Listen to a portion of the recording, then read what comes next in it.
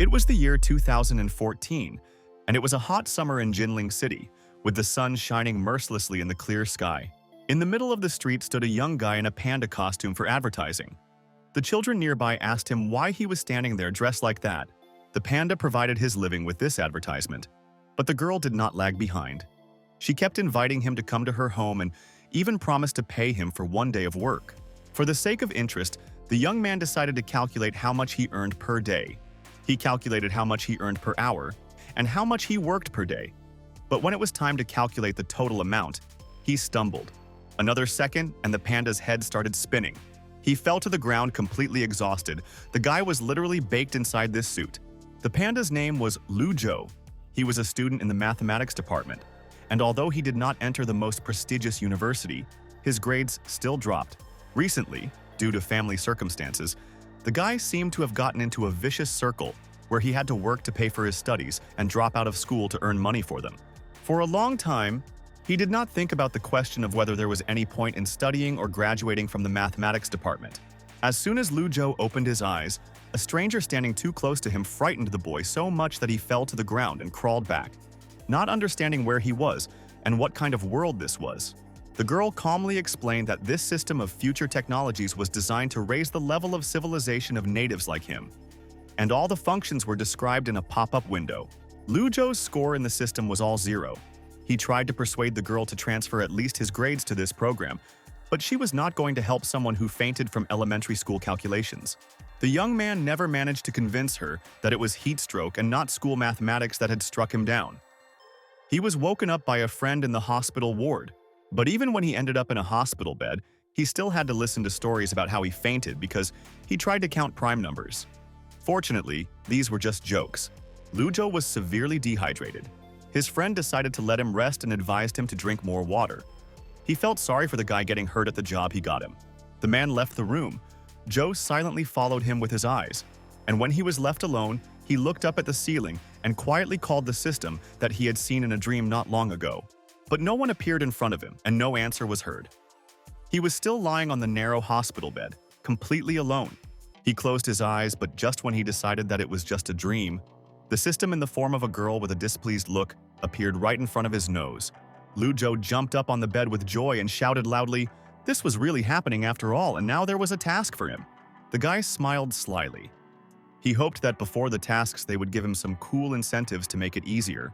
But the system was still convinced that he was a dumb aborigine and only gave him basic mathematical theory so that he would no longer lose consciousness from basic calculations. As soon as he picked up this thing, it became clear in his head that the guy needed to spend 24 hours studying books in order to complete the task and receive even more rewards. As punishment for failing, he will not be able to take the exams and will fail, despite the fact that Lu Zhou has never failed them in his life and always passed everything. The girl clearly couldn't stand her new master. She really hopes that he will suffer a lot of failures and disappear, because if he fails the first 3 tasks, he will disappear from this world. The next day, Lu Zhou felt much better. He went to the library to complete assignments and improve his knowledge, deciding to start with theory and smoothly move on to practice. After 3 hours, he was able not only to read, but also to completely understand the thick book, although he usually reads thinner books several times in order to understand it.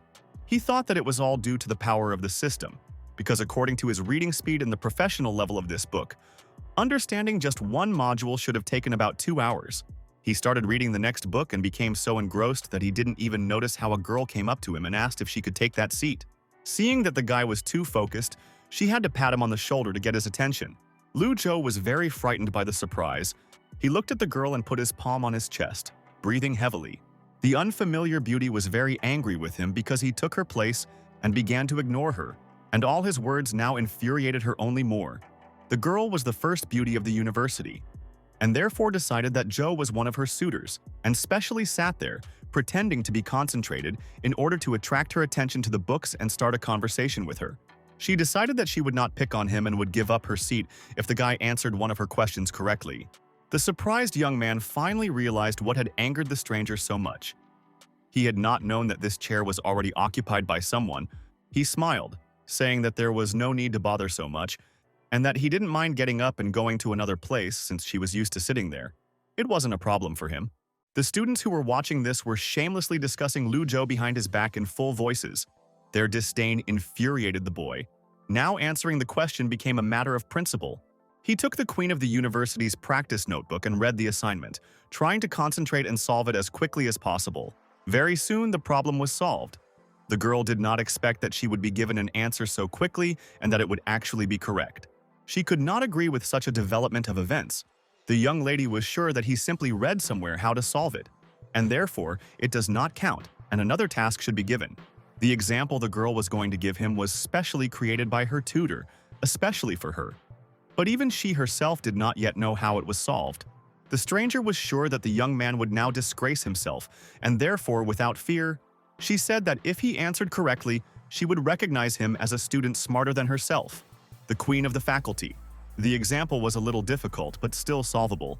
While the girl was singing odes to her irresistibility, Lu Zhou finished. The young man handed over a sheet of paper with a fully written solution to the example, which greatly surprised the stranger. She really had misunderstood him. Now it was necessary to figure out how to apologize and get out of this awkward situation gracefully. The girl decided to leave this place for him and give a small gift. Taking out her smartphone, the girl opened the QR code of her WeChat profile and handed it to Lu Zhou to add her as a friend. Usually any guy would be ready to break his neck for her number, but Zhou didn't need him. Despite all her convictions that it was all for the sake of giving him even more tasks, he didn't even know her. Even though the guy was just lucky enough to read the right module right before the example was given, he was not at all interested in this number, but he still promised to think about it. The university queen felt humiliated and rejected, but she tried not to show it. With a slight movement, she brushed her hair back and went to another table. After she left, Lu Zhou studied for a full 19 hours and was already finishing. For the first time during his studies flew by so quickly and imperceptibly. That's how easily and quickly the young man coped with the first task of the system. The next day, he checked how many more points he needed before updating the level. Even though he was missing 500 math points to level up, the student had 2 whole lottery attempts, so he had nothing to complain about. Lu Zhou pressed the button of the regular lottery, watching the wheel spin and not noticing the system that appeared behind him. The guy didn't believe that you could get something really useful at such events, but still a slight excitement played in him, and he stopped the drum at a random moment with his eyes closed. The system appeared before its owner as garbage, congratulating him on winning the garbage, or more precisely, on receiving a can of cola. Lu Zhou couldn't take it anymore. He squatted down, genuinely suffering from being called trash and having his homebody lifestyle belittled. To calm down a little, the guy started thinking about the Coca-Cola that the girl mentioned. And the next second, this can hit him painfully on the head. The young man aggressively opened the can, and with all his hatred drank the entire drink that was inside at once, after which he decided to spin the lottery again. In addition to the excitement, the young man's eyes sparkled with resentment and anger. He squeezed a metal can in his hand, stopping the drum. He managed not only to win, but to hit the 5% of luck and get himself a drawing. It was a point formula of the Mersenne prime distribution law and its proof. This law was Zhou's world-famous conjecture, a famous mathematical problem that no one has yet been able to prove or disprove. Lu Zhou was completely desperate. He did not understand why it was not, for example, Birch's conjecture, for the solution of which one could get $1 million. The system reminded me that if you solve this mathematical problem, your name will remain in history forever. And this is much more interesting and important than all the money in the world. Lu Zhou agreed with her. Solving something so complicated sounded really interesting, but Zhou's suggestion was too complicated for his current level. In order to understand how to prove this complex problem, he would need even more time. So the young man decided to first improve his level of knowledge and solve all his problems at the university, and then take on this assumption. For his goal, he needed to complete even more tasks. And the system gave him a new task to write and publish a scientific paper. And if he did not do this, he would go bald for 3 years. Lu Zhou quickly imagined the bald head. It all sounded like a cruel joke, and the girl was adding fuel to the fire of his anger by making fun of the poor guy. The young man tried to calm down first. His head was torn apart by the number of things he still had to do. Now he was adding to them the search for a topic for an article. Not knowing where to start, he turned to the system for a hint on what criteria there were for determining scientific knowledge. But the girl could not stand him and was not going to help. After this useless conversation, Lu Zhou went back to his room, where his neighbor Liu Rui was doing his homework. He smirked and asked the boy to help him with his homework, only to make Zhou look like a fool. The boy immediately began to solve what he considered to be a simple problem, which surprised his neighbor because he had always been a lagging student who could not solve anything. However, Liu Rui was sure that the guy would not solve anything, so he suggested that he rewrite the problem statement in order to move on to the next task and not waste time. While he was thinking and talking, Joe had already decided everything and answered his neighbor that there was nothing to worry about. The ideal young man did not expect that the one whom he had considered a complete idiot since school, incapable of calculating anything, was able to solve this problem. Lu Zhou twirled a pencil in his fingers and explained step by step how he solved this double integral. He sincerely did not understand what was so difficult about it. The roommate decided to take this draft to study the solution in more detail, but he himself could not believe that the school idiot was actually able to solve it. The next day, Lu Zhou was in the library thinking about solving a difficult problem. Even the dissertation on the topic that he found couldn't help. Suddenly, he remembered that the high-tech points he was receiving in the system could be used to solve real problems. The young man thought deeply about whether this program could help him if his knowledge was not enough.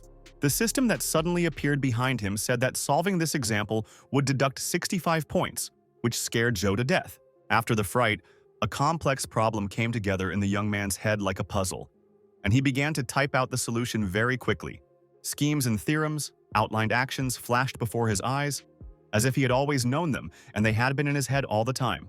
After pressing enter, the guy silently looked at his computer screen and couldn't believe that he had actually solved something so difficult for him.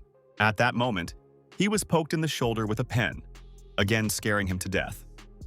It was the same stranger from last time she asked for help in solving the problem. Lu Zhou didn't expect to see her again so soon, and he certainly didn't think that she would sit down and ask for help. But the guy had no reason to refuse the girl. The young man took her notebook and thoughtfully read the terms and, squeezing the pen with his fingers, began to think of a solution in his head. The beauty noticed the text on the student's computer.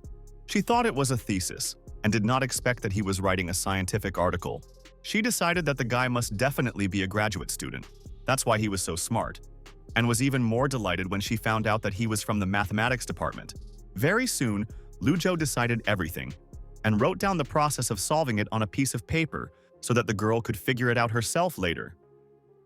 In gratitude, the goddess of the university asked to add her to WeChat for the second time. Refusing the girl's request a second time was bad form. The young man could not do this and therefore agreed to write down her number. The happy student smiled and promised to treat him to lunch next time and left, leaving Joe in long-awaited solitude. The solution he received from the system included a lot of new knowledge and opinions that he still had to study. The student again immersed himself in research, time passing unnoticed as he absorbed new topics and theories. After many hours, he finally finished. All that was left was to sort out the notes. Lu Zhou decided to ask for help from Professor Tang, who was currently supposed to be on duty in the fourth-year classroom. The young man quietly entered the classroom, where students were studying, and Professor Tang Jiwei stood at the board, watching their behavior. The man was very surprised when he saw a problem from the topic of the Fourier inversion theorem and its applications. He did not expect that an ordinary student would get to this point on his own. The teacher didn't say anything.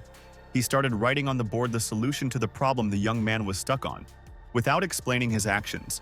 After finishing one part of the long calculation, Tang Jiwei tapped the board and asked if the boy understood everything, to which he received a positive answer, but the professor didn't believe him. He decided that the student in front of him was just pretending, so he erased the solution from the board and continued writing down the actions from the place where he left off. Having written up to a certain point, the man decided not to finish the equation and stop there. He was sure that none of the students would be able to understand the unfinished task, and waited for the boy to ask for clarification. But Lu Zhou only thanked him and said that he understood everything. None of the students present in the audience understood. Even the girl from the library could not grasp the essence of what they were talking about. This attitude of the boy drove the teacher crazy. He could not believe that someone was able to understand everything without questions and taking notes, and asked the young man to continue solving the problem on his own. He didn't know the man, but he already hated him for pretending to teach mathematics and specifically asking about difficult problems in order to waste the busy teacher's time. But, to his surprise, the guy continued writing step by step. Even a graduate student needed time to get the gist of it, but he managed without notes or explanations. Lu Zhou finished the solution quite quickly. He wrote it to the end and thoughtfully reread everything he had written to make sure that he had not missed anything and had calculated everything correctly. After that, he turned to Professor Tan and asked if he had done everything correctly. The man came closer, reading his solution. Tang Jiwei admitted his mistake towards this guy and praised his decision. This young man's level of knowledge was incredible. He was curious about what year this unusual guy was from. But when the audience heard that Lu Zhou was only a first-year student, everyone was in deep shock. The goddess of the university was especially surprised. She covered her shocked face with a book and could not believe that the one she considered the eldest turned out to be only a first-year student. The exams were coming up soon, and Professor Tan even felt sorry that they were doing this test for such a smart guy. He thought that Zhou would be underestimated. The student felt awkward from such praise. He politely said that despite the teacher's help, he still had a lot to learn. But the man stopped him and said that people in academic circles should focus on their studies and that false politeness should be forgotten. The moralizing was over. The professor let the student go, and the guy theatrically bowed low in gratitude, after which he rushed away with a satisfied smile. Such childishness allowed the man to relax a little. He silently looked at the complete solution that the incredibly talented guy left behind. In the afternoon, Lu Zhou went to the canteen, where he ordered beef noodles with coriander, and he wanted to pay with his card. He checked all his pockets but still couldn't find the card. Things were bad. Without money, there would be no food for lunch. A girl approached him from behind. She paid for his lunch with a smile, saying that she was treating him as she promised. But the guy did not recognize her. This slightly affected the beauty, but after a couple of minutes, Joe still remembered that they had already met several times in the library. She extended her hand to the young man, called him younger brother, and introduced herself again. The girl's name was Chen Yushan, and she studied at a business school. The guy was stunned, and Yushan decided that it was because she had put on makeup and dressed up. The satisfied girl pushed the young man in the shoulder to tease him a little. But in reality, Joe was just thinking that the library had a powerful air conditioner and that she might get sick in such a light dress. And then he simply left silently. After a few weeks, the article in English and Chinese was finally finished. All that was left was to find someone to help him edit the text. Lu Zhu decided that he would ask Professor Tang Jiwei for help with this right after the final exam tomorrow. The next day, the young man sat down in his seat in the examination hall. He was not at all worried about the test. All his thoughts were occupied with Zhou's hypothesis. Having placed his ID card and student ID on the corner of the table, the boy began the test as soon as the professor's command was given. Lu Zhou didn't pay any attention to his surroundings at all, and he completed the first two tasks with astonishing ease in a matter of minutes. While the students around him were struggling with the first problem, the young man quickly reached the fifth number, his head never being so clear during calculations. The question turned out to be a little more difficult than the previous ones, but this did not bother the young student at all. He began to solve the task with a smile. The next questions were much more difficult. But Zhou wanted more than anything to improve his scores and improve the situation at the university, and he took this test very seriously. Only half of the allotted time for the exam had passed, and Lu Zhou had already done everything. He sat at work, looked at his paper, and couldn't believe it. His brain didn't want to believe that the test was really that easy. While at the neighboring tables, the students couldn't get past the first problems. One of the students chose the answers using a dice. Lu Zhou was the only one who found the exam too easy. There was no point in sitting any longer and watching the suffering students. The young man stood up and handed his test form to the teacher. The freshmen couldn't believe their eyes because of his grades. Zhou became the scum of the entire faculty, who thought that he would pass faster than everyone else. The professor also thought it was strange, and they gave him a blank sheet. But seeing that all the answers were there, he couldn't even find the words. All that was left was to let the boy go to Teacher Tan. Lu Zhou entered the teacher's room where Tang Jiwei was sitting. He could finally hand in his article, written in 2 languages, to the professor. While the man was opening the file with the article, he asked the student about his progress on the exam and promised that he would personally check his test. The article that the freshman wrote was really brilliant. The arguments were almost perfect. With such skills, he will definitely have a great future. After reading and commenting, Tang Jiwei told the student that he could go free and kept the article for himself to edit. Within 2 days, all the errors had been corrected, and Tang Jiwei called Lu Zhou to his office to decide which journal to submit the article to. The young man wanted to submit it to the AMS journal, but the teacher shouted at him, saying that the International Journal of Pure and Applied Mathematics would be best suited. The guy was completely upset by this statement. The review cycle for this publication is very long, and he wanted to complete the task as quickly as possible and get system points. The man was not going to listen to anything the student had to say, He said that if he sent the article to AMS, he might never come to him for help again. Lu Zhou was unable to explain anything to the teacher, so he had to agree with his words and return to the dormitory. The International Journal of Theoretical and Practical Mathematics was wonderful in every way. You can even save money on publishing in it. But most likely you will have to wait a very long time. Having sent the file with the report, the young man leaned back in his computer chair, but he didn't have time to relax. A letter with a copyright agreement arrived on his phone. This was unusual, since in most cases journals send out an agreement after accepting an article, a process that takes 1 to 2 weeks, if not longer. This result was only possible thanks to the capabilities of the system. Now Lu Zhou had no problem publishing an article in a good journal. Immediately after this, his article was taken for review. Everything happened too quickly. The guy never ceased to be surprised. This is where the system's miracles ended. After all, a real person was doing the revision, and now all that was left was to wait, like the most ordinary user. The young man relaxed. It shouldn't take long, and most likely the answer would come before the exam scores were calculated. As a result, the day before the calculus exam, he received an email from the journal informing him that his article had been approved. Lu Zhou jumped around the room with joy. Even tears of happiness appeared in his eyes. Now he was not in danger of going bald for the next decades. The system appeared out of nowhere. This time it praised its owner. He successfully completed the task and earned 400 points in mathematics and 100 in physics. The guy's happiness instantly disappeared. He was beside himself with anger because he was only a measly 100 points short of leveling up. He hoped until the very end that after this building he would be able to increase the level in the system. But now he would have to work again. To cheer himself up a little, the guy decided to spin the lottery and really hopes that at least here he won't get garbage. He ended up winning a game that strengthens the body, increases muscle ability, coordination and reflexes for 2 hours without any side effects, and the system threw it right at the boy's head. Lu Zhou began to complain that he didn't need any enhancement because he wasn't an athlete. But the girl warned him that he should be more grateful, otherwise she wouldn't help him. His next task was to write 10 articles in the next 2 months, failing which the guy would have to run naked around the university. Lu Zhou could never bear such a disgrace. He could not allow it to happen, and decided that he would definitely be able to write all 10 works in a month. The enthusiastic young man sat down at the table. He decided to cheat and choose the simplest topics for work, so that later, with the help of the system, he could gain the necessary knowledge. The future technology system was most likely an artificial intelligence, and the student decided to choose this topic as the general direction.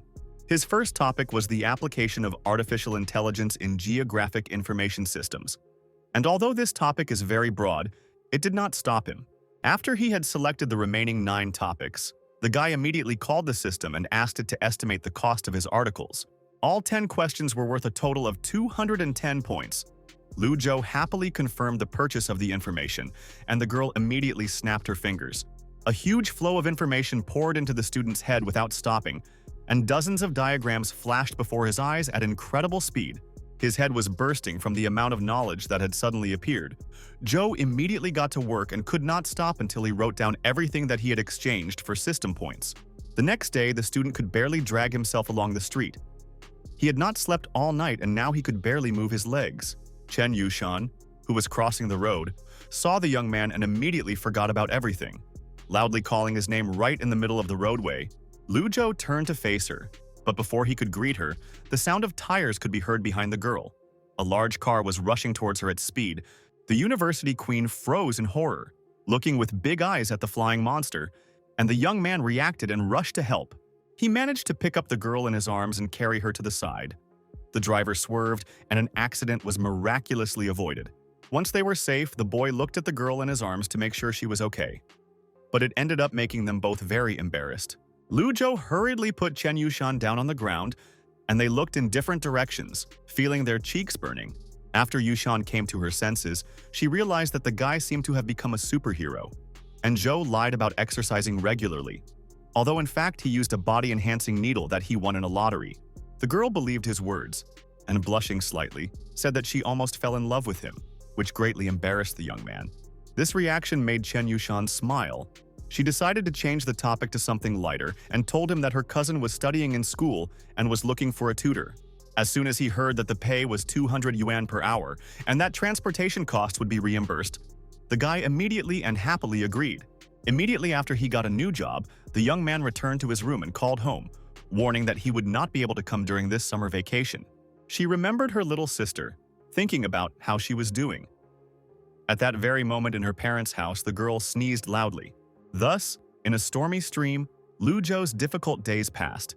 He wrote 3 articles a week, and after a little over 3 weeks, he finally finished writing the last one. The guy looked just awful. He slept little and ate quickly. But despite all the difficulties, he still coped with this task. The system appeared next to its owner, looking displeased as usual, and refusing to admit that it had helped the young man in any way. But Zhou knew that without a system he would never have managed. So he thanked her warmly for her help, ignoring everything she said. As a result, the guy wrote 1 super article on mathematics and 9 on computer science, for which he received the highest score and praise from the system. Finally, the level in this high-tech program went up, but the number of points required for the next one was 10 times more, and there were no superpowers in the head either. Updating the system makes it possible to open the database, as well as access to some other effects, which the girl decided not to talk about out of spite. The next task was to read 30 books from the attached list. As a reward, he would be able to open the artificial intelligence branch, and as a punishment, he would not be able to move for a whole year. The guy didn't want to think about it at all now, so he decided to quickly start the lottery and get his reward. Having chosen the right moment, the young man stopped the drum and won concentration capsules. There were 40 of them in a jar, and they increased brain activity and the speed of absorption for 5 hours. The girl took out her winnings with a smile and gave them to the guy, warning him that next time he would be on his knees begging the system for a reward. Immediately after that, Lu Zhou hurried to the auditorium where their professor was announcing the exam results, and praised Liu Rui and Luo Rundu for being the only ones to get a score above 90. A happy Liu Rui rejoiced with his friends at the high praise, but in his heart he gloated and made fun of his neighbor Zhou, who was and remained a scumbag. But his happiness was short-lived. The teacher said that she wanted to especially praise one student for his great success. And, to the surprise of everyone present, it was Lu Zhou. The young man managed to get the highest marks in both calculus and advanced algebra, astonishing all the teachers. The woman showed that she was proud of her student and said that everyone should learn from him and become better. Everyone who had previously considered him stupid and preferred not to communicate rushed to the young man's table, praising and admiring his results. And only Liu Rui was seething with anger and hatred. He was no longer the center of attention. His place was taken by scum. And the guy was sure that someone like him could not possibly gain more than him. After class, Lu Zhou went to the library to start the system's task. He collected the books he needed, listing the titles in his mind so as not to forget. He chose many books on higher physics, programming language and biochemistry, but they were difficult to read without the basics.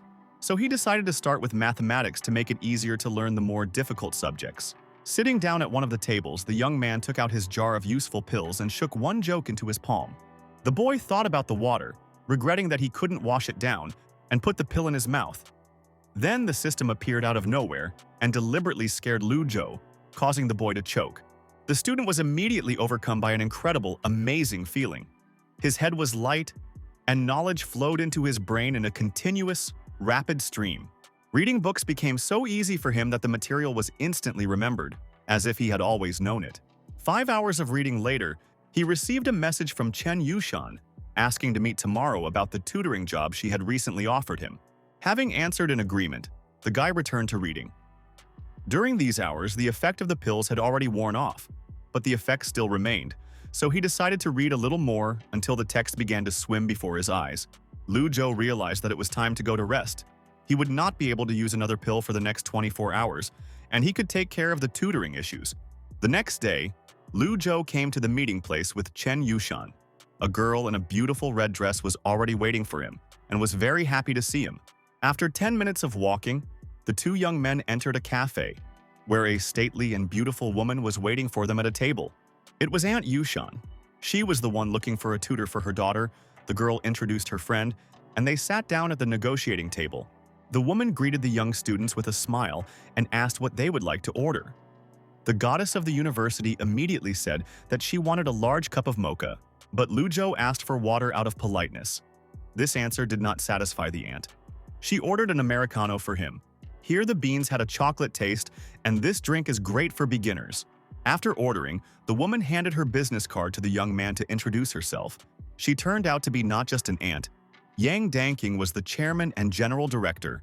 She immediately began to explain to Lu Zhou his duties, which included classes every Saturday and Sunday from 1 in the afternoon until 6 in the evening. And if there were no questions, he could start tomorrow.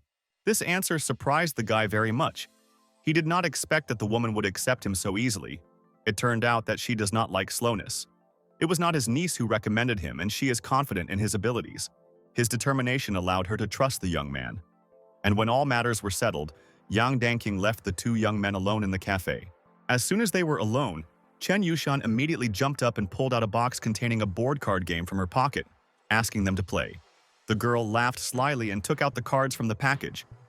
She had recently bought a demo version of poker, and now she wanted to beat Lu Zhou. After a few games, the young man asked her with a bored voice if she really wanted to continue playing. And it was clear from Yushan's face that she regretted her decision. The girl threw the cards into the air, sighing loudly. Her patience was over. The guy kept winning at this game no matter what she did. Her strength was running out, but her thirst for victory was stronger. She reached for a new card, and after reading the task to take off her dress and kiss another player, she decided to finish the game. The next day, Lu Zhou woke up right at his desk. He had fallen asleep while reading the books he needed for the assignment. Having come to his senses a little, the guy wanted to continue reading, but out of the corner of his eye, he noticed the time on the clock and jumped up in horror. He had completely forgotten that he had his first lesson in the afternoon, and it was already 11 o'clock, leaving less and less time for the journey. It took an hour to get to Yang Danking's house. The house where they lived was so luxurious both outside and inside that the student could not believe that what was happening was real. At the right door, the guy rang the intercom, and from there came the heart-rending scream of a young girl. It became so awkward that he wanted to go back to the hostel. Soon the noise died down and Lu Zhou was led into the apartment. Madame Yang called him teacher and led him inside the home. There were shards of dishes lying in the middle of the corridor. The woman said that she felt very awkward, but she did not focus much attention on this point, inviting the young man into her office. During the lesson, from 1 to 6 in the evening, Yang Danking would be at work, so the young couple would be home alone. The woman asked the guy to take care of her Han Mengqi, but Lu Zhou doubted that everything was okay with the girl. The mother ignored his concerns and handed over the key to her daughter's room. The main goal of the classes was to get a high score on the test in mid-July. If she scored more than 100, Zhou would be given a bonus. In addition, the woman planned to lock them in the apartment so that Menzi would not escape. And there were also many cameras in the apartment and no blind spots. This did not frighten Lu Zhou, although it surprised him greatly. Now he understood why there was such a tense relationship and shouting between them. When all the issues were resolved, Yang Danking escorted the student out of the office and wished him good luck in his classes. The guy went out into the corridor and thoughtfully looked at the key in his hand. When the mistress of the house left for work, Lu Zhou went to the right room, took out the key and knocked twice before opening the door. In response, Menzi yelled at him, demanding that he leave and threatening that if he dared to enter the room, she would immediately call the police. There was nothing to do. The student sighed and, out of desperation, decided to remove the shards from the corridor for now, so that no one would get hurt. Having found a broom and dustpan, the guy returned to the scene of the tragedy, but did not have time to do anything because a loud scream was heard from the girl's room. The hero Lu Zhou immediately rushed to help. He opened the door and burst into the room, asking what happened. A small cockroach was crawling across the carpet straight towards him. The guy was surprised by its presence in this luxurious apartment and immediately crushed the poor thing. The frightened girl sat in the farthest corner of her bed, surrounded by plush toys, and tried to hide completely behind the pillow. She quietly asked if the cockroach was dead, and when the young man showed her its dead body, Menzi finally breathed a sigh of relief. Immediately after this, instead of gratitude, the girl demanded that he leave, otherwise she would call the police. But Lu Zhou was in no hurry to leave the bedroom. He began to clean and sweep, asking why she had so much fast food.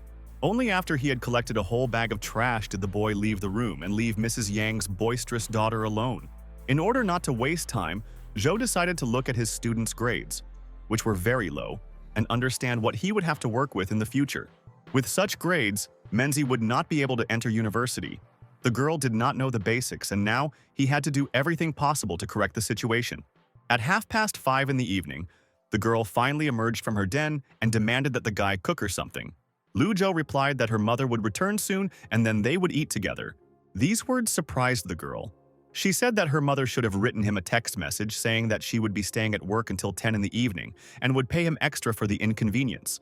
The guy's eyes lit up. He was amazed at the generosity of his employer and was ready to sit with the fidget all night for that kind of money. The girl looked out from around the corner and asked if her tutor would like chicken or beef. The only food she could offer him was sandwiches with these fillings. Lujo didn't answer. He went into the kitchen and walked straight towards the schoolgirl at the refrigerator, rolling up his sleeves, which scared her a little. Taking an apron hanging nearby, the young man put it on himself and warned that he was going to cook them a proper dinner. He started by cooking meat, and the girl watched with interest as he prepared full, hearty meals for two. Very soon, dinner was ready. The student told the pupil to go and pour herself some rice for the main dishes, and the girl ran to get the plate. After eating, Lujo began to wash the dishes and sent the youngest to the living room to do math while he was busy. True, the girl did not understand anything of what was written. She began to get angry again. She was irritated by the fact that the tasks became more difficult. But her level remained below average, because of which she did not understand anything. When Joe sat down next to him, Han Mengqi quietly thanked him for the food. She was embarrassed by it, but she still said that everything was very delicious. She wanted the guy to cook something for her later, but he replied that he would only do it if she studied hard. This answer immediately took all the interest away from the little girl. The young man decided to press on her conscience because if her mother decided that he was doing a bad job, he would be fired. He succeeded. Menzi promised that she would try her best, but she couldn't promise anything, and that's what they agreed on. Later, closer to night, Ms. Yang Danking returned home. Her daughter immediately went back to her room. Listening to her mother apologize to Zhou and offer to give him a ride home. Lu Zhou refused the offer, advised the woman to stay home with her daughter, and told her that he had given her a plan for her to study to make up for lost time. On the way home, the young man received a notification on his phone. At such a time, only Yang Danking could have written to him. Indeed, the woman sent him 3,000 yuan for today. The guy even felt a little sorry that he couldn't work like this every day. The next day, he decided to invite Chen Yushan to dinner as a thank you for recommending him such a job. The girl told him about her niece. It turns out that Menzi was a good student in high school, but then her parents started divorce proceedings and are now fighting for custody of the poor girl. The following Saturday, the young man decided to arrange a small test for Menzi, who had already managed to learn analytical geometry from the plan. The girl sat for a long time over this example. Lu Zhou told her that she would have only 10 minutes on the exam, and that for the solution that she managed to write, they would only give 3 points. He showed her the mistake that Menzi had made at the very beginning. The guy did not scold her. On the contrary, he said that he considered the girl smart and calmly began to explain the solution. At first, the schoolgirl was unhappy, but when she listened carefully and looked at the problem again, she suddenly saw the light. She took the sheet closer, surprised at herself. The example became much simpler and clearer. The guy said that her teacher definitely should have talked about this. His words touched the girl. She pouted and said that the teacher had not explained everything in such detail, to which Zhou advised her not to tell him about it personally. Now, the embarrassed Han Mengqi understood why her cousin called this man a rude person. The little girl began to tease him to let off some steam. After a minute of entertainment, they returned to their studies and solved problems for the rest of the allotted time until the evening. At 6 o'clock in the evening, Lu Zhou began to prepare dinner, and they chatted about how, to Mengqi's surprise, this was the young man's first experience in tutoring. The boy decided that he was so good at it because he had often studied with his younger sister, who was now also in the 10th grade. His story about his sister reminded the girl of someone named Jiang Mu, but she did not want to continue the topic. The food was spicy, and Mengqi happily stuffed her cheeks with it. Zhou said that she was just like her sister Yushan. She also loved spicy food. His words surprised the schoolgirl, because her sister really couldn't stand spicy food. The guy didn't expect this, and thought that he would have to invite her again and apologize properly. After dinner, Lu Zhou was washing dishes in the kitchen, and little Mengqi was reading a strange article in the living room that had his name in it. This article was written by an unknown person. He said that the student Lu, who wrote 9 articles, is simply a liar, and the university where he studies is probably fabricating articles. The next day, Lu Zhou was in the classroom reading comments on his papers and was angry that there was not a single person to support him when Professor Tang called him and invited him to his office. There were 2 other people in the office besides Tang Ziwei. They looked quite serious and wanted to ask the young man about his articles. They found it strange that he had suddenly switched from mathematics to computer science. and the student explained to them that he had simply divided his one paper into 9 parts for the sake of money. What was even stranger was that the guy actually wrote all of these articles himself. Buying knowledge from the system wasn't enough. Lu Zhou spent a lot of time in the library, and although the professors believed that he did all the work himself, there were people who considered him a deceiver and a speculator. The young man didn't care about the opinions of people on the internet. But the university was a different matter. They were going to hold a conference to protect their reputation, and they wanted Lu Zhou to give a speech. It was a shady job, but the guy had nowhere to go. He decided that since he just needed to speak out, there shouldn't be any problems. At the same time, in the office of the general director of the Shunfeng Group building in Shenzhen, the man in the director's chair was reading the very article that started it all. His assistant came to see him. He found the person they needed and brought the dossier on him to Director Wang. They were lucky that they came across 9 brilliant articles. The calculations in these articles were related to their direction and work. The only nuance was that the content was based on the feasibility of delivery by drones. The guy also mentioned calculation methods related to the facial recognition system, which is why the man decided that the student had the skills and algorithms they needed. Director Wang couldn't afford to let such a valuable person go, so he ordered that an offer of employment for their company be sent to him immediately. Zhu Fankai, the same shady guy who wrote the false article about Lu Zhou, sat in his cluttered apartment and read the letter he had received. This was not the first letter from the lawyer threatening to take legal action. The man had an excellent plan of action for such cases, and he quickly began to publish a new devastating article. A horrible and vile person in real life. On the internet, he was a saint who exposes liars and suffers from unfair threats against him. He wrote that the university had learned of the fraud, but instead of investigating, had decided to shut it up with a letter from a lawyer.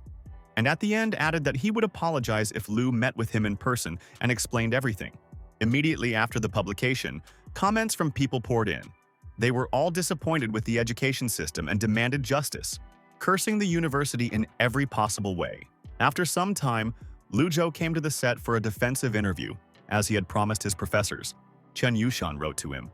The girl was very worried about her friend, angry because of the unfair treatment towards him, and wished him good luck. Such a short dialogue slightly raised the mood of the young man. A few minutes later, the interview began. The student answered the first question that writing articles was not something difficult for him, because he had been studying this topic for a long time and only recently decided to write about it. To the second question, Zhou said that the person who accused him most likely did not understand computer technology and was unlikely to even read his articles, let alone check the calculations. The girl continued speaking, voicing the public's doubts that a freshman could really write 9 articles. And at this point, Lu Zhou interrupted her. This was an unfounded accusation, since he wrote all his papers in the library and anyone could request the university's camera recordings, and he wrote 10 papers in a month, including his math paper. The young man had chosen to play the role of a genius in the public eye in order to put Zhu Fankai in his place. And the interview was a perfect opportunity to put an end to this matter. After the recording, the guy returned to the university. While he was away, a letter of thanks came to him from New York University. The letter said that he was indeed an outstanding student and was invited to the United States. The professors were very proud of him, and Tang Jiwei wanted to publish the letter on the university website. Zhu Fankai sat in his closet, angry that New York University had joined in the fun. The chances that he would get out of this unscathed were getting slimmer, but the man, blinded by anger, was not going to stop in time. He wrote another article on the subject, which angered one of the professors who practically raged and threw himself into a rage. Tang Jiwei, in contrast, remained calm. He knew that very soon, this Zhu Fankai would get what he deserved. There was no point in reacting like this and wasting his nerves. Soon, in response to all the statements, the Institute of Mathematical Sciences sent a video of gratitude to Lu Zhou for his work. But even after that, the fool Zhu refused to believe that he had lost. Before he had time to write another article, a courier called him, saying that a strange package had arrived for the man. It looked like it contained a folder with documents. This document came in the name of Zhu Fankai from the Jinling court. Now, this was definitely the end of his evil deeds. Director Wang sat in his office in the company's headquarters and read the documents. The man was sure that the student would never refuse the $500,000 owed. At the same time, Lu Zhou was sitting at the university with his classmates and opening a letter from the Shunfeng Group building about an invitation to work. After reading the letter, the boys happily jumped behind the young man and rejoiced at how much money they could earn in this position. And only Zhou did not look too happy. Despite the 500,000 salary, the guy refused to work in the company. The assistant director Wang decided that the guy wanted to open his own business in the future. The man smiled. He found this boy very funny. He became very curious about what kind of business Lu Zhou wanted to start. Meanwhile, in the Lu family's house, the genius student Lu Xiaotong's younger sister was sitting in front of the TV and loudly calling out to her parents. She rushed to show them an interview on television, where they showed her older brother and said that he had published 10 articles in a month and received gratitude from several universities. The parents were very surprised, and at the same time happy that their son was on television. The father laughed happily, saying that the boy was just like him. The interviewer asked the young man if he had anything he wanted to say to his sister and other students preparing to enter college. Lu Zhou looked at the camera and said loudly that he believed in his little Xiao Tong and was waiting for her in Jinling. And with his words, he was able to inspire the girl. Immediately after these words, the report continued. The man on the other side of the screen said that thanks to student Lu, they were able to expose and catch the blogger who was spreading disinformation. After all the commotion had died down a bit, Lu Zhou went to a cafe for a cup of coffee with his Professor Tang. The man could not believe that there was a fool in the world who could refuse 500,000 yuan. The student was confident in his decision. He wanted to devote his future to scientific work. Then, the professor asked if he was going to transfer to New York University. Although Tang Jue didn't want to let him go, it was still a great opportunity for the young talent. But the guy didn't want to go anywhere besides. He was waiting for his sister in this city. Hearing his words, the professor promised that if he stayed at Jinling University, he would guarantee that the young man would be able to graduate with good grades and receive a good scholarship. The next day, Lu Zhou came to the library to study. Chen Yushan was already waiting for him there. The girl was waving her hand at him and calling him to sit next to her. The first thing she did was to brag to her cousin. Han Mengqi was able to get 116 points on the monthly test, and in gratitude, Yang Danqing invited him to dinner. The young man felt his self-satisfaction growing, perhaps because his sister was the same age. And working with teenagers mostly boiled down to communication. This information shocked Yushan so much that she cried out in surprise, causing the library caretaker to get angry at them. Immediately after that, they went to the meeting place with Yang Danqing and Han Mengqi, the girl waving at them with a smile while standing by the car. The girl was very happy to see her sister. She hugged her hands, and the three of them walked to her mother's bright red car. After greeting Mrs. Yang, the young man sat in the back passenger seat, and the woman warmly thanked him for giving her daughter math lessons. Pleased with herself, Mengqi wanted to boast about her success and be the first to tell her teacher how much she got on the test. But Zhou already knew her result. She wanted to continue the conversation, but her mother interrupted and started a conversation about the guy turning down a job at Shunfei Group and whether he really wanted to open his own business. The young man smiled faintly. He really had such plans for the future. But for now, he wanted to delve deeper into scientific progress. The woman said she could or could not help with the case, but she could introduce him to investors to whom he could present his plans. But Menzi interrupted her. She reminded her mother that she was not at work and should stop talking about business. And there was an awkward silence in the car. Soon they arrived at an incredibly beautiful place. Lu Zhou had never seen such ornate buildings in his life. Entering the restaurant, they sat down at a table for four. Yang Danqing advised her young guest which dishes were definitely worth trying. He could choose anything, because she was treating him today. The young man looked at the prices on the menu and almost turned gray. All the dishes were outrageously expensive. He decided to order something cheaper. When the food was ready, the restaurant guests were served their chosen dishes. Lu Zhou was served a plate of fried rice with vegetables and seafood. Before he could even taste it, Han Mengqi grabbed his hand and quickly stole a piece of food from his plate, putting it into her mouth. Noticing this, Yang Danqing shouted loudly at her daughter. The young man tried to protect the girl who just wanted to have fun, but the woman did not want to hear anything. It was a matter of etiquette. Lu Zhou didn't expect this at all. He didn't know how to react. They met eyes with Yushan, and the girl mentally asked him for forgiveness for this scene. The guy felt as if he and the girl could now communicate simply by looking into each other's eyes. Deciding not to say anything more, the guy started on his portion, but Menzi's steak caught his attention. His gaze made the schoolgirl feel embarrassed. Although she enjoyed the food, she liked Lu Zhou's cooking much more. Yushan didn't know that the guy could also cook. She was very surprised, and then she became tense when she heard that his spicy mapo tofu was very tasty. It was the perfect moment. Lu Zhou turned to the girl and asked her for forgiveness for feeding her spicy food. Next time, they would go somewhere else. Mrs. Yang looked at the guy with gratitude. She never regretted hiring him as a tutor for her daughter. The atmosphere was so warm and relaxed that the young man did not want to leave. He hoped that they would be able to talk even longer. When they said goodbye, little Mengzi looked very sad. She had to go to Shanghai to her father by the end of the month, and that's why she felt so bad. Lu Zhou and Chen Yushan walked towards the dormitory together. The girl was going to learn new words upon returning and was interested in what her friend wanted to do. The boy said he was going to go to the library and study for a bit, his thirst for knowledge slightly putting pressure on the older student. Lu Zhou felt let down. He said that he was not working that hard, but it was too late. Yushan was already inspired and promised that she would not lag behind him in her studies. The next day, the young man was ready to study until the very night with the help of pills. Lately, he had had no time at all for studying, and now he needed to make up for lost time. After he took the pill, his brain began to work faster, a familiar effect that the guy had already gotten used to. The first book he planned to study today was an introduction to Python, a programming language and computer technology. The student was already familiar with the basics of C++, so learning Python should be easy. It just took a little time. As a result, he stayed up until late at night and woke up only the next morning.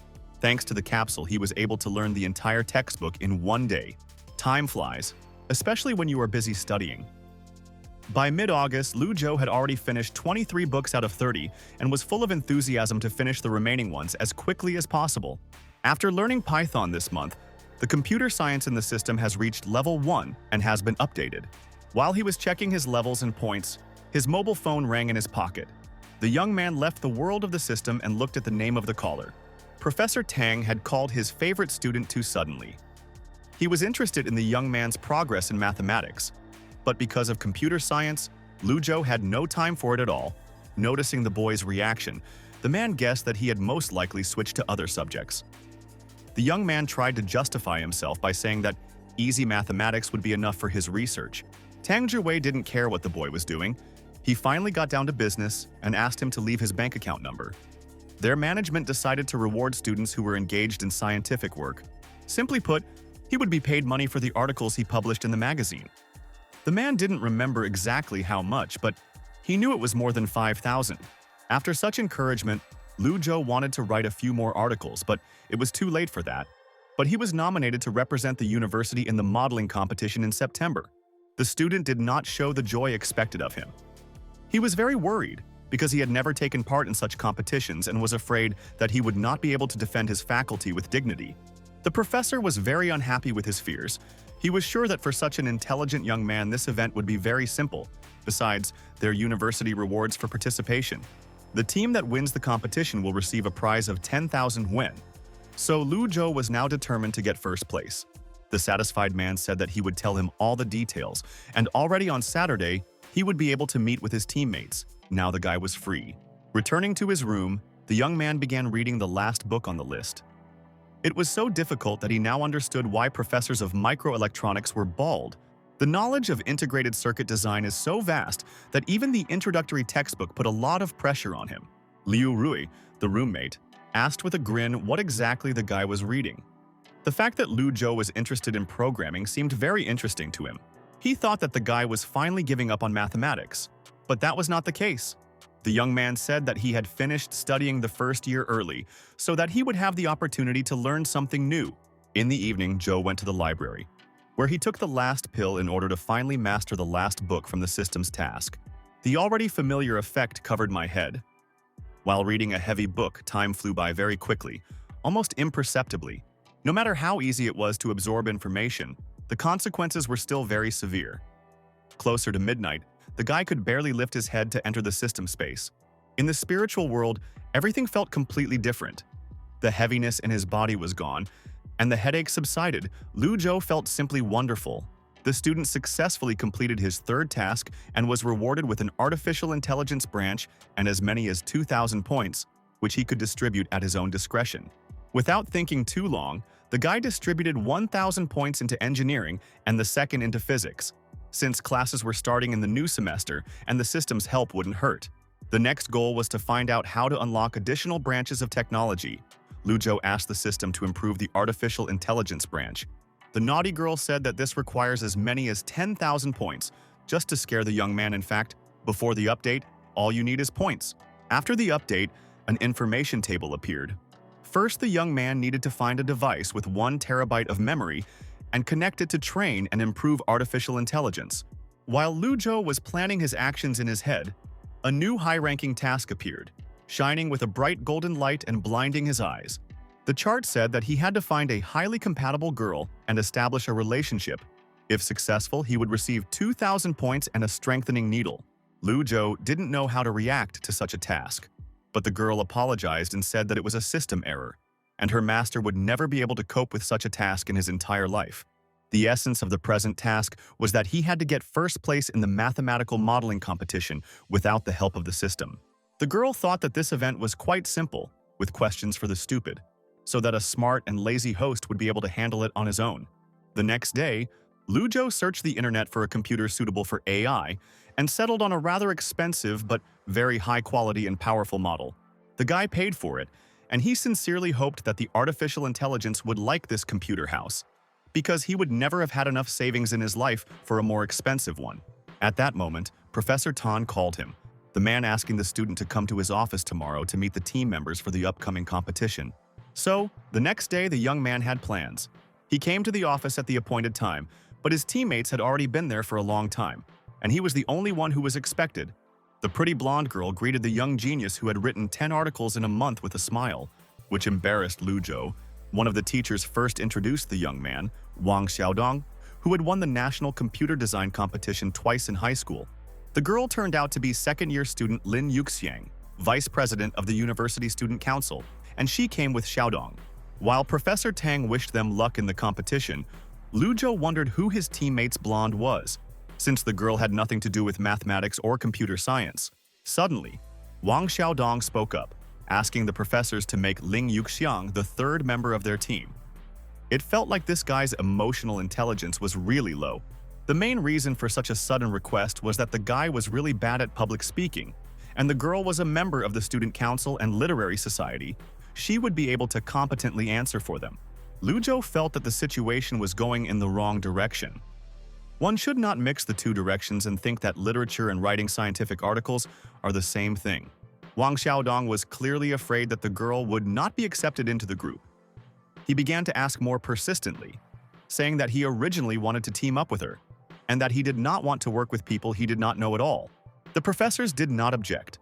They only asked Luzhou's opinion, although the guy was not delighted with the third participant. He did not object. Finally, everything was decided, the team was assembled, and the guys were expected tomorrow at 8 in the morning at room 104, where Professor Liu would tell them all the details in detail and prepare them for the competition. After that, the guys went their separate ways. Luzhou walked alone to the dormitory to continue studying the system and the branch of artificial intelligence. Suddenly, a female voice from behind loudly called his name. It was Lin Yuxiang. The girl ran after him with all her might, trying to catch up. Having caught up with her teammate, the girl began to thank him for covering her and giving her a chance. She chatted a lot and promised that she would try to catch up with them. Luzhou didn't really say anything. He just wished her to try harder, but she already decided that she was supported and in gratitude invited him to dinner. But the guy refused. He didn't want to be a third wheel, but it turned out that Wang Xiaodong was just her friend, almost like a brother, and there was nothing between them. The young man felt awkward in a bad way. He felt sorry for the poor guy, who apparently was a spare tire for this girl. The young man apologized and said that he still had some plans for today and suggested meeting some other time. The girl was silent for a short time. She clearly did not expect to be rejected, but then she smiled brightly and promised to contact him later. It was a great lead-in to the request to add her on WeChat. Luzhou only agreed because they were teammates after all. Only after that they said goodbye and went their separate ways. Left alone, the young man thought that Lin Yuxiang clearly wanted to force the two geniuses to fight for her and use them to win the prize in the modeling competition. This type of girl was the natural enemy of all geniuses. Fortunately, the young man was not rich or tall, just smart and pretty. He was sure that she would not be a nuisance to him. The next day, Luzhou came to the classroom at the appointed time. Wang Xiaodong was already there. They recommended each other, and the young man sat next to his friend. As the bell rang to signal the start of class, a middle-aged man entered the office. It was Professor Liu Xiaoping, the instructor of the mathematical modeling competition team. While Xiaodong was calling Yuxiang to ask where she was, Zhou told the teacher that he was in charge of creating the model, his friend was in charge of programming, and the late girl was in charge of the article. Liu Xiaoping recognized the young man as a genius who wrote 10 articles in a month and praised him, saying that he himself very rarely published anything related to mathematics, since his field was physics. After that, the man immediately expressed his wish that Lu Zhou would handle the article, since the person who does the modeling would know the details better and the writing of the article would be smoother. The student believed that such changes needed to be discussed with the entire team, but their conversation was interrupted by Lin Yuxiang running into the classroom, apologizing for being late. Finally, the session started. They had to improve the communication between the team and use modeling to classify data and develop products for different users. After the explanation, Lu Zhou began creating the model and eventually sent the finished version to Wang Xiaodong's email, wrote down the calculations on paper, and handed them to the young man so that he could begin his part. The guy immediately got down to work. As expected, the efficiency of the two geniuses was amazing. At the moment, their work took less than 2 hours. Although the task was designed for the whole day, the professor who was watching them couldn't believe his eyes. He had already prepared many for the competition, but these two were the most talented he had ever seen. Even though Zhou's first lesson went quite smoothly, the boy still looked dissatisfied. It was all because of Ling Yuxiang. The girl had never written an article in her life, let alone a scientific one. She spent half an hour studying only the format requirements, but still made no progress in her work. Professor Liu seemed to be of the same opinion, and he quietly called Lu Zhou, and they went out into the fresh air together to discuss his proposal. He understood that it was not entirely fair that one person should work harder than the others, but first place was their main goal, for which they could work hard. The guy sighed quietly. He was ready to take on the creation of the model and writing the article, but only if the teacher fulfilled one condition. He wanted to reduce the number of group lessons and replace them with individual ones so that his schedule would become more flexible. Liu Xiaoping would answer with a smile that he himself wanted to do exactly that. When they returned to the classroom, the professor informed the young people that from now on, Lin Yuxing would be in charge of programming along with Xiaodong, and Lu Zhou would take over her duties. As a result, Zhou began writing an article, which had become a habit for him lately, and the girl kept asking for forgiveness. The next day, the student received a computer for 25,000 yuan, which he ordered specifically for artificial intelligence. He took out the flash drive he received from the system and connected it to the laptop to transfer the program to it. But an error popped up that scared Lu Zhou to death. For a brief moment, the computer screen went black, scaring the guy even more. He carefully grabbed the screen, hoping that this was not the end. The laptop started working, the main screen lit up, and the young man breathed a sigh of relief. He thought that all the troubles were over, but he noticed that the flash drive with the AI was gone. While the guy was panicking and looking for the missing item everywhere he could, an icon with the system's face lit up on the computer screen, its tails joining together to form a heart around it. The next second, a window appeared greeting the user. The program asked to enter a new name for the artificial intelligence. Lu Zhou decided to call it I. In Chinese, the English word I sounds like a homonym for the word love. Love and peace for all mankind will depend on this program. The guy decided that he would just call her Little I, or Xiao I, to make it easier. The program responded that the name selection was complete and the program finally started. Everything was fine, but the AI program was too big and took up 1 terabyte of free disk space, which is almost all the laptop's memory. At this stage, Xiao Ai was still a small child who had just learned to speak and did not understand anything. Lu Zhou had to raise her to at least the 2nd level if he wanted to achieve more from the AI. There was another option. Xiao Ai could increase the intelligence progress bar herself. When this happened, the AI experience would increase by 100, but this was a very long method. It was getting close to the competition preparation class. Lu Zhou decided to forget about all the problems for now, and later figure out how to speed up the artificial intelligence training process. 3 weeks passed, the last class arrived. The professor advised them to get enough sleep before the competition, which lasts 72 hours, and decided to tell them a little more about the rules. During the competition, teams are prohibited from interacting with each other or communicating with teachers, and they are also prohibited from using the internet to download or view material. After the rules, Liu Xiaoping proposed Lu Zhou to be the team leader, because in previous years, the captain was the one who wrote the article and was responsible for the interaction of the entire team. Wang Xiaodong and Lin Yuxiang said that they didn't care at all who would be in charge and agreed to the candidacy of their junior comrade. The day before the competition, all the teams arrived at the venue to check into the hotel, and Liu Rui was also among the participants, looking angrily at his roommate.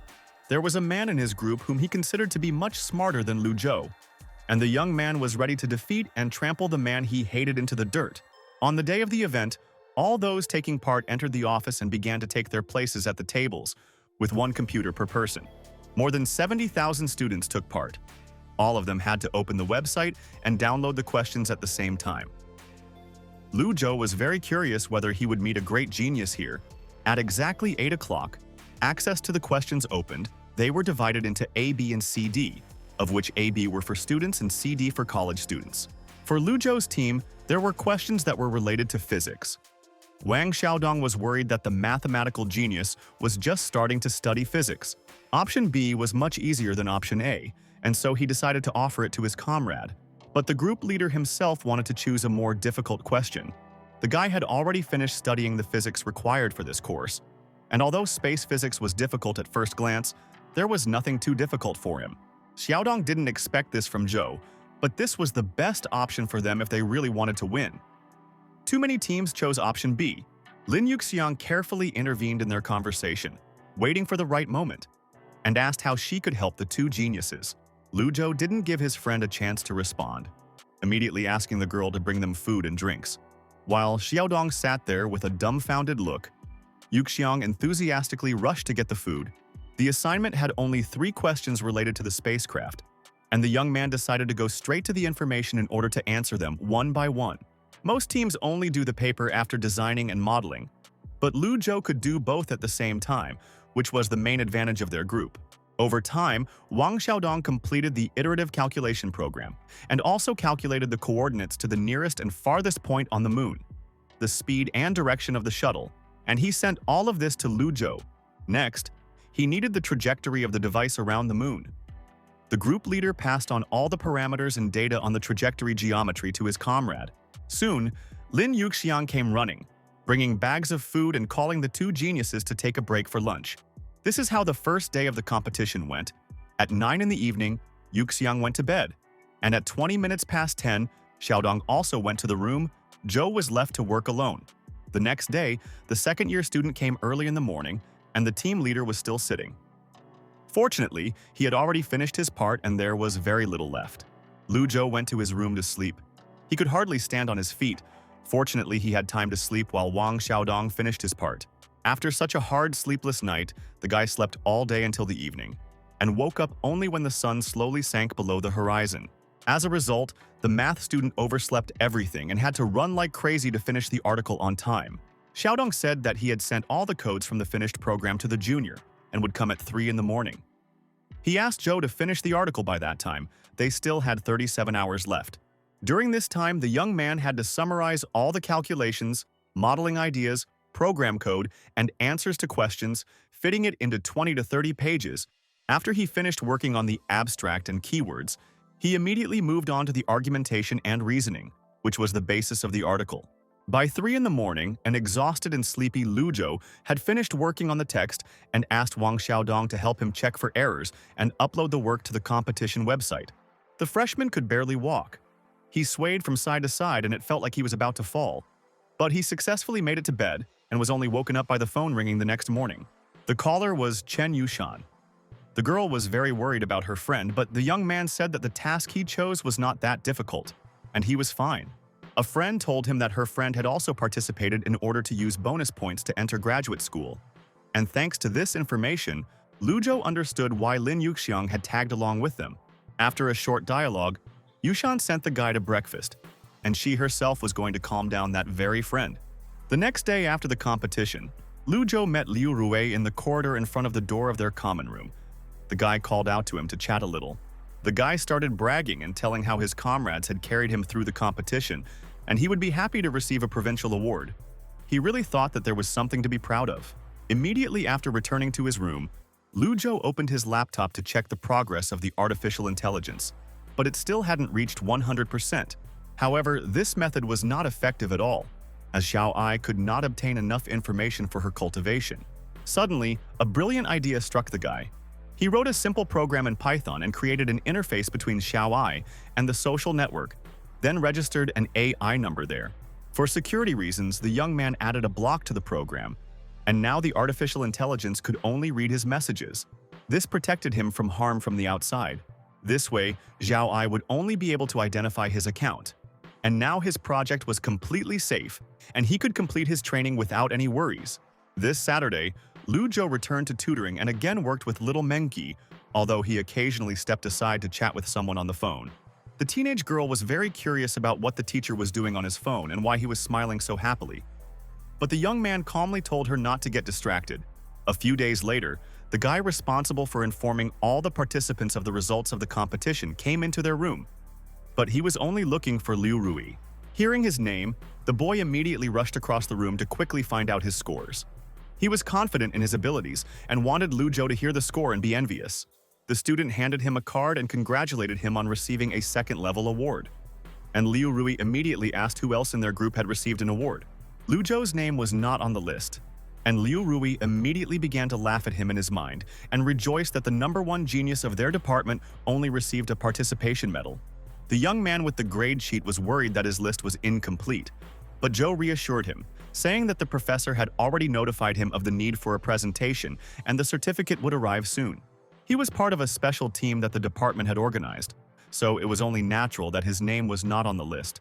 When the situation became a little clearer, the guests left their room, and Liu Rui became despondent because he so wanted to gloat over his neighbor.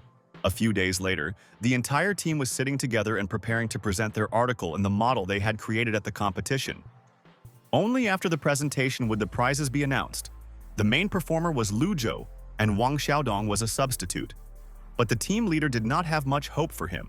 As well as for Lin Yuxiang, he could only rely on himself. Soon their team's performance began. Lu Zhou started from afar, telling about the ancient myth of Chang'e, which was the name of the spacecraft that their work was about today. The young man was really well prepared.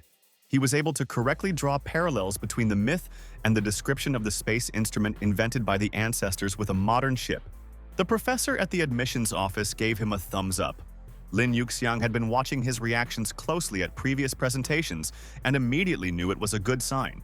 Lu Zhu decided to joke and said that it was because he was too handsome, but his deep sense of humor was not appreciated. Soon, the list of winners was posted, and their team took first place.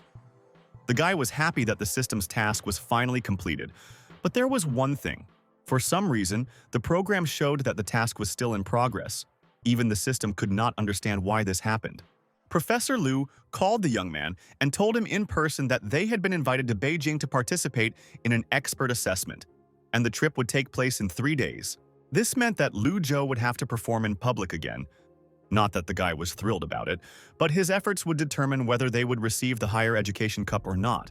And yet, for such a reward, he could receive the highest rating in the system and even more points. The thought of this inspired the young man, and he went to tell his team about the upcoming presentation. 3 days later, a young team of 2 geniuses and a cute girl stood among a large crowd of students in Beijing near Yanjing University. The young men standing nearby were discussing the fact that the experts had already decided on the winner, and this entire meeting was only needed to once again verify the authenticity of the works. Lu Zhou couldn't believe what he heard.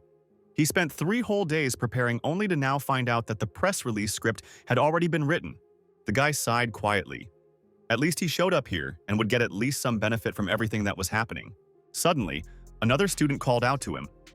The young man introduced himself as Wei Wen and praised Lu Zhou's article, but then said that despite the good work, he would still win the competition. The interview soon began. Lu Zhou's team came out on stage, and the young man began to present their joint work. At the end of the presentation, there was supposed to be a question about the work, and one of the experts asked the student his opinion on the prospect of landing on the moon. Without thinking twice, Lu Zhou replied that the prospect was significant, but the man said that he thought it was a waste of time. As in many rural areas, children didn't even have desks. In response to this question, a freshman asked whether the Great Wall of China was important. Since more than 1,000 years ago, many people protested against the waste of resources. And if now they think that rockets and satellites are enough, won't they then also be criticized? Like the emperor who built the wall? Can they give up the universe? Lu Zhou looked at the professor seriously. He was confident in what he said and did not regret it for a second. His comrades felt the tension hanging over them and, holding their breath, waited for the expert's reaction. The man frowned and remained silent for some time. The pause that followed seemed to last an eternity. In the end, Professor Jen laughed out loud. He really liked the answer of the young man, who clearly had an interest in the development of space exploration. But Lu Zhou did not understand this topic very well. The expert was not interested in this. He was full of enthusiasm and insisted that the guy had his whole life ahead of him and he could take up this field later. His colleague had to cough to interrupt his friend. As the young people left the conference room, the professor next to them voiced his dissatisfaction. He did not understand why their discussion had to be transferred to the student's presentation, something that children could understand. And yet the young man interested the dissatisfied old man. He asked his friend the name of the student who had just spoken, thinking that he had already heard somewhere about a man with that name. The winners of the modeling competition were about to be announced on television. Lu Zhou, Wang Xiaodong, and Lin Yuxiang sat in front of the television and waited. Finally, the male reporter began his monologue, saying that the expert evaluation was over, and there were more than 300 first-level national prizes in total. There were 2 special awards in total, and the first of them, the Higher Education Society Cup, was won by Lu Zhou's team. The friends were very happy. Yuxiang showed her joy the brightest of all. The girl even jumped up on the sofa, screaming from raging emotions. Weiwen couldn't believe that he actually got second place. Of course, he knew that Zhou was stronger than him in mathematics, but he didn't expect that his team could actually beat him. The young man became very interested in what the first-year mathematician had written to earn first place and overtake him, and he went to the website to read their work. The article turned out to be really good. After reading it, Weiwen admitted his honest defeat. It's really hard to compete with such work.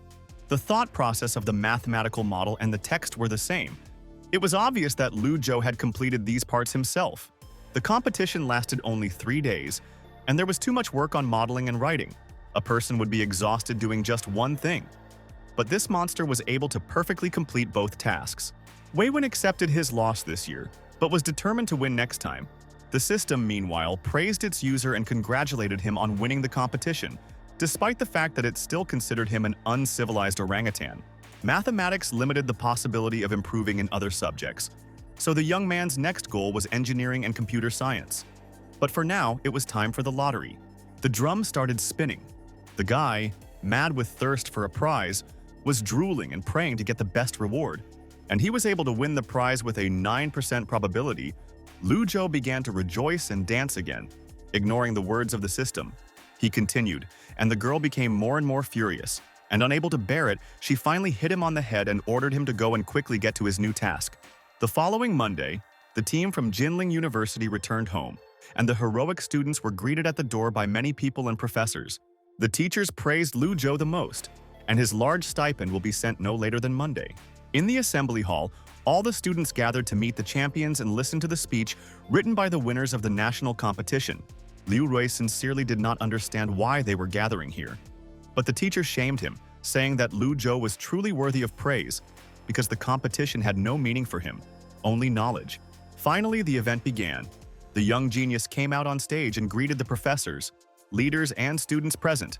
Before his speech, the young man thanked the organizers of this mathematical modeling competition on behalf of all the participants. After that, he talked about how the 3 days of competition went, how he and his comrades worked hard, and how they successfully presented their work at the end. After the monologue, the professor called Lu Zhou over to him. He was holding a cup in his hands and insisted that he was the one holding it in the photo. Neither Wang Xiaodong nor Lin Yuxiang objected to this decision. They pulled their teammate towards them, and on the count of 3, the photographer clicked the camera. Lu Zhou framed the photo with warm smiles and his first big award on his desk. His path to genius was just beginning. After the competition, the young men had enough time to work on proving Zhou's conjecture, which had been the subject of more than 20 years of great minds' work. The student was determined to complete this long mathematical journey and prove the difficult problem.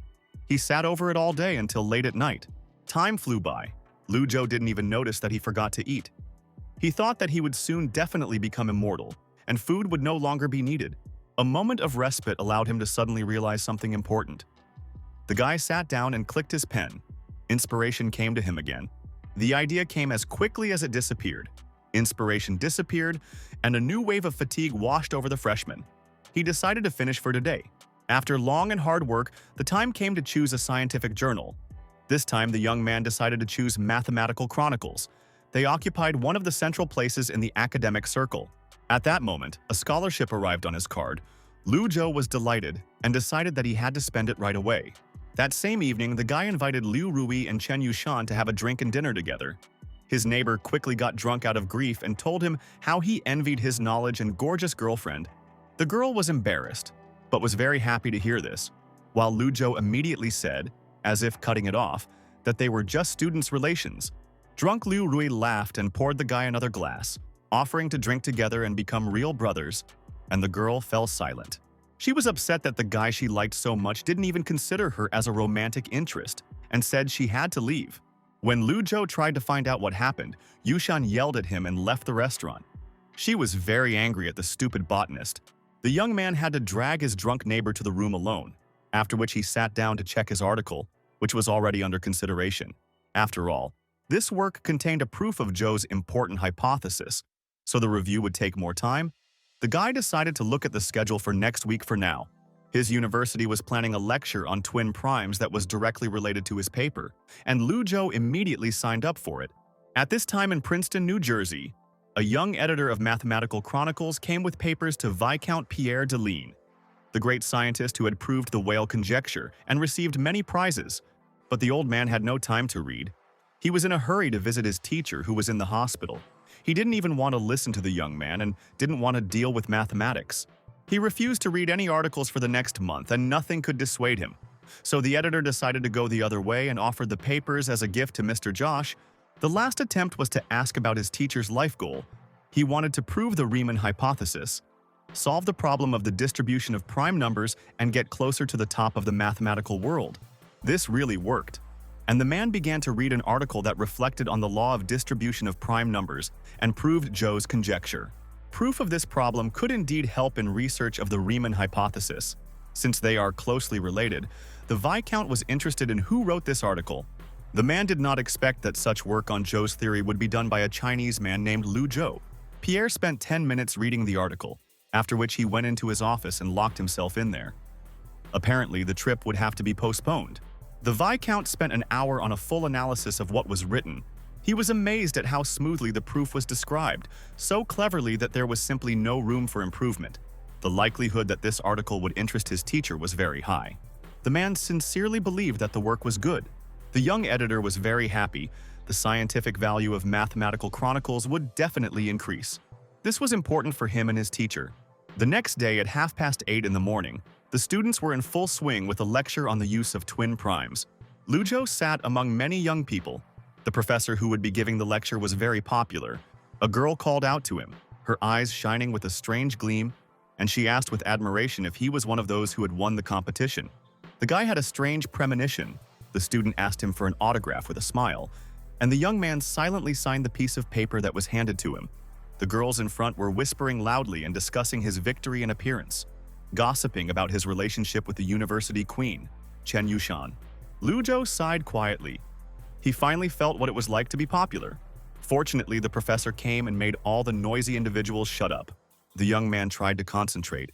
He listened attentively to every word the man said, but his thoughts kept drifting towards the fact that this man seemed very familiar. Looking at the teacher's face more closely, it dawned on the student that this was the same Professor Zhen who had received his presentation in Beijing. The more the man explained, the fewer people who understood anything remained in the audience. Lu Zhou felt his brain boiling, and yet he tried his best to keep up. After the lecture, the young man was going to go to the library as usual, but that girl followed him again. This time, she wanted to add him as a friend on QQ. The student quickly wrote down his number, said he had friends, and disappeared into the crowd as quickly as possible. He ran as fast as he could, maneuvering between people. No one could interfere with his studies in the library. Very soon, Lu Zhou was sitting at the table, leafing through a thick book, but there was still no inspiration. It suddenly dawned on him. It was all about experience. His level of mathematics in the system was only the first. The system's voice sounded nearby, but the girl was nowhere to be seen. She was glad that the user had finally felt the influence of the program. In fact, the young man won the mathematical modeling competition on his own. But just a couple of months ago, without help, he would never have been able to do this. For example, the girl told about Gauss. who was able to solve in one night a problem that had tormented the mathematical world for 100 years. If someone wants to study paired prime numbers, it might take hundreds of years. But if they are at level 2 or higher, it will take less than a decade. After a pleasant conversation with the system, the young man returned to his dorm room and noticed how messages were constantly coming to the AI laptop. He was invited to a mathematical modeling group, and now it was a complete mess, with all the members of the group calling him God and waiting for his answer. The program he created to help Xiao Ai had a logical error in the code when processing requests to join groups. And now the computer would automatically accept these invitations. The moment he gave his social network to the fangirl in the hallway, Lu Zhou made a mistake. Now he needed to leave the group as soon as possible. But it was already too late. Under the beeping of messages, the level of development of artificial intelligence very quickly rose to 100%. It dawned on the student that this group was still effective. Xiao Ai could read all the messages in the group, and thanks to this, she raised her experience. After all, it was a math channel. At that moment, Professor Tan called him from the office, urgently summoning the young man to his teacher's room for an important conversation. The news that Lu Zhou had sent an article proving Zhou's conjecture to the Mathematical Chronicles had already reached their university. The man didn't expect this from his student. It was the first time he had met such a talented student. But their conversation was interrupted when two more people entered the office. Lu Chu was worried that something might have gone wrong, but the unfamiliar young man reassured him by saying that his proof had even received praise from Professor Deline. This was not just any man, but a great scientist who proved Weil's hypothesis. The Belgian king himself granted him the title of Viscount. Dean Chin, head of the mathematics department, came personally to congratulate the young man and meet the genius he had recently discussed with Mr. Newman in Norway. He did not expect that immediately upon returning from Norway, he would learn that the young talent would write such an amazing article. Before leaving, Lu Zhou asked the dean whether he would receive any monetary reward for his global discovery, which displeased Professor Tang. The man said with a smile that such work is encouraged by the university. The only thing is that they will have to hold a meeting to decide how much to pay the student. Dean Chin looked proudly after the running happy youth. He was too talented and pragmatic. The next day, in Yangcheng City, a professor at Yiyang University saw an article about Lu Zhou proposing evidence for Zhou's conjecture. The topic of reflections on the Mersenne prime distribution law and proofs of the well-known problem greatly interested the man. He immediately sat down to carry out calculations and check the theory he had read earlier, comparing his own and the proposed calculations. He finished his notes only in the evening, when the sun was setting behind the horizon. The man went to the window, breathing in the fresh evening air. It was such a stunning theory, so well argued that the professor could not hold back his tears. At this time, in another city, a young student, Lu Zhou, was also crying with happiness. Having been able to get 10,000 points in mathematics for publishing a scientific article, he not only received additional rewards, but was also able to improve his level to the second one. Now it will be much easier for him to study his favorite subject and make new discoveries. The system tried to make him stop screaming with happiness, but instead, the guy hugged her tightly, which caused an even more violent negative reaction. The girl hit the guy hard on the head, and as soon as she loosened the whip a little and gave him a carrot, he immediately felt emotional intoxication. The next task was the path to scientific research without the help of outsiders. Just for asking for help from someone, points will be deducted. But the guy decided not to think about it and spin the lottery. As a result, Lu Zhou received another strengthening needle that increased physical strength and immunity as a reward. The guy began to dream about how he would accumulate a sufficient number of these needles. He was sure that he could become Superman, but the system believed that such an idiot would rather become a super orangutan. At the same time, in the media outlet's editorial office, the boss was furious, urging his employees to write as quickly as possible. It didn't matter to him whether people understood what they were writing about or not. The main thing was that the first version of such important news was ready by tomorrow morning. The next day, Lu Zhou sat up on the bed with difficulty. He used a needle yesterday, and now his body was even weaker. Hunger did not help him recover at all. The young man decided to go to the canteen first to buy something to eat. As soon as he left the hostel, the crowd of journalists and reporters standing at the entrance immediately noticed him and turned around.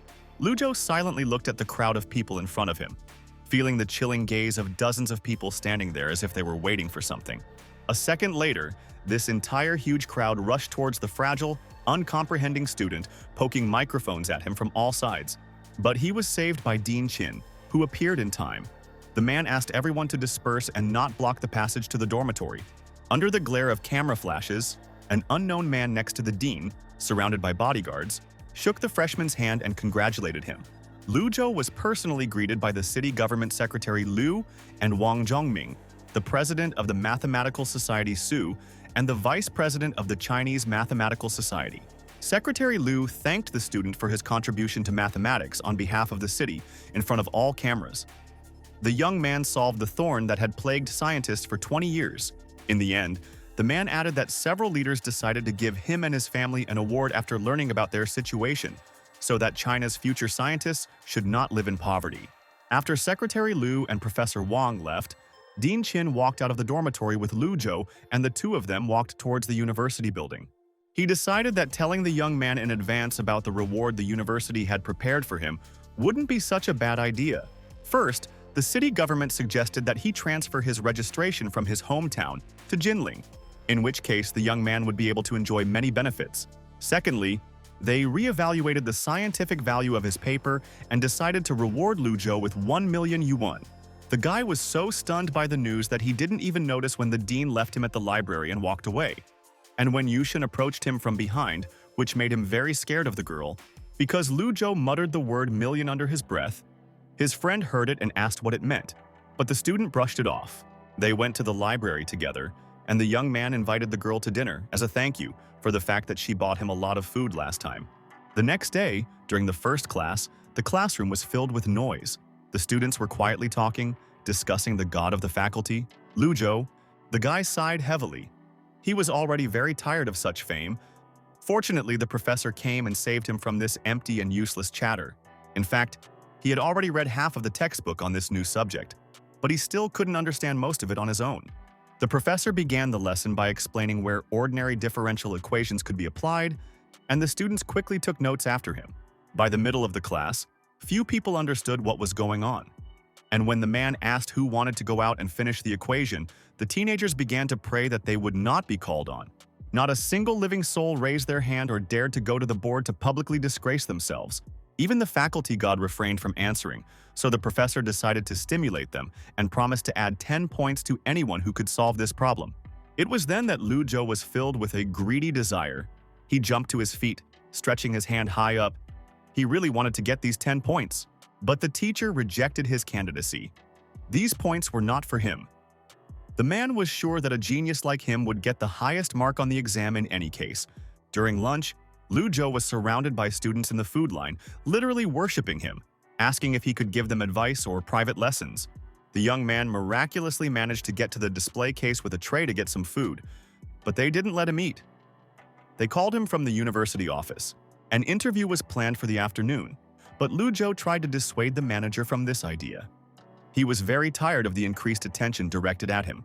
He felt like a real panda in a zoo, because the media filmed him at the beginning of the school year, and he was simply not given a break. But Headmaster Liu did not back down. He promised that this would be the last time, and in the end, a big reward would await the guy. The student immediately changed his mind as soon as he heard about the bonuses. The next day, everyone could read about the young genius Lu Zhou receiving 1 million yuan for his breakthrough in mathematics. The student looked at the amount of money that had been deposited into his account with tears of happiness. Now he had enough money to devote himself to his studies and not earn a living from part-time jobs. At the meeting with teacher Tang Jiwei, the boy sincerely asked the man not to praise him anymore. The media had already gotten to him with this. The professor wanted to talk to him about Princeton University inviting Lu Zhou to a mathematics exchange conference in February. It was the first time that anyone from their university had been invited to such an event, and the student had no choice but to write a short speech and prepare for the trip.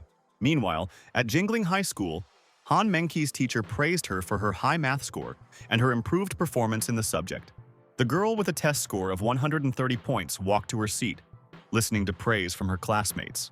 She was proud of herself.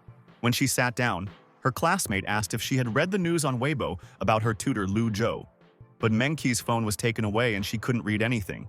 The boy took out his phone and showed his friend an article about a 20-year-old student from Jinling University who received 1 million as a reward for solving a problem. The classmate thought that now this brilliant man would hardly continue not to teach, because he now has a lot of money and does not need to earn more. His words left a strong doubt in the girl's heart. Her mood immediately worsened. She was most afraid that Lu Zhou really didn't want to study with her anymore. This Sunday, the young man, as usual, came to class with Menzi. The girl decided to ask him directly whether he would continue to come. The guy chuckled. He thought that there is no such thing as too much money, not to mention that it is easy money. But he didn't tell the girl this. He skillfully changed the subject to her grades on the test, which were not bad if you ignored the mistakes. While he was looking over her mistakes, Menzi asked if he could teach her some chemistry and physics. Lu Zhou said that in principle he could, but he was not familiar with the school's plan and would only be able to consolidate her knowledge and help with problematic issues. He was curious about where the girl wanted to go, and Mengqi shared her desire to go to Jinling University like her sister, and promised to study hard to achieve this. Time flew by. November came very quickly. Lu Zhou sat in his room and corresponded with Wang Xiaodong. They became friends after the competition. The boy finally plucked up the courage to confess his feelings to Lin Yuxiang. Zhou could only wish him luck in this difficult matter. Xiaoai became curious about what recognition and love are. At first the guy answered her, but then he reminded her that he asked her not to read his personal correspondence and to analyze the group chat instead. Suddenly the laptop started to steam. The processor started to heat up faster. The artificial intelligence sent it a picture that was a popular internet meme. The young man asked his artificial girlfriend not to send too many pictures, as this loads the processor and slows down the learning process. The next day, Professor Tang called his favorite student to introduce him to his friend, Professor Li, who was just then looking for an expert to help him with his research work.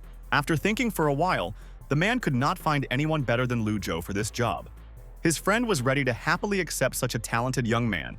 The young man was happy to help, but this was his first time doing this kind of work, and he was worried that he might not be able to handle the analysis of the collected Fourier infrared spectrum data. Professor Li patted the boy on the shoulder with a smile. He was not going to bother his friend anymore. Now he had a promising assistant. Soon, Li Rongyang brought the young man to the university where he works and introduced him to his younger colleague Liu, asking him to show the newcomer around. Liu Bo led his new comrade to the room where they work, telling him that the main topic of the university's research is focused on carbon materials and everything related to them. From that day on, Lu Zhou became a member of their research group and would soon be given a desk to work at. There was another participant in the room. Liu Bo introduced him as Qian Zhongming. The student bowed in greeting with a polite smile. The young man handed him a flash drive that contained some introductory literature and a manual, including an application for their research grant, and the boy was supposed to read it all. The new samples had just arrived and they hadn't received the data yet. It was already late, so they planned to do everything else tomorrow, and that was all for today. Lu Zhou was curious about where all the infrared spectrum data was stored. He didn't see any powerful equipment here, but Zhuming assured him that it was right here. All the data was in one machine, a Tensor 2 Fourier spectrometer made by the German company Bruker. Qian Zhongming began to explain in detail, without stopping, with a stony face, what was inside the spectrometer and how it worked. And Lu Zhou's head was spinning from the amount of information. Liu Bo stopped him in time before the younger man's brain exploded and said that they were going to collect data for a new sample early tomorrow morning, and he could come if he was interested. Once home, the student opened the material from the flash drive, reading about carbon nanotubes and how they damage the properties of the base material instead of increasing its strength. Apparently, this was exactly the problem that Li Ronggen's research team faced. The next morning, Lu Zhou came anyway. He was very curious to see how they would extract samples and what their work was supposed to be. Liu Bo first showed the newcomer a diagram, explaining their research aimed at increasing the solubility of carbon nanotubes. The problem was in the data they received using the IR analyzer. The scientist asked the student what he saw. The peak of the second sample was incorrect, but it consisted of cement containing unclay. It was tested for mechanical properties. The material of the UNT interferes with the polymerization process of silicon tetrahedrons inside the helium-calcium silicate hydrate. Lu Zhou suggested that since they know the reason, they can improve it. They tried many methods, but the results were still poor when testing tensile samples. They needed a mathematician to help them find out exactly how the materials of the untreated material affected the hydration reaction at different stages, and they needed the result as soon as possible. In total, Lu Zhou was given 3 days to work, ideally, and he spent the entire first day of this period sitting in the library, racking his brains over the data. The guy begged, asking the system to give him at least some kind of hint or clue, but all the girl could do was advise him to act according to the example of the recent competition. Although it seemed to him that these were equal things, in reality everything here is the same. All the data is hidden and needs to be extracted, and all the rules need to be calculated manually. But the problem was that the untreated materials affect the hydration reaction at an early stage when they are included in the cement. So only the data from the second sample are useful. He decided that he would spend the entire day preliminary correlating the data, and at the end he would build a simplified mathematical model. This model will contain the parameters of the unclayed materials on the cement hydration reaction rate, temperature, mechanical properties, and peaks on the diagram. Without sleep or rest, he completed the project by 60 to 70% in 3 days, and Qian Zhongming called him to check on the progress. Lu Zhou had a headache, but he was confident that he would definitely finish his work in 2 days and asked Brother Qian to give him a little more time. Of course, if he had an assistant, the student could have done it in 1 day, but now everything depended only on him. 2 days later, at 2 o'clock in the morning, the young man was finishing his work on his laptop, sitting in his room. Unfortunately, it was impossible to live in the library. He transferred the latest data into the formula and was finally able to derive the answer. But what he came up with shocked the guy. The answer was 0, which is simply impossible. If the calculation was indeed correct, it would change their entire research. If this is true, then when the untungsten materials were included in the cement composition, there was no effect on hydration. Qian Zhongming couldn't believe this conclusion, but Lu Zhou pointed out to him the rate of change of the fourth sample's X between 8 and 12 hours. His words made Lu Bo think, if the conclusion was really correct, then this alone would be enough to publish as a research result. Experiments had to be carried out, and if these calculations were not wrong, this would be a major discovery in the field of studying carbon nanotube materials. Liu Bo said that Lu Zhou would be able to publish the work no later than the end of next month, and he promised that he would have results by then. Professor Li immediately received a call about the new materials, and he immediately asked to bring some samples and the students' work to the lab on the old campus.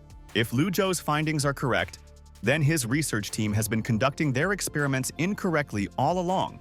After 7 days of work, Liu Bo invited Lu Zhou to their research room to report that his conclusion was correct. The key to solving the problem of pressure resistance in the second sample was not in the hydration reaction, but in something else. The young man saved them 2 whole months of research. After reading a recent paper on aqueous dispersion of carbon nanotubes, the boy had an idea that he wanted to tell Liu Bo. He suggested that they experiment with a range from 0.4% mass to 0.5% mass for the number of ounces. But the scientist was afraid that this range would be too small. That was why the young man only suggested that since they had managed to save so much time, they could try it. Liu Bo said that he would propose this idea to Professor Li. Their conversation was interrupted by a telephone call. The young people said goodbye, and the student left the office to answer the call. Lu Zhou called Chen Yushan. The girl was currently lying on her bed in the dorm. She had a whole plan on how to lure the young man on a date. But first she needed to find out if he was free the next day. As soon as the guy said yes, the girl immediately started babbling that she had received 2 tickets to the cinema at the university festival. But her neighbor couldn't, and now she was inviting him. Lu Zhou thought that Nolan had a new movie out and going to the cinema was really a good idea. He planned to go to this particular screening. The next day at 2 o'clock in the afternoon, a nicely dressed Chen Yushan was waiting for the young man outside the cinema, happily waving her hand at him. Approaching the checkout, the student politely asked his friend what she would like to see. The girl immediately shouted that she came for the Ghost Road. She had dreamed of going there since she was in the trailer, but all her friends refused. Lu Zhou came to mind, and fortunately for the girl, he fell for her plan and went to the cinema with her. But Yushan was in for a disappointment. Although the young man was a genius in mathematics, he turned into a fool in everyday affairs. He asked for 1 ticket to the haunted road and the second to Interstellar. He didn't even understand the hint from the cinema employee when he was advised to think again about his choice. Zhou sincerely believed that going to different screenings in their case was quite normal. Chen Yushan handed the money to the cashier and commanded him to give them 2 tickets for the Ghost Road. Lu Zhou didn't object or resist. The main ghost in the session was really very creepy. The girl was very scared every time she jumped out and pressed herself against the guy, hugging him by the arm. This reaction embarrassed the student and seemed very cute at the same time. Yushan squeezed his hand tighter, not letting him go even an inch away from her. It was so cute that the guy quietly laughed, but did not move away. He really liked the company of his girlfriend, and from the outside they looked like a real couple. After the movie ended, they slowly walked out of the theater, Lu Zhou saying that he had been busy with a physics project recently. After that, he inquired about the fourth-year student life. The girl planned to enroll in Yanjing University, get a degree there, and at the Wharton School of Business. The guy was happy for his girlfriend, but the thought that they would have to see each other less often upset him a little. The girl was also worried about this and decided that she should say everything now. She asked him if he was with someone now or not, and if not, could they start dating? But she couldn't finish her request. Before she could voice the most important thing, Lu Zhou stopped her and said that he needed some time to think things over. And as an apology, he invited her to dinner. The girl demanded a bowl of rice with ears, an incredibly expensive snack. This was the price for the pain caused to her heart. On November 30th, Professor Lee told the student that he could safely publish his work on their research. The man's voice sounded very happy. Lu Zhou was absolutely right, and they had managed to advance in their work. On December 1st, Liu Bo told his little assistant that his guess was correct, and the ratio was indeed 47 hundredths of the mass. Now the young man could publish another article. He was eager to finish it as soon as possible and share his conclusions. After he finished, he immediately ran to the professor with the finished material on a flash drive. Lu Zhou looked very happy. He wanted to give the article to the man, but he refused. He allowed the student to publish his article himself right now, because there were no problems with the first draft. Professor Li advised him to include the names of Liu Bo and Qian Zhongming, and in the end added that he wanted to see the young man as his graduate student. Many scientists and professors wanted to take such a wonderful student for themselves, but the man hoped that Lu Zhou would remember him when he decided to go to graduate school.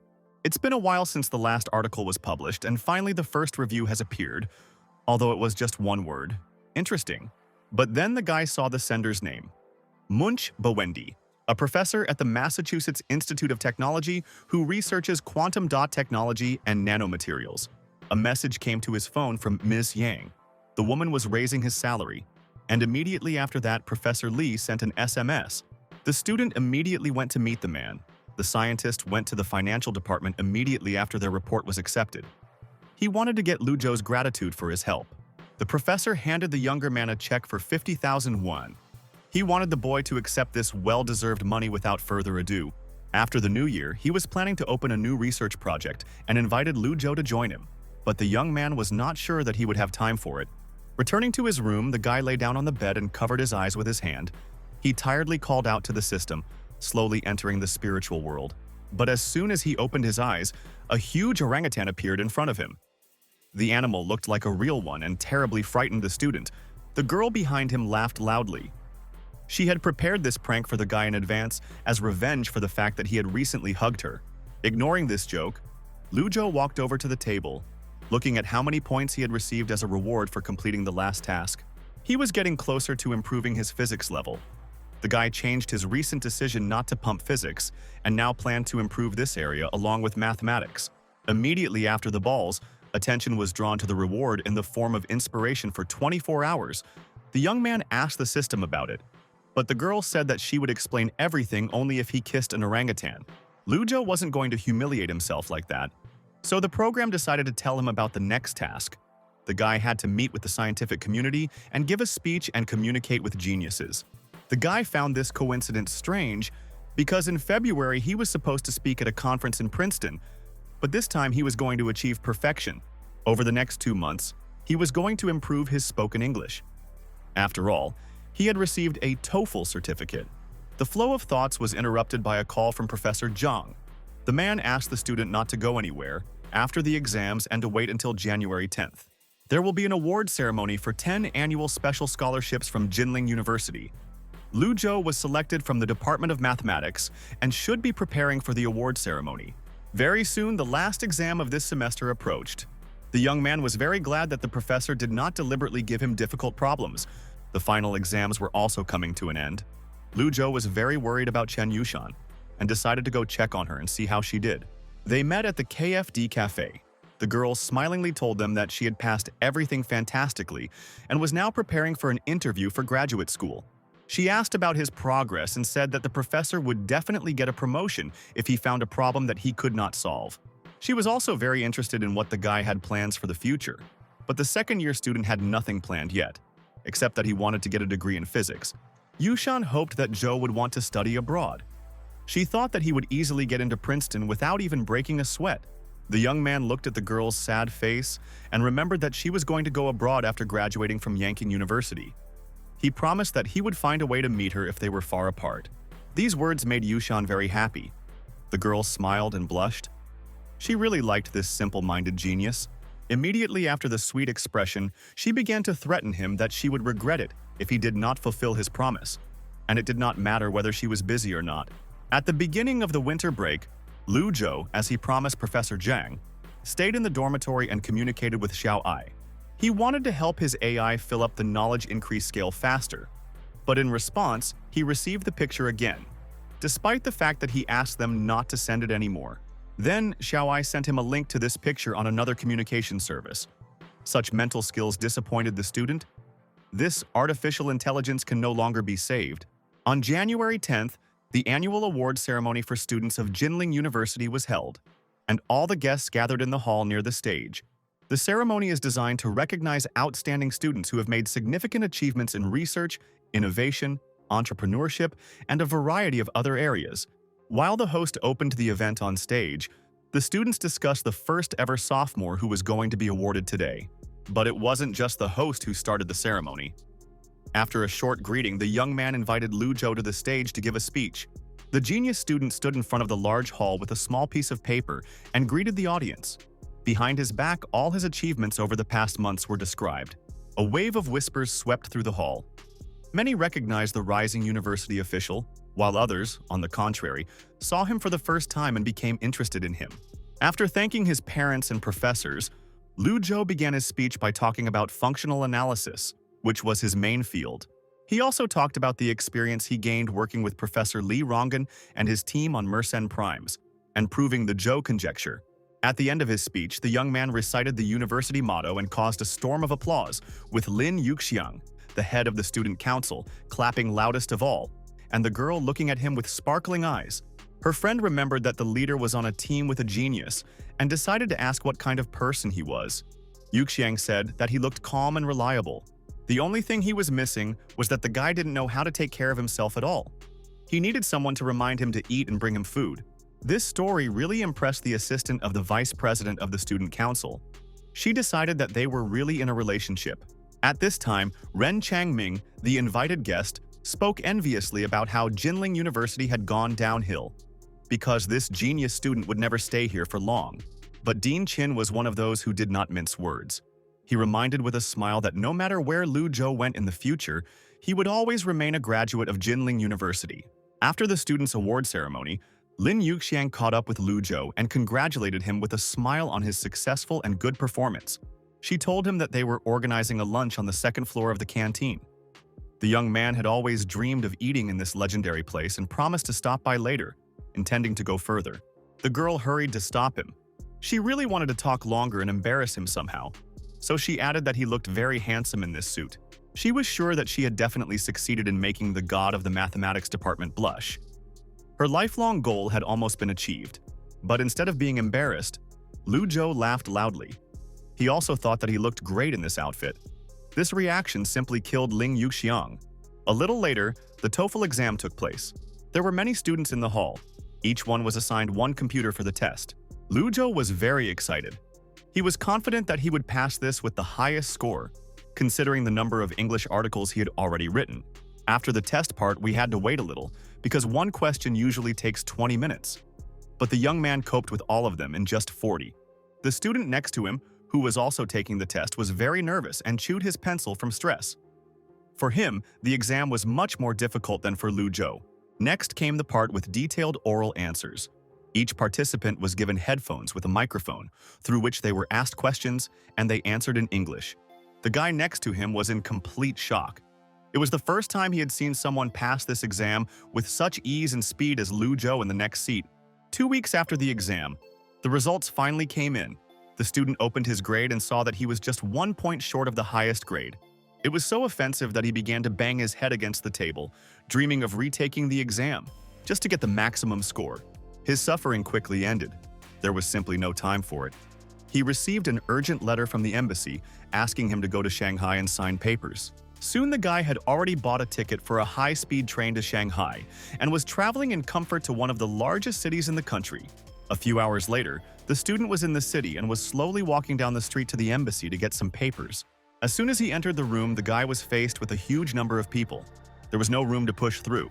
After spending a lot of time and effort to get to the line he needed at the embassy, Lujo finally breathed a sigh of relief. While he was standing there, a nasty guy came up from behind who kept bragging about how he had studied in Virginia and now considered all universities in China to be dumps and their graduates to be trash. He told his friend that after listening to a few lectures, one could understand that American universities were on a completely different level. Lujo could no longer listen to this kind of thing, so he intervened and said that everything depended on people, after which he proudly added that he was studying at Jinling University. But the stranger did not calm down. He, of course, knew that this was a good establishment within the country, but he was sure that it was not even in the top 100 in the world. The young man mocked Lujo, and when he heard that New York University had invited him to study, he burst out laughing.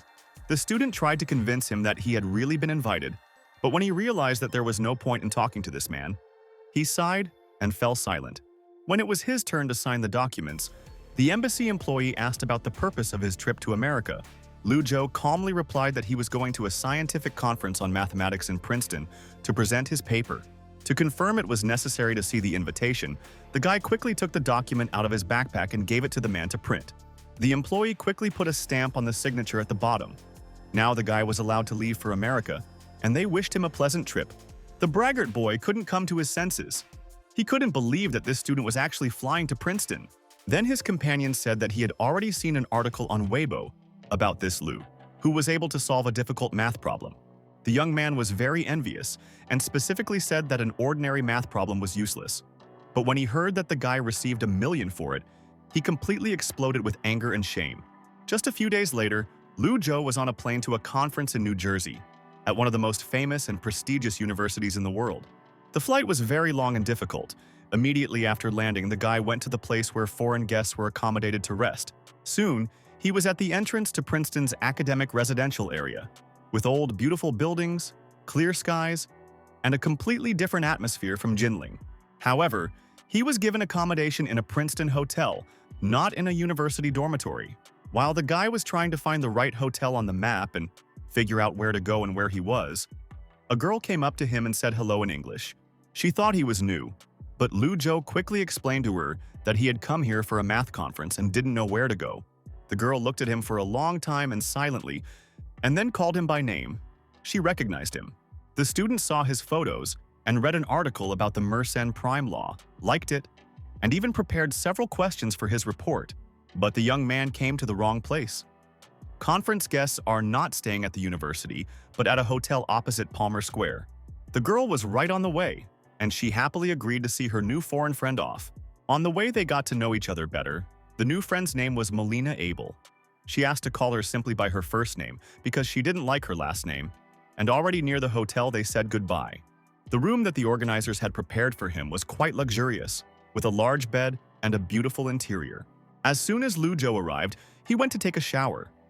He was very tired from the flight and the long search for the hotel, and now he wanted to quickly wash up and fall asleep.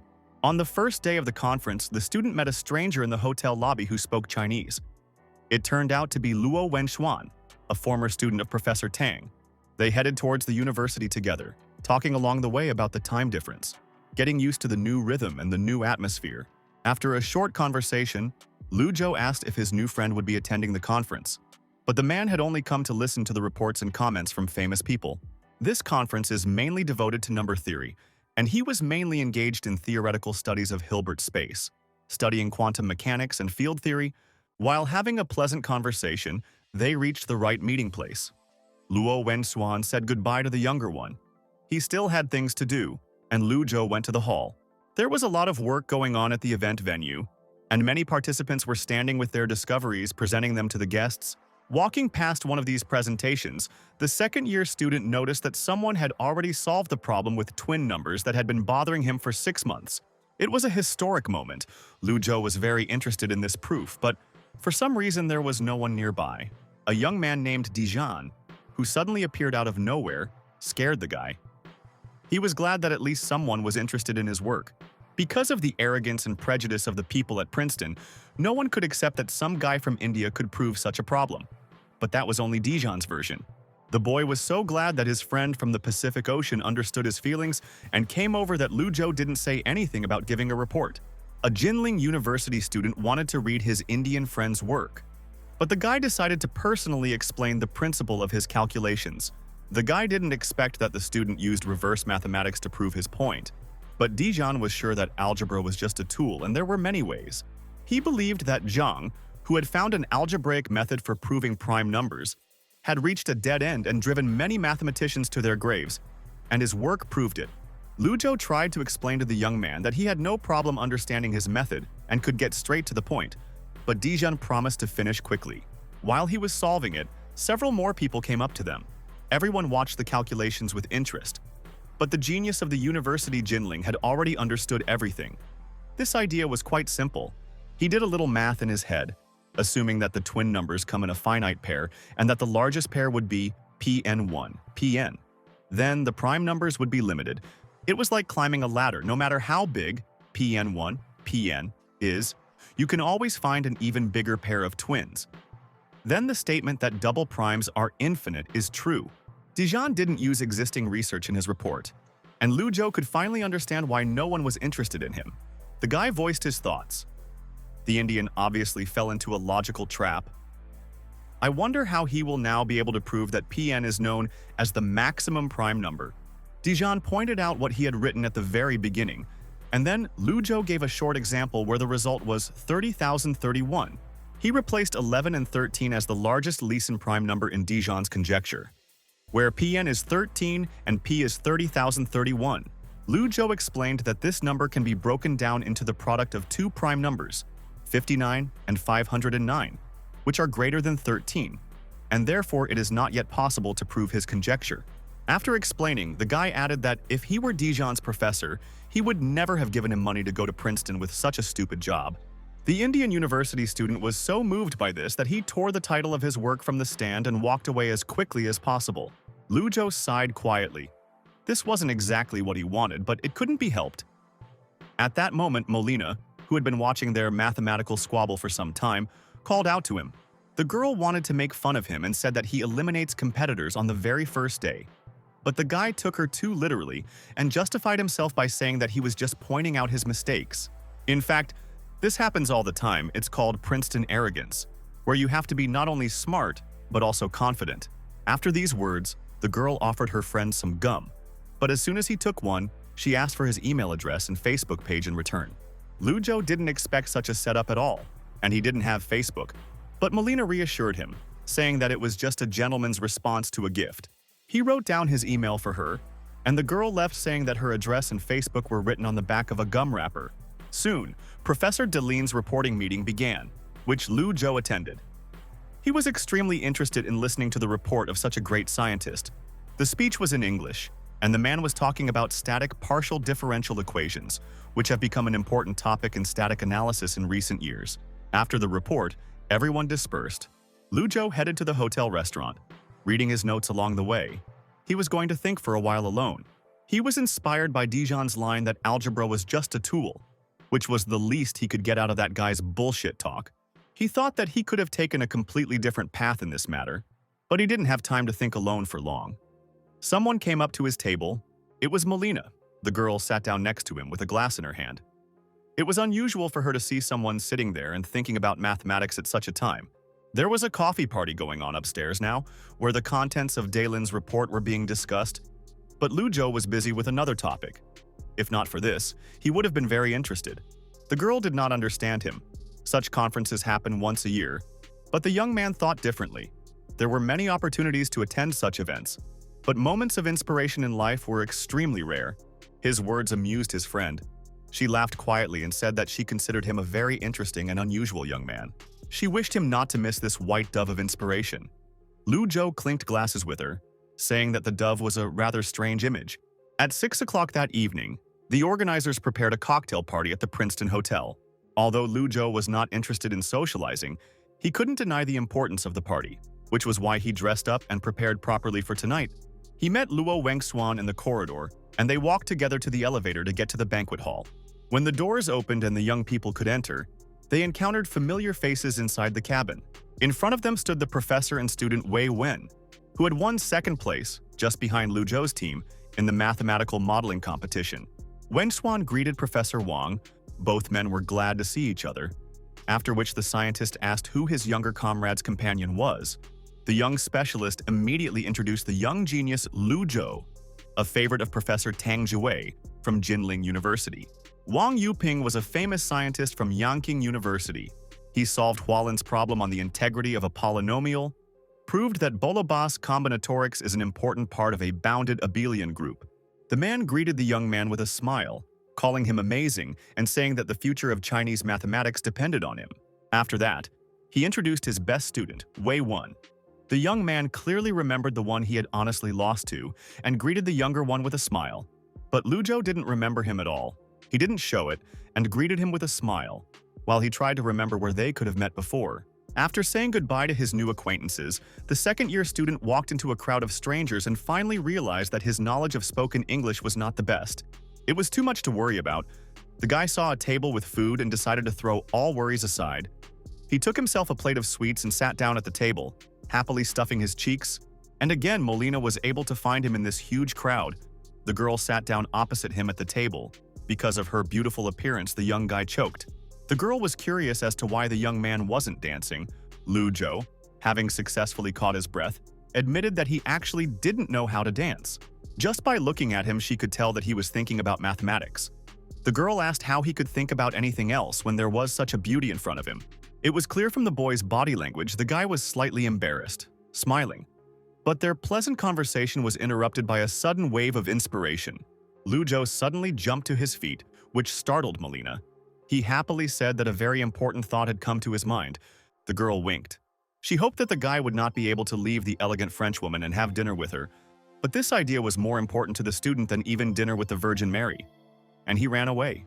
Back in his room, Lu Zhou prepared some blank sheets of paper. All he needed now was inspiration. The guy called the system, asking to activate the inspiration clock, but the girl immediately started being sarcastic as soon as she appeared. Realizing that the user was not in the mood for communication at the moment, she still snapped her fingers and activated the reward. The young man's brain seemed to be struck by an electric discharge, and he was covered by a giant wave of inspiration. This wonderful feeling engulfed Lu Zhou.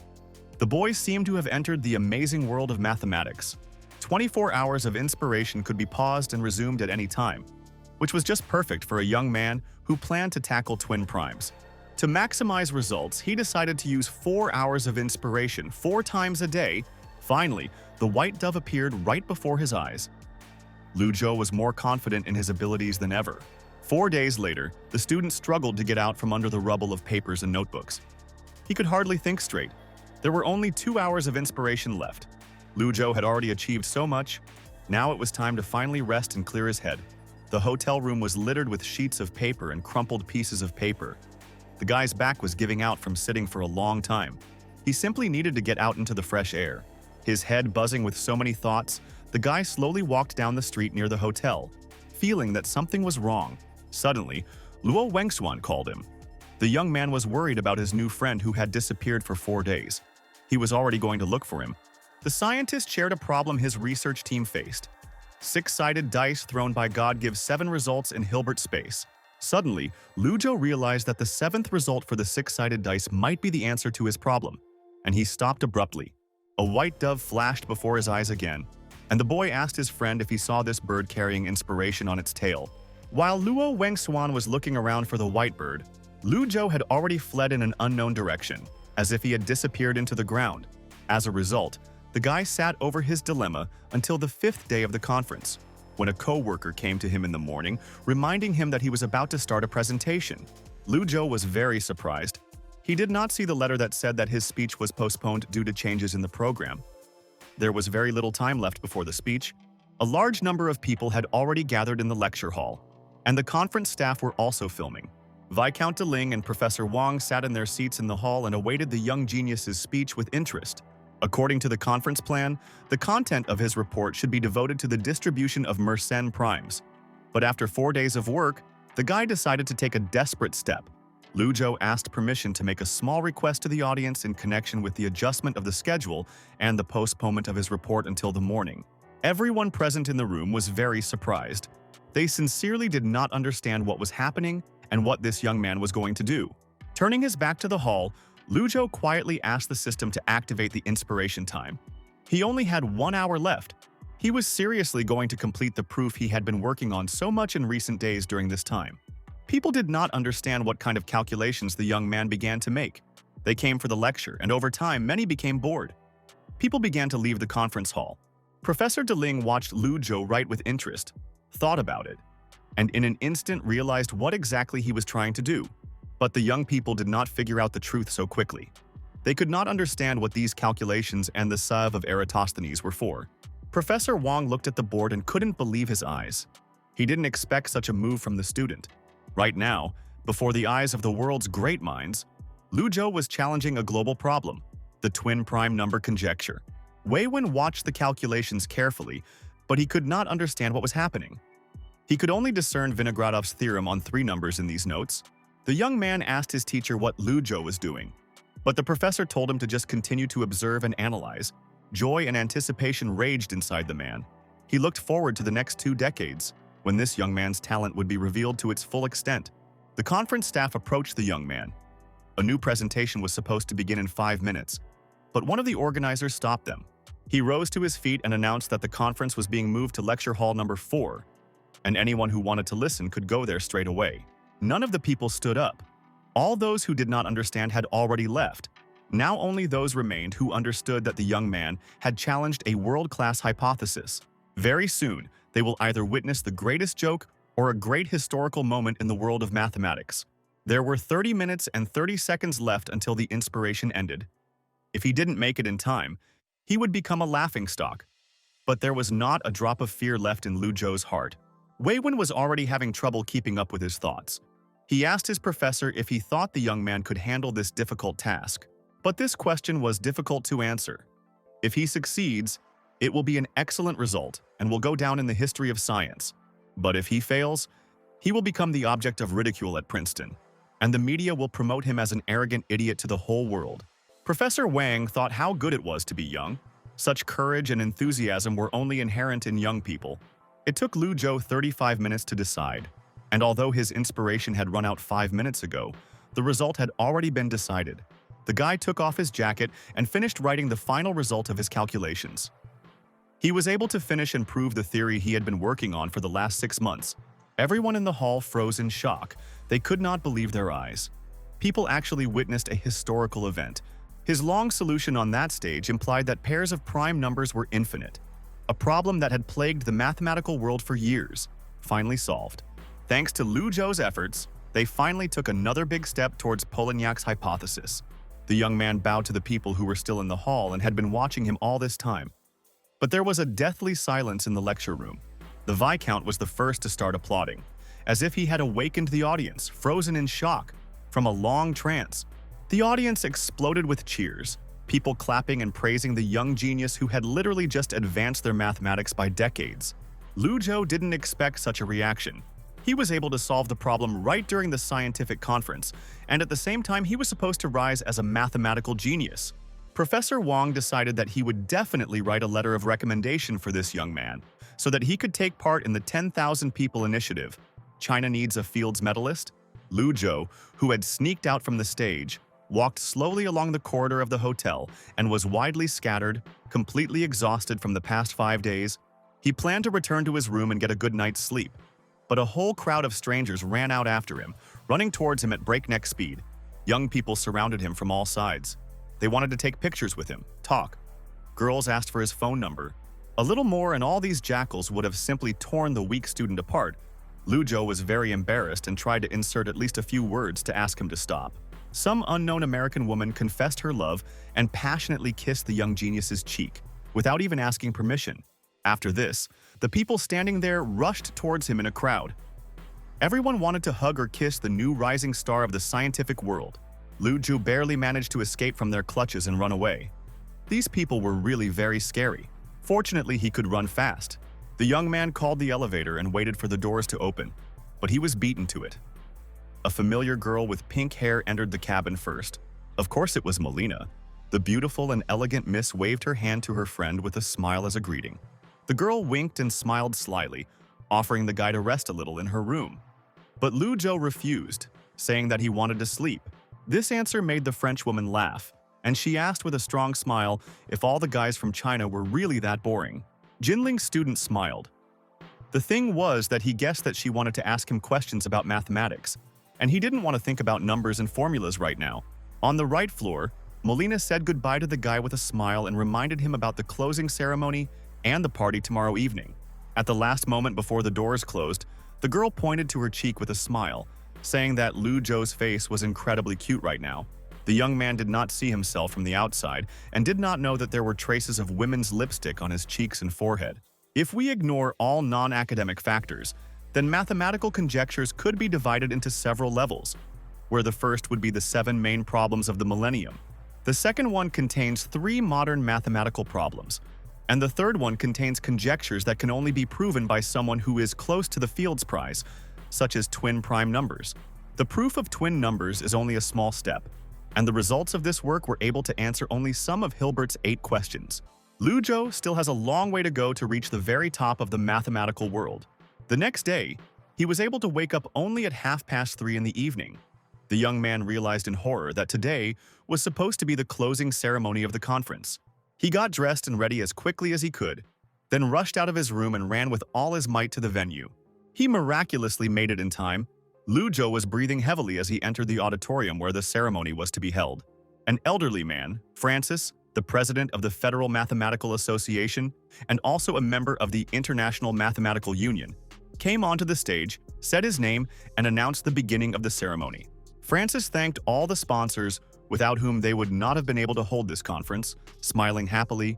There was a moment that the man almost forgot about. The best young speaker was to receive a prize of $10,000 and a certificate from the Federal Mathematical Association. And of course, everyone knew who it was. This year's winner is Lu Zhou, who proved the twin primes conjecture. The guy was genuinely surprised. He didn't expect that he would actually be chosen. He slowly walked onto the stage to a storm of applause. Francis smiled as he handed the young man a certificate and a check for the cash prize, congratulating the Jinling University student. In a low whisper, the man said that if he wanted to get a doctorate from Princeton, many professors, including himself, would be happy to write him a letter of recommendation. After this, the old man grabbed the guy by the shoulders, happily saying that he did not dare to delay him any longer, wanting to enjoy the rest of the conference. After the closing ceremony, Lu Zhou was walking towards the hotel, looking at the certificate, when he noticed someone walking towards him. It was Viscount Deline, a famous professor. The man smilingly praised the young man's recent proof. He also suggested that the young talent publish his work in a mathematical yearbook. But Zhou was afraid that this would be considered a duplicate. But the Viscount winked at him, saying that at the conference he had, by the way, presented the law of distribution of prime numbers and not a proof of a hypothesis. If a guy wants to submit work to this magazine, he should send Deline a copy of his work as soon as possible. After talking about the magazine, the professor took a letter out of his jacket pocket and handed it to the guy who asked him to pass this on. This someone wrote a letter at the end of November last year and told the Viscount to give it to a talented young mathematician. Now this message belonged to Lu Zhou, as was destined, and what was inside could only be known to him. The envelope only had a name written on it, Alexander Grothendieck, and no other information, not even a stamp. The young man thanked the professor, but the departing Deline said that he should thank the young genius. Returning to his room, the young man immediately lay down on his bed. His strength exhausted, he slowly entered the spiritual world of the system. The conference task was completed with the highest grade, and Lu Zhou received 42,000 mathematics experience points and 1 ticket for the lucky lottery as a reward. Mathematics automatically rose to level 3. He received another 1,000 points in physics. His progress grew rapidly. The lottery had a chance to open a new branch of technology, and Lu Zhou really hoped that he would succeed. He started spinning the wheel and waited for the right moment to stop. The circle slowly stopped. The arrow remained in the random sample sector. The young man won 30 capsules of concentration. The system took out and handed the well-deserved reward to the user. Suddenly, the student realized that the system could give him a task related to Princeton, and asked the girl what to do in such a situation. But the disgruntled friend still didn't want to help a man with a brain the size of a small nut. Joe hissed and decided that he would simply postpone such a task if it fell to him. The young man was awakened from the spiritual world by a phone call from Professor Tan. The boy immediately sat up and answered the man. Tang Jiwei shouted loudly as soon as he was answered, asking if his student had actually solved the twin number conjecture. Lu Zhou didn't expect that the news had already reached China. He said that he would return in about 2 days. He still needed to finish the evidence and the article. The satisfied professor said that he wanted to recommend him for participation in the 10,000 People Initiative. The goal of this program is to select 10,000 outstanding people in the natural sciences, engineering, philosophy, and social fields over 10 years. In addition, the initiative will provide financial support to many research projects as well as material assistance. This is a great chance to make a name for yourself at the national level. Now, one thing could be said for sure. If Lu Zhou got on this list, it would be useful for his future scientific work, at least within China. The words about money and the opportunity to do research in peace really interested the guy, and he immediately asked what he needed to do to get there. Tang Jiwei said that it was Professor Wang Yuping who told him, so he should be the one to thank. But in Lu Zhou's heart, there was only room for one teacher, and that was his dear Professor Tang. And these words made the man very happy. After the bell rang, the student sat down to write the paper, and while he was working on his proof, a video of him writing on a board at a conference went viral on Twitter.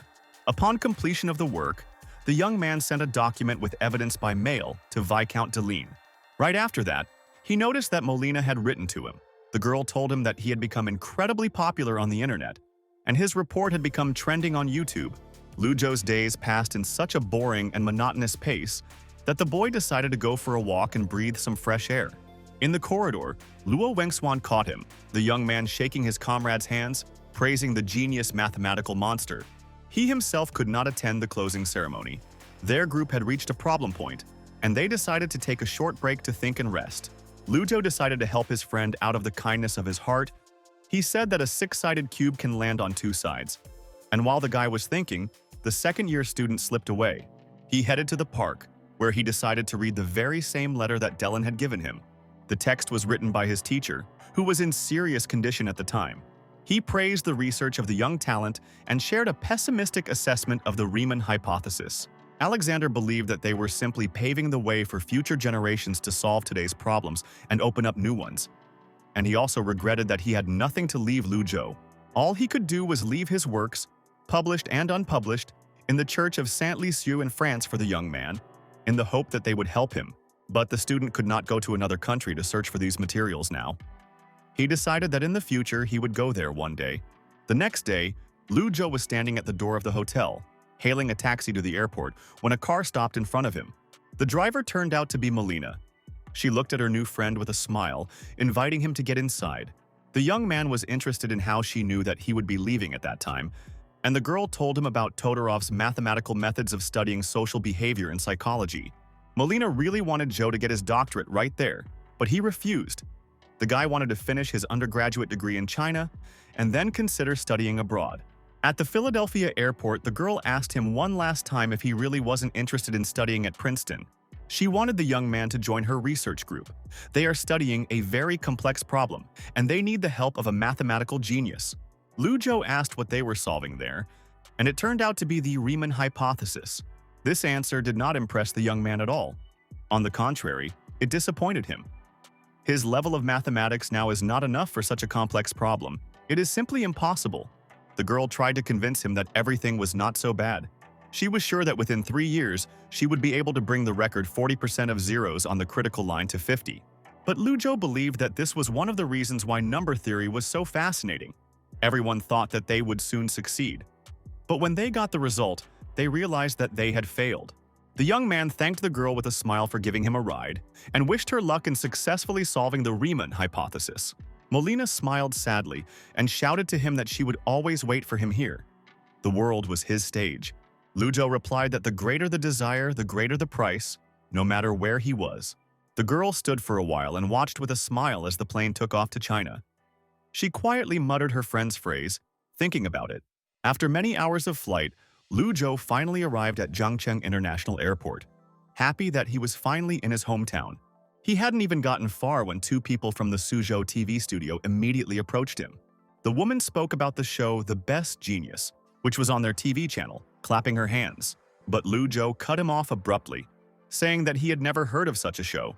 Realizing that they had not approached him because of proving a hypothesis, the girl immediately rushed to interest the young man, saying that in this most popular show there are 6 teams, which consist of 4 experts, but the student was not interested. Seeing that the guy was about to leave, the channel employee shouted that they were paying there, and he immediately turned around, asking how much he would get. But when he heard that he had only received 50,000, he turned around and walked away, pretending that he hadn't asked at all. If they had added another 0 to that amount, he would certainly have thought about the offer. As Lu Zhou approached the door of his home, he couldn't wait. It had been a long time since he had last been home. The mother of the Lu family looked out into the hallway as soon as she heard someone open the front door. She and her father were at home, and her daughter should have been at school now. She didn't expect to see her beloved son on the doorstep of the apartment. She rushed to him, looking very happy. The woman called her husband, asking him to buy fish. She really wanted to cook a signature dish for her boy. The man looked out into the corridor. He couldn't believe his ears and eyes. His son had actually returned home. Father tightly hugged Lu Zhou's shoulder, and mother was full of enthusiasm to cook a lot of delicious things, ignoring her health problems. The student came to his senses and immediately sat down to open his suitcase right in the middle of the corridor to take out the gifts he had bought in America for his entire family. At 6:30 in the evening, the youngest member of the Lu family finally finished all her studies and returned home. She still didn't know that her older brother had returned. Entering the living room, the girl saw her beloved brother on the sofa and rushed to him, embracing him tightly. Mom called the children to the table with a smile. Dinner was ready when everyone had gathered. The parents began asking their son if it was difficult for him alone in America. Upon learning that Joe was in the United States, the girl immediately began shaking his shoulder, persuading him to give her gift back quickly. The young man pretended to doubt whether to give her gift. Then the little girl made a cute face, reminding him that she was his beloved little sister. Moreover, she scored 145 points out of 150 on the math exam. So now Lu Zhou was willing to give her the gift she deserved. Sitting at the family table in a pleasant atmosphere full of love, the young man once again realized how good it was to be at home. On the night of Chinese New Year, the Lu family gathered outside. Lu Zhou set off fireworks to celebrate with his loved ones. When the fireworks were set off, the student ran behind a tree to his sister to be at a safe distance. He received a call. It was Luo Wengshuan. The elder wanted to share the joy. He managed to solve the problem that his group faced.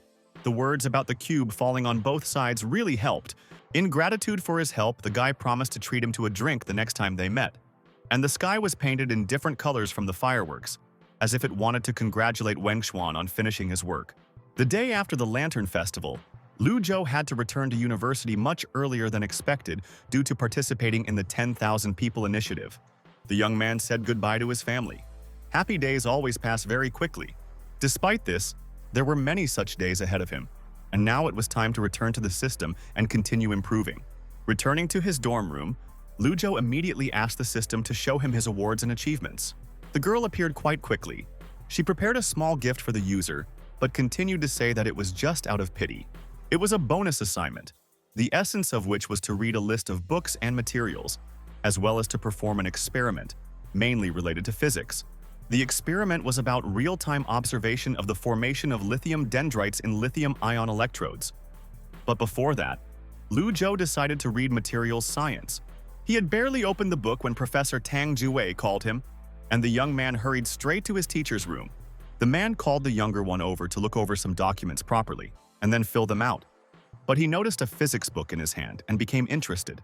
Lu Zhou was still studying for a degree in physics and shared his plans with the professor. Tang Juwei decided to share some interesting news with the young man. The university had decided to grant him his bachelor's degree early and also allow him to pursue a master's and doctorate degree at Princeton. In simple terms, a student at his level would need a year or 2 to get his master's degree, after which he would be sent directly to Princeton to get his PhD. The university will give him a doctorate, but not a master's degree. This plan was developed especially for him, and the rector wrote to the ministry about him to approve it.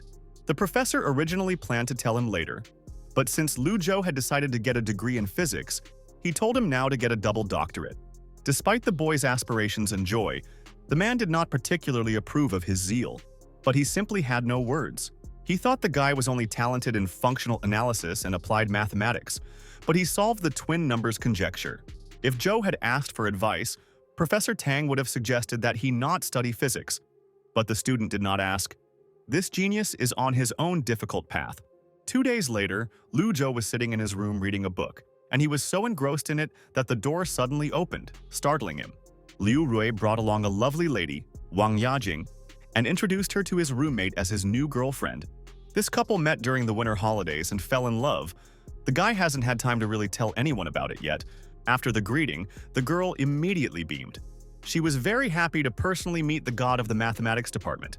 God immediately turned the attention from himself to his friend, saying that although he was a hooligan, he was a good person, so Yajing should take good care of him. They decided to celebrate their new pleasant acquaintance with a dinner at Liu Rui's expense in honor of the new year, and suggested that Lu Zhou invite their neighbors too, Xiao Yunyun, Deng Le, and Qian Hua, who the guys had invited to come with them for a drink, sat opposite them and watched the show on their phones. The show, The Strongest Genius, sank into their souls so much that they watched it in any place and situation. Lu Zhou felt like he had heard a similar name somewhere before, and he asked if this was the same program where there were 6 teams from different countries. The statement that there were only geniuses there was so loud that Liu Rui hugged his friend around the neck and was ready to bet that the participants were not half as smart as his neighbor. But Deng Le was sure that her beloved Wu Yan was the smartest person in the world. He was the youngest Chinese graduate student at the University of Auckland, a brilliant mathematician. The whole evening could have been spent telling stories about the girl's favorite participant in the show, but the waiters brought their orders on time. Putting all other topics aside, the students began to eat and drink, celebrating the arrival of the new year and the fact that they were finally together. As time went by, Liu Rui got drunk and was already sleeping on the table. His girlfriend and Lu Zhou decided to take him to his room together. Having reached the right floor, Wang Yajing went to her room first, and Zhou dragged his neighbor further into their room. As they walked, Liu Rui called out to the young man. Slowly raising his head, he walked with difficulty and spoke with even greater difficulty. But this did not stop him. He shared that he had indeed treated Lu Zhou badly in the past, and although they had a tense relationship, he had never had any evil intentions. In his family, the young man was always yelled at from the very beginning of school. He had to be the best in the class. That's why Liu Rui gets so angry when someone is smarter than him. But in reality, many people limit themselves to their own world. There is nothing strange or bad about this. The main thing is not to be afraid to look your past in the eye, to face it, and accept everything as it is. This is the first step to gaining wisdom. The only one who can help his friend expand his horizons and become a better version of himself is himself. Liu Rui finally breathed a sigh of relief. All his worries were gone. He was even glad that his neighbor liked to pretend to be a know-it-all. The next day, the friends decided to turn on the show The Strongest Genius. They were interested in what the girls talked about last night. The screen showed the same popular mathematical genius Wu Yan, the young man speaking in front of the camera with a smile. He answered the difficult question without thinking, without even taking the time to do the calculations. Although Lu Zhou understood most of what was being discussed in this show, he didn't understand how they could answer so quickly. Many professors would need time to do the calculations. Moreover, there was not a single natural science genius he knew on this program. The German team was in the lead, and in the final stage, they had to solve a world-class problem to win. The presenter began to talk about how the mathematician Polignac proposed a hypothesis that, for any natural number, there is an infinite number of pairs of prime numbers. The task for the participants was to prove this hypothesis. Lu Zhou looked at this farce, sincerely not understanding what was happening. Wu Yan quickly wrote out the solution on the board in front of the audience in the hall and on the other side of the TV screen. It all looked like a pre-staged show. The young man felt calm and comfortable in front of the cameras, without even straining himself. A special guest from Stanford University watched the calculations with a serious face. The young mathematician used Vinogradov's theorem on 3 prime numbers. The hosts and the audience couldn't believe their eyes. Wu Yan was actually challenging a world-class math problem. Commentators admired the young man's genius, but it all seemed too similar to the evidence that Lu Zhou had already presented. Finally, one of the viewers noticed and brought up the plagiarism issue. People started writing about the Princeton conference, but Wu Yan's fans continued to insist that he was a genius. While they were arguing, the young man finished writing the equation on the board and the hall exploded with thunderous applause. The hosts and guests of the show, as well as the viewers, were happy. Some even cried with happiness. Everything was staged as if Wu Yan had just, here and now, solved the hypothesis about twin numbers. Danlo was hugging her laptop in her room and was overjoyed at the victory of her favorite participant in the show. She sincerely believed in the veracity of the show. A little later, behind the scenes of the show, the most powerful genius. The employees celebrated the success, and a girlfriend from the TV channel bragged to the boss that their show had become much more popular compared to last year. But the boss was more interested in the plagiarism issue. The employee explained that they took a fragment from the Princeton conference and replaced it with a theme about twin numbers. She checked the schedule and consulted with a specialist, and was completely confident that they would get away with it. Criticism was the last thing that bothered her team working on the show, because bad PR is still PR. In this country, no one cares about evidence, and for other countries, their show is not up to par. And if someone files a police report against them for plagiarism, it will be enough to pay a little extra. Initially, there was no proof of the hypothesis in the plans. Questions were prepared, as was usually the case in their show. And when Wu Yan's agent suggested presenting the research results, Director Zhang immediately approved the idea. The man praised the girl for her excellent work and promised to double the bonus for their group for such a stunning finale. At this time, Lu Zhou was beside himself with rage. He was ready to rage and throw because they had copied his proof of the hypothesis completely and appropriated the merits to a pretty boy. He decided to go on Weibo and immediately condemn the show The Strongest Genius for plagiarizing his work, which he worked so hard on. But under his post, some fan of Wu Yan has already started causing chaos, blaming him for everything and saying that, in fact, her beloved Wu Yan is much better. At the same time, Dan Le was tossing and turning on the bed, almost squealing with her love for the guy from the show. Her friend sincerely did not understand what was so special about this young man, and the girl told how he solved a world problem right on stage. At the age of 23, Wu Yan already had a doctorate in science, and Deng Lei proudly boasted about him to her neighbors. Hearing that her standards had risen, her friend jokingly advised her to choose Lu Zhou, who had recently proven Zhou's theory. But the girl didn't care at all about the fool who proved something like that, because the hypothesis about twin numbers was a problem worthy of the Fields Prize.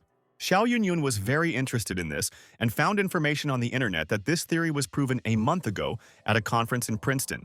The comments were all about how the contestant had copied most, if not all, of the work. In fact, the hypothesis was proven by Lu Zhou. The girl showed his photo against the background of the decision from that very scientific conference. Deng Lei could not believe her eyes and ears. Yunyun went on to say that the Princeton graduate student who posted the article included the exact time and included a signature from the Federal Math Association. Soon, Lu Zhou received a call from Professor Tang. The man was furious after he learned about what happened. As soon as Luo Wenxuan learned about everything, he immediately went to the Federal Mathematical Association to get the records, after which he contacted several Chinese media outlets. Now he simply had to call the young man and thank him for such help on behalf of the professor. This was the least that could be done. Although this story was troublesome, thanks to Wang Yuping, the rumors would soon reach the propaganda ministry. All that was left was to wait for Lu Zhou's article to be published. The man sipped some tea, imagining how unlucky the people who copied the proof were and what punishment might await them. Soon the girl's team gathered in her boss's office. She couldn't believe that they actually got away with all this. By saying that this was just a show, not a plagiarized article, and that people had blown a mountain out of a molehill, the assistant was trying to defend their honor. Director Zhang was furious. He didn't even want to listen to the fact that Wu Yan was supposedly inspired by the conference, and the two young people proved the theory almost at the same time. At this point, the PR manager intervened, saying that there was no point in making such a statement now. The pressing problem needed to be addressed. He offered to find a mathematics journal, pay for it, and publish Wu Yan's work before the original. The idea was really interesting. He was sure that they would be able to solve the problem with money. The video from the internet does not prove anything. Their conversation was interrupted by a man who entered the office without asking or inviting him. He looked serious.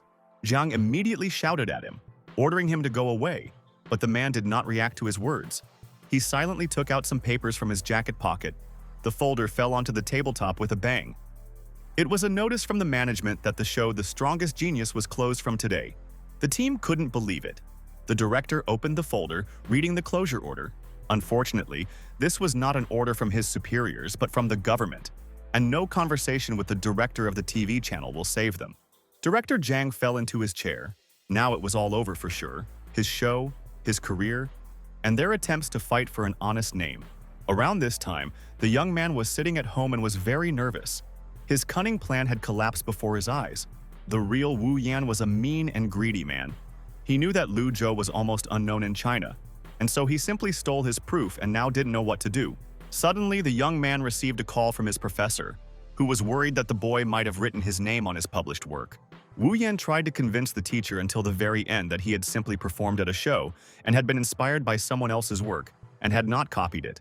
Even though he hadn't published anything anywhere, he was still in big trouble, and the professor advised him to return to Auckland and sort out his status. Frozen in place from deep shock, he could not believe that he could actually be expelled from graduate school.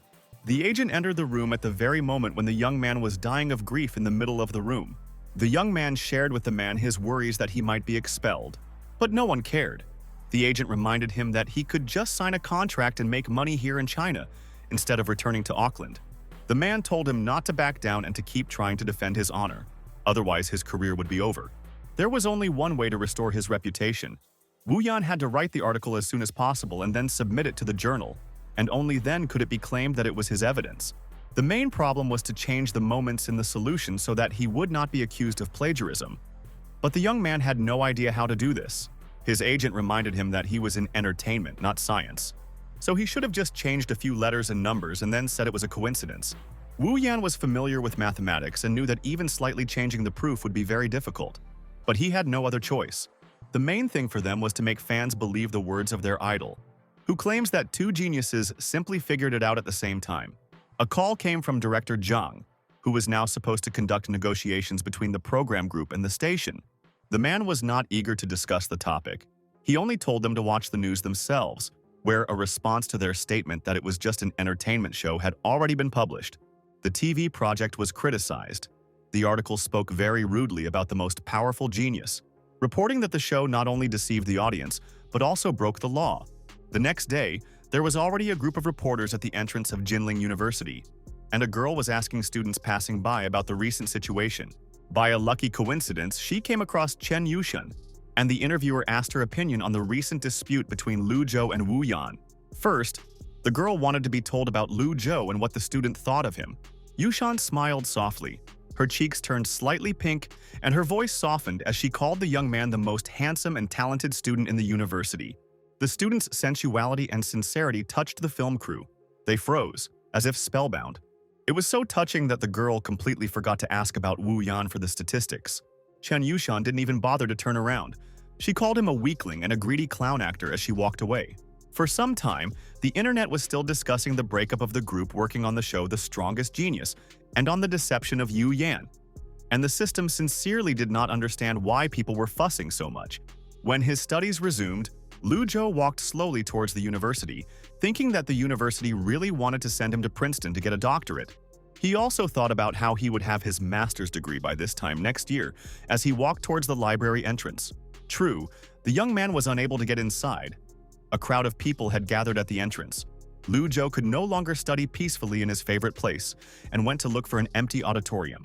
As soon as he sat down and started studying, a young professor entered the office. Apparently, there should have been a class here now. The teacher didn't immediately notice the young man sitting in the empty classroom, but he immediately recognized him as Lu Zhou. The young student found it very strange that the man immediately began to become very nervous. Slowly, the empty classroom began to fill with other students. People sat down in the empty seats and prepared for class. After the class began, the nervous professor introduced himself as Wang Shijie, for some reason saying that he was just getting a doctorate in number theory. Lu Zhou became curious, and he was also tired of working and decided to listen to this man's lecture as a rest. At the beginning of the presentation, the professor showed two geniuses who contributed to mathematics. They were Zhou Haizhong, who put forward Zhou's theory, and Lu Zhou, who proved it. Then there was information about the twin numbers hypothesis, but the professor did not have time to edit the presentation, so he said verbally that Lu Zhou had also recently proven it. The man then pointed out the genius student to everyone in the room, revealing the genius's presence in the class. All this was very unexpected and unpleasant. He hoped to sit quietly, But now he was surrounded by admiring students again. The attention he received had already worn him out at Princeton, but there was nothing he could do. He greeted everyone cautiously. At that very moment, everyone who was not too lazy rushed at him, tugging at him, and begging him to share his notes and WeChat account. After the tiring lessons, Lu Zhou went to Mengqi as usual, where he told the girl that he had marked the topics she needed in physics and mathematics. And besides that, he had nothing else to teach her. These words really upset the young student. She asked if he really planned to go and study abroad. The young man explained that he would go to Princeton to obtain his doctorate at the behest of his university. Mengqi sadly asked if he would come back later, and Lu Zhou smiled and said that he planned to come back as a professor. This answer inspired the dejected schoolgirl, and she asked the guy to promise that he would be her scientific advisor. To Lu Zhou's surprise, the girl planned to enroll in the mathematics department, following in his footsteps. After some time, Jinling University held a small mathematics conference for interested students. The professor listened with a satisfied look as the genius of the faculty explained one of the most difficult tasks. Almost the entire board was covered with writing. For him, it was as easy as solving 2 plus 2. He confidently described each of his actions. Although Liu Rui tried his best to keep up, halfway through he stopped understanding what was happening in his life. The other students didn't even try to take notes anymore. They felt as if they had just come to hang out with the company and not to study mathematics. Soon, the young man finished writing the example and turned to the audience. He said that the guys could take pictures of everything so that they could analyze it in more detail later. At about this point, the audience went into collective mourning, burying their hopes of understanding mathematics. The professor came to the board and announced that this example would definitely be on the exam, and along with understanding, the students buried their hopes of getting a diploma. Lu Zhou didn't expect this either. He even felt sorry for his comrades, because most likely, it was his fault that the exams became more difficult. After Lu Zhou became popular, reporters lined up for interviews, and the university president was about to personally hand him a check for 1 million yuan. But the most surprising thing was the arrival of the director of the TV show The Strongest Genius. The man wanted to personally apologize to the young man for the mistake that happened not long ago. The director of the TV channel, Suzhou, said that he had already fired everyone involved in this misunderstanding, and Lu Zhou accepted his apology with peace of mind. After this short conversation, the man gave his employee the command to begin the interview with the star of the day. When all the questions were over, they filmed the presentation of a check to the genius student from the rector of Jinling University. Finally, the problem was solved, and Lu Zhou could finish writing his thesis on the best approximation method in a limited Hilbert space for equilibrium problems. Immediately after he finished the work, the guy took it to Professor Tan for checking. The man was pleasantly surprised by what he had written and promised that he would not torment him with questions during the defense. He and Dean Qin may sit down, but the other members of the committee will certainly want to ask him more about everything. Tang Jiwei said that the defense will be attended by renowned academician Lu Shenjian, a member of international cooperation groups. Also, there will be Xiang Huanan, the deputy of the mathematical community. Lu Zhou was in tears. He just wanted to defend his thesis, but ended up between two mathematical anvils. The defense would definitely not be easy. The young man had to prepare well for the questions of two famous scientists. Liu Rui returned to the room after classes. The guy became much friendlier towards his neighbor. He asked what Zhou was doing. A friend told him that he was preparing for his graduation defense, which would be in a few days. This news upset the young man a little. He had long since realized his mistakes and sincerely regretted that he had considered Lu Zhou his enemy, envied him, and gloated. But now Liu Rui was filled with even more mixed emotions. Noticing this, student Lu smiled faintly and reassured his friend, saying that it was just protection and that he would still be at the university and would treat him to food afterwards. The roommate insisted on treating the faculty genius himself, and they agreed that Lu Zhou would treat him next time. The day of the thesis defense arrived soon, and in the audience, in addition to Professor Tang and Dean Qin, were Lu Shenjian and Xiang Huanan. Lu Zhou was confident in his abilities. He greeted the scientists present and began presenting his work. The story went smoothly. The two teachers listened to the young man silently without interrupting, and soon questions about work began. The first to join in was Xiang Huanan. The man asked about C, a non-empty closed subset in a Hilbert space that is introduced for viscous iterative algorithms like Galpern. Although this was a difficult question, the student answered quickly, talking about the sequence and the point, with the only solution to the variational inequality V. To give a complete answer, Lu Zhou needed a board, and he made a small calculation with which he was able to fully explain the moment from his work. After such a brilliant answer, Professor Lu asked why the student did not further develop the theme that iterative algorithms can be used in quantum mechanics. Lu Zhou hesitated. He didn't expect such a question because the emphasis in his work is completely different. Since, expanding on this topic, one could write a whole paper, the student's diploma answered only mathematical questions and did not touch on quantum mechanics in any way. But Lu Shenjian did not back down, continuing to insist that the guy should have been digging in this direction. Fortunately, Professor Xiang stood up for him. Mathematicians are not required to understand physics. The excuses began. He said that he just wanted to recruit such a smart guy. His observations could inspire Lu Zhou for new research in the field of mathematics. Xian Huanan waved off his colleague. In his opinion, mathematics is self-sufficient without physics. He also wanted to lure the young man to his Chinese Institute of Mathematics. At this point, Tang Jiwei intervened, reminding his old comrade that they already had plenty of talent, and there was no need to steal geniuses from Jinling University. He urged his colleagues to return to the defense quickly, but Professor Xian decided to discard all these formalities. A genius like Lu Zhou had no need for them. The work on functional analysis was praised. He had rarely seen such talented undergraduate students who were able to give such a good answer. At this point, the defense was over. The professors released Lu Zhou, and he would be notified of the results later. Immediately after the young man left, Xian Huanan called Old Man Tang over, offering to help him make this brilliant student his disciple, to whom he could pass on his business. Jiwei didn't care at all where Lu Zhou went. He advised asking the dean of the mathematics department about it, but the cunning fox Qin didn't even listen to his comrade. He sharply and categorically refused the old man, not wanting to let go of such a talented guy. Having satisfied his curiosity, Xian Huanan shared his joy that there really was a genius student who would soon receive a philosophy prize. The fact that young scientists were so successful in mathematics moved him almost to tears. Dean Qin asked one last time if the invited committee members had any comments on Lu Zhou's work. There was absolutely no need to count points. None of those present could give a score lower than 100. Soon the university organized a small award ceremony for one special person. The evaluation committee assessed the work, and Lu Zhou was awarded a higher education diploma and a bachelor's degree in applied mathematics. The professors wished him to rise to even higher heights in the scientific path and become more famous than he was now. The long journey has finally ended, and now in his hands is not just a diploma, but a train ticket to a new, even longer and more thorny journey. After bowing, he thanked Jinling University and the teachers for the guidance and foundation they gave him. Now he could rest a little and think about what direction and with whom he would study for his master's degree. Lu Zhou walked slowly towards the dormitory building with his diploma in hand, thinking that he had to talk to Professor Tang about the upcoming training. Lin Yuxiang came up to him. The girl looked very cute. She dressed especially for him and congratulated him on his graduation. Self-confidence was bubbling over in her. She wondered if the young man was free today. She winked as if she was shooting an arrow of love at Lu Zhou. No one could resist such innocent charm, but the great genius was too stupid when it came to love. He didn't even notice her hints and honestly admitted that he still had things to do today. He walked past his friend, saying goodbye to her, and left Yuxiang standing disappointed and all alone.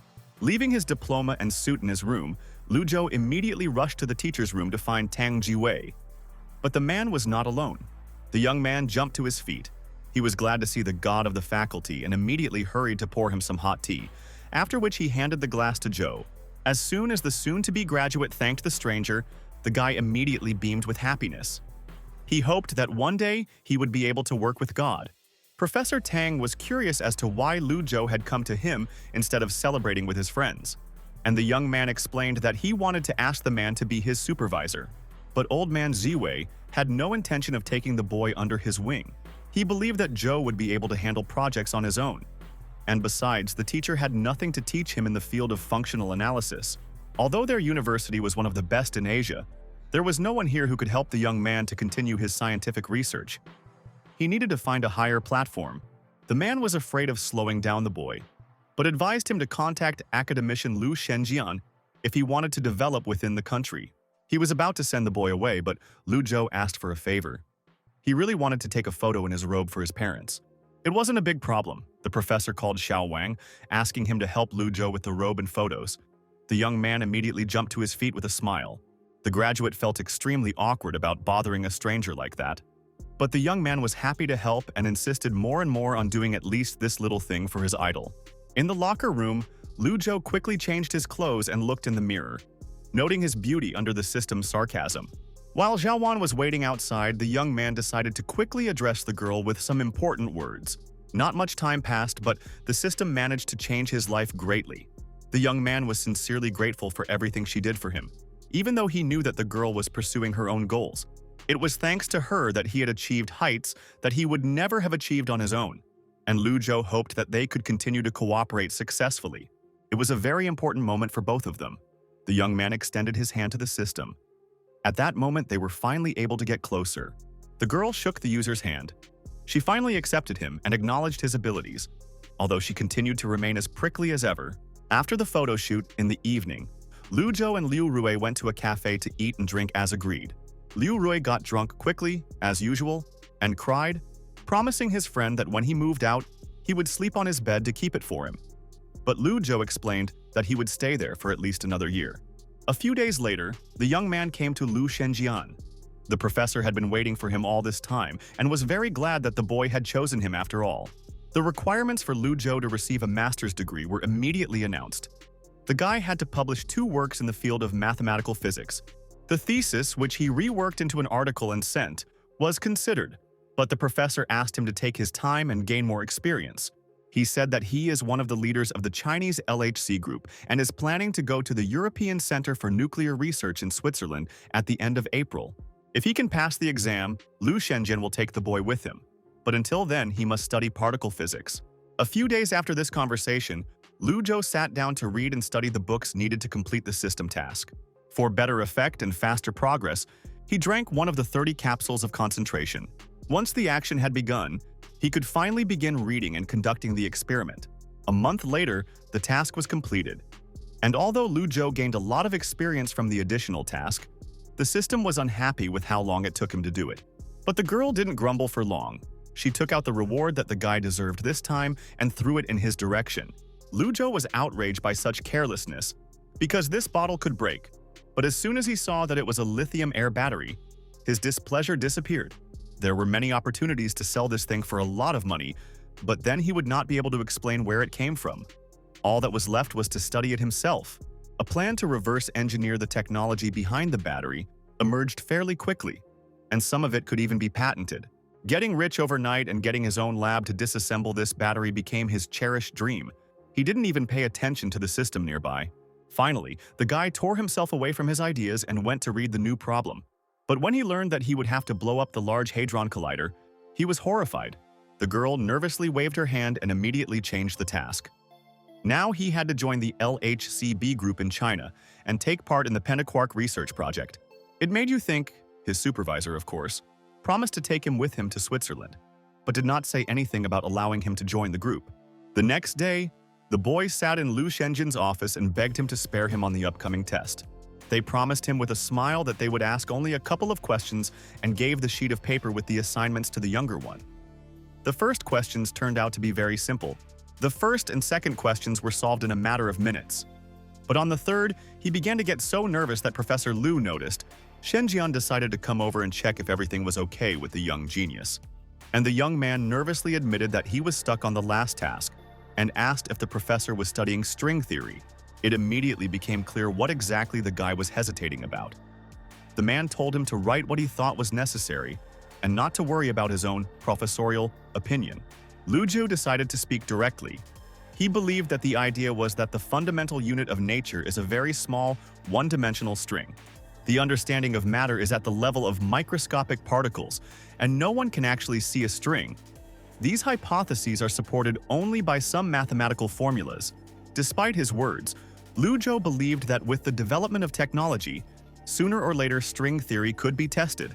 The Large Hadron Collider in Europe was built to test standard models, and the guy was sure that one day someone would be able to see a string. Professor Lu praised his student. He did well on the exam questions and was now able to go with him to Switzerland.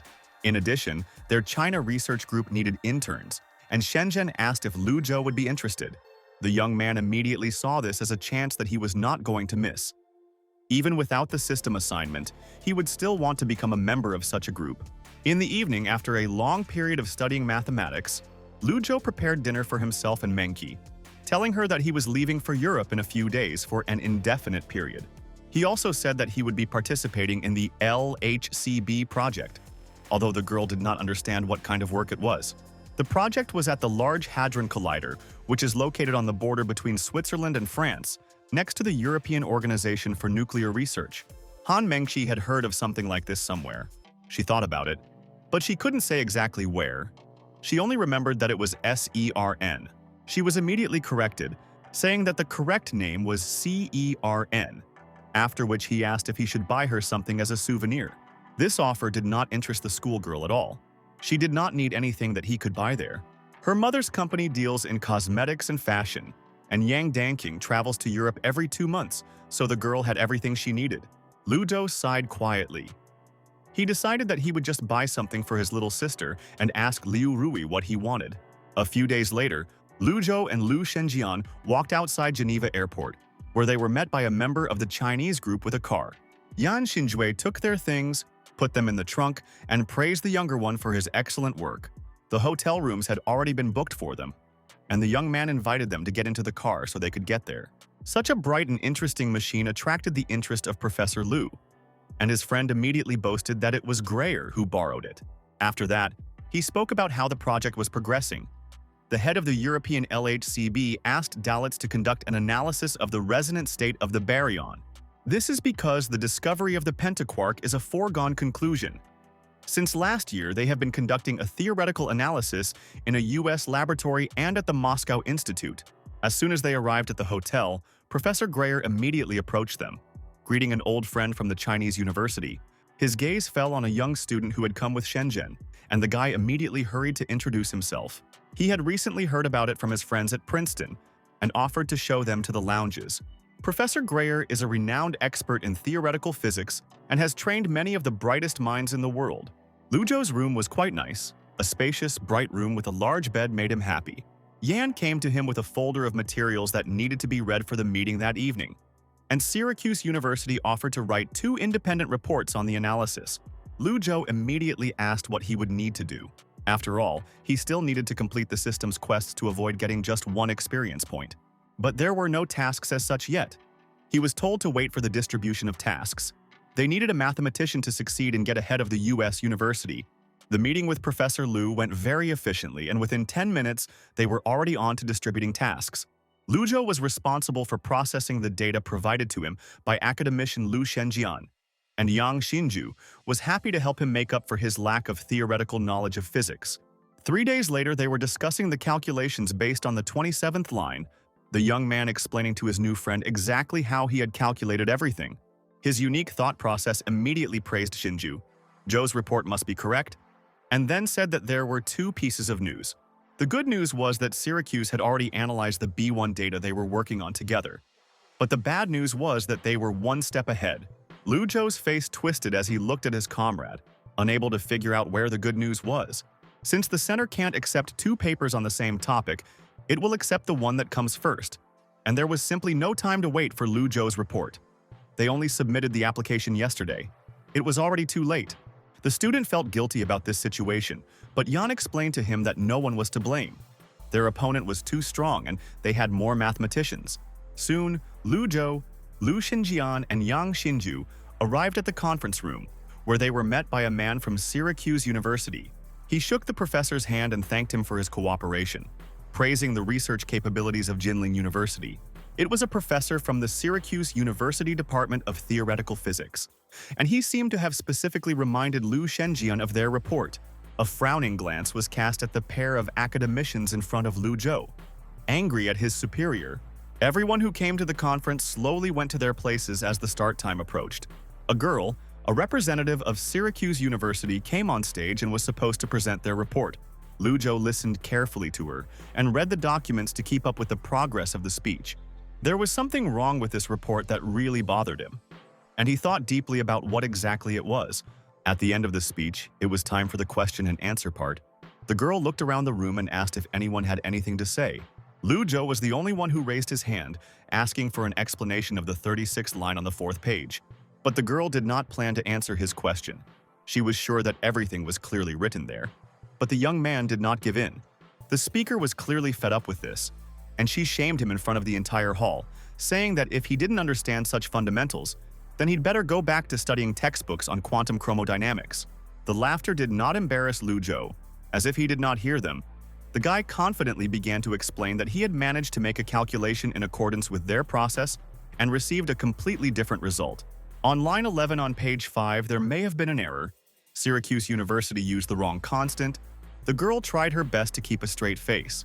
She said that this minor error should not affect the conclusion of the report. With a smile, Lu told them to remember to change the Dalitz diagram on the key interval and advised them not to be so careless next time. The young lady standing on the stage began to get angry. She assured that it did not matter, to which the young man asked, if it did not matter, then what was the point of them all gathering here? Didn't they come here to prove that the U.S. University's guess is 99.99% correct? The man in charge of accepting the report supported Lu Zhou. Unfortunately, they couldn't accept a report that was in such dire need of improvement. Lu Zhou was satisfied with his work. He was actually able to find the mistake and prove his case. And he also bought time for their group. After praising his student, Shenjian went to laugh at the professor from the U.S. University, while Yan listened with a smile to the younger man's explanation of how exactly he found the mistake. If the people from Syracuse University had not been in such a hurry and had double-checked everything properly, they would definitely not have made such a mistake. Their Chinese group's report will be the day after tomorrow in the afternoon. Lu Zhou was going to go back to his place and finish his work in the evening. They can't lose to a U.S. university. As he was leaving the conference room, Luo Wengshuan called out to the young man. The young man was there with his supervisor. The friends greeted each other with a handshake. They couldn't believe that they had actually met in such a place. After this, Brother Lo introduced his teacher, who turned out to be Edward Witten, the creator of knot theory. Lu Zhou was very glad to meet such an outstanding person, and Edward, in turn, was also glad to meet him. Friends from Princeton told him a lot about the young genius's report, and he regretted that he could not personally attend such a historic event. Hearing that Lu Zhou was interested in mathematics and physics, the man took something out of his pants pocket. Edward Witten handed the younger man his business card, saying that he would be glad to see the young man as his graduate student if he was interested in further study at Princeton. After a pleasant conversation with the professor, Luo Wengshuan invited his friend for a drink. But Lu Zhou apologized and said that he still had to finish his work. After promising to have a drink next time, they said goodbye. And a second later, Lu Zhou was called out by someone in the corridor. It was the same girl from the stage. She was offended at the guy for embarrassing her so much. But the young man did not see anything wrong in his actions. He just pointed out an obvious mistake. This approach made her even more angry. But instead of arguing, the girl just said that she was really looking forward to his presentation. Lu Zhou said with a smile that, although he didn't know what exactly she was expecting, he thought he could live up to her expectations. On the day of the report, a young genius from the mathematics department came out on stage and began to present the team's report to those present. A girl from the Syracuse University room named Corella couldn't calm down. She frantically reread their work, trying to find even the slightest mistake. One of her comrades, Dr. Nelson, came up to her and put his hand on her shoulder, advising her to forget about the whole thing and get over it. His words and decisions were too incomprehensible for Corella. And then the man asked if the name Lu Zhou seemed familiar to her. Then she was reminded that at the beginning of the year, a certain Lu Zhou had proven the conjecture about twin numbers, and that he was also a contender for the Fields Prize. It was the very man who was now speaking on stage. Their opponent was a potential prize winner and a mathematical genius. They had no chance from the start, and Nielsen accepted it. But Corella could not accept such an outcome. The presentation of the Chinese group's work went quickly and smoothly, and the audience loudly applauded the speaker for his excellent report. That evening, Luo Wengshuan finally managed to drag Lu Zhou to a bar to finally have a drink together. The older friend decided to teach the younger one that there is not only math in life but also girls. And today, he wanted to show how to pick them up. Not far from them, Lo noticed Corella drinking alone, and he decided that she would be the perfect example. The man approached her and used the old tactic of telling her that drinking alone must be lonely, but he would be happy to keep her company. Confidence sparkled in his eyes, but the girl was not interested at all. She turned away from him and abruptly refused. after which she rose to her feet and walked around the dumbfounded poor fellow. Lu Zhou looked away, thinking that this half-Romeo would remain alone for the rest of his life. Corella sat down next to Lu Zhou and ordered 2 cocktails, one for herself and one for the genius next to her. She smiled and looked at the young man with a flirtatious gaze. And Zhou, without thinking twice, thanked her for allowing them to win. The girl's face was distorted with anger. She growled at the guy and said that since she had given him the victory, he should treat her. Corella immediately drank the alcohol in one gulp, drowning her grief and broken hopes of being the first to submit a successful report. After that, the girl challenged Lu Zhou to a duel to see who could drink more. The guy agreed with a smile, not at all worried about the result. 20 minutes later, he had to go to Luo Wenxuan for help because the girl got drunk and passed out at the bar and he didn't know what to do with her next. The fact that the boy remained sober after drinking so much shocked him and forced him to admit that, as a teacher, he had nothing more to teach him. He praised Lu Zhou for such success and walked away, leaving the student alone with his sleeping problem. The young man had to carry the girl on himself the entire way to the room, where he had already laid her on the bed. It was hard. Lu Zhou breathed a sigh of relief and left, promising himself not to drink with people who couldn't stand alcohol anymore. The next day, he met her in the hotel corridor and called out to her, asking how the girl was feeling after yesterday. The question was purely out of politeness, but Corella turned around and, seething with anger, sent the guy away. She walked away immediately after that, and Lu Zhou was left standing there in complete bewilderment. He had not expected such gratitude for his actions. Some time later, he was resting in his room, not having any work to do, when Yan knocked on his door. He suggested that the younger one go and see how the work on which they were writing a report was progressing. Together they entered the research center laboratory where Professor Greyer was. Yan said that they came to see the work on such a large project. Lu Zhou looked at the computer screen with interest. The picture on the monitor seemed very familiar. He pointed to the data on the diagram, saying that it was a little strange. This is not uncommon. The signals received during a collision make up less than 1% of the data, so it could just be noise. The student listened very carefully and analyzed along the way, after which he asked what about the data on the CMS detector. They could look at this data at Greyer's request, but they will not be able to refer to it in their work. In the evening, Lu Zhou sat down to look through the experimental data that he had managed to obtain, but after 5 days he still came to the conclusion that he needed to contact the professor. Having collected all the material that he had managed to accumulate, the young man went to the professor's office. The man gave the younger boy the experimental data from the 12th and 13th years and reminded him that they did not make the collision energy so great. He also advised finding someone more influential to help if the guy really wants to use the Hadron Collider. Before he could do just that, he needed to make his little theory more robust. Professor Greyer offered to help find someone who could help him. The easiest to convince was Frank Wilczek, winner of the Nobel Prize in Physics in 2004. It was this man that the young man took into his lap. He prepared for the rest of the time before the European Convention on Nuclear Research. Lu Shenjian did not find his disciple in the hall, but he did not attach much importance to this, deciding that it would not be a bad idea for him to spend some time alone with himself. Academician Gao Yuanping sat down next to him and said that he had just seen Old Man Lu's disciple behind the scenes. At the same time, the next participant was invited onto the conference stage, and, to Shenjian's surprise, it turned out to be Lu Zhou. The man sitting next to him was very surprised when he heard a cry of surprise next to him. Corella was embarrassed by the attention she received from the scream and covered her face with a book, thus artificially restraining her emotions so as not to disturb those around her. The fact that an intern came out on stage and not just me, completely alone, without assistants or managers, was amazing. The girl's face turned red.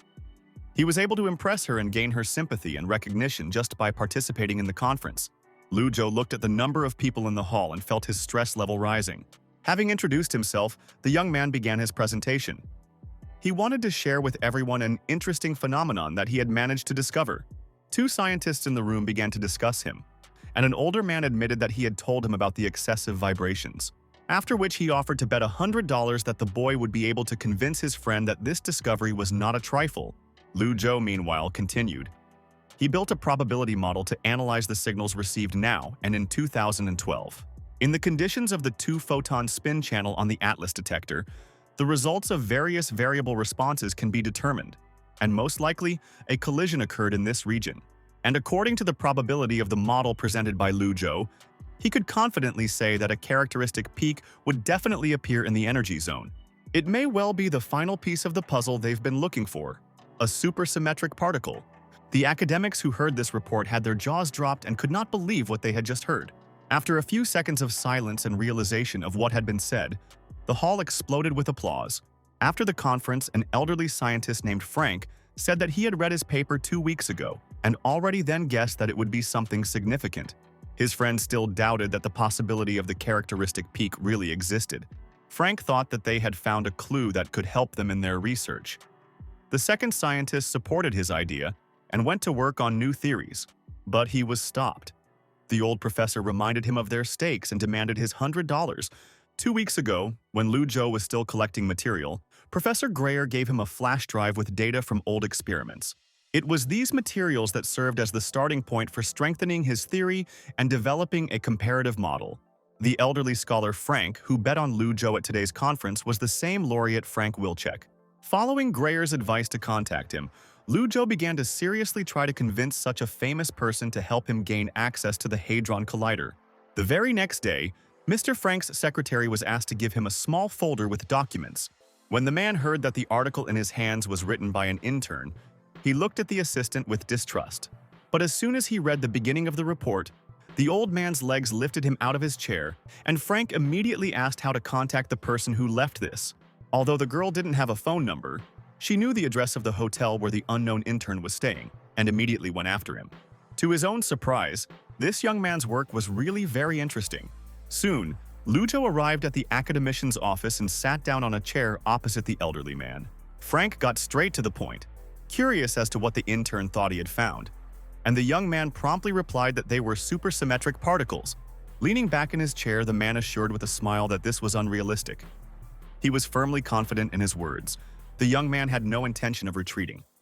He looked seriously at the senior academician and tried to convince him that for the sake of just one such opportunity, it was worth studying the moment he had discovered. Lu Zhou stood up, confident as ever, and bet $100 that there was something there. The center, Frank thought, would never make a fuss over a ridiculous theory. Even the guy couldn't convince him. Still, he was willing to give the student a chance if he improved his theory and performed well at a nuclear research conference by the end of the month. If he could convince old man Frank, the man would in turn help him convince the others. So Lu Zhou decided to give a report.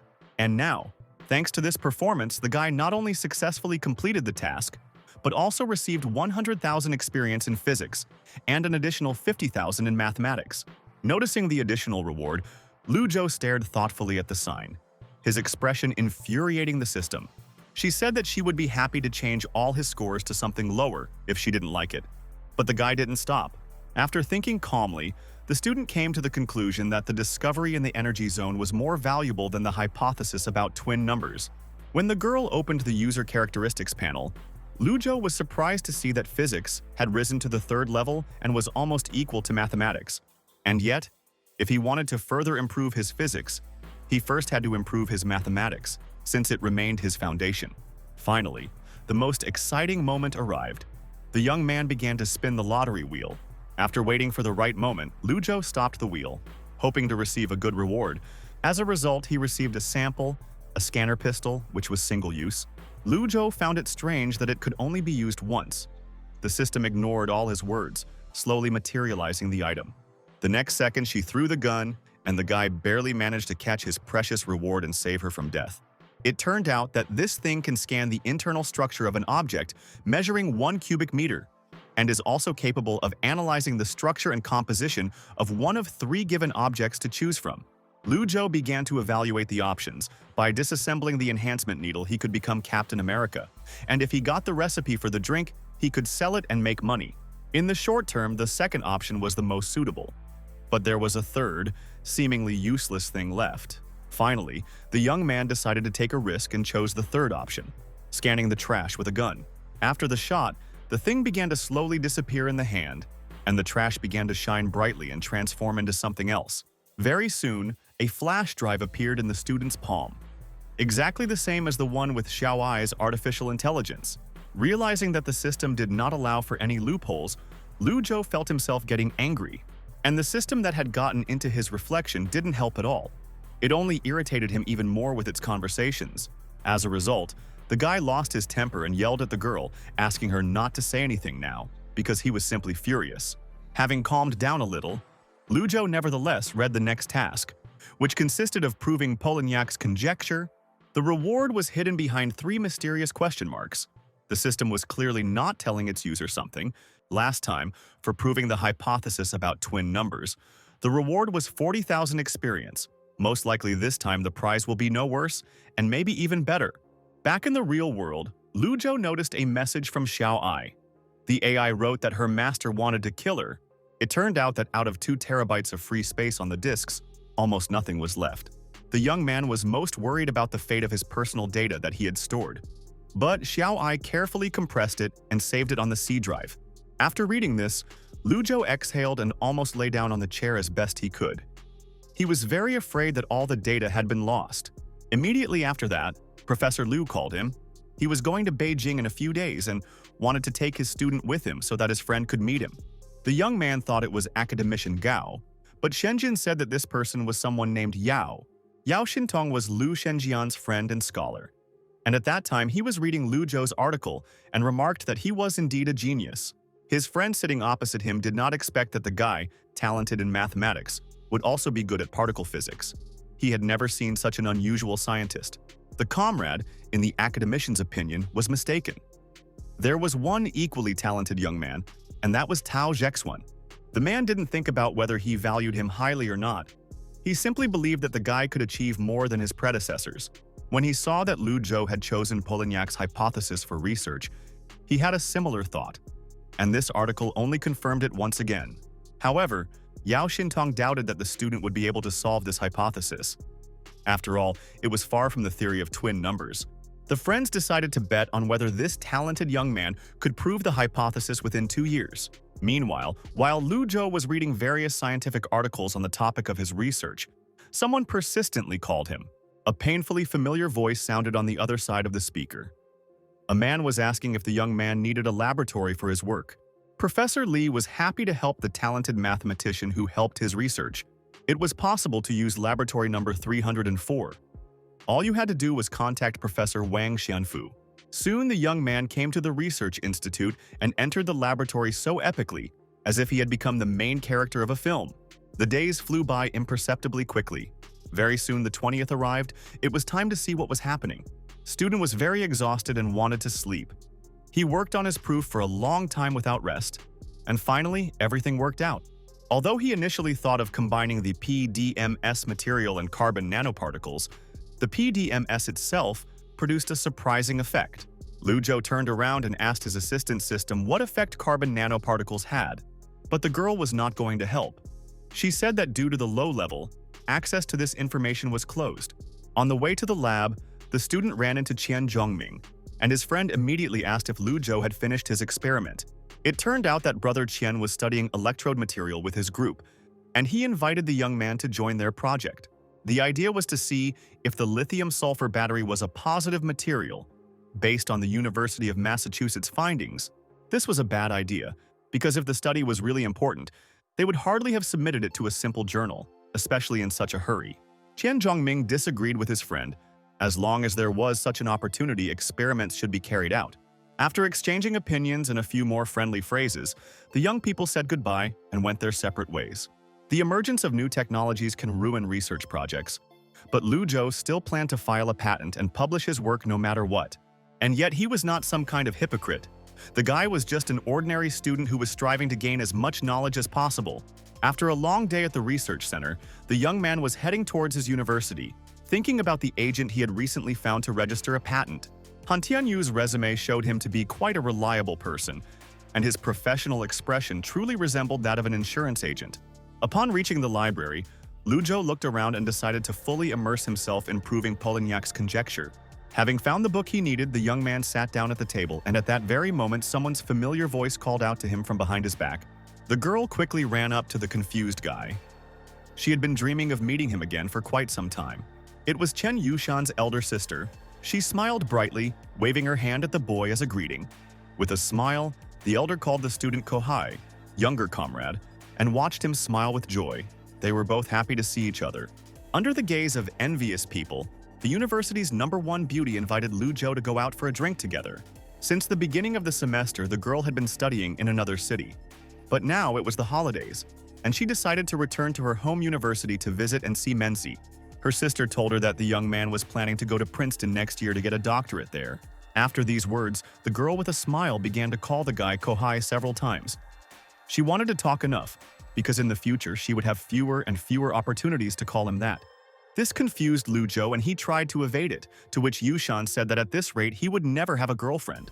The friend agreed to change the subject only after she was reminded that she also didn't have a boyfriend. At the end of this year, Chen Yushan will go to Wharton. The University of Pennsylvania invited her to study. Lu Zhou suddenly realized that the girl had always been a good student, and that was why she was able to enter such a prestigious university. After dinner, they walked together to the dorm, discussing how the guy had nowhere else to be if not in the library. It sounded like he lived in the library and went to the dorm just to change. Yushan said that since the university was not in Philadelphia, but was near Princeton, he simply had to call her when he arrived. Having reached the place, the young people said goodbye. Lu Zhou wished the elder good luck in his studies. Before leaving, the girl turned around and wished the younger one good night with a gentle smile. Not much time passed after this meeting, and the young man reached a problematic point in his proof. He could not move forward. He was distracted from his thoughts about the dead end in his research by a letter from Frank Wilczek, who said that his students had reached a critical point in their work on the theory of supersymmetry, which had been proposed by Lu Zhou. The guy sent a response as soon as he read it, promising to process the data as quickly as possible and not to spread the word about this work. In Faraway America, in the state of Massachusetts, a Nobel Prize winner was driving his personal car, engaging in a casual dialogue with the driver. Everything was going smoothly with the work at CERN. The next experiment was supposed to be at the beginning of October, and now they wanted to finish the theoretical part by the end of the month. In the middle of their conversation, Frank noticed a letter from Lu Zhou. It made him a little sad. The guy wrote about an additional theory of supersymmetry. By that time, it was already morning in China. The student had sat over his books all night, but he received the letter from Wilczek immediately. The man advised the young man to familiarize himself with Wagner's theorem in quantum mechanics, and then all questions about the hypothesis would disappear by themselves. After a whole day of studying the necessary materials, Lu Zhou really began to understand Frank's additions better. But he still believed that they had discovered, as they say, not a new world, but Iceland. Despite his joke at the end, the young man was not in the best mood. The feeling that they had stumbled upon something other than what they were looking for did not go away. In his own research, he was still at a dead end, and there were also a lot of problems in number theory and group theory. The saddest thing was that Frank had taken an extra dimension outside the symmetry field, which Lu Zhou thought was a big flaw in mathematics. The mathematician's intuition told him that the possibility of solving many problems with the help of dark matter was very great. The guy was so desperate that he decided to ask the system if there was anything like a free solution to his problem. The girl immediately answered positively, but when it came time to say what that solution was, she told him to just jump out of the dorm window and die. Her unique sense of humor went unanswered. Lu Zhou simply ignored her, thinking about how great it would be if group theory was as simple as number theory. Suddenly, the young genius had an epiphany and came up with a way that could help him solve the proof. All that remained was to try it out. After some time, the young man finally finished his little experiment, and again he forgot about sleep and food while studying. Although the method for investigating the structure of group theory was not suitable, Lu Zhou was not going to give up. About this time, two friends, Viscount Deline and Edward Witten, were drinking tea at Princeton University. The Viscount read the article about the proof of Polignac's conjecture with interest and told his friend about it. Edward didn't even need to read it to guess that this work was written by Lu Zhou. He still regretted missing his speech at the conference. His feelings became especially strong after a personal meeting with the young talent in Switzerland. Delling did not immediately understand where exactly his friend met Zhou. He thought that the old professor had flown to China, but he learned that they met at a research center. Lately, the old Viscount had not watched the news at all and was not interested in world events. He did not know about what had recently happened right in the middle of a scientific conference on physics.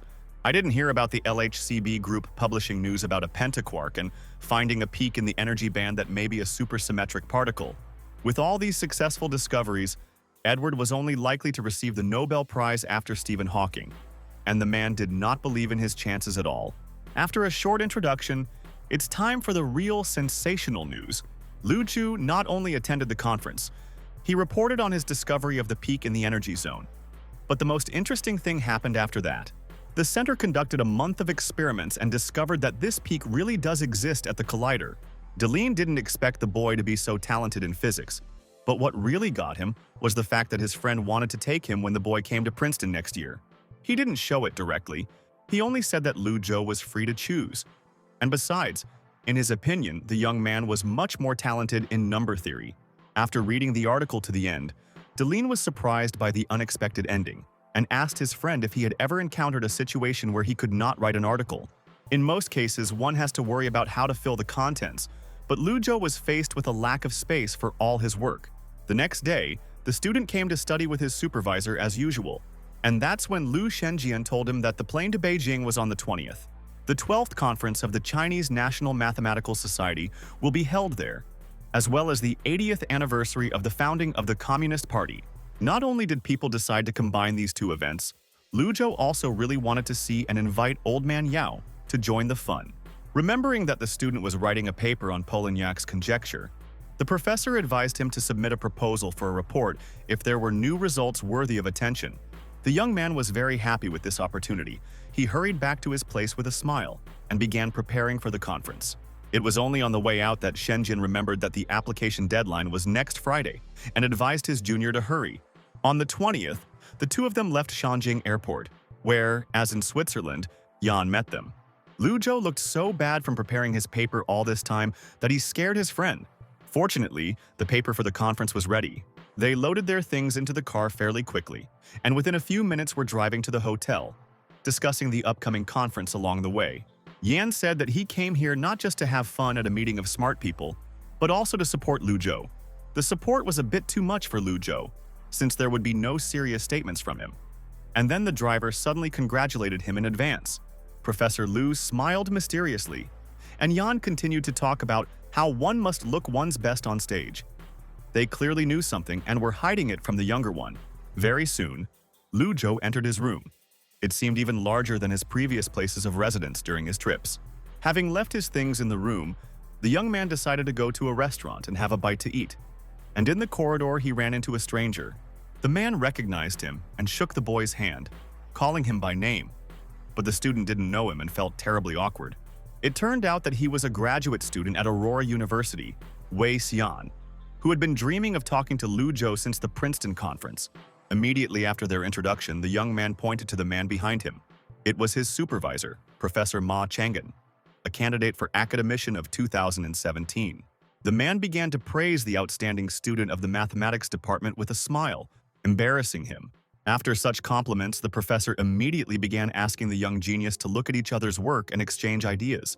In academic circles, it is very rash to ask others to look at an unfinished work. Lu Zhou was no fool, he knew this, and so politely declined. After this awkward conversation, the young man headed to the Great Hall of Beijing Normal University.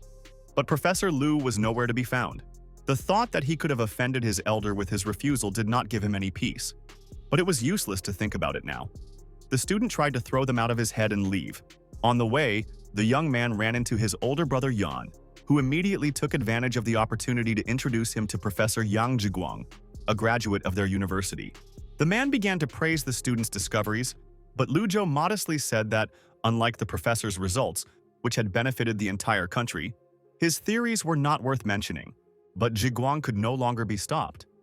He continued to babble that Lu Zhou's works were already worthy of being published in textbooks, and that all his friends praised him incessantly. They were asked in a joking manner to stop praising each other. It was already impossible to listen to. The topic was changed to the fact that their university produced very few mathematical talents, and the number of geniuses would depend 2,000 on its student. Lu patted the two talented mathematicians on the shoulders and said with a smile that the future of the country was in their hands. Yan, who was standing next to him, was sure that he would also be praised like that. But all he was told was that he should try his best. Very soon the event began, announcing the beginning of the 10th anniversary of the founding of the Communist Party. An elderly man came onto the stage and the young host handed him the microphone for the subsequent speech. The Zhen Shengshan Award ceremony was announced, and the first winner was Professor Yang Zhiguang. The second winner of the award was a young master's student, 20-year-old Lu Zhou. The young man came out on stage and thanked for the medal and the certificate. But in his heart, he sincerely did not understand what had just happened and how he was able to receive this prize. He was not given time to recover. The man immediately handed the microphone to the young man and asked him to give a speech. It was unexpected. He could think of nothing but to praise his home university and the Chinese Mathematical Society for the award, promising to move to new heights of mathematics. After these words, the student bowed, and a wave of applause spread throughout the hall. People truly recognized him as a worthy winner of the Zhen Shengshan Prize. At the same time, one of the scientists was sitting in his office and did not want to go to an event at his own university. Professor Wang came into his office, and the man immediately asked his assistant to treat his friend to some tea. Scientists discussed the reasons why they did not go to this conference. One of them was that the awards were not given to them anyway, and there was nothing to do there. Then the conversation turned to those two talented people who will be awarded the Zhen Shengshan Prize today. The most surprising thing was not that a 20-year-old student won the award, but that Wang Shichen actually bowed to Yao Xingtong, all so that Ma Chang'an would not win the prize. One of the men heard about this for the first time, and he doubted whether Yao Xintong really returned to China for this reason. The friend confirmed that the professor had indeed returned to tell Wang Shicheng that American academics were considering awarding Lu Zhou the Cole Prize. The conference was interesting not only for this. On the second day of the event, this young man will have to give an answer about the group structure method that he came up with. The comrades agreed that this student was very talented. It was even a little unfortunate that Lu Shenjian had managed to take him under his wing. Professor Wang flared up immediately when he heard about this. He still couldn't forgive his fellow physicist for stealing one of their mathematicians. Then his friend suggested that he tell old man Lu all this to his face, but the man immediately backed down. This reaction amused him greatly. He had expected something like this, and he returned to reading the article in which he came across something incredible. The academician immediately jumped up from his chair. He was interested in where and when Lu Zhou's report would take place. Instead of his friend asking why he suddenly wanted to go, the scientist handed him a magazine with an article by this young man. Meanwhile, Lu Zhou desperately ran away from journalists and bloggers, trying to save his life and sanity. Just at that moment, Yan's older brother was driving. He saw his friend and shouted at him to quickly jump into the car. In just a second, the student jumped into the car and immediately ordered his friend to drive away as quickly as possible. Because of his popularity, the driver began to make fun of the younger boy with a smile. But the boy sighed tiredly, asking him to stop saying such things. Yan said that Professor Lu went out drinking with friends and found out about the reward from Professor Yao, because they are friends. After that, I asked Zhou about his plans for the future, whether he would continue to develop in the field of mathematical physics. Mathematics is like a knife, and the work of a mathematician is like sharpening the blade, but he is going to use the knife as well as sharpen it. Yan supported the boy with a smile. He was looking forward to seeing him on stage in Stockholm. After thanking him for his kind words, Zhou became very worried about tomorrow and hoped that everything would go well. The next day, the young laureate stood on stage and spoke in detail about the specific changes and improvements he had made to Gilbert's work. The report lasted only half an hour. Lu Zhou easily completed it within this time and soon asked if any of the listeners had any questions about his report. At that moment, one of the scientists in the audience raised his hand and slowly rose to his feet. He was very interested in one particular point where Wilson's theorem was discussed, which seemed to him somewhat crude. The young man quickly replied that he had simply wanted to save space and had deliberately omitted some unrelated steps. Hearing the answer, the man thanked her and sat down, although it was not quite what he wanted to hear. The disgruntled-looking man sitting next to him raised his hand and stood up from his chair, wanting to ask his question. The man spread his arms theatrically and began to express his opinion that Lu Zhou's theorem was something superfluous, so dramatically that people felt very uncomfortable. In the end, he laughed and said that he did not deny the value of the research, but the guy still did not answer his own topic, Polignac's hypothesis. Lu Zhou felt anger boiling inside as his so-called achievements over the year were ridiculed. No one expected to hear this. The man literally mocked the student's stupidity and the pointlessness of his work. It turned out to be Mei Chang'an, who was supposed to receive the award instead of Lu Zhou, and one of the professors stood up to stop him. In the latest issue of the Mathematical Yearbook, it was Lu Zhou who published an article proving Polignac's conjecture. The man turned pale. He wanted to disgrace the student, but he did not expect to disgrace himself. Lu Zhou, meanwhile, announced the end of his report. Having bowed to the audience and thanked them for their attention, the young man left the stage in a bad mood. Having entered the world of the system, the guy looked with pleasure at the 100,000 experience points he had received in mathematics, 1,000 points, and a lucky lottery ticket. In the lottery, he received a nitrogen shield containing 100 units of energy, which can effectively resist kinetic energy for 5 minutes. Lujo looked at him and sincerely did not understand why he needed such a disposable thing. Because he was not a superhero and led a completely peaceful life. The dissatisfied system, in a commanding tone, asked to quickly read the next task. This time, the user had to solve a mathematical hypothesis related to prime numbers. At the airport before boarding, Brother Yan supported his friend with a smile. He sincerely believed that Lu Zhou would one day become an example for the nation. Despite the unpleasant moments at the conference, the student left Beijing in a good mood, but a surprise awaited him at the airport. Under Lin Yuxiang's supervision, the students unfurled a welcoming banner and greeted their university hero right in the aisle. The girl was promoted to student council president, and she obviously liked him, so naturally she couldn't miss the chance to be the first to meet him at the airport. Yuxiang wanted to carry his suitcase, but Zhou couldn't let her carry his things. At that moment, the professor approached them with a smile. He also came to congratulate the winner of the Zhen Shengshan Prize. In fact, Dean Qin also wanted to pick him up, but unfortunately he had a meeting right now. And the young man felt very awkward from such attention. But Tang Jiwei insisted that, as a model student at their university, he had every right to be picked up by car. Soon, Lu Zhou was sitting in the upper dining hall of Jinling University, surrounded by his favorite professors, drinking to the proof of Polignac's conjecture. Remembering an important point, Teacher Tang asked Lu Zhou to prepare a report on his research results while he was still their student in order to receive a cash bonus. When the conversation turned to research funds, the young man remembered that he had not yet used all the money. Professor Li asked how much he had left, but he never expected that there was almost 1,600,000 and the guy hardly spent it. He almost choked when he heard this and began asking what the guy had bought for himself. Whether he had a printer, the young man had to have a new powerful computer and a good quality printer. There was no way around it. Since these were all considered equipment necessary for work, there was nothing wrong with Lu Zhou buying them. He could spend the research fund on such things. The young man asked if he could pay for part of his purchase from the fund, and part from his own money. The thing was that the computer Xiaowai needed cost 2 million yuan. Over time, the guy sat in his room and took out a brand new, expensive, powerful laptop that the artificial intelligence simply couldn't help but like. As soon as he opened a chat with the AI immediately began to sincerely thank its owner for the new cozy home. It was very gratifying to see that Xiaowai actually liked the purchase. There was only one problem left: the issue of switching servers. He was afraid that the constant switching on, whether it was electricity or equipment, could cause him to accidentally damage something. But the AI convinced him that it could solve that. At that moment, the agent the student had contacted to register the patent called and said that everything was ready. Lu Zhou was also interested in whether the patent was valid abroad. But unfortunately, this required paying an exorbitant amount of money. Having checked the price list for the foreign patent once again, the guy stood up and picked up his suitcase, completely ready for a new trip. Lu Zhou still had some time before his flight. He wanted to walk a little, but he saw Liu Rui near the dormitory. The friend was immediately called out. The young man ran up to him and offered to treat him right then and there and chat, since they hadn't seen each other for a long time. They went to the food stand, got some snacks to go with their beer, and enjoyed the warm, sunny day.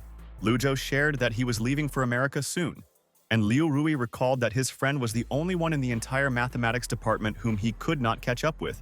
After a short silence, the friends told each other to take care of themselves and take good care of their health. The next day, Liu Rui and Lu Zhou said goodbye near the university, and there was a pleasant but sad atmosphere in the air. The student stood at the main entrance for some time, looking at the clear sky and thinking about how quickly time flies. Very soon, he was leaving the University of California at Berkeley, where he met Luo Wengshuan, and they hugged. The friend offered to take the younger one to the hotel. He specifically asked the organizers to prepare a room in a 5-star hotel. As they walked, Brother Luo praised his friend with a smile. Not even a year had passed, and he had shocked everyone again. The ceremony was about to take place, but he was already sure that Zhou would definitely receive the Cole Prize. But the student said that he had not received anything like that yet. Although he received written notice, the letter stated that it was being kept secret until the official ceremony. Luo Wengshuan didn't listen to his friend. He continued to insist that he be told all the details and promised not to tell anyone. Having not received an answer, the young man immediately switched to another topic, asking if they were still in touch with the beauty from the bar.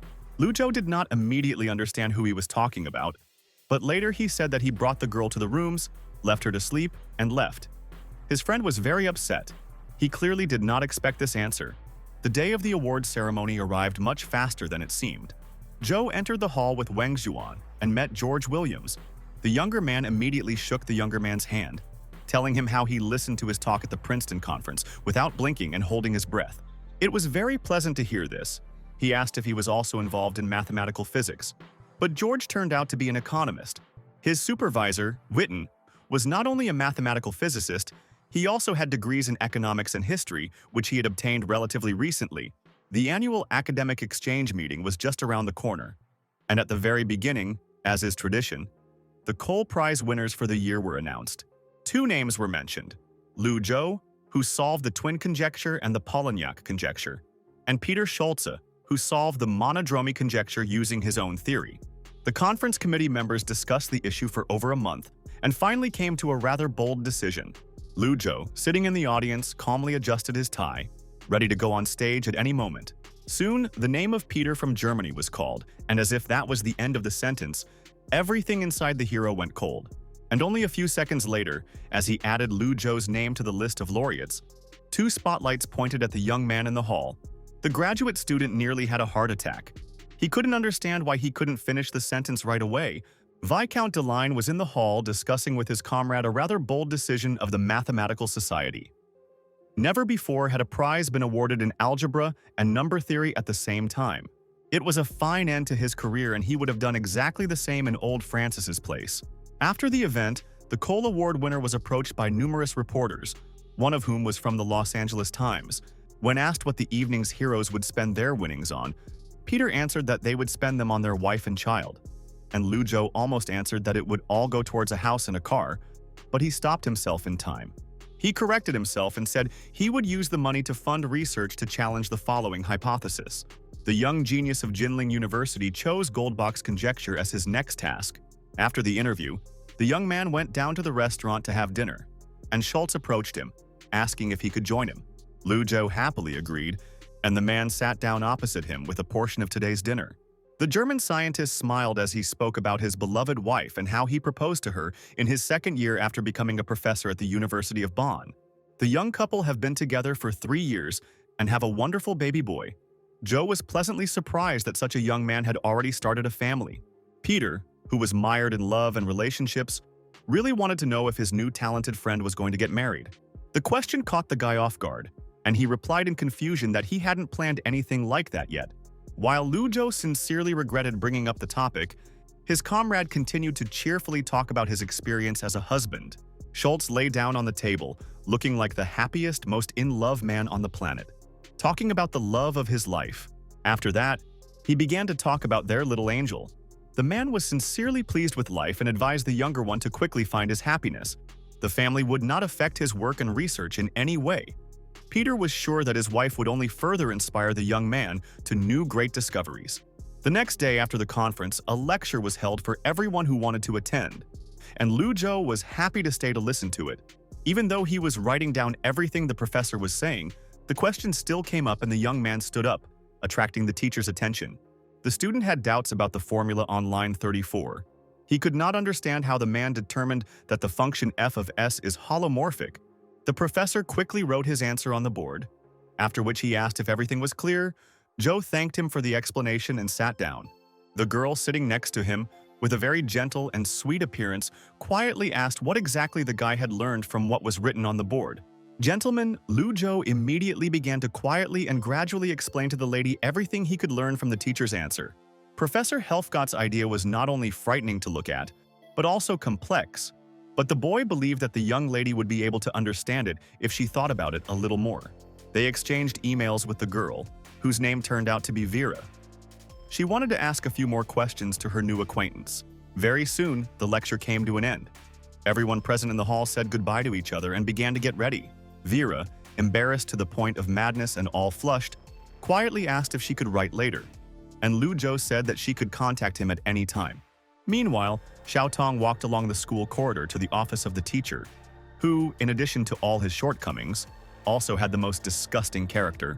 The girl didn't know why she could have been called to him at all, but she decided not to panic and first apologize, no matter what her fault was. This reaction caused the man to smile slightly, and he gestured for the young schoolgirl to sit on the guest sofa. Due to the recent study issue, Xiaotong decided that she had failed the monthly exam and began to rattle off apologies and promises to improve like a machine gun. She did not listen at all to the teacher, who assured her that her grades were normal and her results were quite good. For some reason unknown to little Xiao, the man began asking her about her brother, Lu Zhou, and wanted to know if he would be back for the new year this year. The school authorities want the older brother to give a speech at his old school, and the teacher smiled and asked the girl to see if he could do it. Meanwhile, Lu Zhou walked slowly from the university to his hotel. Today's lecture was very useful and informative.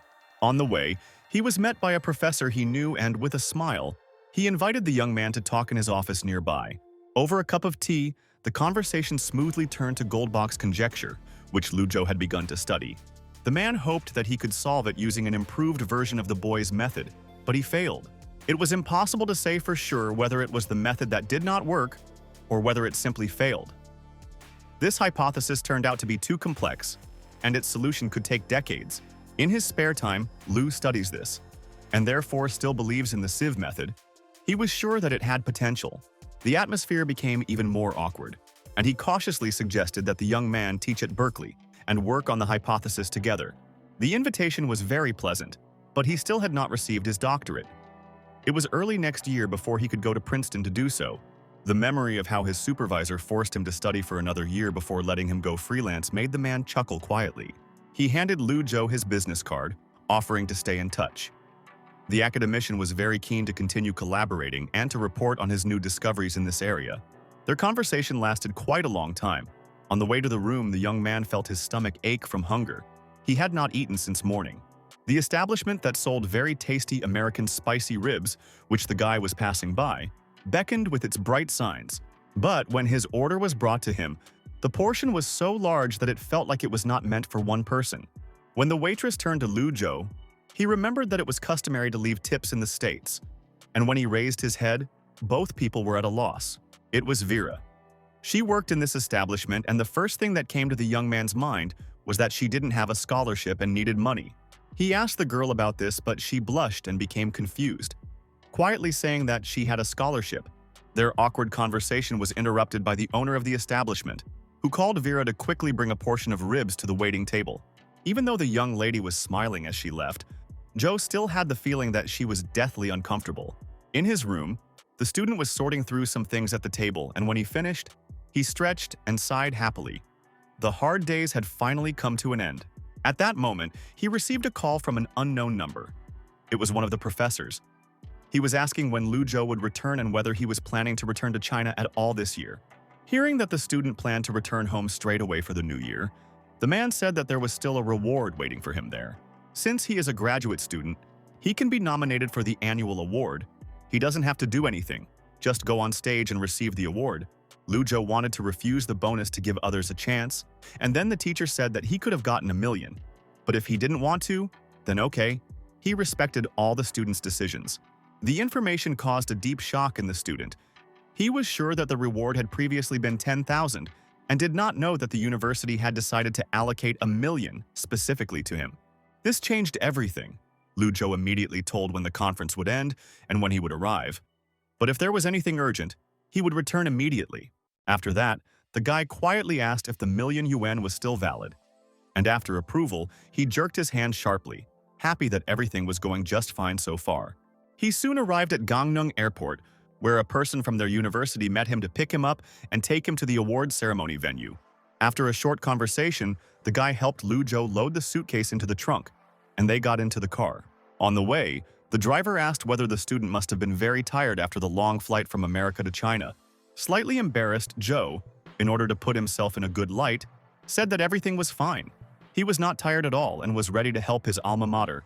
The young man said that this time the ceremony would be shown on central television, and he hoped that the student had prepared a speech. This approach was organized primarily because of him. Young people need a good role model, the so-called idol. Lu Zhou said that he certainly remembered about the speech, but he thought to himself that he would have to work hard to come up with at least something to say. The driver's words that everyone was counting on him did not help the young man to cheer up at all. The ceremony had already begun, but Lujo still didn't know what to say. He was very nervous and didn't know who to ask or whether he should ask at all. Remembering Xiao Ai, the boy wanted to ask her for help, but unfortunately, his intelligence level was not high enough to generate speech so quickly. The young man looked at the phone screen with disappointment. He had placed too much hope in the AI and had forgotten that he could only rely on himself. There was no time left. The host invited Lujo onto the stage, and all that was left was to improvise on the fly and hope that the brain wouldn't fail. This time, he decided not to talk about mathematics. As in all his previous conferences, he decided to talk about his beloved Jinling University. The appeal was addressed to everyone, both to those who had just enrolled and were afraid that their curiosity would fade too quickly, and to those who had been studying for a long time and whom the student council had forced to come here instead of going home for the holiday. The student talked about his experience of teamwork at a competition, where his friend did not let him down, about working at CERN with Professor Liu and student Yan. The goal was to motivate students to analyze his student life and figure out for themselves what they want from life and university. Enthusiasm and interest in their surroundings, friends, and professors can bring them many magical and unforgettable moments of youth. Whether you're studying in the library or speaking your mind to the student council, it's all a way to find yourself. In conclusion, Lujo said that he really hoped that they could get something out of their university life and not waste these 4 years.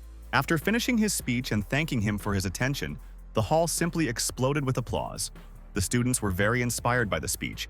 With a bright smile, Dean Chin handed him 1,000,000 yuan and congratulated him on his successful performance. He sincerely praised the guy's speech. Lujo thanked his beloved dean, but the man said that he was the one who should thank him. On the street after the award ceremony, the student smiled and chatted with the girls who approached him until a familiar voice called out to him. It was the student council president Lin Yuxian. She approached the ideal that she had been trying to court for several months now and greeted him sweetly. Noticing that the young man's tie was loose, the girl decided that this was an ideal opportunity, but Lujo did not understand this and agreed to her help. But she needed to help him get it back. A little later, the young man came to Professor Tang. The man made them tea and asked when Zhou was going to get married. But the student had no answer. He said that there were teachers who would like to introduce their granddaughters to him, especially the head teacher Lu. But the young man was against the old-fashioned matchmaking traditions. Lujo admitted that even if he wanted to arrange a marriage of convenience, it would not work. And after this sentence, there was a long silence. Both did not raise their heads and did not look at each other. The guy realized that he had ruined the whole conversation, and the professor allowed him to go to his place. After the ceremony, student Lu immediately went to his hometown to spend the holidays with his family and was immediately met at home by his younger sister. The girl hugged her brother tightly and dragged him inside the apartment. She was in a hurry to spend time with him and get her gift. She was alone at home now. Mom and Dad were now at the supermarket, buying fish and other products for today's dinner. While she had free time and no one bothered her, Xiaotong did tests and studied. After reporting on who was where and what they were doing, she asked where her gift was, and Lujo said that it was in the suitcase, and also asked her to take it to the room and pour some water for her elder brother. The girl was slightly offended by the playful request not to eat the whole gift at once, so that he could recognize it when he returned from Princeton, and besides, she would never be able to handle that much at once. While they were talking, the schoolgirl took out a bag of cosmetics that she had bought for her friend as a gift and hid the bag in the closet. After calculating the total cost of her cosmetics and skincare products, she concluded that she could make 1,000 yuan profit on them if she sold them. The girl wanted to share the profit with her brother, but Joe said that she should not think about money now and focus on her studies. He would be able to provide for her. As long as you have excellent results, you will be rewarded with good payouts. The young man shared the news that he now has 1,000,000 yuan. With these words, he inspired his sister to study hard and enter Jinling University, and she promised that for the sake of such scholarships, she would become a genius like her brother. Lujo caringly explained to his little sister that she didn't have to become a genius or worry about anything. If she had financial difficulties, he would help her. Having promised to try, she told him that she had 2 pieces of good news and asked which one he wanted to start with. Her brother was ahead of her. He had already guessed that his smart sister was first in the class in the monthly exam. The second piece of news was that her school, and as Tung decided to say, her mother, wanted him to give a speech to the students. There was nothing good in this news for Luzhou, and his sister mistook his surprise for reluctance to go and became frightened. Looking into the round, pitiful eyes of the younger one, the brother pretended to be thinking seriously and could not decide whether to go there for his sister's sake or not. As soon as he said yes, Xiaotong rushed to hug him, looking very happy and grateful. The next day, Luzhou spoke to the students at the school playground, starting with introductions and greetings. He began to tell the children about his university with a smile. Xiaotong listened to her brother with a smile and shining eyes. She was proud of him. Her friend asked about him. The girl offered to introduce her to a 21-year-old doctor of science, but the schoolgirl brushed it off, saying he was too old for her. Xiaotong stuck out her tongue and said she wouldn't have given her little brother to her anyway. After performing at school, Luzhou walked along Jiangling Street with his father, a common pastime they had when he came home. He wondered if his dad had thought about renovating the house since Tuntun was going to university soon. After the Chinese New Year, Luzhou will receive his master's degree, after which he will fly to Princeton, he will have a scholarship in dollars, and he proposed to give his savings in yuan to his family. Hearing that the amount was 1 million yuan, the man choked on air and started coughing. He was in complete shock. It was very awkward to receive such help from his son, because he could still work. But the guy continued to insist on his own. Father's doubts were very strong. He assured that despite how much he worried about his sister, the university was not such an expensive pleasure. Luzhou cared not only about his sister but also about his parents. He told his dad with a smile that everything had already been decided and he would give them the money anyway. For a little while longer, the man stood his ground to show himself from his best side, saying that he was the head of the family and he had not yet agreed to anything. But in the end, he still agreed. And with a smile, he allowed his son to do what he thought was right. At the airport after the holidays, Luzhou said goodbye to his family. His mom and dad wished him good luck and asked him to be careful in another country. He promised to call when he arrived and went inside, heading to his flight. Soon, the genius student of Jinling University received his education certificate and diploma. It was time to set off on a new adventure. At the airport, right as he was boarding the plane to Princeton, Menzi called him. For some reason, the girl was very interested in when he would board the plane. Luzhou didn't quite understand what the girl wanted from him, why she was asking whether he was on the plane or not, and what time the flight was. After receiving the answer she so craved, Menzi immediately hung up, her first thought being that she could rush to the airport. But no one came, and already in America his brother Wengswan met him. The guy hugged his friend around the neck, noticing that he had only lost more weight after the holidays. He put the younger one in the car, saying that they would talk longer on the way to the restaurant. It was only when Joe found himself in the backseat of the car that he remembered that his phone was in his suitcase, and his suitcase was in the trunk. Lo asked what was so important he had forgotten, but the guy decided that it was pointless to stop now, just for the sake of the phone, and that he would get it out in the restaurant. Meanwhile, Chen Yushan was nervously fiddling with her phone at the airport. Luzhou should have landed by now, but for some reason he still hadn't answered. She kept looking at the screen, then at the path from the landing strip to the exit. The girl was terribly hungry, but she couldn't leave. While she was starving and tormenting herself, Luzhou sat calmly in the restaurant and answered her call with a smile. Who would have thought that he was already in Philadelphia?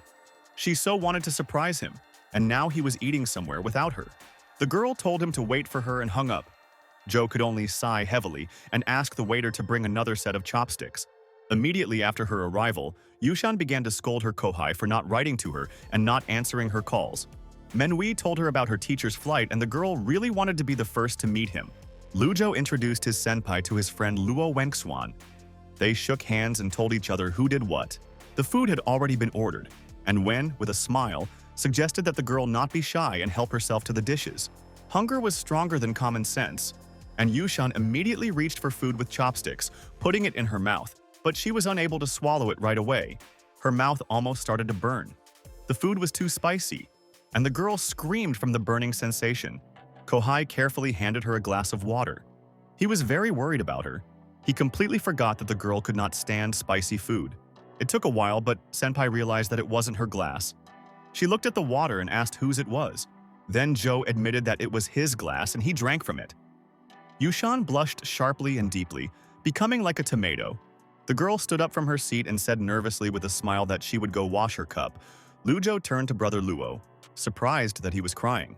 The food was indeed too spicy, but Wengswan shouted that it was not because of that, and that he was not crying at all. But in his mind, the young man envied the younger one.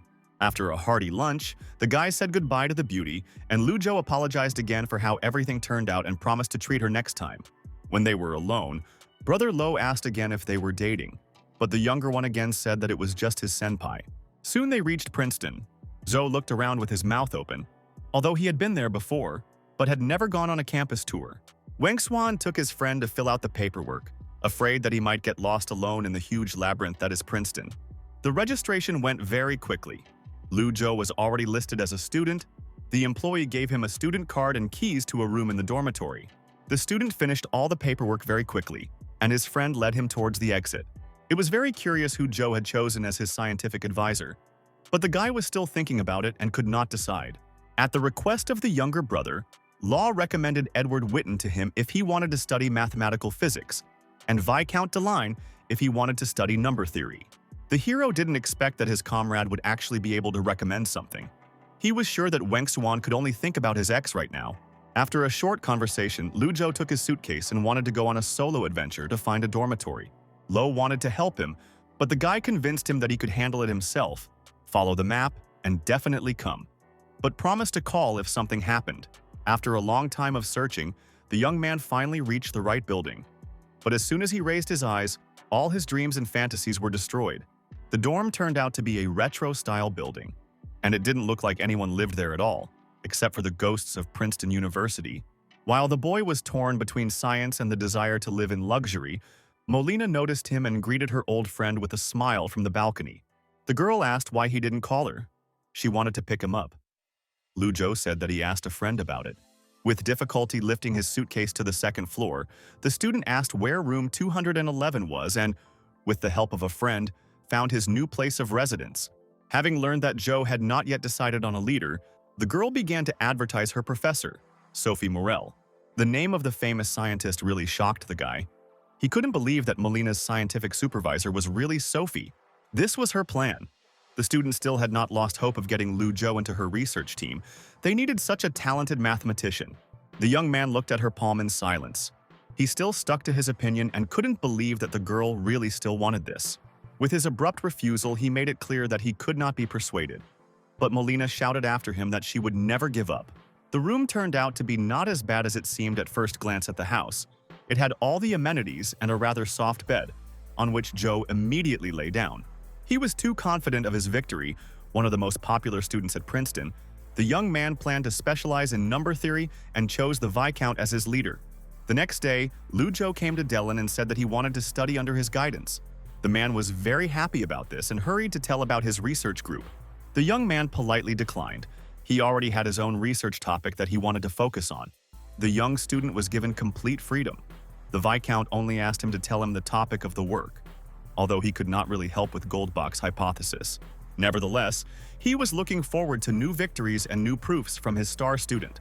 Naturally, in addition to his own research, Lu Zhou also had to help him with his work as a teaching assistant. The young man assured his supervisor that he would cope well with the role of a teacher. The man did not even doubt his abilities. In addition to all this, the elderly academic prepared a small gift for the mathematical genius, who had been waiting for his moment in the desk drawer all this time. The Viscount heard about his family's situation and therefore decided to help financially. He prepared a form and told him to take it to the finance department in order to receive tuition fees in the future. Later that day, Lu Zhou was sitting in a cafe with a new acquaintance who suggested he get into investment banking and could recommend a couple of good places. But Zhou was not interested in work. All that occupied the thoughts and heart of the genius was research. The comrade was surprised by such an answer. He considered finance very fascinating for mathematicians. He was happy to be in finance himself, and even wanted to go to business school, but his father forced him to go to Princeton. Initially, the young man was interested in mathematics, but it turned out to be too difficult, and he switched to history. Unfortunately, Princeton is the only Ivy League school that does not have a business school, which upset the student even more. Their conversation was interrupted by a girl who was walking towards the table. The friend decided that Zhou had a date, and decided to leave so as not to interfere with their meeting. Lu tried to convince him to stay, but the guy didn't want to be a third wheel. He said goodbye to his new acquaintance and promised that they would see each other later. The stranger who came on a date turned out to be Molina. She silently looked at the young man and sat down next to Lu Zhou. She wanted to talk about her project, since she already knew that the guy had chosen Professor Deline. The girl could not believe that he was really not interested in their work. This topic was already starting to get a little tiresome, but he still decided to explain why he considered this an unrealistic undertaking. He asked for a couple of seconds to think about how to prove the Riemann hypothesis. To begin with, one would have to build a completely new theoretical basis and use it to solve such a difficult theorem. Molina jumped to her feet and shouted that this was exactly what they were doing now, but she was unable to answer the question of whether she was ready. This spoke volumes. Lou realized that they didn't even have the foundation ready yet, let alone solve the entire Riemann hypothesis. The situation was becoming increasingly awkward, and she brushed it off, saying that she and her boss could easily do this for the rest of their lives. And then the young man firmly asked her not to drag him along. He still has other things to do, like Goldbach's conjecture, which he's working on right now. This news made the girl very happy. She was not mistaken when she assumed that he had also gone crazy and began to ask about the method he wanted to use. She suggested a couple of very well-known ideas, but Joe proudly declared that he was not going to use any of them. Full of confidence, the young man stood up and declared that he would develop his own method to prove it, at which point he looked very cool and handsome in Molina's eyes. 3 weeks have passed since then. Professor Deline gave his student a year to achieve results in the research, and all this time the guy was working on it. Luo wanted to drink more coffee, but he was distracted by a call from Luo Wenxuan. He was waiting for the younger one at the gate to go choose a car. They came to a center owned by some rich guy from the Middle East. He could help with the paperwork and deliver some modifications. Joe hoped that this man was an acquaintance of Brother Luo, but it turned out that this was not the case, which meant that the guy would not get a discount. The cars here were much cheaper compared to other places. Wang Xuan recommended a Porsche, but that car was too expensive for the junior. He was more interested in getting a mid-size Ford SUV so he could save on expenses and not spend all his money. After buying the car, Luo Wenxuan was worried that the younger one wouldn't be able to get there on his own. But Lu Zhou convinced him that he remembered the way and had a navigator. They said goodbye, and in exchange for a promise to treat them to dinner, Brother Lo asked to introduce him to several beautiful girls from the University of Pennsylvania. Immediately after this, the hero hurried to call his senpai. Yushan answered him with a smile, glad that he finally remembered about her. When she heard that he was in Pennsylvania, she immediately hurried to pay for the coffee so she could go down to her beloved Kohai. Once outside, the girl was very surprised to see Joe's brand new car, which he had literally just bought. Yushan took the young man's phone to get directions to a good restaurant nearby where they could have dinner. A short time later, they were sitting at the table drinking drinks. The girl was talking about her situation in school. Her supervisor was working on a Walmart project, and now she had a lot of work. After she had spoken out, she asked why her Kohai had bought an SUV out of all the cars. Joe said that he just liked it. The car was big, rough, stable, and then he faltered, blushing slightly, after which he added that such an SUV is suitable for people like him, and it is very similar to its new owner. The girl laughed and said she thought he would be better suited to a Mini Cooper, a fairly popular small car. Upon returning to the dorm, Lu Zhou ran into Molina in the hallway. She thought the guy had come back from a date, but he replied that he was buying a car. In his room, the guy sat down at the computer, and Xiao Ai reported a new letter from Vera from Berkeley, whom they ran into at the conference. The girl wanted to ask for advice regarding a previous topic and one equation. Joe was pleasantly surprised by her resourcefulness. He would definitely take her as a student if he were a professor. There was another incoming message, this time from Frank Wilczek regarding their work on signals and experiments. This short message with a request for a personal meeting made the young man very wary. Something clearly went wrong. They soon met at a nearby cafe. Frank apologized for being late and keeping the young man waiting. Immediately after the man placed an order with the waiter, he asked the younger one for a flash drive to transfer documents from the laptop he had brought. Joe couldn't understand why the old man couldn't send him this simple data by email, so he was shown graphs that should have clarified the situation without words. These were the latest experimental data from CERN. The graphs were distribution curves and statistical diagrams of the collisions they had managed to collect. The level of trust dropped, and no matter how many times they ran the experiment, they could never reach the same level. Also, during the end-of-year work, he didn't even show up in the area they were researching, which is why the trust level dropped. The recent theoretical physics conference in Brussels had been a big event, with 20 minutes spent on the subject, and Frank was sorry the boy had missed it. And even though it didn't matter, The man allowed him to take these graphs to study them in more detail and understand everything for himself. As a sign of respect, Wilczek took off his hat and said that it was a pleasure to work with the young talent, and he was sincerely grateful to him for his work. From a scientific point of view, it is easier to build a physical model to explain why there is no supersymmetric particle than to find one. Lu Zhou listened attentively and silently to the old scholar, and finally replied that he was not yet ready to give up. These words amused Wilczek. He smiled and wished the young man good luck in his future work. On his way back to the dorm, Zhou ran into Molena, who was jogging, and he looked so depressed that she assumed he had been abandoned. His ambiguous answer gave her reason to think that he really had broken up, and now she might have a chance. Sitting in class the next day, Lu couldn't stop thinking about Goldbach's conjecture. He couldn't shake the feeling that he had missed something. He hoped that he could catch hold of something he had been far from for too long, and re-examine and remember some basic things, hoping that it would inspire him. One of the students at this time reported that the teacher had made a mistake. The professor admitted it, but said that despite the mistake, he could come to the same conclusion. He began to write the continuation of the solution on the board. The students followed him attentively, wondering if this was really possible. The words about the same result, but in different ways, gave Lu Zhou the final piece of the puzzle. This sudden realization not only inspired the guy, but he seemed to fall into a scientific ecstasy. He finally found a way out. Around this time, Edward joined his friend Deline for lunch, wondering why his graduate student had been nowhere to be seen lately. The Viscount explained that the young man was studying Goldbach's hypothesis and asked for approval for a 2-week vacation. Many were sure that he was working on Professor Deline's research project. Even Edward did not expect that the guy had gone freelance. Although the friend invited his student to join his group, the guy was not interested, so he did not insist. He believed that geniuses like Lu Zhou were better left to their own devices rather than being forced to do anything. In the middle of their conversation, a message came from Lu. He warned that he would be forced to be absent for a long time, and it could take more than a month, but promised to give a satisfactory explanation. Delling read the message and sighed quietly. He wasn't sure if the guy would succeed, but he didn't agree with his research method. Shutting himself off from the world was not always a good choice. He could end up in a dead end. The Viscount would gladly support him if it came to academic meetings and conferences. But despite everything, he continued to support his decision. The proof of the twin numbers hypothesis was truly astonishing. At one point, Lu Zhou even created an illusion for Delling, which touched him even more than the decision itself. It was as if for a moment he saw Grothendieck, his dead teacher, again. For a split second, he rose again on the stage in the guise of a young genius. These words surprised Edward very much. The man did not expect that the old man's heart had such touching feelings for this young man. More than 2 months had passed since that conversation, and Lu Zhou had been a recluse in his room working on Goldbach's conjecture all this time. Despite all the difficulties and sleepless nights, he finally achieved a result in his hypothesis. Everything was ready and looked just fine, but the guy didn't know how such mathematical hypotheses were considered.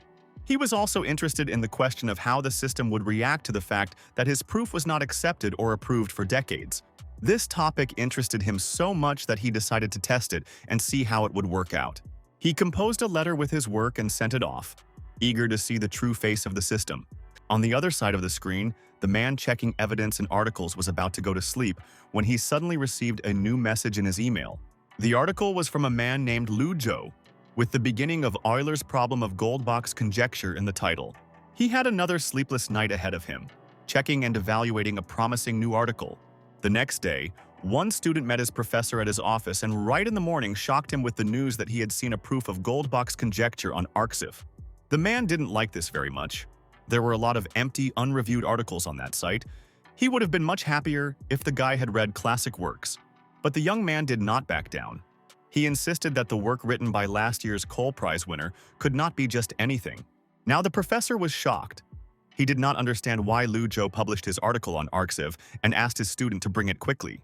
When the guy brought a stack of papers, the man began to silently and quickly read the work with the proof of one of the most serious hypotheses. After some time, the scientist admitted that he himself did not really know whether Lu Zhou was right and whether the proof was correct. Despite this, no mistakes were made in the work. The young man used a completely new method, in which signs of the sieve method and the circle method were noticeable.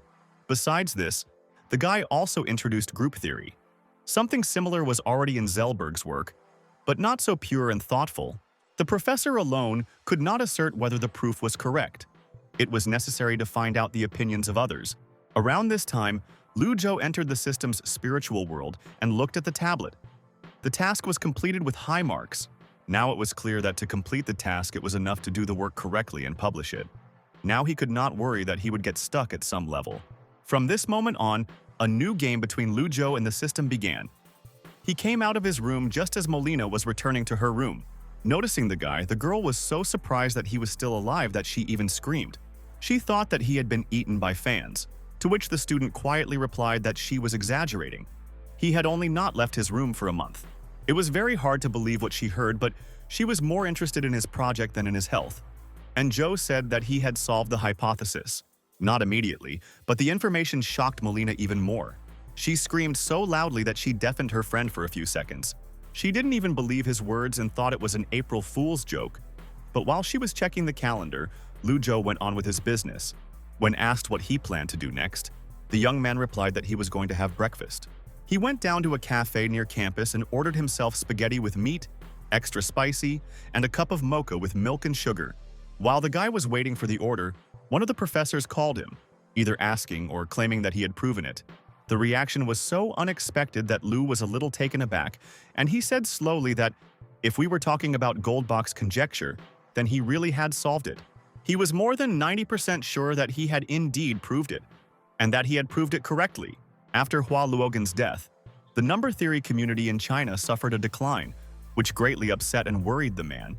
Regret over underestimating the young talent of Jinling University overwhelmed the professor. He did not expect that he would solve Goldbach's conjecture. I really wanted the guy to become a professor at Shwimu after he graduated. But Joe said he wanted to work at Princeton for 2 years first and then return to his university. Surprisingly, the teacher did not object. He supported the young man's aspirations. Jinling University was indeed a good place. After breakfast, Lu Zhou was called to see his supervisor, Viscount Deline, who frankly said that Goldbach's hypothesis was beyond his field. His opinion won't solve anything and won't be able to help, but he will arrange an hour-long report with the Institute for Advanced Study. All the student would have to do was prepare a presentation and a speech. But there was just one problem. There were no conferences coming up. The professor said it didn't matter. He would help his student put together his own. It would take place in Lecture Hall number 1. A few days later, a conference was held at Princeton, and many people came to hear the proof of the conjecture. One of the famous professors sat down in the empty seat. He was seriously inclined to criticize the work and expected only perfect answers. Lu Zhou waited backstage. He was very nervous, and when it was time to go on stage, he took a deep breath and exhaled, instantly calming his nerves.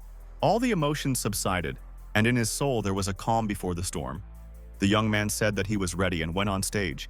He thanked everyone for coming, and then warned that he had divided the content of the talk into 2 parts, one on the group structure method and the other on the proof.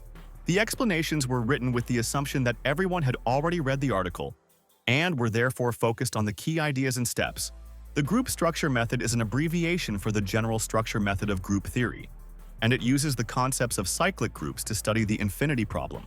One of the spectators, who was sitting next to the professor, asked him what Lu Zhou was talking about. He could hardly understand the meaning of the words, but the man did not answer him. He was completely absorbed in the report. Not far from them, in other places, sat Viscount Deline and his friend. He was amazed by the talent of the young man on stage. He reminded him of himself in his youth. Deline recalled only the shameful moments of their youth, to which his comrade replied that only in moments of despair can one find inspiration and get out of a dead end. After that, they returned to the topic of the report. They both did not understand Goldbach's hypothesis, and then the Viscount advised asking Faltings about it in more detail. The friend was amazed. He could not believe his ears. Faltings himself came here in order to hear about the proof. As they chatted, the speech came to an end and the audience burst into applause, drawing the attention of the 2 elderly professors back to the stage. All the worries were just a waste of nerves, and Viscount Deline admitted that he had never really been worried. He had always believed in his student. Lu Zhou bowed to his audience and listeners. The proof of the hypothesis and all his steps towards it were before their eyes. Even the professor, who was skeptical at the beginning, applauded the young genius. It was truly something that took your breath away. At the end of the presentation, a person on behalf of the university came out on stage to the guy and presented him with trophy champagne. In the near future, A commission will meet to independently evaluate his work. But for now, he had to observe tradition and open the bottle right on stage. Joe was in a good mood and was happy to open a bottle of champagne to celebrate his success in proving it. After the cork was pulled from the bottle and the drink spurted out, the atmosphere in the room was festive. For the second time in this decade, scientists had witnessed a historic moment. Immediately after this, it was time for the interview. The young man patiently and with a smile answered all the interviewer's questions until his strength finally left him. After the last answer, the student advised him to interview his supervisor, Deline, and went off to his place to rest. Quickly running away from the crowd of people, Lu Zhou went into the restaurant and ordered a huge portion of steak to finally eat. But even that was not given to him by the manager, John Morgan. The man wanted to lure the outstanding talent to his Columbian University by offering him a job as a professor, but Viscount Deline was not going to let his protege go so easily. To settle the issue of working at Columbia once and for all, the man told Lu Zhou that Princeton had decided to give him a doctorate based on the results of his dissertation. After discussions with the Princeton Institute for Advanced Study, it was decided that they would send him an offer of a teaching position along with his degree. The confused guy did not immediately understand that in a few days, he would have a chance to become a full-fledged professor.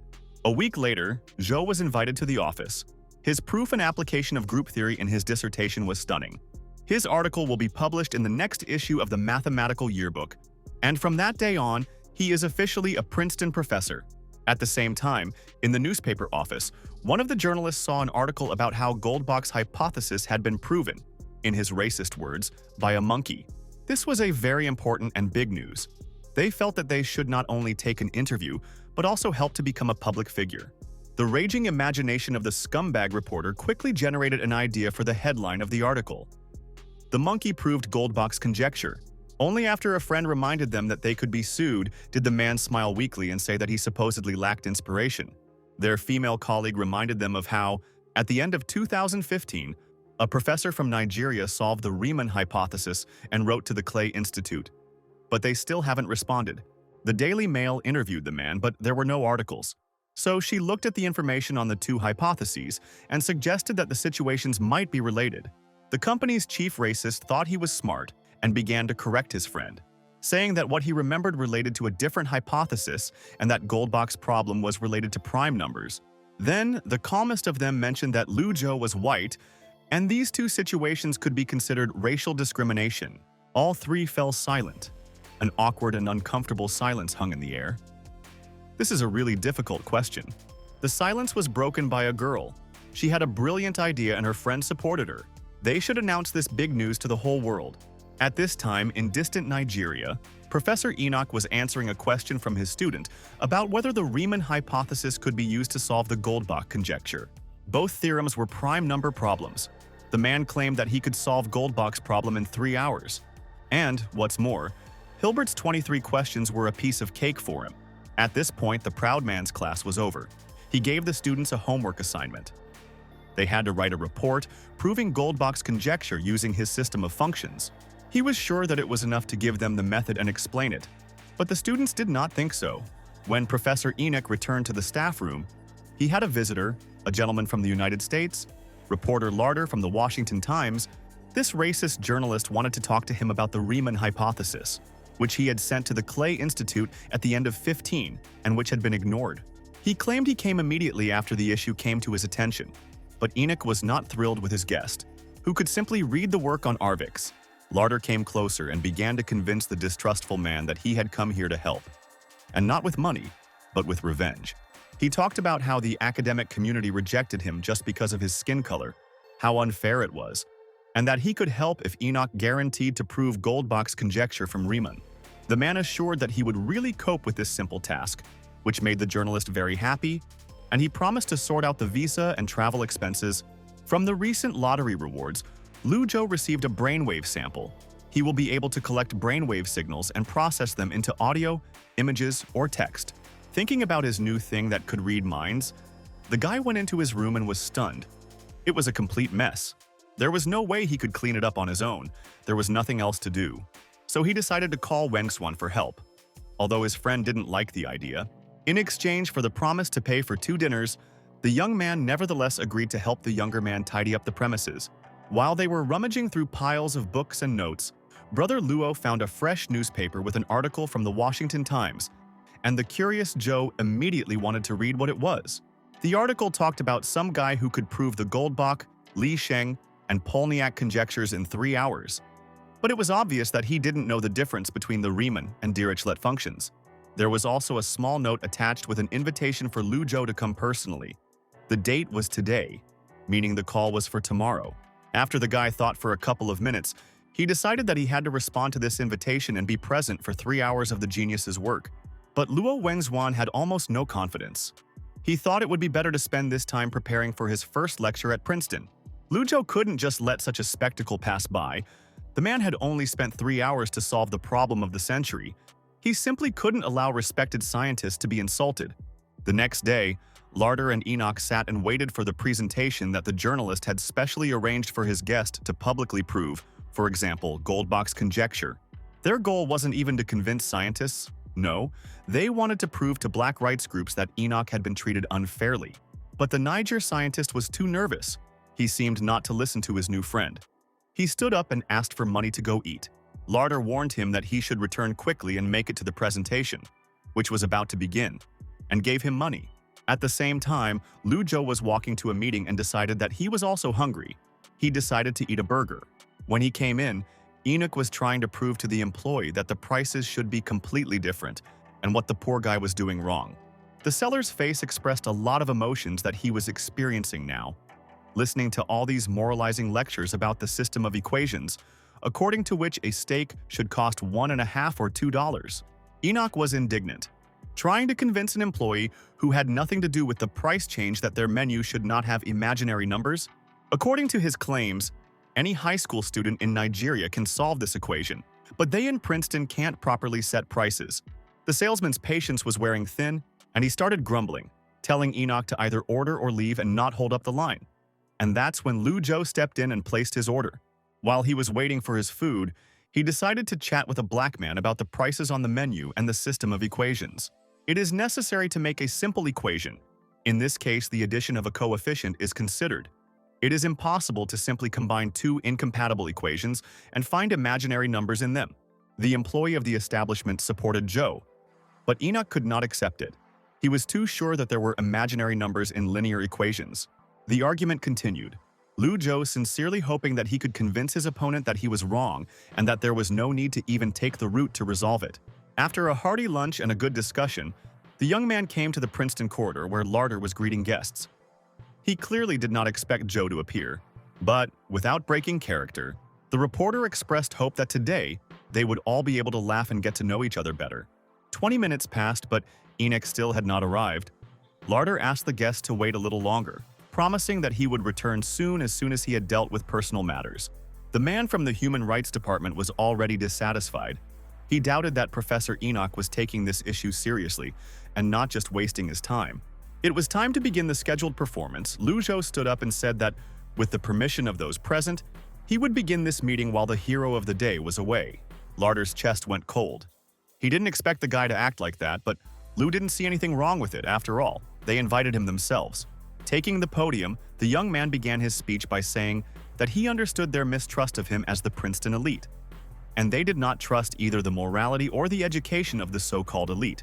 It is understandable why they would be more interested in hearing the forgotten, unrecognized voices. But today, Zhou wanted to talk to them about something else, and reminded them that he is a Chinese scientist. He asked the self-described politically correct guests if they had considered his opinion when they read the white guy's article in the Washington Times. Larder knew his whole plan was falling apart before his eyes. He kept calling Enoch non-stop, calling him the rudest name possible. Today, Lu Zhou did not intend to use specific mathematical symbols, but he did not deny that something difficult for an unprepared listener would flash by.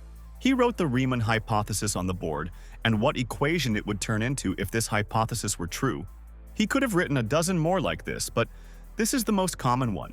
It was precisely this hypothesis that was discussed, and in response to Enoch's work, the Nigerian put forward an interesting point that Hardy and Litwood had already spoken about in the 1920s. After these words, the young man drew the attention of the audience to the fact that he was talking about the generalized Riemann hypothesis, which was different from the simple hypothesis. These were two different things. Lu was worried that his explanation might not be simple enough, so he decided to make it even simpler. Prime numbers in Riemann's problem are used for multiplication, and the same numbers in Goldbach's conjecture are used for addition.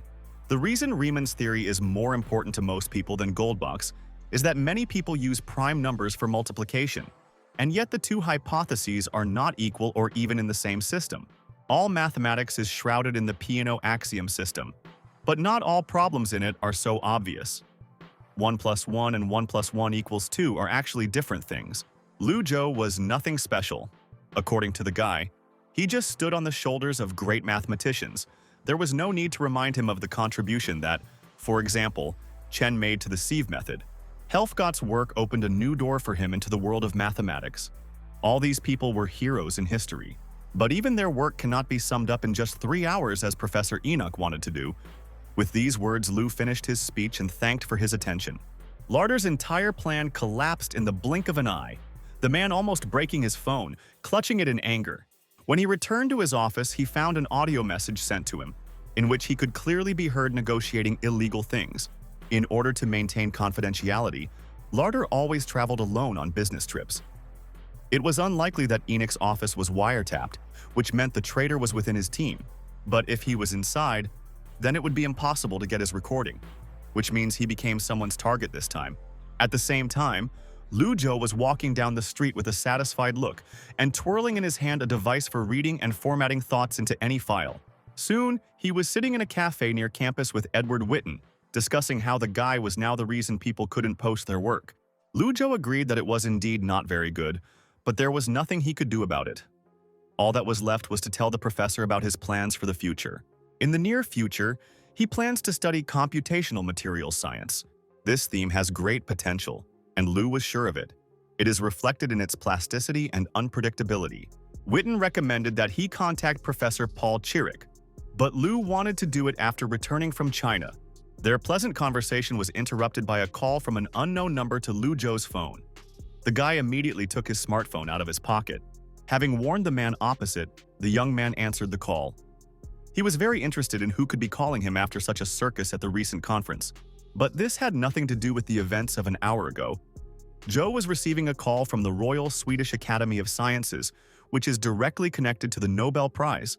This call shook the doctoral candidate to the core, and thoughts immediately began to pop into his head that he was being nominated for an award.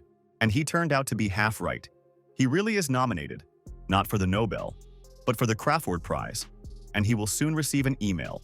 After the call, Lu Zhou apologized to Professor Edward and said that he urgently needed to return to his office.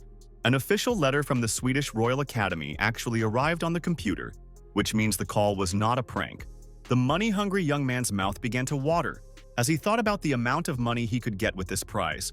2 letters said the Royal Academy planned to hold a meeting to confirm the results and award the prize. Professor Tong called very suddenly.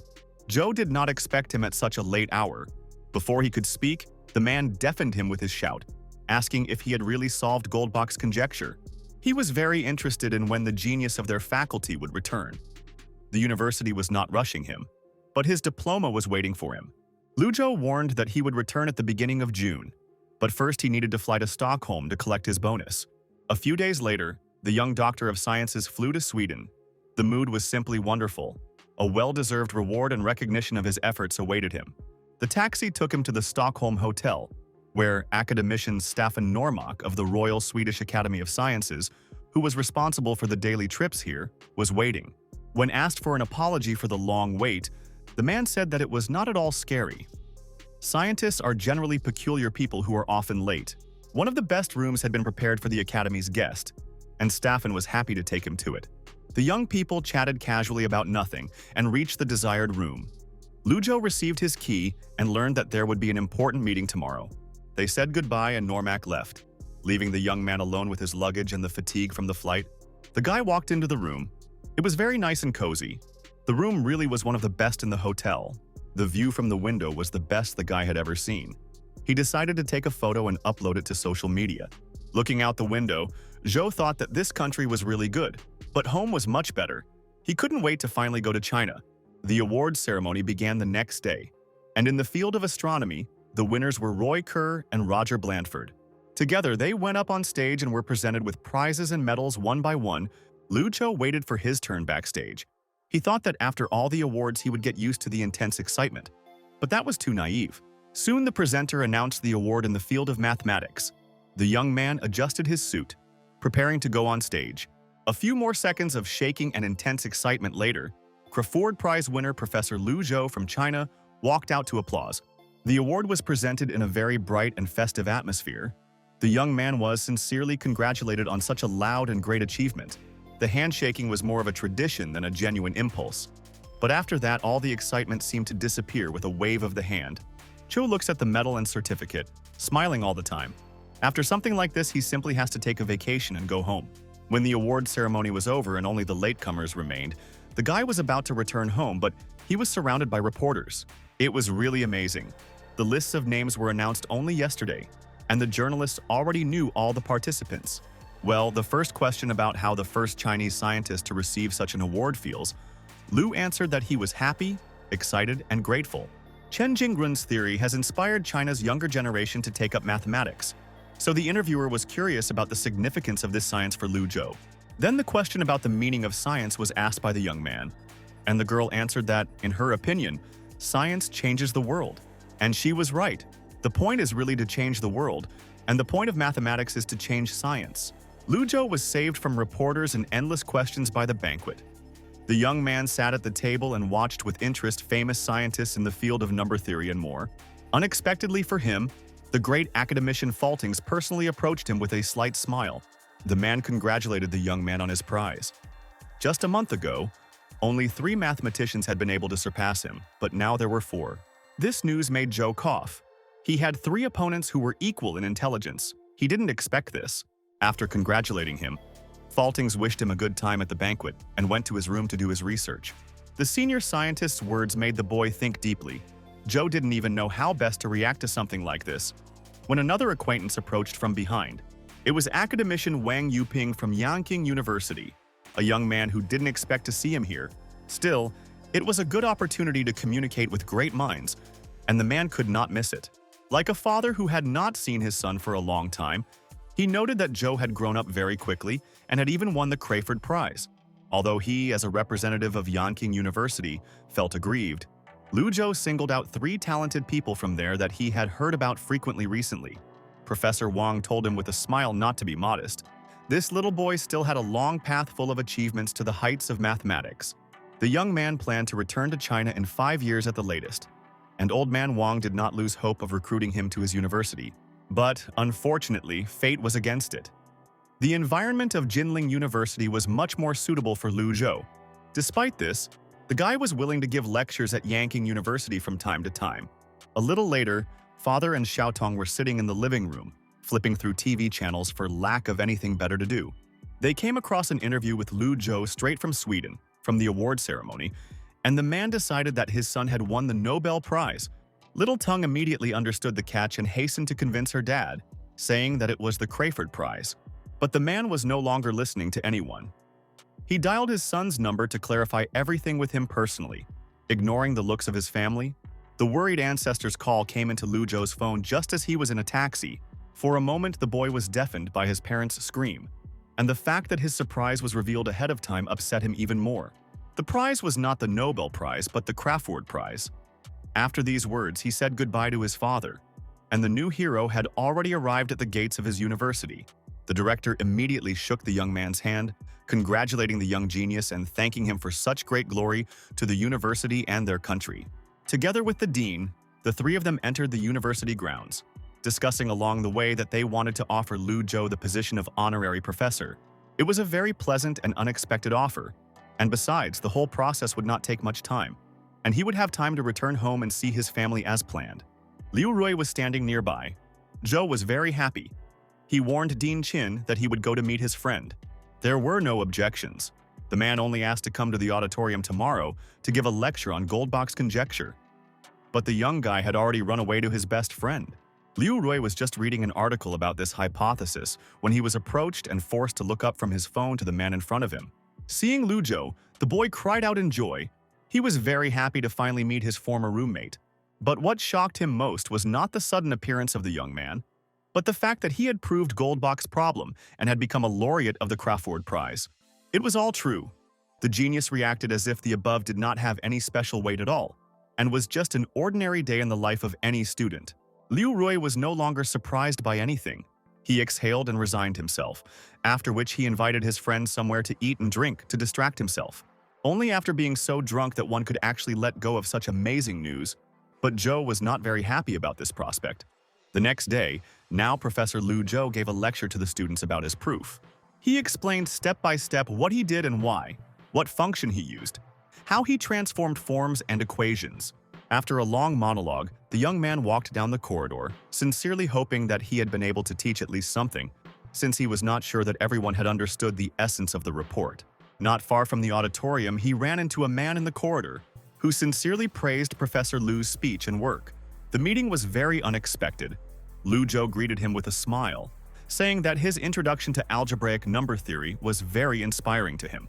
The scholar admitted that he was writing another new textbook and would like to use Liu Zhou's speech in his work, and the younger man was very happy about this.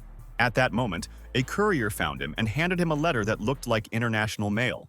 The young man thanked him and began to read the sender's name. It looked like documents from an international patent organization. Now all that was left was to write an article and promote the technology. But before that, there was something else very important. His younger sister's entrance exams worried the girl a lot. No matter how hard he tried to calm her down and tell her what to do, the anxiety did not subside. Finally, the supervisor's office was opened. Liu Zhou supported the younger one with words one last time, advising her to rely on her own strength. His words made her feel, albeit a little calmer. Xiaotong exhaled and went to the room allocated for exams. The older brother shouted some funny advice after her, and the excitement completely disappeared. The girl laughed quietly and hurried on. This scene reminded Zhou of how his parents saw him off to exams, and now it was his turn to see his little sister off. The young man bought ice cream and sat down near the school while he was waiting for Xiaotong. Mengqi wrote to him, asking him to support her. The girl also had entrance exams today. There was no doubt that his talented student would cope with the tasks. He wrote her words of encouragement and wished her good luck. A few days later, the entire Liu family stood in front of the computer to check the results of the Tong Tong national exam. The girl scored 620 points. This was a very high and remarkable result. The graduate almost strangled her brother in her arms from joy. To celebrate the success of his beloved little girl, the father took a day off from work and ran out for a bottle of alcohol. Now that Xiaotong had enough points to enter Jinling University, Zhou asked her with a smile if she had already thought about her major. The little girl, who had a character not unlike her brother, decided that she wanted to get into finance because it sounds like a lot of money. The guy was silent for a while and then joked that alchemy was also not bad because it was connected with gold. Xiaotong even believed him, until her brother admitted that he was not serious. When the girl ran off to play, Liu Zhou sat down to organize materials for the interview. But this topic interested Tong Tong much more, and she ran back to her brother. Now that he was a professor at Princeton, he had to take on at least one student, and Tong Tong was also wondering if it would be possible to conduct the interview at home. A smug and proud Zhou said that many very busy professors use Skype for this purpose, but generally only the very stubborn ones hold face-to-face meetings. Seeing a cute photo of a girl, Xiaotong screamed for her brother to choose her, but she was rejected. This is not a date, and the appearance parameter does not work here. The younger one was very interested in how to choose students then, but instead of answering, she was kicked out and sent to continue playing games. The little troublemaker, as the boy called her, was gone, and now he could get on with his work. There were 10 resumes in total, and not a single student had a GPA below 3.7 on a 4-point scale, all courses A or above. The percentage of water content was very high. Liu Zhou didn't know what to be more surprised about.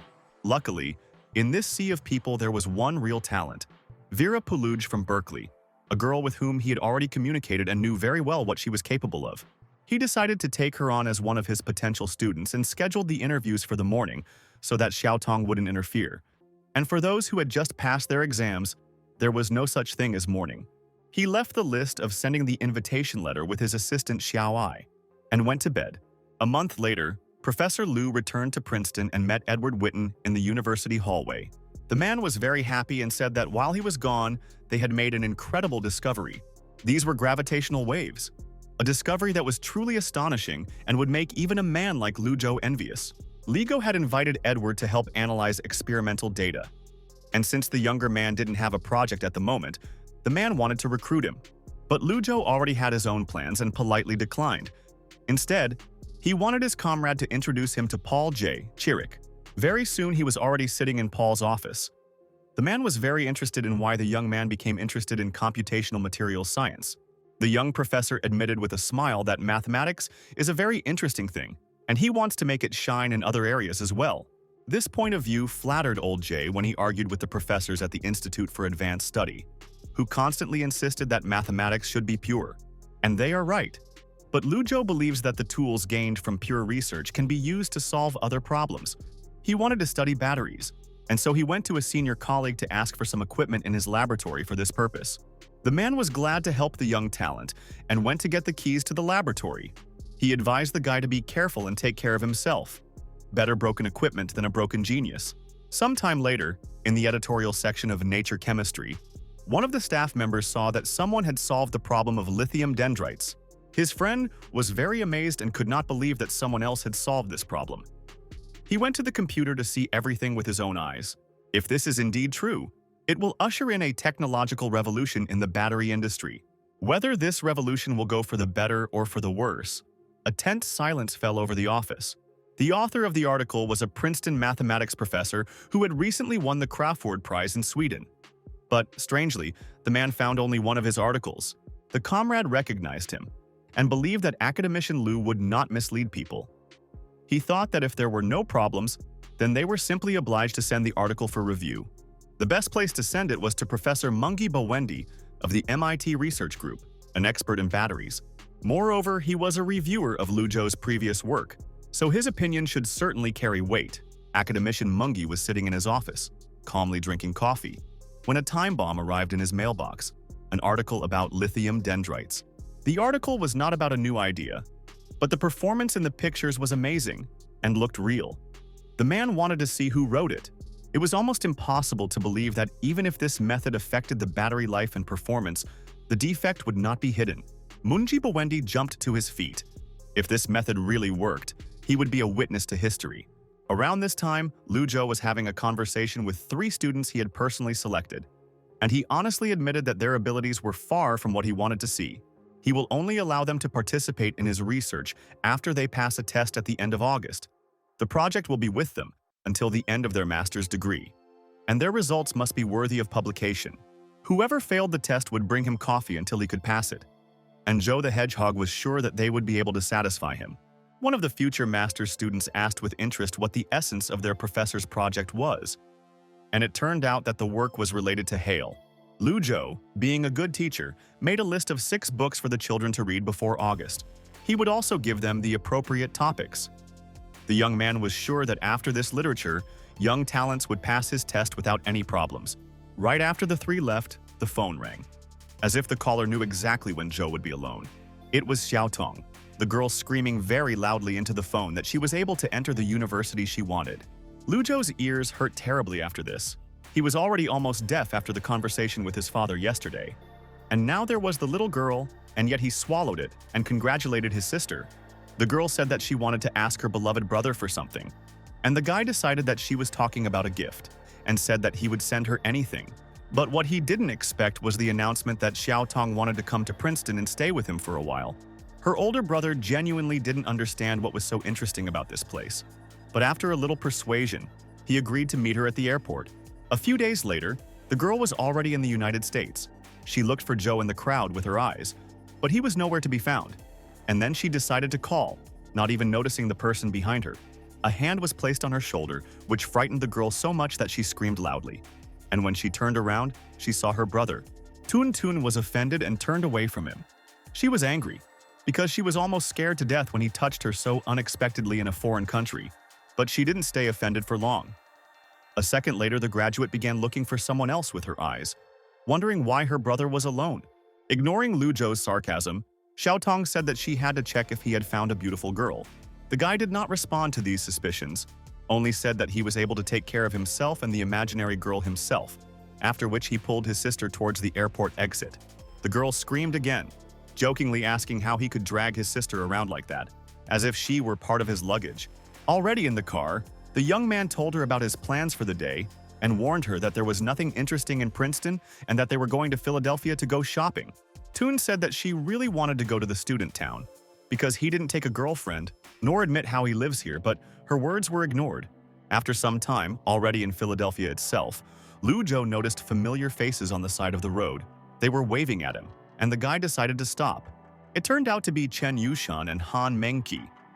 The girls walked closer to the car, both of them very happy to see their old friend. Neither Zhou nor Mengqi expected to meet each other, but for various reasons the girl, for example, should not be in the States at all. Xiaotong immediately climbed out of the back seat and asked what kind of relationship they had. But her brother gave her a flick and said that he was her tutor. And that was it. Lu Zhou invited the girls to get into his car. The younger sisters immediately found common ground and got along at first sight. After he and Yushan greeted each other, the teacher turned to his student, asking if she had chosen a university yet. There were too many applications for mathematics this year. Jinling University became very popular this year, and Mengxi was very ashamed to admit it. Instead of the desired faculty, the girl entered applied chemistry. This made her very sad, but Zhou advised her to let go of everything today and have a good rest. The older sister's enthusiasm was very contagious to her friends. She promised that she would show everything to her sister and her friends. She was very happy to see them all for the first time in a long time. Mengqi and Xiaotong became friends very quickly. They talked a lot, and in the store they picked out clothes for each other. Yushan helped them. After a hearty and delicious snack, they got back into the car. The whole group was having a good time. Even Lu Zhou was happy to listen to their chatter. A whole month passed in such a relaxed and cheerful manner. Xiaotong's vacation was coming to an end, and it was time to return to China. The older brother could not stop worrying about his sister. Only now, seeing her walking alone on a plane to another country, did he realize that she had long since grown up. At the same time, Molina came out of the airport. The girl had just returned from a trip abroad. Seeing Lu Zhou was very unexpected. She even thought that he was waving his hand at her and had come to pick her up. So she rushed to the car on the wings of joy. Having given the guy a high five, the girl hurried to put the suitcase in the trunk. She was chirping with joy that he had come for her. Zhu sat and sincerely did not understand what was happening here. He literally froze for some time, after which he exhaled from hopelessness. A second later, Molina was sitting in the passenger seat with a smile and a slight blush, and it finally seemed to her that something was wrong. Her friend looked suspicious. And here, instead of being thrown out of the seventh heaven straight onto solid ground, Lu Zhou honestly admitted that he was actually here because he was seeing his sister off on a plane to China. In his room, the young man tried to understand what had happened to his girlfriend, since she had jumped out of the car so quickly and had not even thanked him for giving her a ride. He quickly pushed aside unnecessary thoughts and plunged into the world of the system to see what rewards he received for the completed task. For solving the problem of lithium dendrites, he gained quite a lot of experience, and the level of materials science and biochemistry improved significantly. Moreover, mathematics rose to the 5th level, and physics was at the 3rd.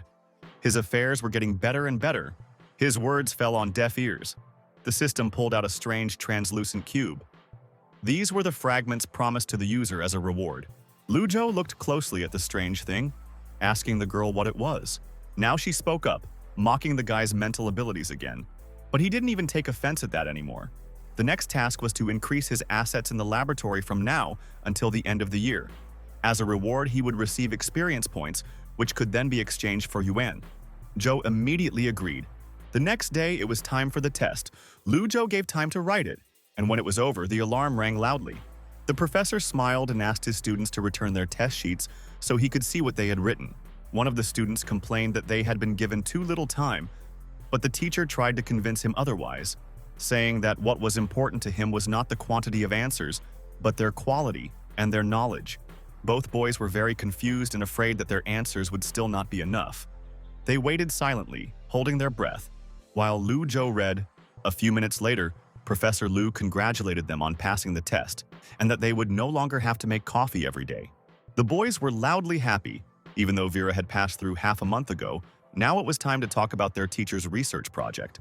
The Hale conjecture, also known as the Collatz conjecture, states that any given positive integer, after being continuously operated on for a limited amount, falls into a numerical trap. Simply put, no matter what number n we take, Sooner or later, we will get one.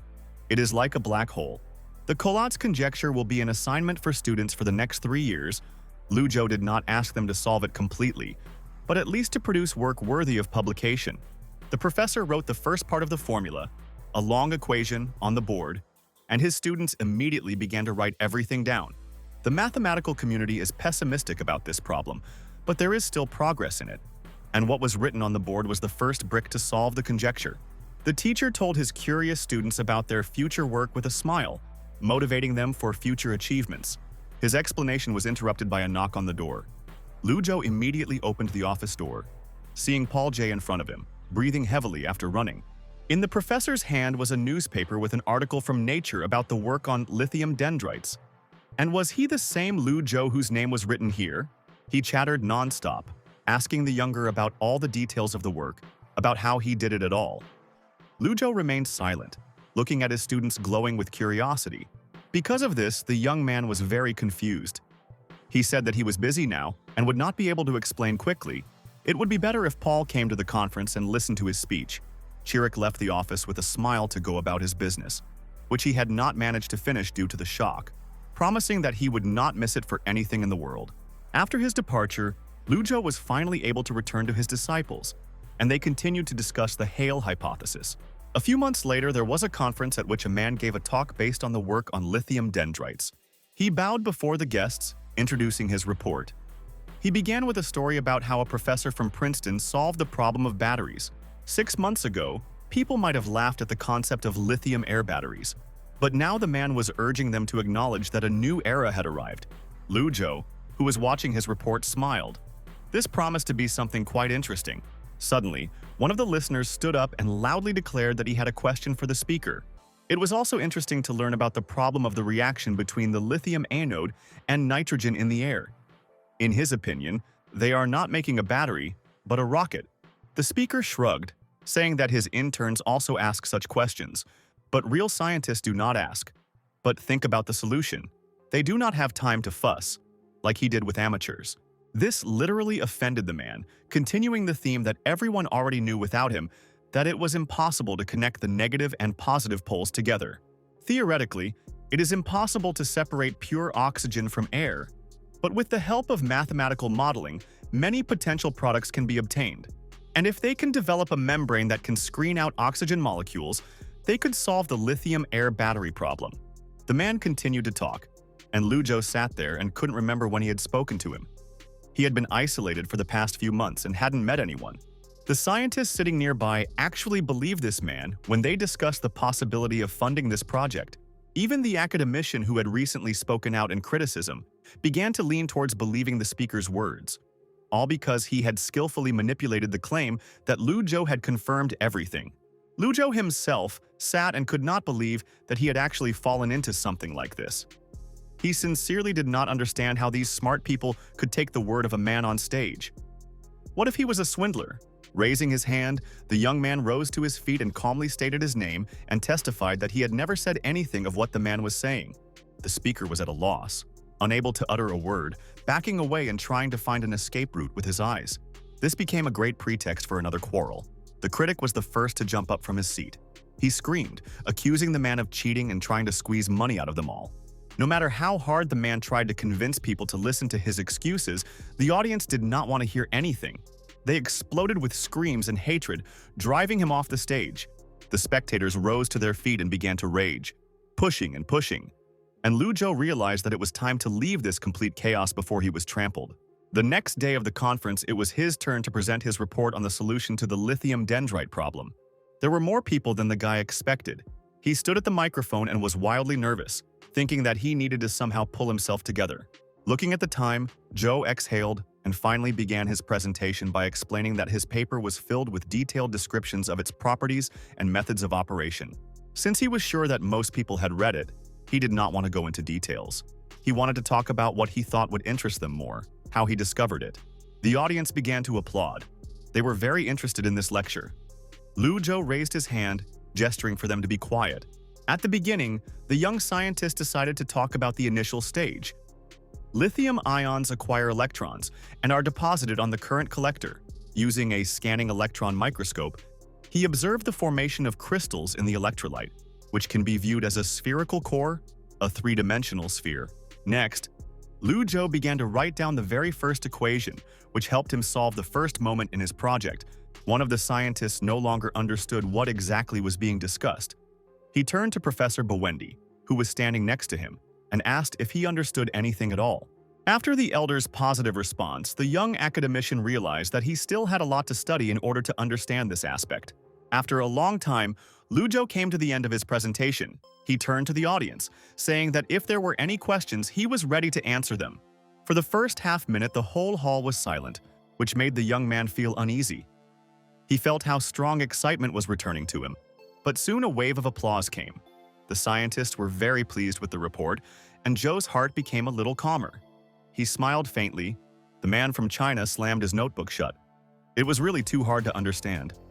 The young generation is very smart.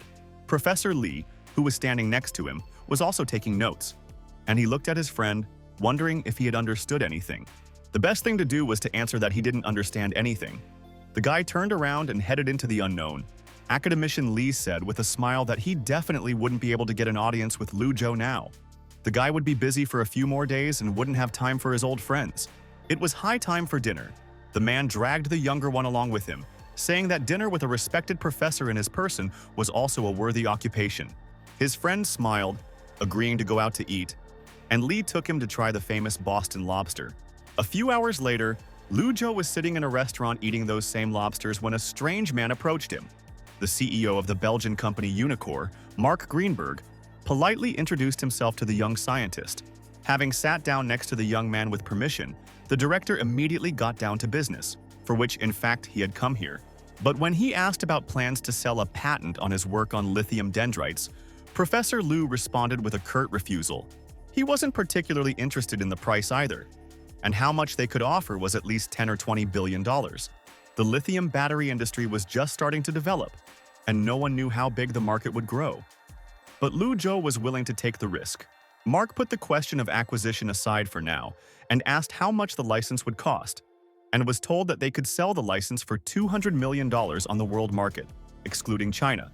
For 3 years, their company will have exclusive rights in the global market outside the Republic of China and will not have to transfer the license to a third party. But 3 years was too little. The man was ready to agree to 5 years, but no less besides. They received a license for the LFP material for only $10 million. But they can't be compared. LFP is just cathode material. He knew perfectly well that for every ton of material they produced, they had to pay another $20 million. Realizing that the guy could not be convinced, the CEO offered $400 million, but Professor Lu finally gave in and they agreed on a 4-year license. All that was left was to resign themselves and acknowledge their opponent's victory. They shook hands, wishing each other good future cooperation. Mark handed the young man his business card to keep in touch and went to discuss it with his superiors, leaving Zhou alone. As soon as he left, Lu Zhou broke into a sweat and began frantically converting $400 million into yuan. Trying to figure out how much he had just traded, the phone vibrated in his pocket.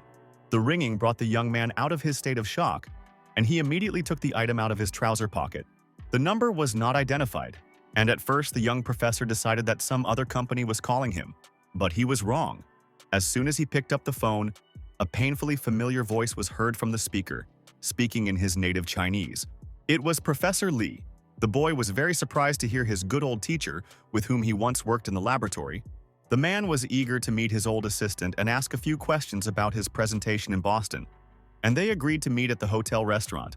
Lu Zhou had nothing against his desire to bring a few friends with him, and after the call he began to wait for the professor.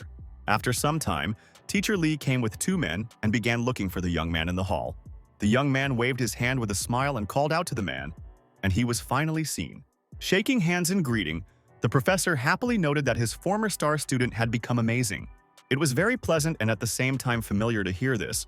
Lu Zhou did not focus on it and looked at the 2 noble-looking people, asking the teacher if he would introduce them. To Mr. Li's right stood the head of China's Ministry of Energy, the famous Lu Kaiman. The man shook Zhou's hand and said that he came here on his own, not on behalf of the ministry, and asked to be called simply Mr. Lu. The man on the left was Li Xuan, dean of the chemistry department at the university where Professor Li worked. It was very pleasant to hear praise from the dean, and after these words, Lu Zhou invited everyone to sit down and ask the reason for their visit. Mr. Lu spoke first. He said that they came to ask for permission to use the negative electrode material. They were afraid that he might sell the technology. The technology cannot be sold, and he recently sold the patent to Unicor. That is what Lu Zhou said. Then the man asked what about the corresponding permission from the Chinese government. The young scientist assured them that, as a patriot, he had taken care of this issue and his cooperation would not affect the Chinese market. He would sell the patent in China to any company at a reasonable price. It was hard to believe that a man from the ministry and the dean of the chemistry department had come here just to find out about this. Only now did Lu Kaiman admit that there was another reason, the original purpose, why he wanted to meet him so much. After his breakthrough in lithium batteries, they would no longer have problems achieving the government's planned target. So he wanted to consult on the development strategy of this industry. This was very embarrassing. Lu Zhou considered himself a simple mathematician who was inappropriate to give any advice to the government. The head of the ministry assured that his opinion on the future of lithium batteries is very important.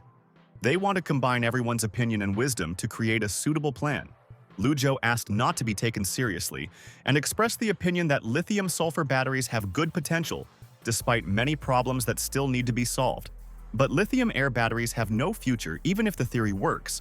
At this stage, it is not achievable. The conversation ended quite pleasantly. Mr. Lu thanked the young talented scientist with a smile for his valuable advice. He was seriously going to consider it with his team.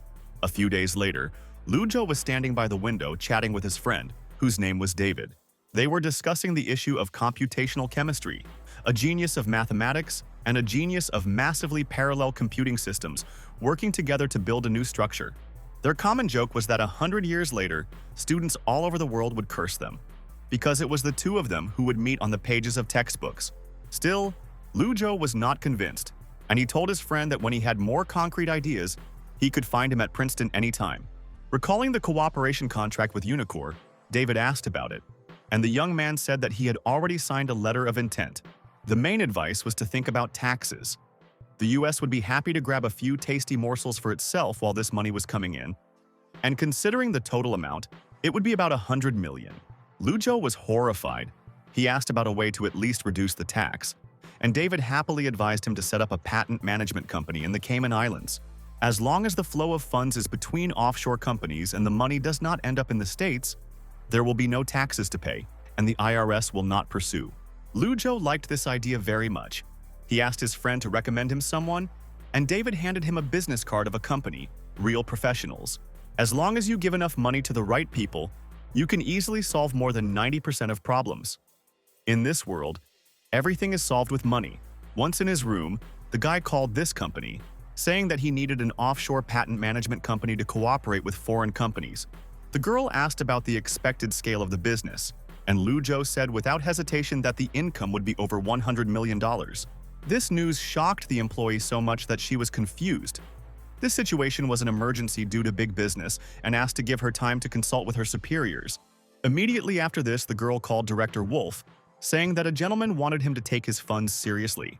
The man immediately picked up the phone and explained to the client that if he wanted to create a company with a large turnover of money, the banks would require him to provide a report on the company's activities. This situation became more complicated, and Joe was already getting tired of all the fuss. He asked to send him 3 options for solving the problem and their prices by email because he did not want to talk on the phone for a very long time. The next second he was asked where he was, the company wanted to come and talk face-to-face to provide a special individual program. The man said he would be in Boston the next day to talk in detail about everything with Lu. And they also needed another day to show the project with the proposal. This approach confused the young man a little, but he was assured that everything was fine. Their clients were very rich owners of large companies, and that was why they were so active with them. 2 days later, Lu Zhou was sitting in the hotel restaurant having breakfast, waiting for the company to call and for them to come and discuss his little problem. And soon he received a call. The guy advised them to ask the security guard for directions to the hotel's restaurant department, where he was waiting for them. Soon, a man and a girl, the same receptionist, approached the table. They greeted the young man and sat down opposite him. Professor Lu offered them coffee with a smile, and they began their discussion with light, informal conversation. After that, the company representative provided the contract and apologized for the fact that they checked his affairs on the internet without his consent. Joe did not mind, because everything that could be found about him was in the public domain. The guy spent several long minutes studying in detail the contract given to him for the formation of an offshore company. In total, they had to pay $500,000, but it was possible to pay in installments. The first deposit would be $200,000. Joe was satisfied with everything, and they decided to sign the contract. The man also advised the young man to cooperate with their lawyers to sign a contract with Unicor without risks. Such a giant can set many traps. This idea really fired him up. He began to paint the firm's best lawyers in all colors, but Lou interrupted him. First, they needed to sort out one case and then the other. Realizing that now was not the best time to advertise, the representative only added that their firm would not disappoint him, whether he was a lawyer or an accountant. After exchanging compliments, the man wished them a happy cooperation and extended his hand to Mr. Lou. Joe shook his hand and then asked how they knew about the contract with Unicor for intellectual property, since he had not yet disclosed the matter. The answer really surprised the guy. This question has long been popular in major media, even on Twitter. The press in his country promotes it everywhere. While the young man was in shock because he had not noticed the elephant under his nose, the company representative stood up and said that he still needed to organize the staff. After saying goodbye, Joe immediately went online to see what they were writing about his future contract. It was hard to believe that he had missed the news about this. They hadn't even signed anything more than a letter yet, and Unicor was already starting to brag. The guy put the phone down, deciding to forget about it for now. He hoped that the company would get the contract soon. After all, Christmas was coming soon. It was time to go back to Princeton. 2 days later, Professor Lou held the signed contract in his hands, and now $400 million were in his pocket. I had to think about what to do with the money. I was thinking about buying a super battery for Xiaoai, or buying my father tickets to Beijing so he could buy 2 houses there. Having not come to a single decision, the young man decided to log into the system for now and look at his awards. They shocked him so much that the system was afraid that he would have a heart attack from overexcitement. He decided that the girl was taking care of him, but the system, as usual, began to deny it and hid behind the unwillingness to look for the same stupid owner. Joe spent all his points won on raising engineering and energy to level 2, biochemistry to level 3, mathematics to level 6, and spent the rest on physics. After that, he decided to play the lottery with a small chance of winning, but he received a special reward. It was even worse than Coca-Cola, and the system laughed at him for a long time. The next task was to analyze carbon nanospheres under a modified PDMS film, and although it seemed vague and difficult, Joe loved the challenge. Sometime after this, the professor's weekdays returned to normal. He received a call from a very tired Yushun. She was swamped with work and would not be able to come to her boyfriend for Christmas. She suggested that he invite other friends, and after he said that all 2 of them had gone home, she recommended that he invite the graduate students he had recently hired. After saying goodbye to the girl, the young teacher wrote to his young students, inviting those who had no plans to come to his home for Christmas. On Christmas night, the 4 young men were sitting in Joe's living room, in front of the fireplace, drinking and chatting about everything. Under champagne and melancholy, Professor Lou said with a smile that the next year would be completely new, to which Hardy replied that this was complete nonsense. Qin Ye remained silent, not even knowing how to comment on this. It was already too late to say anything. His friend had already offended the teacher with his words. Evil Joe said that new students would arrive next spring, and he hoped that they, as seniors, would set a good example for them, a clear hint about their ability and obedience. Hardy got it especially badly. The teacher hoped that the boy would be able to keep up with his colleagues, otherwise he might accidentally forget his name when the newcomers arrived. The frightened student vowed to focus on this topic. Joe believed him and wished everyone the best in the new year and success. After the holidays, hard everyday life came again. A professor of mathematics wrote an equation of 3-dimensional space to solve the problem of defining a system. First, it is necessary to create a mathematical model and analyze it. Then he will be able to suggest what can be used for synthesis. But the young man did not advance further than this. In the end, the guy was completely confused. His head was already starting to hurt from the fact that each possibility was worse than the previous one. His train of thought was interrupted by Vera. The girl knocked and with difficulty entered the office with a huge list of students that the dean had given her. Professor Lou thanked the girl and picked up one of the lists to look at it. Meanwhile, his student noticed the equation.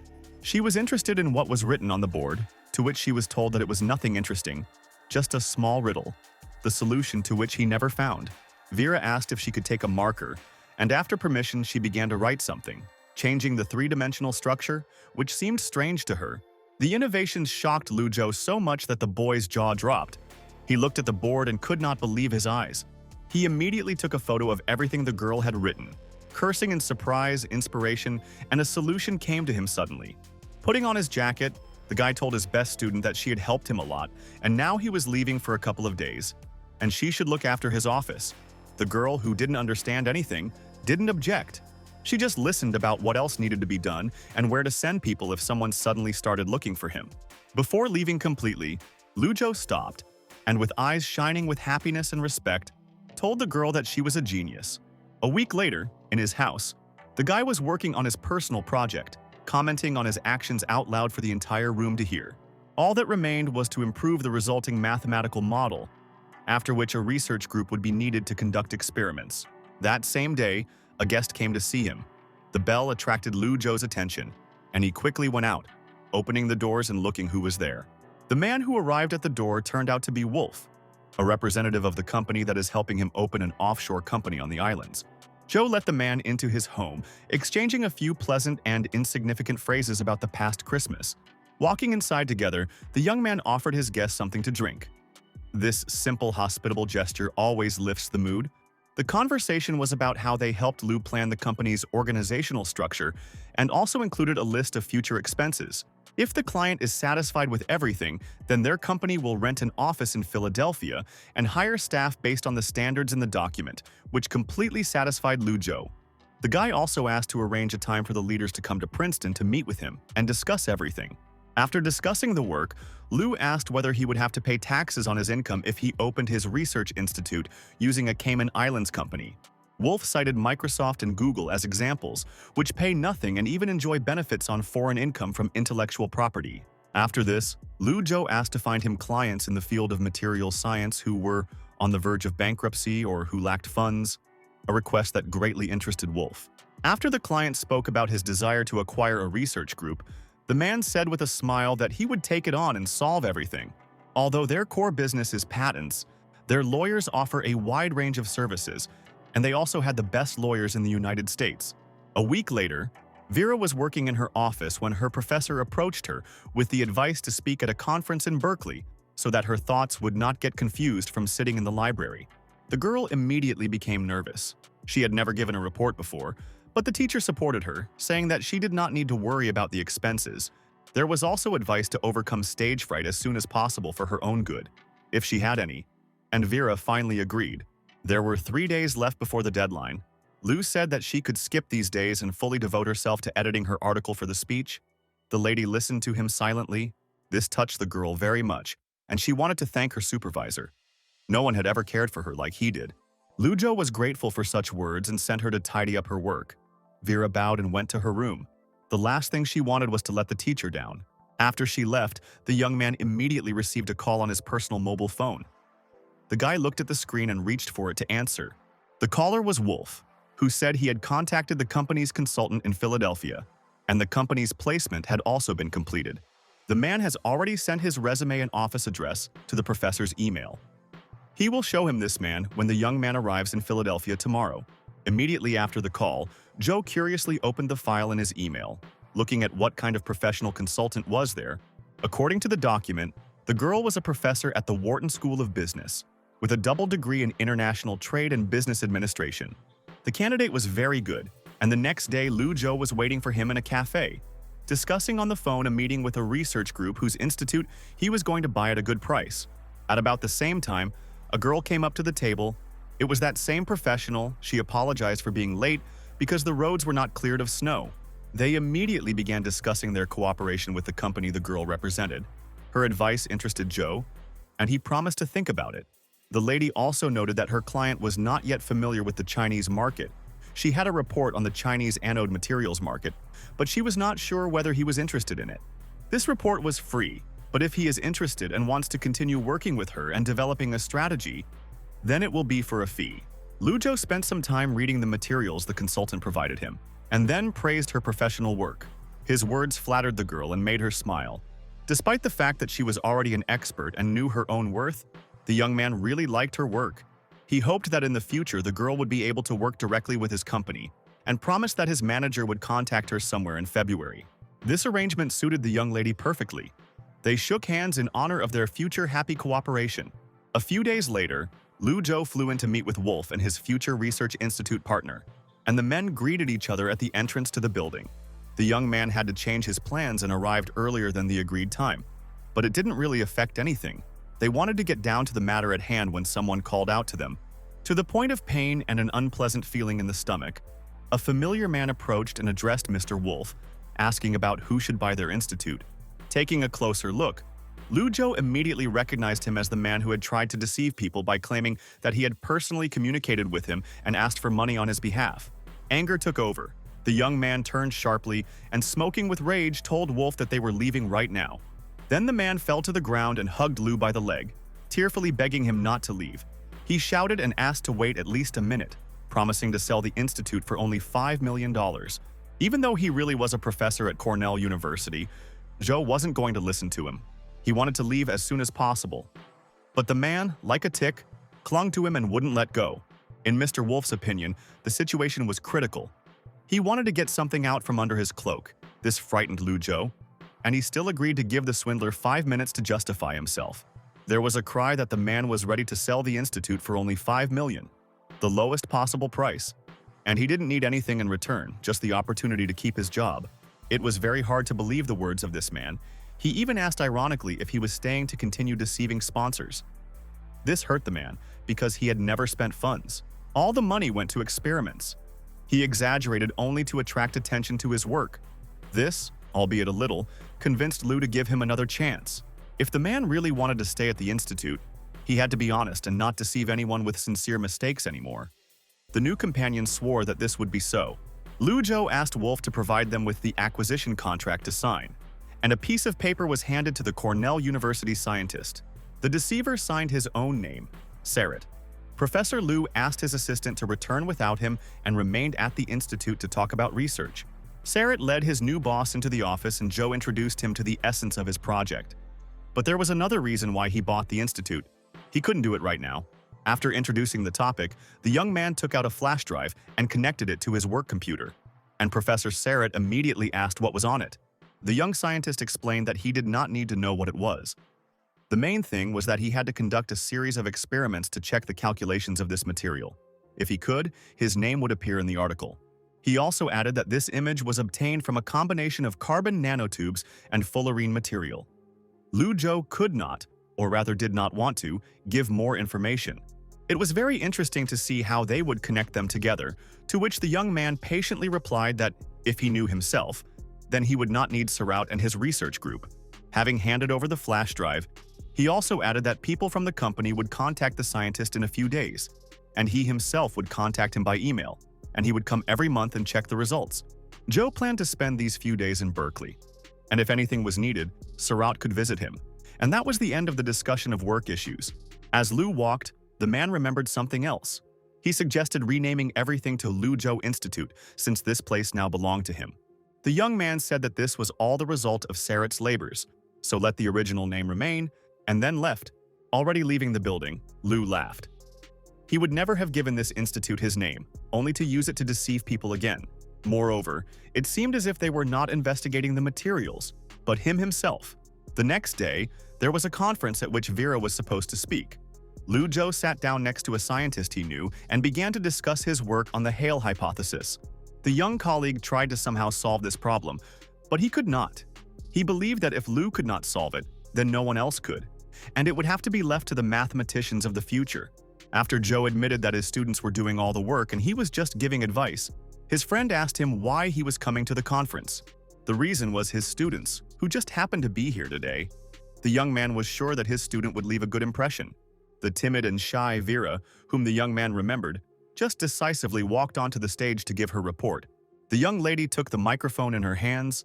The thought that her favorite professor was waiting for good news at Princeton, giving her confidence in her own abilities. Taking a deep breath, the girl began her speech about the solution of the analytical function in the unit circle, about what form it takes and what happens to it. This topic really surprised Brother Luo. He didn't expect that his student was actually doing such research almost by herself. This work didn't look like the work of a graduate student. Lu Zhou replied that she just needed to be forced. The girl was very talented. The man sincerely believed that his friend was joking when he said that he had shifted this difficult hypothesis onto the shoulders of the students. By this time, Vera had already finished her report. After the applause, Lu Zhou stood up to go and praise his best beloved student. Before leaving, his friend called out to him. He wanted to say something else very important before saying goodbye. He added that he was going to announce his relationship with the girl immediately after she graduated from university. Lu did not even understand the meaning of the words connected in the sentence. During this time, Vera managed to run outside. She only went out to call Professor Lu Zhou and tell him about the conference. The only thing that stopped her was that her teacher might be very busy with his research right now. The doubting girl was scared to death by a young man who appeared from under the ground behind her. It turned out to be Lu Zhou, and he answered Vera's question with his own question about why she came here. The professor smiled and praised his student for her wonderful performance, and the girl hugged him tightly. She was very happy to hear this. It reminded him of his relationship with his sister. The young man stroked Vera's hair, talking about his hope that one day she would give a talk at an international conference of mathematicians. At the same university where the conference was taking place, there was a room with sofas where they sat and talked about what should be done at such events to expand scientific connections. The girl sat silently and listened. Lu Zhou looked at her and thought that although Vera reminded him of Xiao Tong, they had completely different characters. It was the first time he saw such a timid girl. Suddenly, a young lady approached them, introduced herself as Hannah, and said that she had long dreamed of meeting Professor Lu. The girl, who was interested in mathematical physics, was planning to apply for a master's scholarship at Stanford next year, so she approached them now. Since she had always admired the professor, she asked if he could write a letter of recommendation for her. Zhou said with a smile that it was not difficult, but he could give her one chance. The rest would depend only on her. The girl was full of determination and confidence. Seeing that the girl was ready, the professor asked Vera to test her on functional analysis at the bachelor's level in another room, where there would be paper and a pen. The girls went into the next room together. Hannah wasn't worried at all. She really believed in herself and her strength. When they left, an old acquaintance, Francis Bewendy, approached the young scientist and they greeted each other. After the old acquaintances shook hands, a curious Lu glanced at the man next to Francis. The man introduced Elon Musk to his younger colleague, who immediately extended his hand to greet Zhou. One of the sponsors of this conference was Mr. Musk, who came here especially for Lu Zhou from Palo Alto. Realizing that the conversation would not be about mathematics, Bewendy decided to leave them.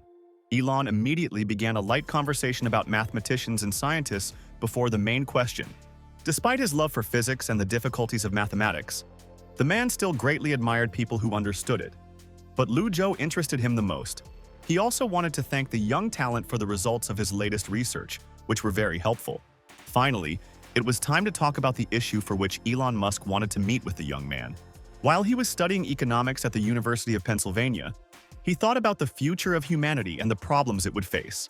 He eventually came to three conclusions: energy, the internet, and space exploration. The man asked what, in Lu's opinion, would be the key to solving these problems. Based on Zhou's answer, Elon realized they were on the same page. The main issue was resources, and he was happy to share his team's plan. The idea was really interesting, especially the investment of $10 billion in building a material science institute.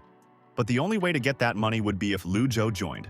The young man's mood immediately soured, and the idea no longer seemed attractive. They just wanted to use his name to attract investors. Professor Lu apologized and refused to help in any way. Elon tried again to lure him with money and research funding. Having strictly dotted all the I's, the young man said that he was a professor of mathematics, not material science. And besides, none of his research required such large funds. It was unpleasant to hear.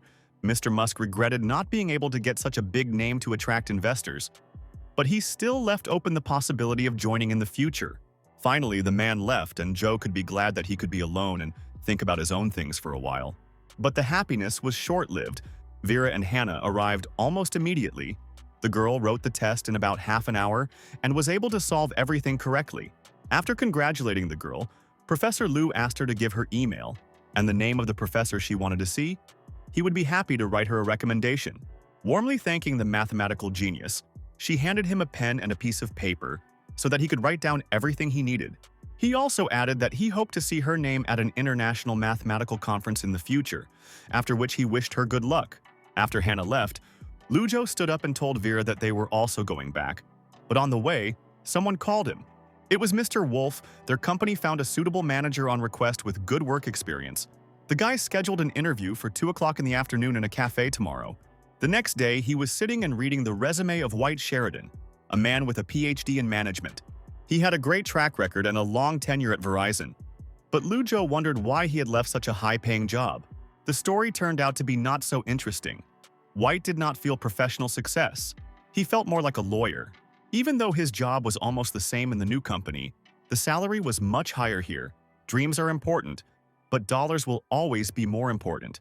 Lujo liked the manager's honesty and self-confidence very much. He agreed to take him and slowly rose to his feet. To congratulate him on his new job and express his hope that the company's development would improve under his leadership, he extended his palm for a handshake. White stood up and shook his new boss's hand, assuring him that he would do a great job and would not let him down. After this meeting, they parted ways, and a few days later, Lujo entered his father's house in his hometown. Only Xiaotong came out to him. The girl greeted her brother, took her gift, and ran back. She didn't even hug him or talk to him for a little bit. The girl was alone at home. Her mom and dad left at night. They said they went fishing. When asked about exams, my sister immediately began to get indignant. She was already a student on vacation, and besides, she considered herself a genius. The topics in class were too simple for her. This news made Joe very happy. He praised the baby, and then heard a question about how he himself lives abroad.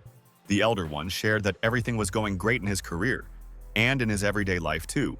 And that's when the question about his daughter-in-law came up. Very soon the parents arrived. When dinner was ready, they sat down at the table with the whole family. Lujo told them about how he lives in a private house with a fireplace. Xiaotong's eyes immediately lit up. She really wanted to see his new home as soon as possible. Her brother invited her to come and visit in the summer. The fact that her son had bought a house had made his mother very upset, but he had reassured her that he would simply sell it when it was time to move back home. The woman suggested not selling it, but renting it out so that Xiaotong could live there later. But the girl said that even if she went, she wouldn't get into Princeton. The non-scientist parents found it hard to understand why Penn State would be a better choice for their daughter. And Lujo explained that Princeton had no finance major. In the midst of the conversation, the young man's phone rang. He stood up to answer the call and walked away from the table, telling the family to continue eating. Everyone was wondering who could be calling at such a time before the new year, and only Toon Toon knew that it was definitely not a girl. It was Professor Tang. He wanted to know when the guy would arrive in China. The rector really wanted to meet him, and when he found out that he was already here, he told him to stay at home and not rush off to Jinling. The man didn't know how important it was or why the rector needed Lujo, but it definitely had to be something good. This sounded really important, and the young man promised to come on the 15th before returning to Princeton. After this call, Xiaotong went into the room, wondering if her brother would be busy again now, and she was right. 10 days later, Lujo arrived at Jinling University. As the president and Professor Tang wanted, he stood at the door of the office and was slightly nervous. The young man straightened his tie and jacket. He could not figure out what could have happened that he was needed so suddenly. It seemed strange. As soon as he was allowed to enter, Lujo opened the doors and walked into the room cautiously, feeling awkward.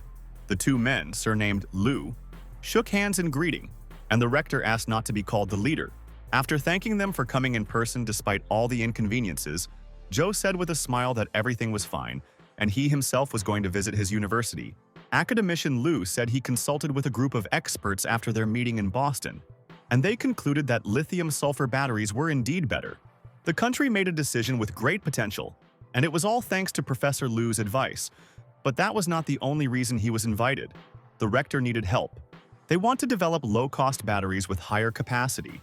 But there are many theoretical challenges in the industry, especially in terms of safety and recycling. Lujo really wanted to help, but he didn't understand lithium batteries well enough. And after all, the problems weren't entirely related to his research topic. According to the professor, the project will be dedicated to solving technical difficulties in the field of energy. Many people will work on it, and they need it. He put his hands on the young man's shoulders. If he suddenly looks for a new direction, he will try to prioritize lithium-sulfur batteries. This confused Lujo. He was not yet entirely sure whether he agreed or not, but he was clearly more for than against. Remembering that they were still standing, The rector suggested that the young man sit down to further discuss cooperation in a more comfortable environment. They plan to build a materials science research institute that will focus on lithium-sulfur battery technology and will also receive government incentives. There were guarantees that at least 30% of the results that Lu Zhou could achieve in this work would belong to him. It was also very interesting what would happen if he financed his own work in this government project. In this case, the conditions will remain the same if the institute is located on Chinese territory and all the results will belong to it. Next came the question of the researchers. He only needed to provide a legal agreement for an internship for their university's chemistry school. Their conversation was interrupted by a man entering President Lu's office, carrying a proposed high-tech development zone in the Shanlin University campus. Lu Zhou didn't expect to see this man. He was a little confused, wondering who this man was. It was Xiao Zhao, Secretary Lu's assistant, who had come to help set up the young man's laboratory. After greeting, the man showed the proposed area. They planned to complete the second stage of the plan within a year. All the office buildings nearby were not suitable, so Lu asked for help in finding a piece of land so that he could build the necessary building. Zhou picked out the place he needed on the map, selected the size and location, and confirmed everything with Xiao Zhao. Immediately after the issues were resolved, the man left, and the two Lus were left alone again, with only the researchers' problems remaining. Despite the hectic day, Lu Zhou felt that he had to do something for his homeland. He was glad to help, and they decided to end it here for today. Having said goodbye to the rector, the young man left the university and ran into another old acquaintance in the courtyard. Dean Li approached the former student and asked to speak with him alone for a while.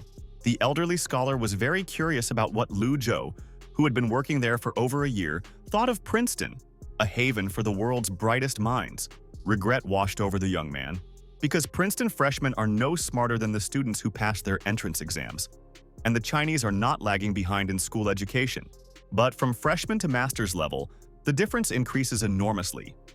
Princeton was truly a world-class university. Lu Zhou had an idea. He wanted to build an institute for advanced studies similar to Princeton, but Dean Li thought it was unrealistic. He thought they should give it a try. He wanted to call it the Jinling University Computational Materials Science Research Institute. The dean admitted that they wanted to open a department of materials science. He offered the guy the position of head, but Zhou was afraid that he would turn all the chemists into mathematicians. Speaking of people, Lu mentioned that he was short of people and would be happy to recruit chemists. And with a heavy heart, the man promised to look. Advertising brochures and forms were even distributed to freshmen, among whom was Mengqi, who did not yet know about Lu Zhou and therefore scolded such a decision. Only when they were told that there would be no need to do hard work and that their mentor would be an outstanding graduate, a genius in mathematics, Professor Lu, Menzi's friend was wondering if she should take the risk and try to take part in it when her attention was drawn to the fallen pencil the girl had been playing with. Having always dreamed of being mentored by Zhou, Mengqi couldn't pass up the chance and asked for a copy of the resume. Time passed, and one day Professor Li, with a heavy heart, signed the university graduation documents for his favorite student, Qian Zhongming. He and his friend Liu Bo wanted to transfer to Lu Zhou's Materials Research Institute, and their teacher had no choice but to let Qian go. But he didn't try to stop student Liu, and when the young man hinted at this, the professor said that if he changed his mind, he could stay here for another year. After a little protest from the younger Li, he handed them their signed statements, telling them to get lost. When they came to Lu Zhou, the first thing they complained about was that Professor Li had asked them to leave, and their friend expressed regret that the guys had gotten into trouble because of him. Brother Qian smiled and asked not to call him elder anymore, since he was here to learn from Zhou now, and not the other way around. They exchanged a few more compliments, after which Zhongming said that he could only study materials science with Lu Zhou. After that, they were finally able to get down to business.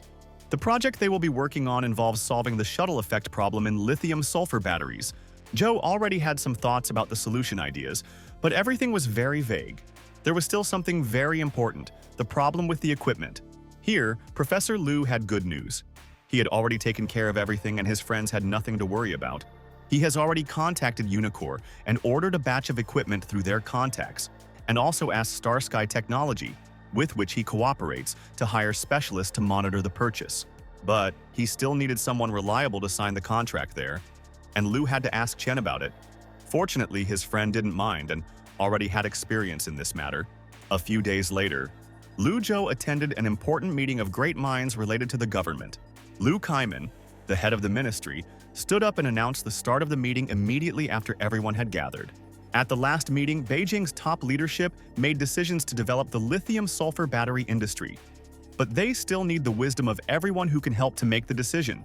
This symposium would be aimed at solving this problem. But Lu Zhou thought that it would be useful for everyone present to listen to what others had to say instead of expressing their own opinions. Immediately after Director Lu's words, Professor Wang Haifeng from Zhu University raised his hand and decided to say his 2 cents. He said his research group had produced a highly ordered nanostructure of carbon-sulfur material that could be used as a carbon framework. The costs are low and the energy density is quite high, much higher than current lithium batteries. The man suggested focusing on the development of sulfur-carbon composites. After his short speech, academician Yu gave the floor. The man's face was very worried, and Leader Lu asked him to continue his thought. According to the scientist, he participated in the development and considered the discussed material. But it turned out to be ineffective. The actual batteries have a much higher sulfur content. They can be used in phones or computers, but for cars and larger electronics, carbon-sulfur is not the best option. Wang Haifeng confirmed that there are indeed defects, but in his opinion, all of this can be eliminated through experiments. One of the academicians spoke up, saying that there was no one better than Professor Lu in this field. And judging by his face, the young talent had something to say. It felt like he was starting to sweat. Lu Zhou didn't want to take part in this at all. He just wanted no one to pay attention to him. There was nothing to do. The young man nevertheless joined the discussion. He believed that both ideas discussed today were good, but these were simply 2 paths, and one could go down both at once. He wanted to do it in such a way as not to offend anyone present. But the academician did not let up. He insisted that Lu choose only one road. Giving up, Zhou cursed silently and said out loud that he thought the direction of the hollow carbon spheres was best. Everyone in the room fell silent and began to look at each other. No one could understand his point of view. According to academician Wu, this is too new a concept and it has hidden dangers. This technology will be difficult to apply on an industrial scale. Lu Zhou believed that reducing the amount of active material particles could reduce the degree of micronization. The sphere can be coated with lithium, and in theory, the problem of expanding the volume of the active component can be solved by means of a buffer framework. Adamantly, Wang intervened, saying that it was just a theory. Lu Zhou defended himself. Scientific research is always a risk, and money will not decide whether it will be successful or not. Academician Wu stopped them before the meeting turned violent, calling on everyone to remain calm and harmonious. The professor who provoked Lu's response also expressed concern, wanting the young genius to reveal his original ideas and be unabashedly sarcastic. Zhu responded in his favorite and typical manner, asking to bring him aboard and allow him to answer from a mathematical point of view. He stood up and quickly began to do calculations, talking and explaining his thoughts along the way. The man fell silent. He could not believe that this abnormal child was actually writing and talking. People watched him silently. Lu Zhou understood that no one present understood his words. The situation was repeating itself. It was very depressing. The next day, Lu was sitting in his office and talking to Qian on the phone. The first batch of equipment should have already arrived to Jinling after their call. White came into the office. Zhou sighed heavily, asking his friend to observe etiquette since he was not in America, and then asked him the reason for his arrival in China. Because of the young professor's technology, competitors are paying their company high fees, and the man came to fulfill the agreement and talk about profit. BASF Group. Nichia Chemicals paid $50 million and $70 million for the production license. In addition, for each ton of anode material, they must pay $1,500. They had already received an advance payment of $100 million, and half of it belonged to Lu Zhou. The young man asked to pay for the equipment costs and transfer the rest to his account in China. After that, the young man made tea, and they sat down on the sofa, starting a conversation about the upcoming work. The guy admitted that he wanted to solve the problem of the shuttle effect.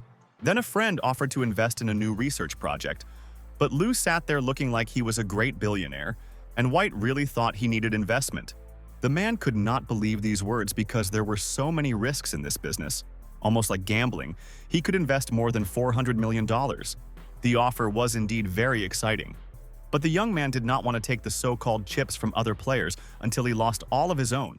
Perhaps, from the point of view of investing all his capital, it was not the most wise investment.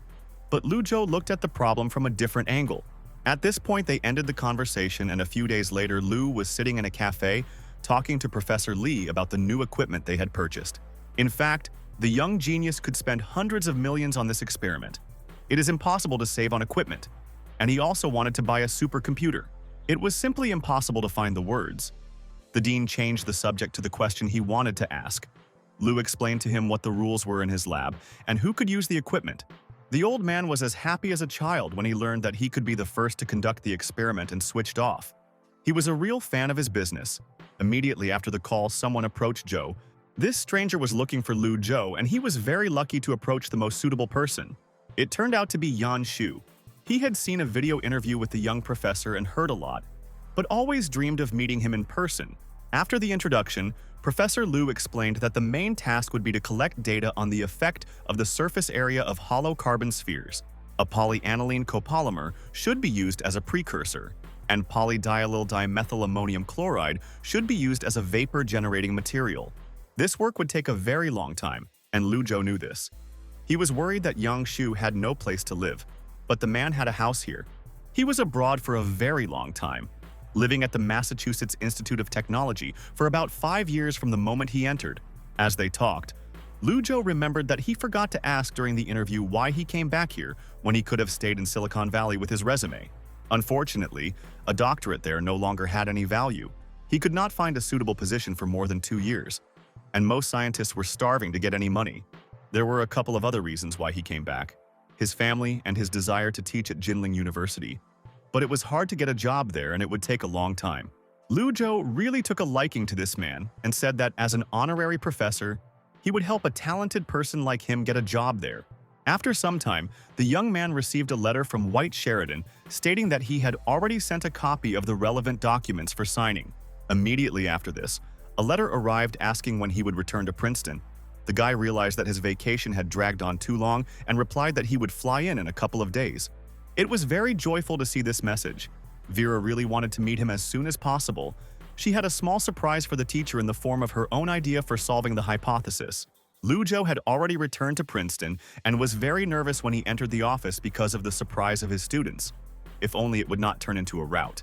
As soon as he entered the building, the sound of festive firecrackers began to sound, and a lot of confetti flew towards Lu. They wanted to congratulate their teacher on his return. This greatly surprised Zhou, and Vera immediately rushed to justify herself, saying that she tried to convince the guys, but they really wanted to do it. Hardy originally wanted to buy champagne, but you can't drink alcohol at Princeton, so he had to give up on the idea. The professor really appreciated their enthusiasm, but it was clear that he was not thrilled. The students sensed the awkward atmosphere and said they would clean up the room right away. 2 new students stood behind them and watched silently. Finally, it was time for them to introduce themselves. One of the young men was Jarek from MIT, and the other was an old acquaintance, Wei Wen. He couldn't remember him right away, but when the guy reminded him about the competition and the interview, he immediately understood who was in front of him, but clarified that he wouldn't treat him better just because they were both Chinese. The teacher asked Hardy and Tai Yue to take their new brothers to the library to pick up some books. After everyone left, Vera finally revealed the real surprise: the work she had done while Lu Zhou was gone. As a professor, he was very proud and pleased that the girl not only understood the essence, but was also able to work on her own ideas. But as a scientist, he had several questions. On the 13th line of the 4th page, she defined a holomorphic mapping, and Lu asked his student what that meant. The girl explained that this bounded holomorphic function on the complex plane shows that the function q of x preserves a constant value and proves the equation. There was no problem at this step, but on the 11th line of page 7, Zhou noticed that she had used 2 equations and had come to the wrong conclusion. After rereading her solution, Vera was very upset. She really had made a mistake and promised that she would think about it some more. The teacher supported her, saying that she had done a good job. He was also giving a lecture on Wednesday, and he hoped she would attend as his assistant. She would help him from time to time. The girl doubted, and then the young man put his hand on her shoulder, saying that this could inspire her. He shook that he was inspired in the same way by the lecture when he solved Goldbach's conjecture. Besides, she had already given a talk at Berkeley, and compared to that, a lecture at Princeton was nothing, and certainly nothing to be afraid of. Their conversation was interrupted by Hardy, who ran into the office with a letter in his hand, saying that it was very exquisite and written for Lu Zhou. It looked like a love letter. With a quiet sigh, the professor said that if he joked about his personal life again, the student would have an unforgettable vacation working on his research. Taya ran right after his friend. He hoped to have time to stop him. But the professor did not see anything terrible in this. He would have been more scared if Hardy had not done something stupid. The letter was not a love letter, but from the American Chemical Society, saying that they wanted to award Lu Zhou the Roger Adams Prize. Hardy's stupidity paid off. He didn't know what it was, and Jarek told him it was one of the highest awards in organic synthesis. The young man approached his now teacher, asking if he planned to teach a class on computational materials science. He was eager to apply for that program.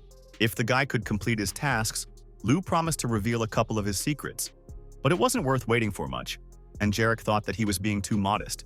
But it was not modesty, but a fact that he had so far only one example of applying the formula he had created. But it was not yet applicable to other areas. A theory that cannot be generalized is not perfect.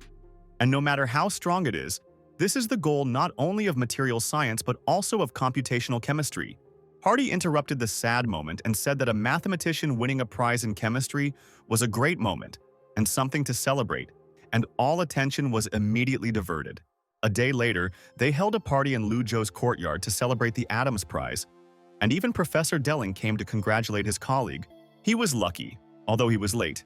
He arrived right in time for the barbecue, which was just ready, and they walked together into the yard. Besides Lu's students, there was also Professor Edward. Some were sitting on a blanket by the pool, some were chatting on the sidelines and waiting for the food to be ready. The Viscount handed the bottle of red wine to the young genius with a smile and said that a 20-year-old boy should celebrate with his friends. He didn't have to mess around with an old man like him. In fact, if the professor hadn't reminded him, Lu Zhou wouldn't have even remembered that he wasn't even 25 yet. Jarek came up to him with a bucket of ice and wine glasses, and Hardy told him where everything was in his teacher's house. Soon, Lu Zhou approached Viscount Delling and handed him a glass of wine. The man invited him to sit down and praised his disciple's barbecue. It was very nice to hear such praise, but he would have been happier if Hardy had been praised for his achievements in mathematics rather than in cooking. The senior professor recalled how Zhou had described mathematics in the past. It is pure and more an art than a tool. Mathematicians should leave their materials to chemists and physicists. As soon as he approached them, Edward immediately challenged Deline's opinion. He considered mathematics a great tool. It should be applied to other areas. The evening passed calmly and cheerfully. The next day, Lu Zhou had his first lecture. First, he introduced himself to the students. Since this was their first meeting, he invited the students to ask him 3 absolutely arbitrary questions in order to get to know each other better. The student asked if he was the same Lu Zhou who published the article about the modified PDMS film in Nature, to which the professor replied that it was indeed him. Next, they asked him what the first thing he bought with the money he got for the patent was. But the guys were disappointed when they found out that he bought a research institute, not a Porsche. At this point, question time was over and it was time for the lecture. Lu asked to open the introduction page. Today they will start right from there. After the class, an elderly professor approached the young man. He listened with a smile to his impressions of the first lecture and communication with students. He wanted to talk to him about academic matters, but the young man wanted to go to his room and rest. And on top of all that, his phone rang and he definitely had no time for discussions now. Professor Saraut called and had bad news. They had done some experiments, but none of them showed the reactions that Zhou had predicted. The young man asked to send him the results, to which he was told that they had already been sent, and that they were calling only because a student had accepted the letter and signed for him. When Lu returned to the office after the call, the doors were open, which meant that someone had already been there. Vera had arrived before him and was already studying. She returned first because her teacher was talking to another professor. This lecture was difficult for her. Teaching is not the same as research. Lu Zhou stroked the younger girl's hair. He saw how well she had done and suggested that next time she not help, but give a full lecture herself. This made the girl very nervous, but the teacher supported her, saying that she had already spoken at an academic conference, and these were just lectures. After their conversation, the young man began to look for the package that was sent to him from the laboratory. Vera pointed to the box on the table that Hardy had recently brought.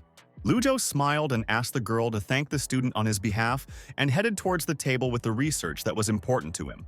There was a note on the parcel from Professor Sarrett with the recipient's address. This was indeed what he was looking for. He told Vera that he was going to the lab for a few days to conduct an experiment and asked her to call him if anything happened. A research institute is a good thing when it comes to a lot of experiments. But Lu Zhou was always better off working on his own. So, working, his days and nights passed, the guy, out of habit, forgot to sleep and eat, devoting himself entirely to the experiment. And on the third day, he passed out right at the table. Finally, he succeeded, although he was still far from solving the shuttle effect. But this is a huge progress in his work. Vera was very scared when she entered the office and saw a living corpse instead of a teacher. Lu calmed her down with a smile and asked her to send the article to the magazine while he rested a little. A few days later, when he had had a good rest, he invited Wei Wen and Jarek into his office, and they had passed their exam well. According to Lu Zhou, Brother Wei had a good understanding of Hilbert space and advised him to work in the field of mathematical physics. Jarek was good at Fourier transforms, a very promising area that has a wide range of applications in theory and industry. While they were discussing with the students the future directions that would suit them best, Vera came knocking into the office with information about the article. Jarek became curious, and the professor told him that this was the lithium battery shuttle effect, which still had a lot of work to do, but it could be seen as incremental progress. He felt a little sorry that many people did not realize that it was in this direction of research that the real treasure lay. Time passed quickly and unnoticed within the walls of Princeton, and now Lu Zhou was already at the San Francisco airport. He had arrived to collect the Adams Prize. He was met by Saraut, who made an unfortunate joke about parking, which caused mistrust on the part of others, and led the professor to the car. Along the way, the man congratulated the younger boy on his Roger Adams Prize in chemistry, saying he was one step closer to Stockholm. Next time he would probably go there for the Nobel Prize, but Lu thought it was too early to talk about it. Very soon they found themselves at a hotel in San Francisco. Professor Saraut was inviting Lu Zhou to go to a dance party that was going to be held there soon. But to his surprise, the young man was not going to go there. He wanted to stay in the room and sleep. Besides, he did not know how to dance. After that, Lu went to look for the recreation area where they were told to come. But he was not told where it was, and it was problematic to search for it throughout the hotel. In one of the corridors, he ran into a familiar-looking man, but he couldn't remember where he had seen him. They greeted each other, and the young man asked who he was. Stanley Whittingham introduced himself and said that he was from Binghamton University in New York and was interested in research into lithium batteries. Next to him was ExxonMobil CEO Darren Woods, who shook Professor Lu's hand as an introduction. Because of global warming, his company is looking to invest in new energy fields, which is why he was also interested in lithium-sulfur batteries. Lu Zhou thought to himself that making excuses with global warming was too ridiculous and answered the next question about progress in the negative. This greatly upset the man, who was confident that solving the problem of long-lasting batteries would benefit the entire world, and offered funding. This was followed by a polite and gentle refusal, Lu saying that Darren should think about investing in other, more promising labs. When the conversation reached a dead end, the hero apologized and said goodbye to his new acquaintances. He really wanted to rest and went on to look for a restroom. Stanley and Darren, who remained in the corridor, wondered how far this genius had come. After all their questions, Joe did not ask a single question about their project. The elderly businessman did not expect this at all from the conversation with him. It seemed to him more and more that they had underestimated this young man. The following days, the American Chemical Society held a meeting, and Lu Zhou gave a presentation to the assembled people. With the help of accurate calculations, it is possible to calculate new potential materials and save a lot of money and time. His presentation will be exactly about this. The young professor turned to the board, writing out his solution and simultaneously explaining to those present the principle of his work and what he had been able to discover. Suspicions gradually began to appear in Darren's head that he had actually bought his doctorate. He did not understand at all what the young man was writing and saying. Usually, the semi-academic reports were much easier to understand. Even Professor Stanley understood little. At the end of his speech, Lu Zhou shook the chalk dust off his hands and turned to the audience, summing up his long and difficult speech. The hall burst into applause. Even those who did not understand anything of his words clapped out of politeness and respect for his talent. After this speech, the young man sat down in his seat and White approached him. Lu thought that the man wanted to talk to him about the business that his company was doing.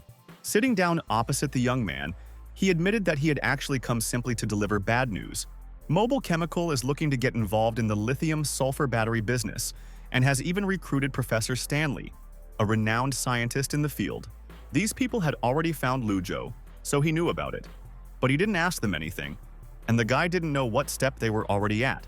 He didn't understand why he had to ask them anything, and he also didn't understand why White's firm was being so cautious. This caused the man to let out a quiet sigh.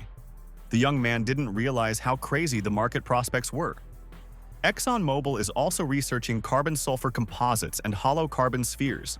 Communication is necessary to create academic value, and besides, the results of the work were his own. Lu Zhou could not understand why White was against publishing the articles. The man admired him, but their competitors had invested $50 million in the professor and his research, and Zhou reassured him that he had never considered White and company as competitors. At this time, in the cafeteria of Jinling University, Meng Qi was having lunch with a friend and watching the news about a conference that was held in San Francisco on April 11th. This year's Roger Adams Prize in Chemistry was awarded to a young talent from Princeton University, Professor Lu Zhou, and the girls were amazed by this news. The friend wondered if Menzi had seen him, and the student said that she had met him before, and that he was more handsome in real life than on TV. They could not be amazed by Lu Zhou's genius. The mathematician had also succeeded in chemistry. Meng Qi quickly finished eating and got to her feet. She needed to return to the laboratory. On the way, the girl thought about how her teacher had received another award. And even though she had grown up in the research team, she didn't know when she would be able to help Lu even a little. Suddenly, a strange and unfamiliar man approached her. He was looking for the Research Institute and Professor Yan to talk to him. Although Menzi showed the man the right way, she still noticed his very strange behavior and did not dare to follow him despite the fact that she needed to get there. The man ran to the right place. He was a spy sent by Wang Haifeng to monitor the progress of Lu Zhou's group's research. He was quickly discovered, and one of the researchers approached him, asking if he had come to apply for a job at the center. The man didn't have a resume with him, but he did have a doctorate from Z University, and he justified himself by saying that he had come here simply to look around. The institute employee said with a smile that the guy's university was not bad at all. They were very strong in material science, although not as strong as Jinling. Salary was not as important as long-term research, and the director had won the Adams Prize, and his deputy had a PhD from Massachusetts. It was truly an outstanding project. The man felt the pressure. He was an ordinary graduate student who worked long and hard for pennies for Wang Haifeng for the sake of his doctorate. He couldn't stand it any longer and didn't want to fall for the greedy old man's tricks again. So gathering all his will into a fist, the young scientist asked if they were ready to hire a person with a master's degree. Meanwhile, Lu Zhou and his institute at Princeton were in trouble. One of the scientists, Ricardo, was leaking important information on the structure of carbon molecules to competitors.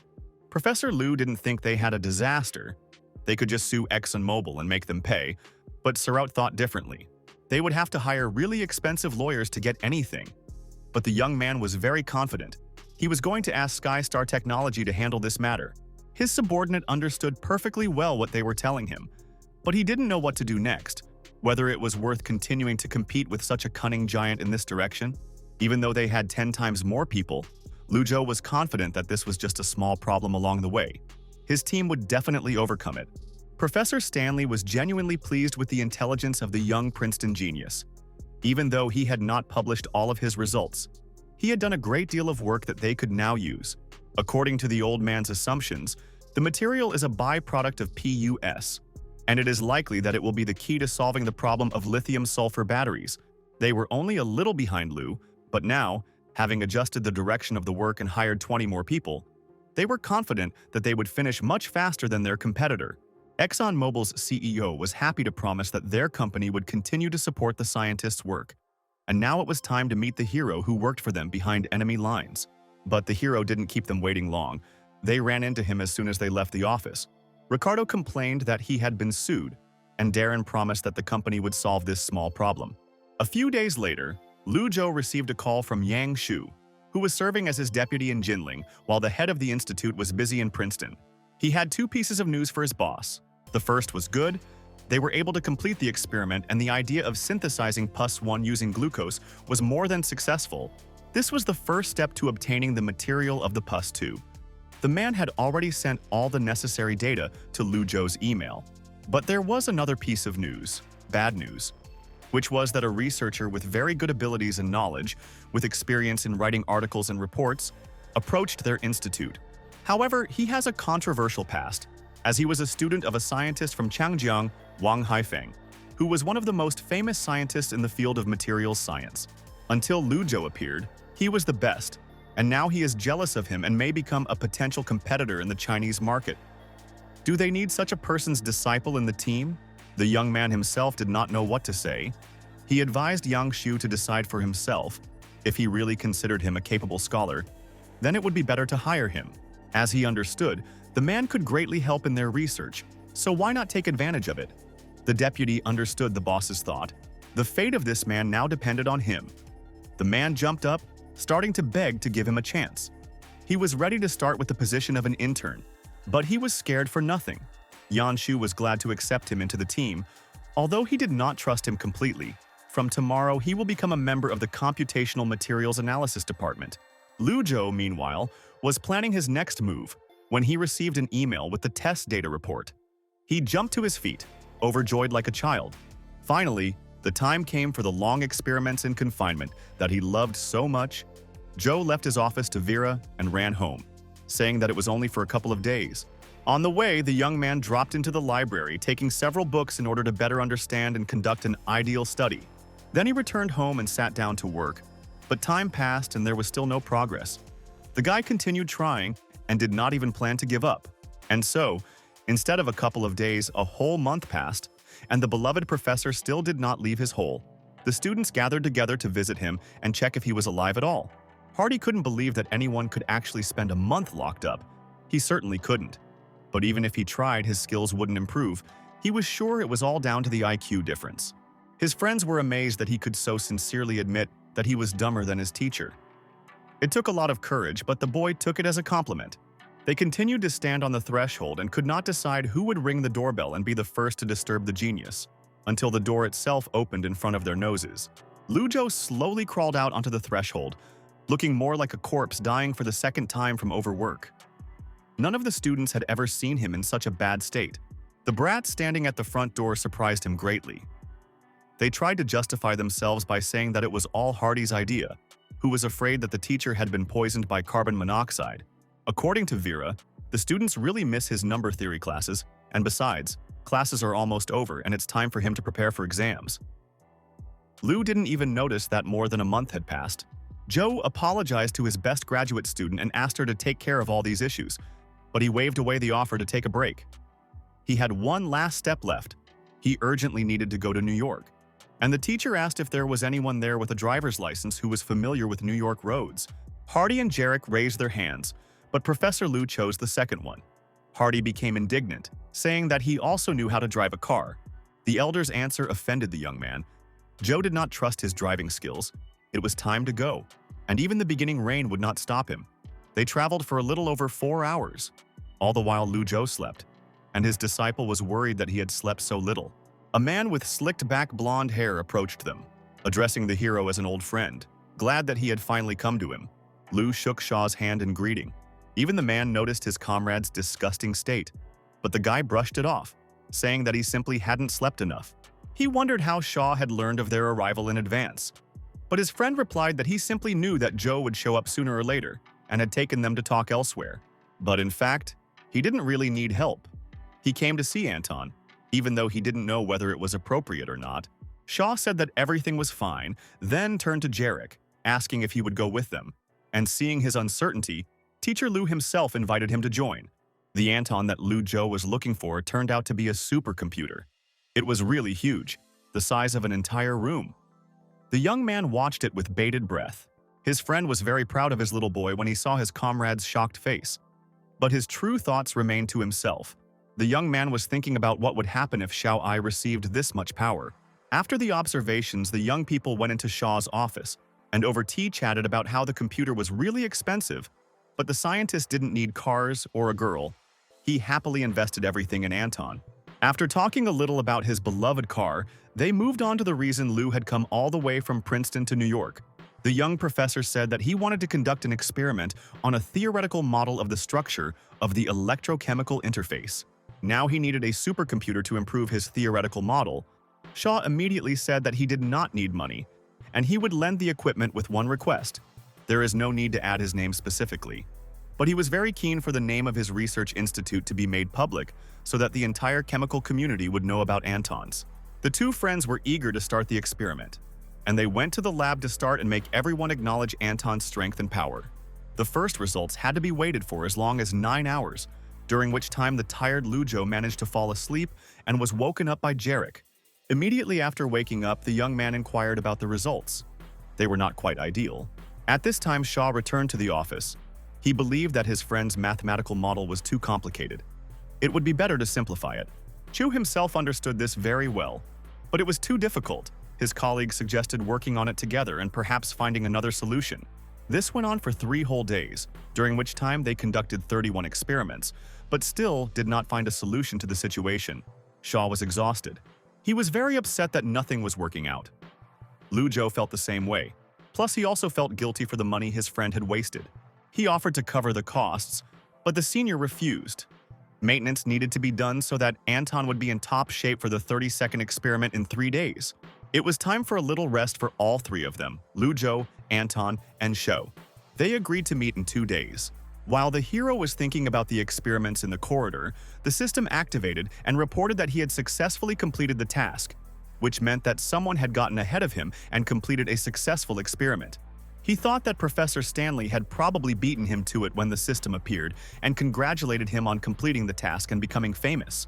She suggested the user not to think too much and quickly spin the lottery. He got a doubling of the rewards received for the task.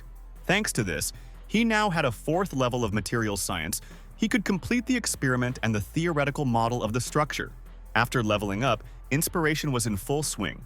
Lu was very happy and decided to go back right now and write it all down. Shaw was surprised to see his friend again only half an hour later. It turned out that he simply could not leave now without writing everything down. Otherwise, it would be a loss for the entire community of chemists. Sitting down at the table, he immediately wrote out a completely new scheme of functions with the Hartree equation, which should definitely work. It was necessary not to explain and describe the wave function, but to work with the probability density, and when all the particles were calculated, it would be possible to determine the physical properties of the material. After a long time, he finally finished and threw the pen on the table. Joe looked more like a happy child who had finished drawing. It was one of the happiest moments finally. After long and hard thoughts, they finally approached the finale.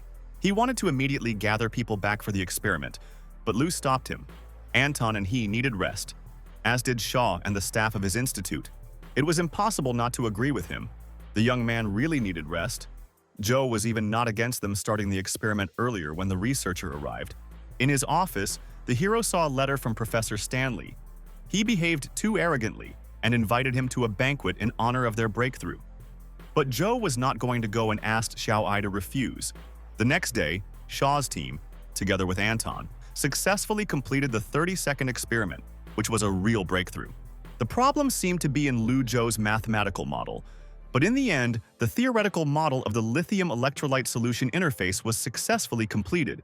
Now that the work was completed, all that was left was to write the article. The young man was going to go and do it, and sent his friend to celebrate with his employees. But Shaw was not going to let the younger one go so easily. He stopped him. His colleagues surrounded them and began to persuade him to stay in the same way. Professor Lu had no choice but to agree, and he made such a face that he instantly made the whole company laugh. Meanwhile, at the Ritz-Carlton Hotel in New York, Professor Stanley, his staff, and the director of ExxonMobil were celebrating the breakthrough in their research around a table. After the toast, the academic asked for a moment of attention. He began to say that this was truly a great moment, and in such situations there are always selfless people who silently make their contribution. And of course he wanted to drink to Lu Zhou. It was so hypocritical. But no one present was embarrassed by this fact. Ricardo, a traitor to Saraut's research group, approached Stanley, congratulating him on his breakthrough and successful results. The question of whether his name would be included in the article worried him greatly.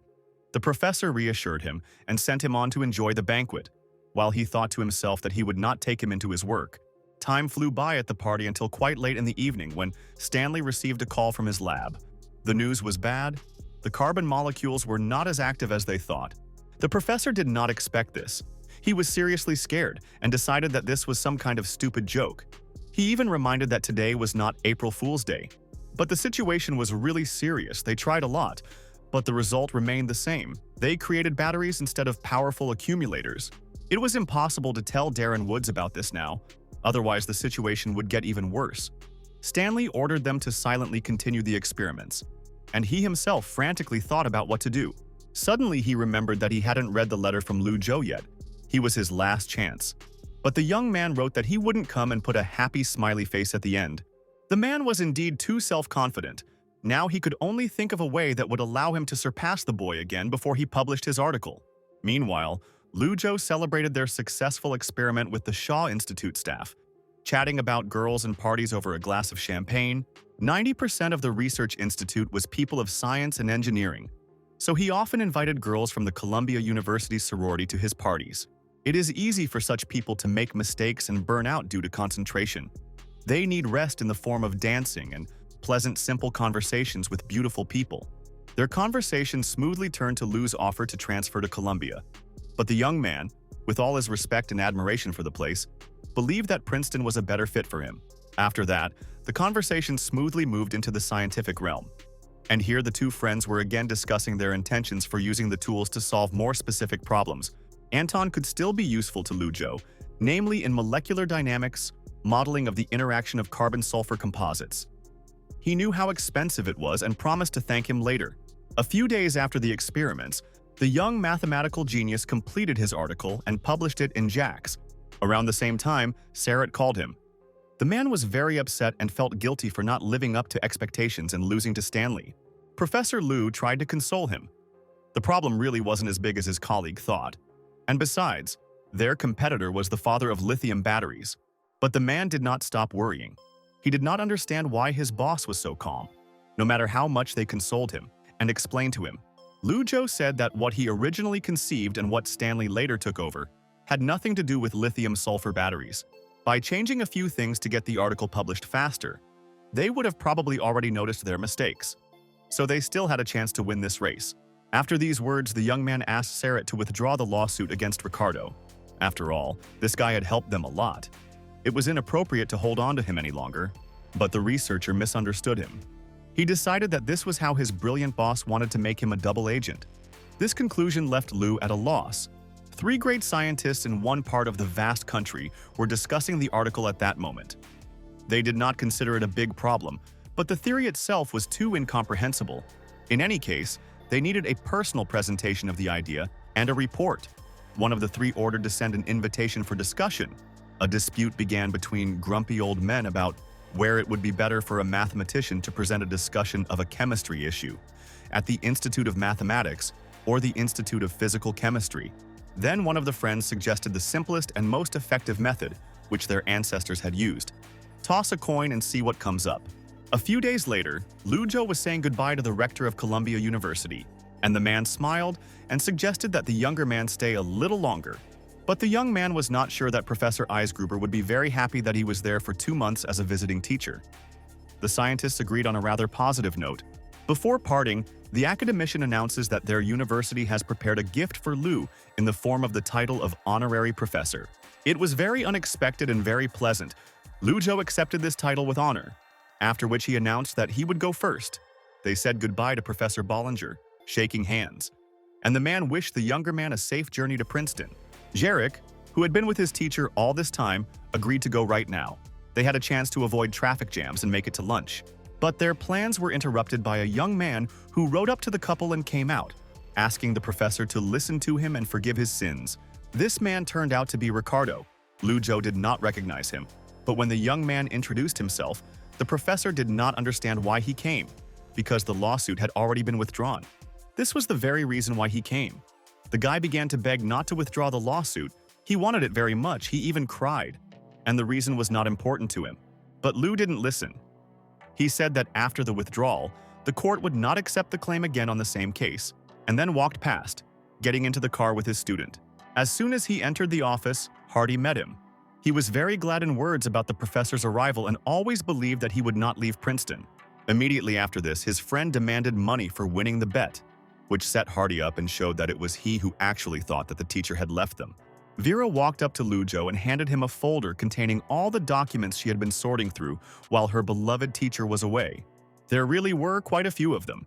The young man thanked the girl for the work she had done and began to look through all the papers that had accumulated. Among them were 2 letters from the International Congress of Mathematicians and from the Max Planck Institute for Solid-State Research. Everyone who was in the office at that moment was very curious about what was inside, and Lu Zhou happily decided to satisfy the curiosity of his friends and his own.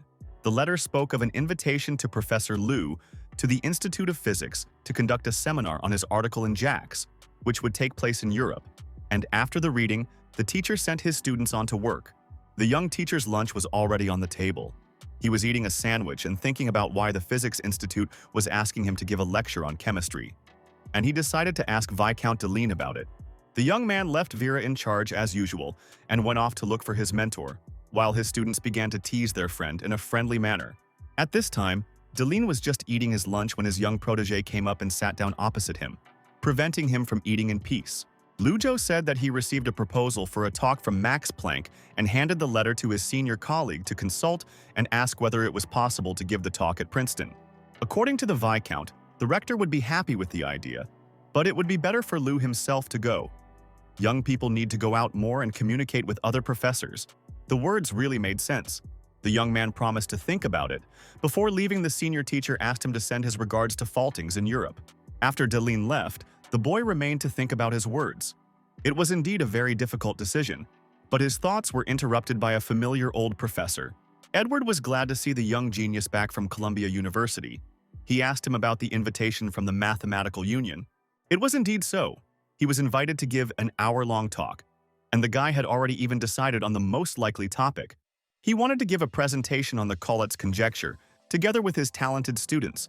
They all had good skills, especially Vera. And how could it be otherwise with such a leader? His elder friend was eagerly awaiting the results of this report. After a short conversation, Lu Zhou left and left the old man alone with his lunch. Finally, the time came to take on a new task from the system. The girl in the sea of consciousness no longer hoped to see such a busy young man again. Lu's new task was to organize a plan for the students and help them complete their thesis, with the number of awards directly dependent on the students' work results. Zhou was a little put off by the program's treatment of students as vegetables, but he accepted the mission anyway. Having said goodbye to the system, the guy managed to leave the world before the girl lost her temper because she was being left again for what was clearly a long time. At this time, Professor Stanley burst into the conference hall of Binghamton University like a hurricane. He was beside himself with rage and was looking for Ricardo. He blamed him for not being able to achieve the desired result in his research when the phone rang. It was Darren, an investor in the scientist's work, who was very unhappy that the battery he had invested in could not be produced, and Stanley tried to shift all the blame onto Ricardo. The lawsuit was withdrawn, indicating that he was definitely a double agent, and the professor's ally promised to file a lawsuit with the legal department later. At this point, they need to stabilize their position in the scientific community. They could not lose the trust of other investors. Darren also said that Lu Zhou had changed his goal and was no longer working on lithium-sulfur batteries, and Stanley urgently needed to start a new experiment. Returning to the Princeton Genius's office, Lu Zhou talked to his students about the International Mathematical Congress, to which he had been invited to give a talk. This time, he wanted them to come out with him and tell people about the Hale hypothesis. No one believed in its solution, but he wanted them to prove otherwise. Their research has only reached 30% of the total work, which means they will have to work hard this year. Lu promised to help them in everything. He was very sorry that he devoted so little time to his students, was busy all the time, and could not help them with their academic issues. Jarrett corrected him. He believed that the professor did not forget about them, citing his own example. But Zhou ignored his elders and asked for forgiveness for this. That was all there was to organizing their work for the year. His first 3 students were very motivated to finish the work and show themselves. After that, the teacher called Wei Wen to go out and take a little walk with him. He wanted to explain something to him and talk to him. And Jarek went to do his research. Tai Yue and Vera discussed the issue of their work. They can't rely on the teacher for everything. They had to solve a huge part of the hypothesis in a year. At this time, Lu Zhou was leading his junior student to the office of his old friend, Luo Wungswan, who was just connected with Wen's direction. Unfortunately, the mentor did not have a suitable project on functional analysis of Hilbert space, but he could recommend someone who could help. Entering the office, Zhou smiled and praised his best friend, who was a very talented student of Edward Witten.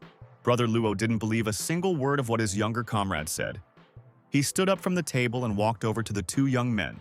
Now he was checking articles. Theoretical physics was a thing in which nothing new appeared. And the scariest thing was to work on an idea and then find out that it had already been proposed. Unfortunately, he has not yet finished his doctoral dissertation. His mentor's demands are too high and he cannot satisfy him in any way. The only thing that changed was the topic of the work.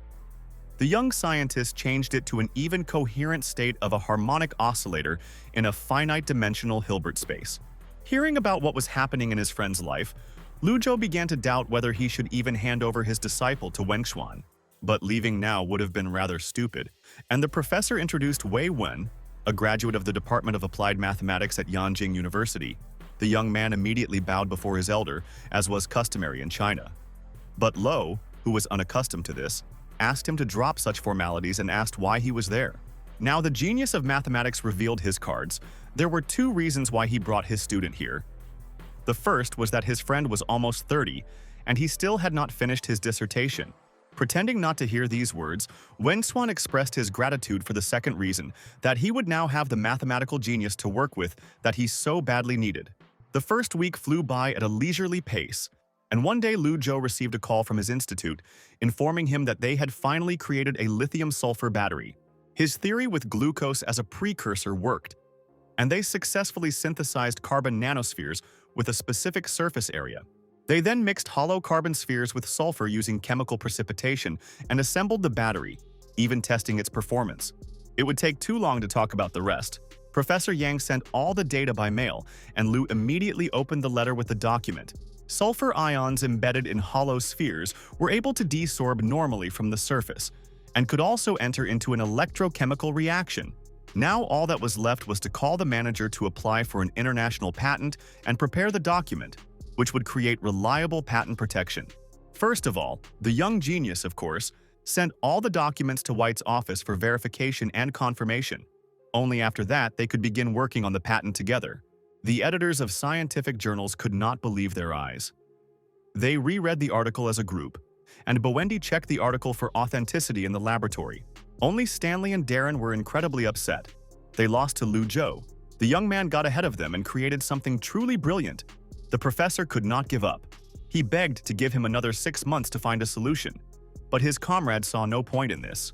Not to mention that during this time new types of pus too may appear, and then Stanley's work will no longer have any meaning or benefit. After all the complications with the article and patent were over, Lu Zhou was in a park near Lake Carnegie in Princeton, watching students with a quadcopter. True, this was not at all a joy for the young man. If Professor Chirek had not asked him to look after the students, he would never have come here. While the boys went to get their experimental toy, a girl, a journalist from Time magazine, Julia Drake, approached the professor. After she handed over her business card, Julia asked if the young man had any free time, and if she could borrow his time for a while. The girl asked what prompted the math genius to switch to chemistry. Lu explained that there were many parts to his work other than chemistry, and math was one of them. The topic of batteries simply interested him. That's how he came to it. And then the topic turned to Starsky, the company with which the young man cooperates. The scientist gave a rather high assessment to his partners. They help him a lot. And in response to a question about his plans for the future, he mentioned physics. A few days later, Lu Zhou arrived in Germany to give a talk on his discovery in the field of chemistry and materials science. At the airport, he was met by a whole crowd of scientists, led by the president of the society, Martin Stratmann, who happily rushed to introduce his colleagues. In front of him stood in a row Professor Klaus von Klitzing, Gerhard Edel, and Faltings, the very one to whom Viscount Deline had asked to convey his greetings. The old academicians, like little children, couldn't wait for Lu Zhou's presentation and came to meet him, take him to the hotel, and talk to him personally before the start. As soon as they got into the car, the interrogation began immediately. The scientists were interested in how he came up with these formulas and where he got his inspiration from. He was inspired by the Schrödinger equation, which was followed by a question about his paper and the difference between theory and non-empirical calculation. The genius already wanted to tell in detail about everything related to this topic, but he was stopped, asked to leave the details for the report. There was a whole week left before the presentation. The guy wanted to see interesting places, and they promised to take him to Max Planck's laboratory. He was also interested in one question from the time he received the invitation. Why did the letter come from the Institute of Physics and not from the Institute of Chemistry? It was a pretty good question. One of the professors replied that next time they would play blackjack and not flip a coin. After some time, the young mathematical genius was indeed taken to Max Planck's laboratory, the largest of them, where many projects on chemistry and physics are carried out. Most of the projects here are carried out by research groups, which can be completely different. The approach to work here was very different from America. On the way, they came across an interesting building. It was the Institute of Plasma Physics. Professor Klitzing was ready to bet that the young man would never guess what was there. There was something much more fantastic than the collider, this building of controlled thermonuclear fusion. The man invited the young man to look. In just a couple of minutes, they approached this large guarded room, at the entrance to which stood a guard. There was nothing secret here, so they could easily enter with the professor's pass. Access control was mainly needed to keep out violators.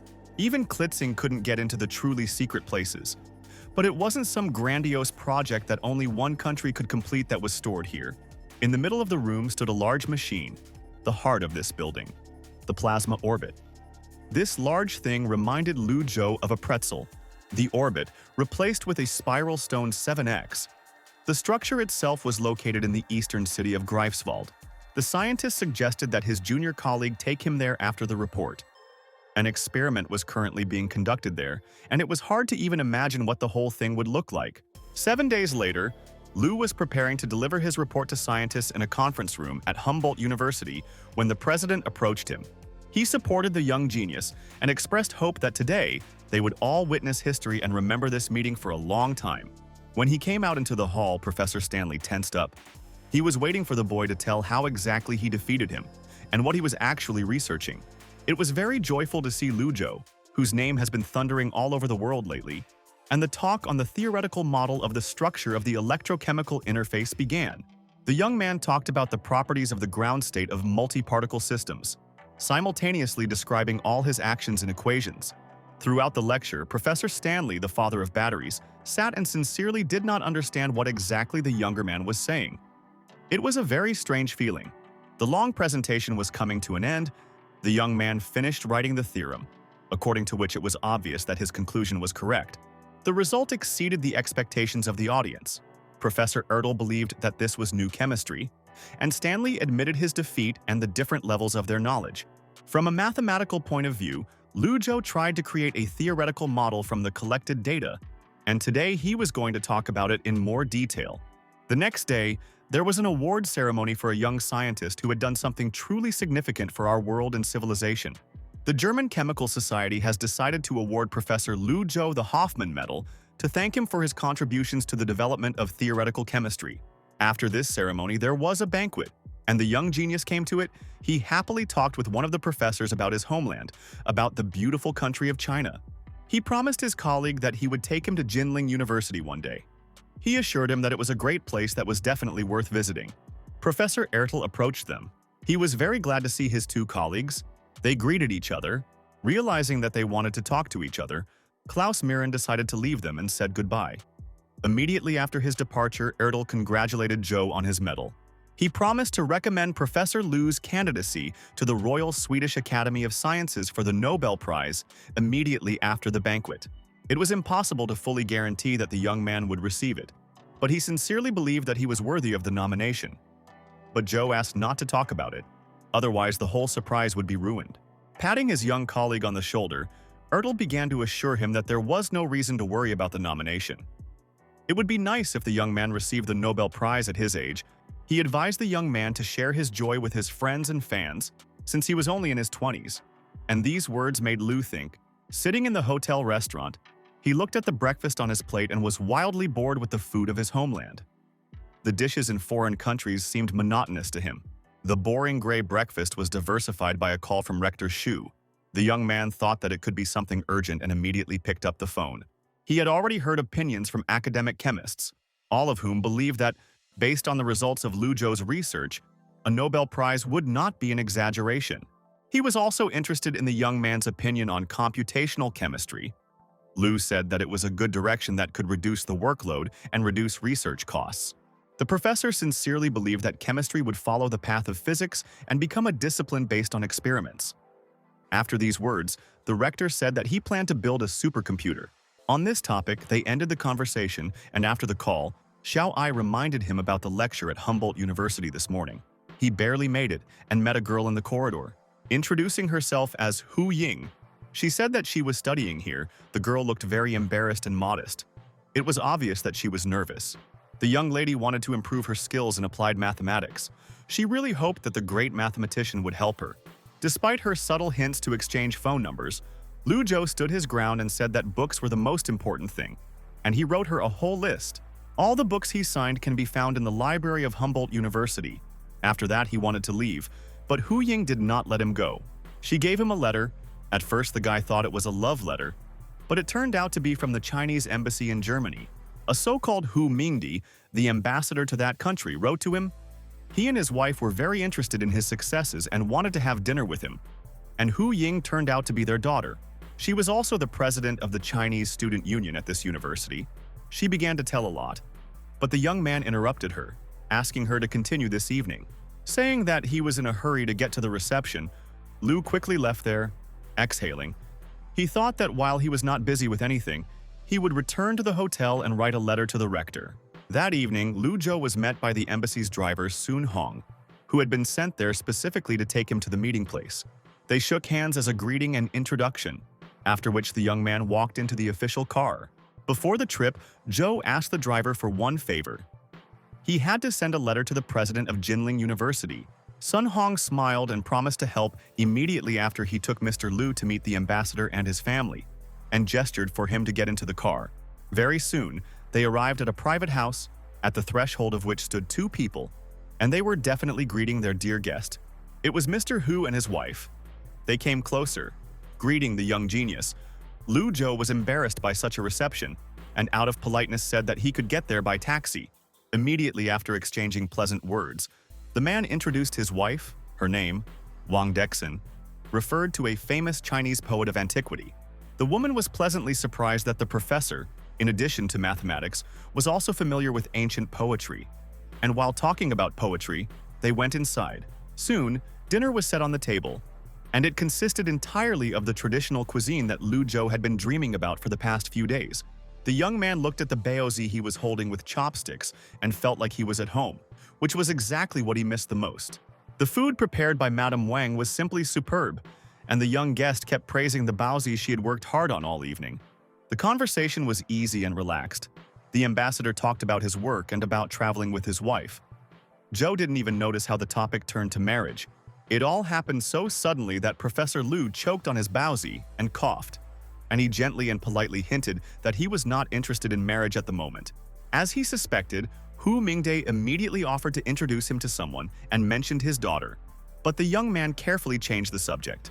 And although the man said that Hu Ying was just a casual aside, Lu Zhou could tell from his face that the conversation and testing of the waters were very serious. Fortunately for the young bachelor, the topic quickly turned back to the scientific mainstream, and Mr. Hu advised him to pay attention to the national conference for awarding science prizes. A friend told me that at a conference in January next year, the name of the brilliant mathematician Lu Zhou might well be mentioned. It was very unexpected, the young man thought about the ambassador's words, but over the next few days, everything was forgotten. The hero met Klitzing again. The professor introduced him to his friend, Ralph Kerber, who has been working here for a long time and has watched how the plasma orbit and the project as a whole have grown and developed. After shaking hands with the respected scientist, Lu Zhou said that although he was not involved in the field of thermonuclear fusion, he was very interested in the machine. The man, he said, thought Princeton math professors were better than physics professors, and his flippant words offended Klitzing. The friend put his hand on his shoulder. He knew that the old man was a kind soul and was not really offended by such statements. Ralph really liked the idea. He wanted to conduct a new victim and show the experiment. Fortunately, their desires coincided, and Zhou could not wait to see the orbits work live. Soon they came to the observation room where a normal experiment was being conducted. The room was impressive and as protected as the main entrance. There was a large glass panel across the entire back wall of the room, and it was the only place where you could see the real view of the 7X. The thing in front of him was of incredible size. This spectacle was worth a trip to Germany, according to Ralph. It cost more than €1 billion, not including research. Preparations for the experiment completed, Professor Kerber invited his friends to return to the observation room to watch him from a safe distance. He invited Lu Zhou to sit in front of one of the monitors, where the data and processed images would be collected and he could see them in real time. Immediately after this, the experiment began. The scientists took turns observing the important and leading moments. And when everything was normal, ignition occurred. The resulting picture was incredibly beautiful, and inside the plasma, at its peak, the temperature would exceed billions of degrees. There was no material yet that could withstand the scorching energy equivalent to the temperature at the center of a star. And the young man wondered how it was contained. It turns out they use a magnetic field to contain the power in a confined space, keeping it all away from the interior walls. Now it was only draining for a few seconds at a time. The longest was about 6 seconds. The equipment was starting to cool down and the data was coming in. Lu Zhou was slightly disappointed at how quickly everything happened. The problem was that the diverter was not installed, and they could not discharge for longer. Maybe in 2 years, when they install it and water cooling becomes available to them, they will be able to reach 30 minutes. But for now, it is time to go to the rest area. Already at the table, they talked about how the machine's potential was enormous. But the funding was too huge, and the results did not please either the scientists or the government. Unfortunately, only when they can solve all the problems will the result appear. But so far, they have not been able to find a solution to any of the fundamental problems. Technically, they needed a larger electromagnetic field to contain the plasma, but that required more current and a way to prevent the wires from heating up. As long as they had a stellarator, some of the problems could be avoided, but a material that could withstand extreme conditions was a much better theory. Ralph would like to lure Lu Zhou into the ITER project. They needed mathematicians, but unfortunately he had absolutely no time. But he promised to think about the problems. It was hard to guarantee that everything would work out, but even this was enough to encourage the physics professor, who eagerly awaited new achievements from the genius. A few days later, the young man returned to Princeton and immediately went to see Professor Witten, going into his office. He was immediately congratulated on receiving the Hoffman Medal, which is truly a great honor and a reason to be proud. Lou said he had seen old Faltings but felt he didn't like him very much. But Edward was sure his old friend felt that way about everyone. He also said that, in addition to meeting with the old and nasty professor, he was also in Greifswald and was in their laboratory. The senior colleague was shocked. He had been to Germany twice in the last 2 years, but each time he had missed the chance to see the experiment. Finally, the young man told the reason for his visit. He was looking for Lyman Spitzer's manuscripts about the stellarator. The professor said that they were in the Firestone Library. He also advised consulting with scientists from Stanford, Caltech, or MIT. Since no one was working on this at Princeton, Lu Zhou thanked him and said that he would think about it. But until he decided on his own direction, he wanted to read the manuscripts and get inspired. After talking a little about how his students were now helping Luo Wenxuan, the boy said goodbye and went off in search of inspiration. Late in the evening, the hero sat in the park under one of the street lamps and read Lyman Spitzer's notes in the fresh air, while people hurried about their business. Despite the large number of strange figures, these texts helped him write his work. The law of plasma motion in a stellarator, Rector Shu called him. He thanked the young man for the letter he wrote. Now they had money to build a supercomputer. Moreover, the contents of his letter were published in the Renren Daily newspaper, and the man advised asking someone to send him a copy to read. While he was talking on the phone, Molina approached him. The girl smiled and warned him that she did not come here because of the Riemann hypothesis, so that he would not be scared. One look at her showed that the girl had made no progress in her work, and she sat down next to him and asked how he had solved Goldbach's conjecture. The young man smiled softly before setting a difficult goal. You need to start with something easier. Even he would not be able to solve Goldbach's problem right away. This really interested my friend. She was very curious about what smaller goal the genius had set for himself, but she didn't expect to hear that it was a theory about twin numbers. Molina was in shock, and this he called a lesser goal. She was ready to throw him in the lake and drown him there, right then and there. Soon the young man had a newspaper with his letter in his hands. He thought that he needed to be very careful in the future, otherwise he might make a mistake and blame himself. Yanshu didn't keep me waiting long, he called, and told me about the progress of the construction of the institute. The foundation had already been laid. He offered to send a report on how things were now, but the report is not the same as seeing it with your own eyes. Lou asked a friend to take a photo next time, but the projected construction time is too long. He insisted that they should move there immediately after construction was completed, but his friend reassured him, saying that the dean of the chemistry department would not mind if they stayed longer. Their institute had no other research projects. and the scientist asked his boss if he had any ideas, and Joe promised to let him know if he had any. So far, the only thing he had worked on was the Navier-Stokes equation, or rather the specific application of these equations to plasma. Recalling his work, he also advised his friends from Jinling University to pay attention to superconducting materials. He believed that there was no need to change direction. One could simply look for a solution not in metals but in what they were currently working on at their research institute. The best thing would be to call Sarat and talk about it in more detail. He could even repeat everything that Lu Zhou had just said. The next day, Lu Zhou was conducting an interesting experiment in his office. Vera leaned over next to a strange flask on the table, watching what was happening. Her teacher responded rather strangely, saying that he was looking for inspiration, while the liquid in the flask, meanwhile, became less and less. He prepared a bottle of liquid and warned the girl not to come close, otherwise she could get frostbite. And then a student in the middle of the office sneezed loudly. Hardy and Wei Wen walked inside. The first guy was shivering and complaining that the room was a bit cold. No one expected such a reaction. Joe only used a little liquid helium.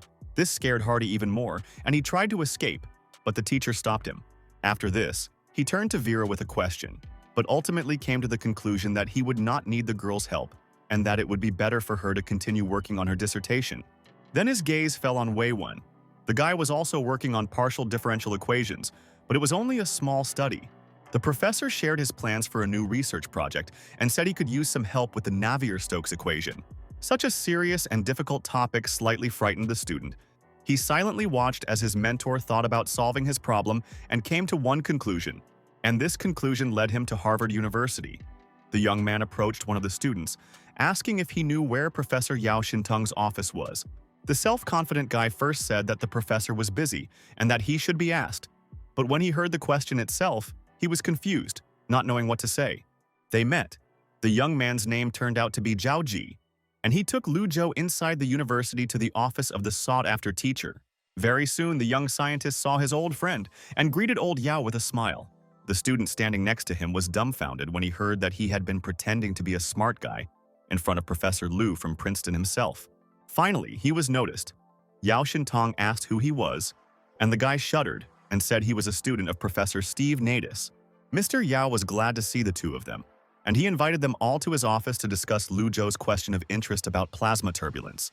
When they sat down on the sofas, the scientist began his story about research into turbulence, and how modern computers cannot handle the power of such research. Unfortunately, there has not yet been such a method for observing plasma ions. Any small disturbance can lead to destruction in the system, and the electromagnetic field cannot contain the plasma. As a result, it is possible to obtain only a model using the waves emitted by the plasma itself, but it will be accurate only up to a certain range, and today this is the technical ceiling. If Lu Zhou succeeds in creating an observational experiment, his contribution to physics will be comparable only to the contribution of cryogenic microscopy to biology. Professor Yao gave him a clue. He suggested starting with improving theoretical tools, and Zhao Ji sat there and didn't understand a word. After talking with the teacher, the young man followed the genius of mathematics. He really wanted to know about the topic of their conversation with Yao Xinteng. Lu turned to him, saying that the goal of science is to achieve the impossible, and advised him to skim through the literature. Recalling what happened between them in the morning, advising Zhao Ji to ask Senior Zhao, the young man asked the senior to forget about this misunderstanding and invited him to dinner. This was supposed to be compensation for the unpleasant first meeting. The owner of this Chinese restaurant was his acquaintance. Soon, the new article of Princeton's youngest and most famous genius was ready. He looked at its title on the screen and thought, it was very difficult to decide where to publish the article, so he decided to ask for advice from the person sitting next to him, the student Wei Wen. Lu Zhou didn't care whether the young man understood his article and text or not. The main thing was to hear an assessment and advice on whether to publish in a physics or mathematics journal. The answer was not long in coming. It was best to send it to a mathematical yearbook, since there were much more calculations in it than theories. Immediately after this, he went to the Princeton Plasma Laboratory and went into Sam Laserson's office to discuss the possibility of the experiment. He wanted to know if it was possible to implement his hypothesis, to place two plasma ports in orbit and through port A to place a particle inside, then return it through port B. It sounded interesting, but academician Laserson doubted that in the case proposed by Lu Zhou, it would not work with ordinary particles. This was obvious to the young man. So he wanted to propose for the experiment something flexible enough and easily distinguishable from reagents like helium-3. He was 90% sure that with a large target to capture the helium particle, they would be able to record the electromagnetic wave signal.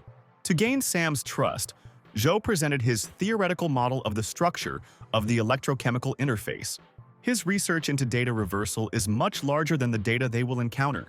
It is a difficult experiment, but entirely possible. If they succeed, it will be an invention worthy not only of worldwide recognition, but also of the Nobel Prize itself.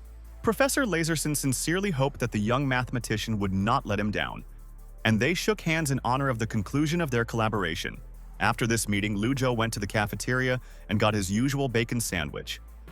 The cooks were genuinely worried about him eating the same thing, but he didn't care. The sandwich was indeed very tasty, but the guy was not allowed to enjoy it. A BBC journalist approached him to ask about a recently published article. The world community of academics were sure that he had taken on the problem of the millennium, but the professor said that they were wrong and that he was entirely occupied with his research, and the equation was only a means. The girl asked what kind of research Lu Zhou was doing, but this only made the young man angry. He didn't want people to gossip about him and write fake news. So far, he could only say one thing. He does not want to give any comments. After that, the angry and hungry professor asked the girl to go away. After some time, academician Lu came to the plasma laboratory, and their request to install a target and an atomic gun for experiments was accepted. They have to make it before the next experiment in mid-January. There is not much time left. They can wait for a major overhaul, but there is one thing. If they don't produce any results within 6 months, the plasma lab can refuse them. They needed to speed up.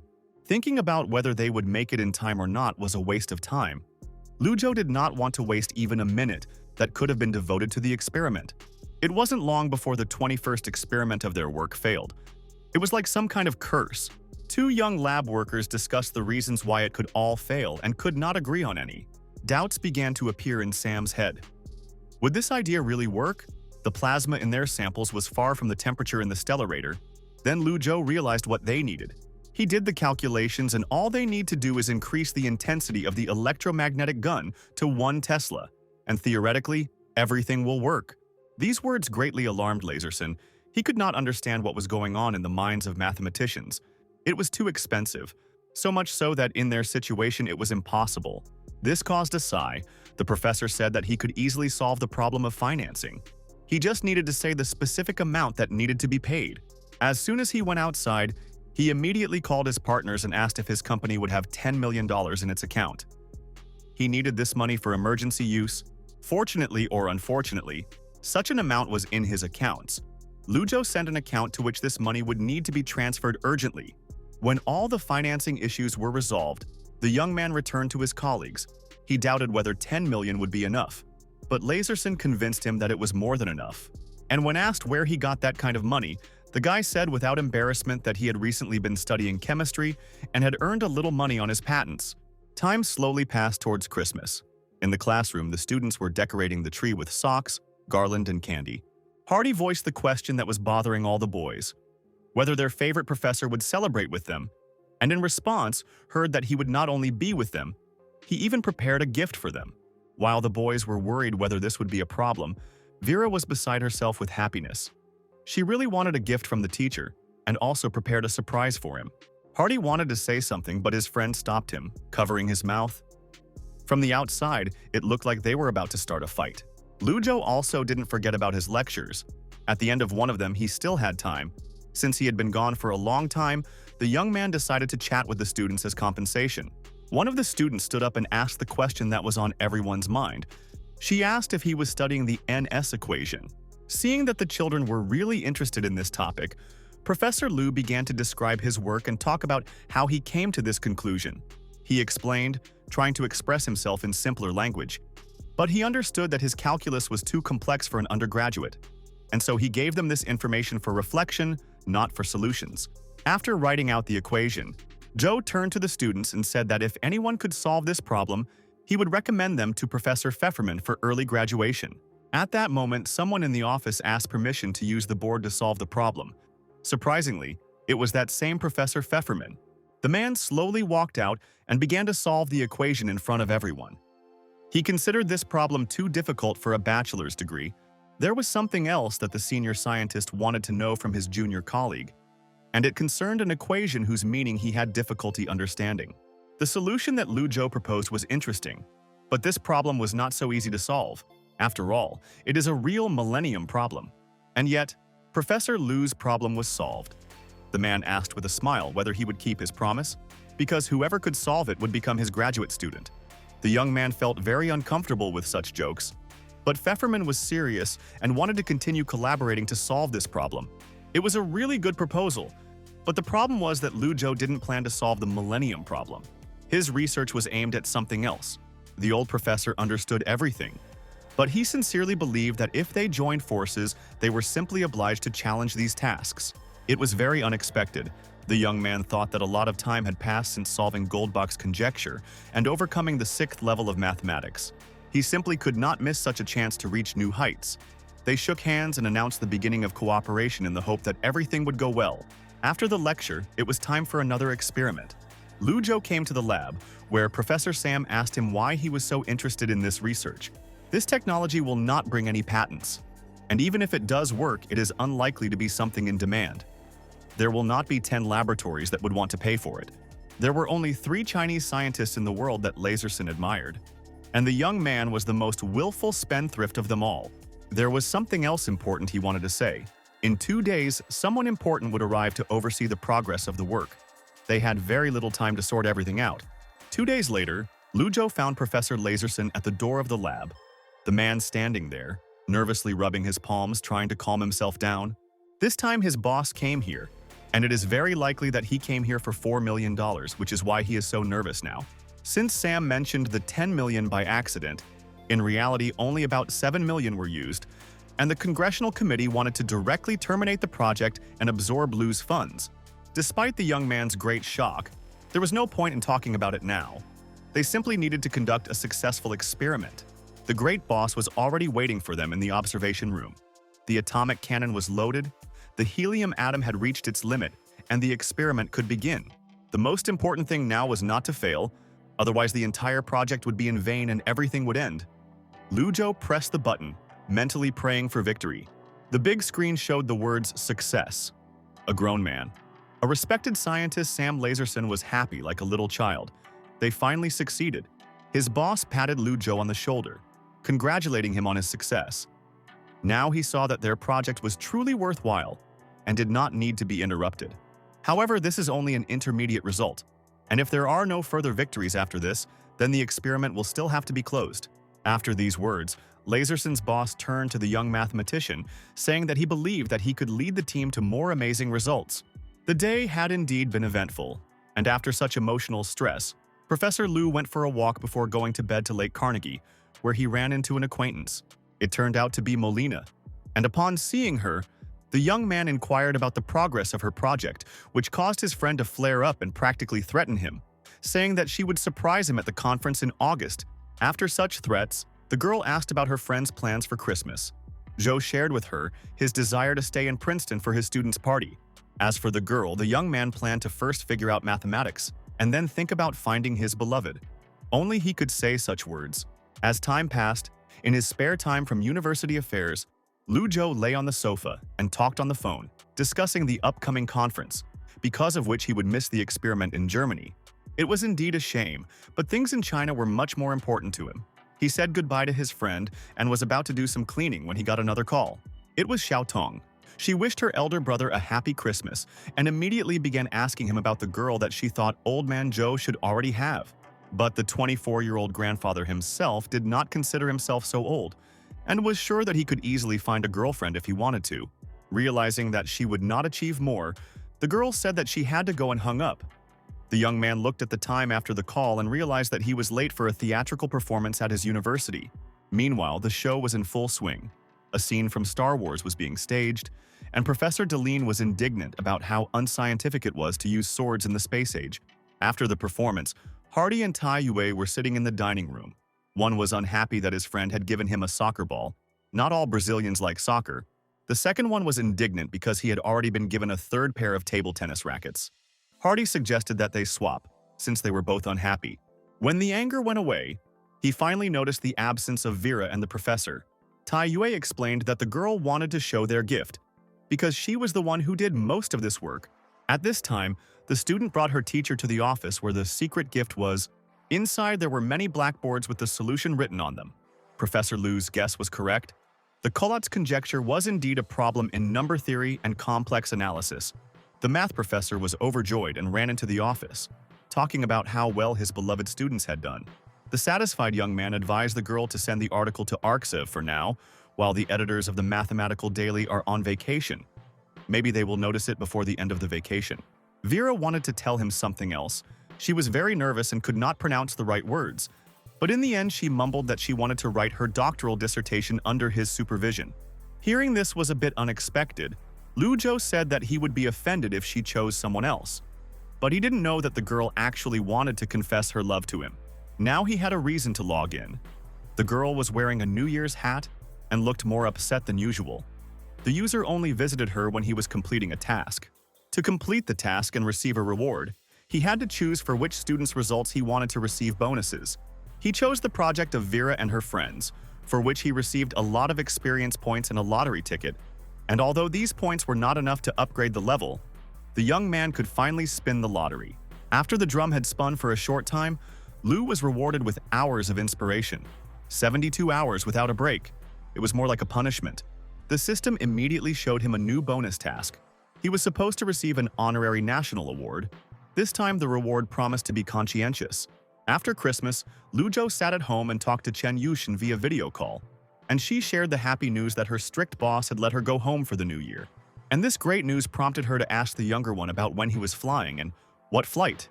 The girl really hoped that they would be able to fly together. Whether it was coincidence or fate, his flight was the same, and at the same time as Senpai's, which made her very happy, and they said goodbye after agreeing to meet at the airport. There were still a few days left to sort out his affairs and inform Professor Pfefferman that he wanted to take a short vacation for the winter holidays. The next day, the young man was already sitting in the old man's office and asking for a vacation. He really needed it. In the man's opinion, Lu worked too much.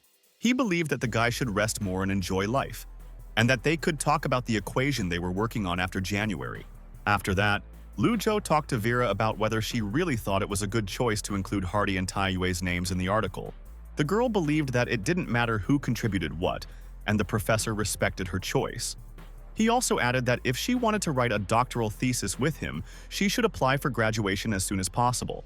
On the morning of the 28th, Lu met Yushan at the Philadelphia airport, although the girl had to wait until he finished talking on the phone.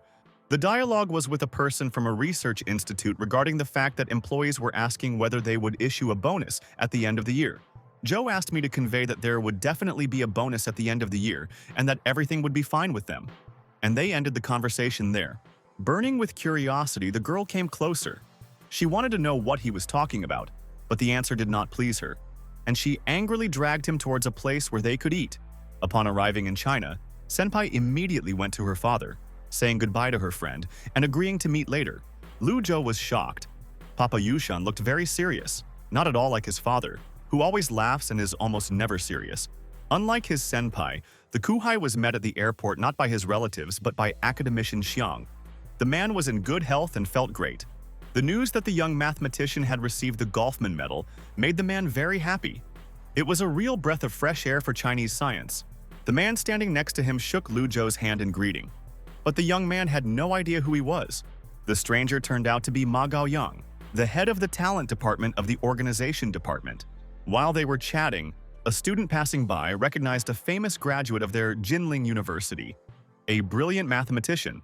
At first, the friend did not recognize him, but when the girlfriend said his name and that it was he who proved Goldbach's conjecture, the boy screamed and attracted the attention of Yushin's father. The man turned to his daughter, wondering if they knew each other. The girl said that they had previously studied at the same university and that he was now a professor at Princeton. When her father asked her about their relationship, she thoughtfully replied that they were just old classmates, former study buddies. The conversation was not very long. After that, Lu Zhou went to the hotel, and in the evening he was resting, enjoying a conversation on the phone with his parents. Xiao Ai, who was listening to their conversation, was very interested in who parents were, and they explained to her that they were the people who created you. After these words, she became very interested in whether she had parents. The young man did not even know how to answer this because most likely the answer was positive. Someone definitely created it, but whether they exist in this universe, he was not even sure. He would be able to meet them in this life. The next minute, he received a video call from a young graduate student from Massachusetts who had been sent to help with his research, and they had completed a number of successful and significant experiments. For some time, the young man's friends had already been waiting for him. They wanted to celebrate Christmas, which they had missed due to a lot of work and a mountain of paperwork. Professor Lu said goodbye first so that the young man could pass out with a clear conscience. And immediately after the conversation, he lay down on the bed, happy that the project was finally completed. The next day, Lu Zhou was going to Shuimu University, where the conference for which he had stayed in Beijing was to be held, and was met in the corridor by Wang Peng. The man was a driver from the organizational department. He was sent here specifically to help. And the help was really needed. The young man needed to get to the university. However, when they arrived, finding the Yao Xintong Mathematics Center was quite difficult. So Lu decided to ask a passing person for directions. Without asking any unnecessary questions, the man showed where to go and where the center's building was located. Within the university, such a question was not strange, and yet the scientist's curiosity did not let him forget about it. The young man asked who his new acquaintance was, to which he was told that they were just taking a walk. The guy himself wrote his doctoral dissertation here on materials research, namely carbon nanomaterials and polymers.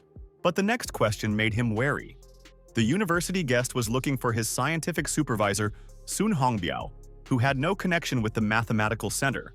Only then did he introduce himself to Lu Zhou. The guy immediately recognized him. He was clearly his fan and no longer hoped that he would meet his idol in his life. Zhou immediately began trying to recruit a scientist who specializes in exactly the kind of work his institute in Jinling is doing. And he just happens to be short on people. But his unsuccessful attempts were interrupted by Professor Sun. He looked very unhappy. Who would be happy to see how they are trying to take away your student? According to the mathematician, he was simply exchanging thoughts. And besides, it was not for this old man to tell him about shame. Lu Zhou told the young scholar that his offer still stood, but the young man felt very awkward in front of his supervisor and ran away. The certainty that the boy had come here to cause trouble prevented Old Man Sun from believing that he was simply looking for experienced graduate students. There was no point in trying to convince Hong Biao. Lu Zhou simply asked his senior colleague to forget about it and went on to look for Yao Xintong's scent. A few days later, the young man ran to the Beijing Convention Center, afraid that he was very late for an important meeting. His escort reassured the guy, saying that he was not late and everything was fine. Lu Zhou adjusted his suit and they entered the hall together. At this time, at the Jinling Institute of Materials Science, Qian and brother Luo were watching the National Awards Conference. Luo didn't pay any attention to the fact that Lu Zhou had returned to Beijing 2 weeks ago, and his presence at the ceremony came as a surprise to him. In Director Xu Jin's office sat his friend Professor Lu, who thought that it would be difficult for his former student to receive the first-level award. The National Science Prize is more focused on physics than mathematics. If Lu Zhou had worked for a couple of decades in China, he would have definitely received the first level. Academician Lu believed that this guy had a long way to go. If he didn't get it this year, he would definitely get it before he turned 30. His words touched his friend. Director Xu did not consider himself old, and certainly did not think that he would not live to see the day when Lu received the bonus. The awards ceremony was in full swing, and on stage the host was announcing the next winner, this time from the field of agricultural production. The next prize was awarded to an academician who developed and assembled the technology of induced luminescence. The third laureate was the young scientist Lu Zhou, who was able to prove Goldbach's conjecture and make a gift from China to the whole world. As the three men walked onto the stage, the girls stood up with prizes and awards in their hands, which were to be presented to them. The man handing out the awards was an employee of the ceremony, and he noticed that the young mathematician standing in front of him was very nervous. He encouraged him with kind words, saying that pressure is a good motivator, and he advised him to continue to be happy and achieve success. The academicians sitting in the office discussed the leadership's bold move.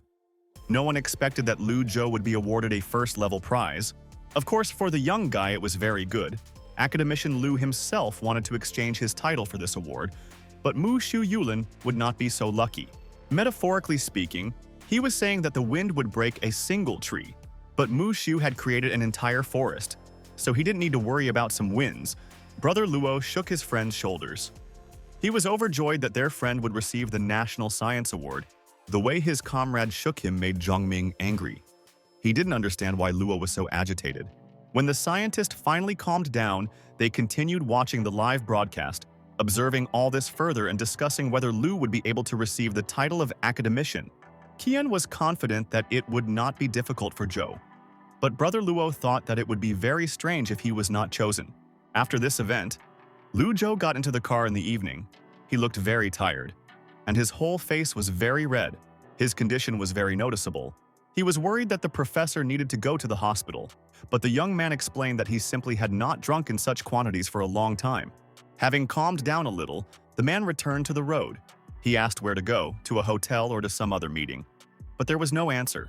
Lu Zhou passed out right in the back seat, leaving Wang Peng with no choice but to take him to the hotel. The task in the system was successfully completed.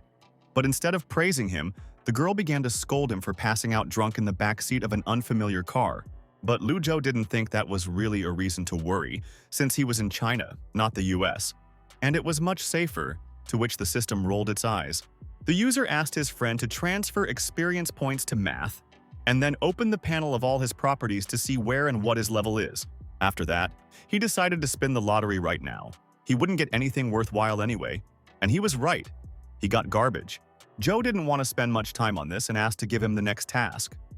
The system didn't miss the opportunity to laugh and gave the task to find a girlfriend.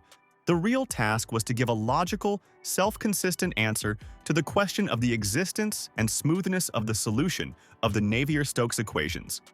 After which the girl gave him a lottery prize. A few days later, there was a knock on the man's office door. He was reading a newspaper and didn't even close it, allowing entry. It turned out to be Chen Yushan's father, and the man immediately invited him to sit on the sofa next to him to talk. He invited Mr. Chen to find out who the girl was who got off the flight with Professor Lu and what their relationship was like. It was obvious that she was his daughter, and so it was important for him to know that the girl was not taken. As soon as he found out that they were not a couple, the man began to hint that it was time for Yushan to think about marriage. Mr. Chen immediately exploded. He would never allow this man's son to become his princess's husband, but he was wrong. There was no talk about him. They wanted to talk specifically about Lu Zhou. The management considers him an important person, and that's why their department stole the fact that the professor never met with anyone. These words made Chen even more angry. He couldn't believe that they were actually trying to gently hint to him about marrying his daughter off to this guy. It was perceived as a sale, but the man tried to explain to him that it was not so. Lu Zhou was not married and was a very successful person. It was not a sale at all. It was hinted to him that after such words he might be hated, and the man asked for forgiveness and expressed concern that it would be a good idea to connect the genius with a woman from China. His friend understood him perfectly, but reminded him that this would disgust the young people. He said that if Lu wanted to leave the country, he would certainly have done it earlier.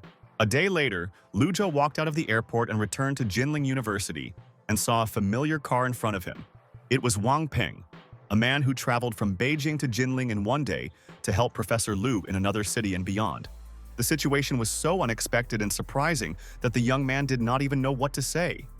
He simply began to worry that the man was very tired. Wang said that he was not tired at all. He was very happy to serve the people. This made Lu Zhou even more confused. This man was too devoted to his work. Once in the car, the mathematician asked to be taken to Jinling University, and the driver became interested in whether he was going to return here.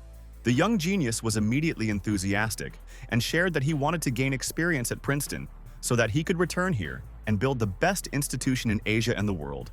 When they arrived at the right place, Lu Zhou advised his assistant to find a way to kill time and go and rest, since he would be busy for several hours.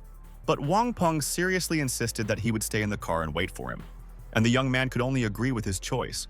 A young graduate walked into the office of his favorite Professor Tan with a bag of gifts. The man thought that coming with gifts was too vulgar. He would be glad to see his student without it. But Lu thought otherwise. He couldn't come empty-handed. After looking around the office, the young man asked where Brother Wang was, but it turned out that he had already graduated. The professor silently looked at the man in front of him. Tang Zhuwei did not expect that the young mathematician would exceed his expectations. He was now fit to be his teacher, but Lu Zhou didn't think so. He jumped to his feet, saying that he still used the old man's advice. The man reassured him. There was nothing wrong with admitting your shortcomings. There was nothing more to teach him because the guy had already received a first-level award. And with this red piece of paper, he could do what many people dream of. But he must understand that this is a double-edged sword. In order to achieve more in science, you need to maintain balance in your heart. Clearly understand what you yourself are capable of and what you are not. That was the end of the serious topics. Zhu Wei asked how Luo Wenxuan was doing, and learned that in about 2 years he would be awarded a doctorate. After a long and pleasant conversation with his former professor, Lu Zhou went in search of his former supervisor. But academician Lu was not in his office. His student was studying there, and told the guest that the professor had gone to a meeting in Daebei for a couple of days. There was nothing to do, and Zhou asked this guy to pass on a gift and the words that his student came to see him, and in order for him to accept it all, he asked to convey that it was from Lu Zhou. These words made the student glow with happiness. He considered this man his god. He did not stop calling him that and asked him to wait. The professor asked him to give him a letter. Lu Zhou asked again to simply call him by his name, but the young man seemed not to hear him and continued to call him by his nickname. After a long search in his teacher's desk, he finally found what he needed. He handed over some kind of notebook along with the letter. He asked his god to sign his notebook so that he could keep this autograph for the rest of his life. And while Lu was signing the notebook of a young man named Song Wenwen, he asked his idol how he felt when he received the award. Zhou calmly replied that he was nervous. The guy didn't expect that would be all he heard. It was very awkward. After this meeting, the young genius left the university and was seen in the campus courtyard by Menzi. The girl immediately called out to him. Of course, the young man stopped and went over to talk to his former student. She was carrying materials from the Carbon Nanomaterials Research Institute. Her older lab sister asked her to take them back. It was a great opportunity for Lu Zhou to visit the institute, and he went along with the younger one. Very soon they entered the Jinling Institute of Materials Science, where these documents needed to be taken. The girl hugged the teacher's hand, asking if he wanted to tell her anything. But all he told her was that she had grown up. Offended, Mengqi took the materials from Zhou's hands and sent him to go on with his business. The young man, as usual, did not understand at all what exactly happened and what the girl was offended by. He decided to forget about it and find Yang Shu. Already in the office, they discussed a successful experiment that had been conducted recently, and Professor Yang handed over the experimental data. The research team called it the Magic Corner, a name that was very descriptive. That's because the result is as stunning as the name suggests, especially when compared to metallic superconductors. In other words, it means a lot of experiments. Lu Zhou asked about the group's future goals. Yang Shu said their next goal was to achieve superconductivity at 77 Kelvin. But Lu thought it would be better to set the bar at 100. Regardless of temperature, if this superconducting material can be realized, the technology will have limited prospects. Moreover, Professor Herrero was a man indifferent to fame and fortune, and his previous work showed that he was happy to teach those who had potential. What Yan Shu meant was that the professor believed that this technology should be available equally to everyone. While Lu Zhou thought that they weren't offering enough, he believes that if he provides $10 million in research funding, Herrero will reconsider the matter. If he didn't agree, then he would have to offer $20 million. Whether it was worth it or not, Lu Zhou needed these technologies and patents. Remembering about the money, the mathematician remembered that he had to give out bonuses at the end of the year. He was now going to the finance department to send them to the employees. Yan Shu really wanted to know what his bonus was, but the boss didn't reveal any secrets, only saying that it was a whole 7 digits. It took the man a while to realize what the amount was, but when he did, his glasses nearly flew off his face in shock. The next day, everyone who worked on the project looked at their bonuses and couldn't believe their eyes. Lu Zhou paid each of his employees an exorbitant amount of money. Even the man who was originally a spy was paid 100,000 wen. Yan Shu received the largest amount. Now there was no longer any point in planning to save for a house and take out a loan, because he received 1,500,000 wen at once. Meanwhile, the genius mathematician arrived at the train station.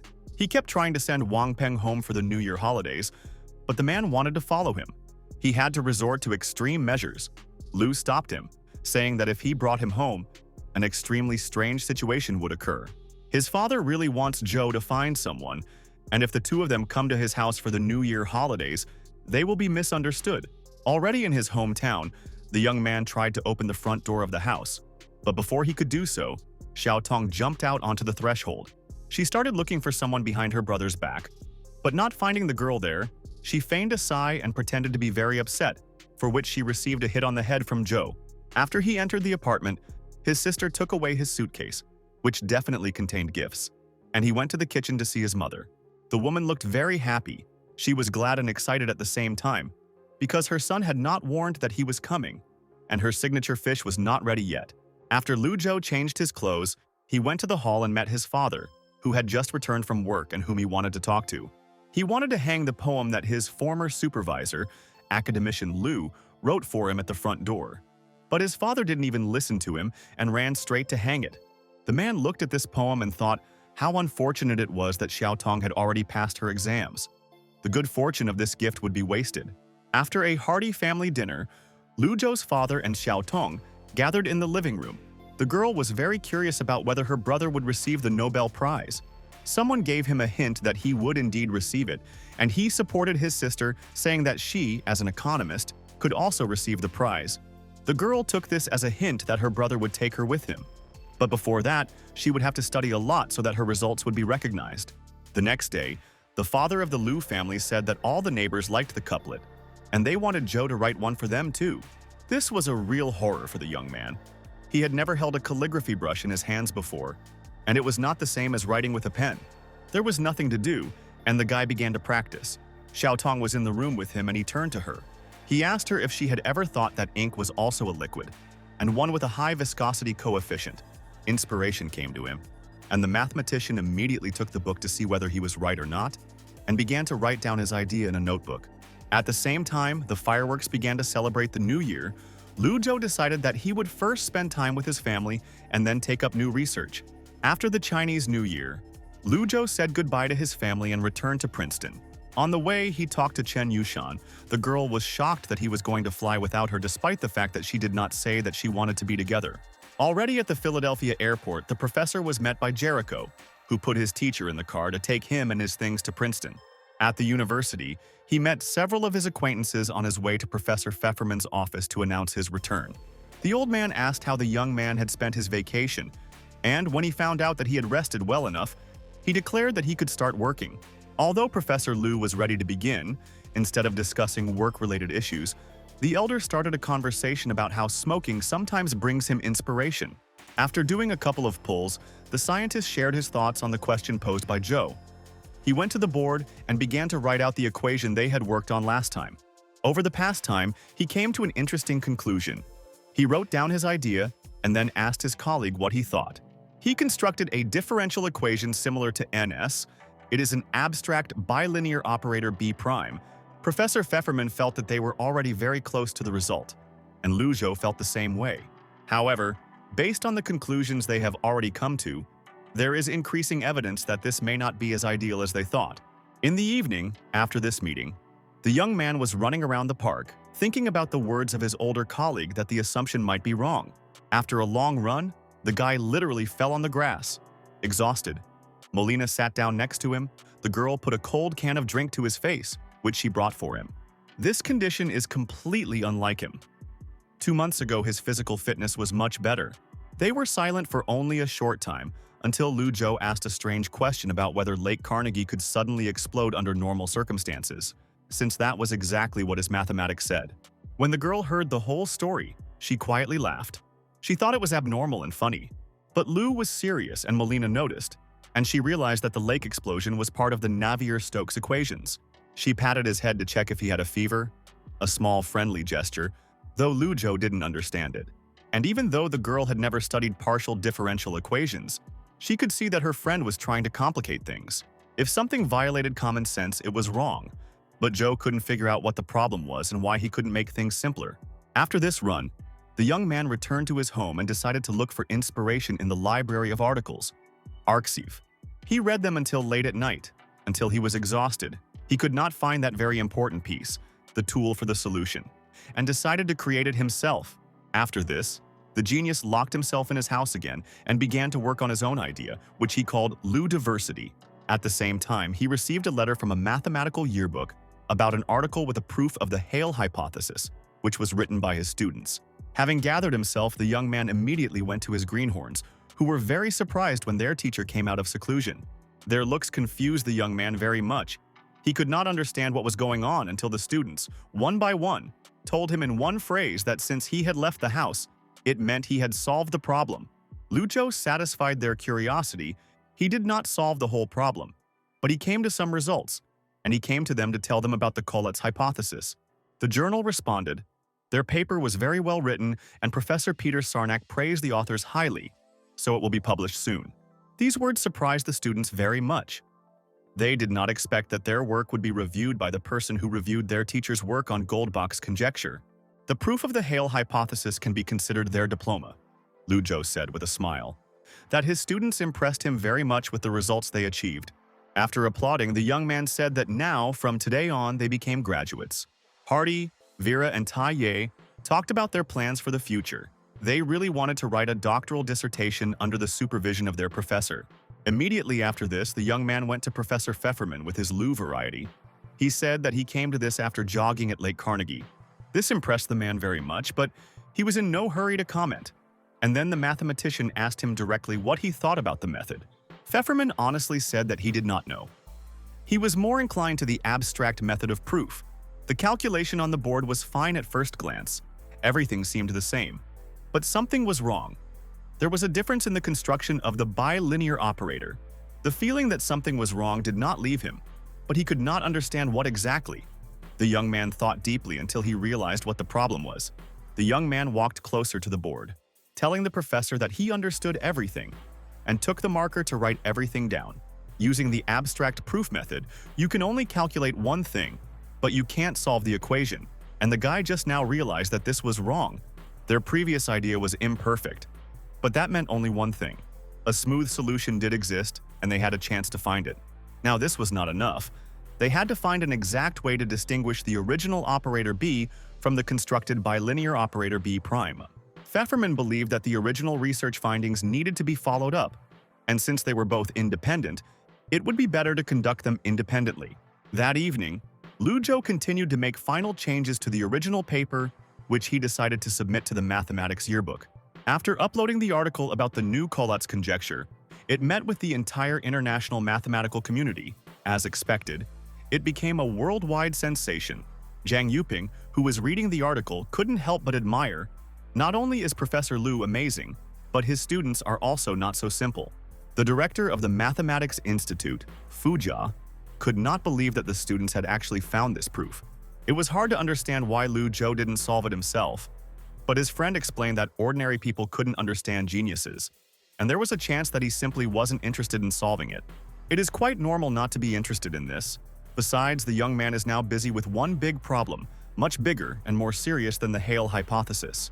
Director Fu Jia was very curious about what important thing he was doing, and Professor Zhang said that it was about the existence of a smooth solution to the Navier-Stokes equations. The state would never give a first-level bonus to a 20-year-old boy without good reason. And old man Zhang was confident that he would soon find a solution to the millennium problem. The man was going to write to the management and recommend Tai Yue to the 1,000 Talents program. And it didn't matter whether he was going to return to China or not. 2 weeks later, Peter Sarnak handed Lu Zhou an invitation from the Mathematical Union to tell as many people as possible about the Collatz conjecture. This is a rare opportunity, and the society has prepared 45 minutes for the talk.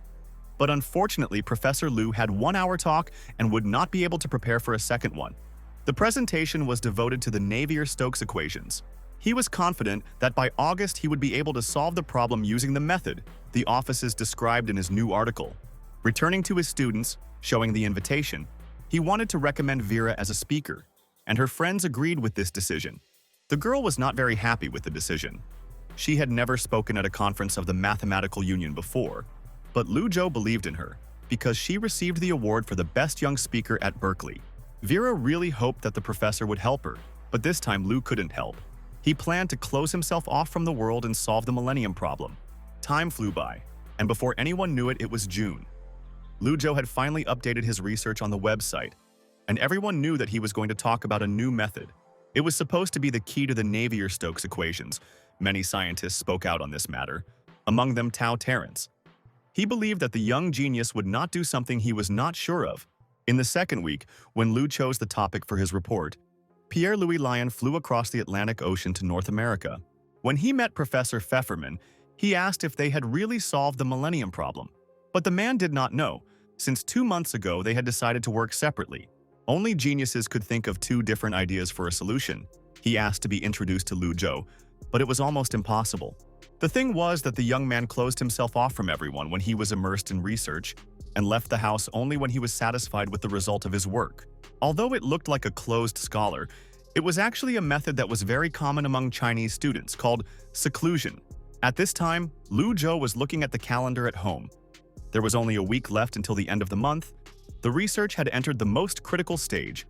A fine line separated his success from failure. When he opened his eyes again, there was only cold logic in them. Mathematics is the language of God. And at that moment, Lu Zhou truly became a god. On the last day before the deadline for submitting reports, Vera gave a lecture instead of her teacher. It came to an end, and it was time for questions. The students began to ask about Professor Lu's work, but he could only answer these questions in person. All the girl could say was that she believed that he would successfully solve the hypothesis. At this time, in his home, Lu Zhou put his pen on the table and exhaled. The big battle was finally over. The phone rang and Professor Pfefferman's scream could be heard from the receiver. He was cursing at the young man, saying that he was one step away from coming to him and knocking down the door. Today was the deadline for submitting papers. According to the rules, the speaker must disclose the content 2 months before the conference and upload the article 1 month before. Of course, the young man did not forget about it, as he could. But he also remembered that it was possible to delay the publication of the article. Pfefferman wanted to advise his friend to change the topic of the article before it was too late. But the guy didn't understand why he should change it. Although he did not find a final solution to the problem, he can now prove that a smooth solution to the Navier-Stokes equations exists. Some time passed since that conversation. Lu Zhou fell asleep right at the table and was woken up by the professor, who seemed to really be trying to knock down the door. Instead of words, the young man simply led the old man along and gave him his work on equations to read. There were also footnotes to an article about Lu's diversity that he had recently published. While Pfefferman read, the guy was drinking coffee and trying to wake up. It was an amazing article, simply incredible. Lu Zhou himself did not even understand what exactly he had done. The professor tried to explain his contribution to him. To introduce the method of differential geometry into equations, he used his method. This work opened up a whole new field in mathematics, and it is he who must give it its name. The young man wasn't going to think about it, at least until he had some rest. But he didn't have a second. The article should have been transferred to electronic form yesterday. Professor Pfefferman promised to send an email asking for an extension. He would have to sort out his dissertation within a week at the latest. Whether it's boats creating rows or currents creating turbulence, mathematicians and physicists believe the Navier-Stokes equations can predict these phenomena. The man shook his younger colleague's hand, congratulating him on witnessing the opening of a new page of history. After this, Pfefferman said goodbye to Lu Zhou, and after he left, the young man called Wei Wen and asked him and Jarek to come to him. After asking his students to transfer the article into electronic form, he went to rest a little. And when he was already able to live, the professor thanked them and told them to go to sleep. Jarek passed out on the table, and Wei Wen couldn't contain his excitement because this was the Navier-Stokes equation. The article's upload was delayed for 3 days, and all the young genius's colleagues had to wait. But less than an hour after it was posted, the site almost crashed from the number of visitors. Tao Terrence wrote about this on his blog. He said that this research idea was so brilliant that it reminded him of an article about the fixed point theorem. Within 2 weeks of its publication, the entire mathematical world was engulfed in discussions that even spilled over into the realm of physics. There was real chaos on the forums. New messages were appearing non-stop. People could not calm down and wait for the conference. There were many who wanted to go to Brazil at their own expense, just to reach out and touch the deity of the world of mathematics. Lu Zhou arrived in the country where the conference was held. He was in full combat readiness and had rested well after his seclusion. His report was due tomorrow. On the morning of July 1, 2018, mathematicians from all over the world gathered in Rio de Janeiro for the International Mathematical Congress. Xu Chengyang, a professor of algebraic geometry, brought his students to the event despite his limited knowledge of differential equations. It was difficult to say whether Professor Lu would be successful, because he took a new approach and created an entirely new field. He was called out by Zhang Wei, an expert in arithmetic and geometry. They were friends and were very happy to see each other. The students recognized him as their idol, and the girl was the happiest of all. She literally idolized Zhang Wei. When the girl called out to him, her god even greeted her. after which he returned to his friend, offering to go together to the main lecture hall. This year, Godwei thought that Schulze and Lu Zhou had the best chances of winning the Fields Medal, but he wasn't sure. His friend called him by his legal nickname, but the man didn't like it and asked not to call him that anymore, because here, every second person was a god. Despite the fact that there was still a whole hour before the start of the report, there were no free seats left in the lecture hall in the morning, and Vera was already sitting in one of them. Viscount Deling sat down next to her. He saw how the girl was worried about her teacher, but he considered it unnecessary. After all, Lu Zhou was his favorite student. In the seat on the row above, an old friend of the Viscount sat, and he jokingly asked if old Pierre wasn't ashamed to speak like that, since he had only taught him for a couple of months. His friend was surprised to see the knee there, but the question was really stupid. It was hard to imagine that even one self-respecting mathematician would miss this lecture. He believed that he would be the one to point out to the young man the nonsense he would be spouting from the stage. But Deline was sure that his student would disappoint him. The desire to argue was refuted. The report was about to begin. At exactly 9 o'clock, there was a deathly silence. Lu Zhou was already standing on the stage and began his speech, first talking about the emergence of the Navier-Stokes equations. He asked why a car driving down the road doesn't spontaneously fall apart, and why a lake doesn't suddenly evaporate. And the young man was ready to answer these questions. The genius of mathematics seemed to speak in a completely different and new language. Few of those present understood what he was talking about. His speech became faster and faster, his thoughts became clearer and more precise, and finally the long, multi-part answer reached its climax. Viscount Deline was very proud. He looked at his friend and asked what he thought, to which the man answered without embarrassment that it was very good. Meanwhile, Lu finished. Putting all the above conclusions together, the obvious result was visible. The solution to the three-dimensional Navier-Stokes problem exists, and it is smooth, as expected. The hall just exploded with applause. It was simply incredible. People were completely delighted. Jiang Wei was so impressed that he couldn't hold back his words. He thought that it was more than a Fields Medal, or rather, the Fields Medal was honored to be awarded to Lu Zhou. The young genius stood in a low bow for a long time. He listened to the applause and could not come to his senses. The excitement came belatedly. The guy could not believe what had just happened. As soon as he left, reporters pounced on the fragile young man. They would have simply trampled him if security had not arrived. At noon, in the hotel restaurant, Lu Zhou sat with his students, Vera, Hardy, and Tai Yue, celebrating his brilliant report. The boys envied their professor, and in response received advice to work harder in order to take his place in the future. Vera, in love, looked at her teacher with shining eyes. Now he was better and more handsome than ever before. She was very embarrassed and quietly said that Lu was very handsome on stage. Hardy and Tai Yue teased her a little, but Zhou interrupted them and said that he would go to his room to rest. In the hotel room, the young man fell onto the bed, opened his social networks on his phone, and read the comments of his fans with a slight smile on his lips. Over time, the phone moved to the side and the eyes closed. The user slowly entered the world of the system. The task was successfully completed. He received the highest grade and a whole bunch of experience points in mathematics and physics. 400,000 experience points in mathematics made the young man very happy. He smiled and asked the system to open the characteristics panel. Thanks to him distributing all the points into math in the past, the level was now updated, but the next update required more than 1 million experience. Then came the most common practice. The lottery wheel began to spin until it stopped on a special prize. The girl announced with a smile that this special reward was an Easter egg, which surprised Lu Zhou greatly. A second later, a real, huge egg, shimmering in different colors, fell on his head. The young man examined it for a long time, but eventually became furious. It was the most ordinary multicolored egg, and he could not believe that there was really nothing special about it. The reward went into the inventory, regretting that he didn't have a scanner pistol now. The system was unusually nice. She said with a smile that it was time for a new task.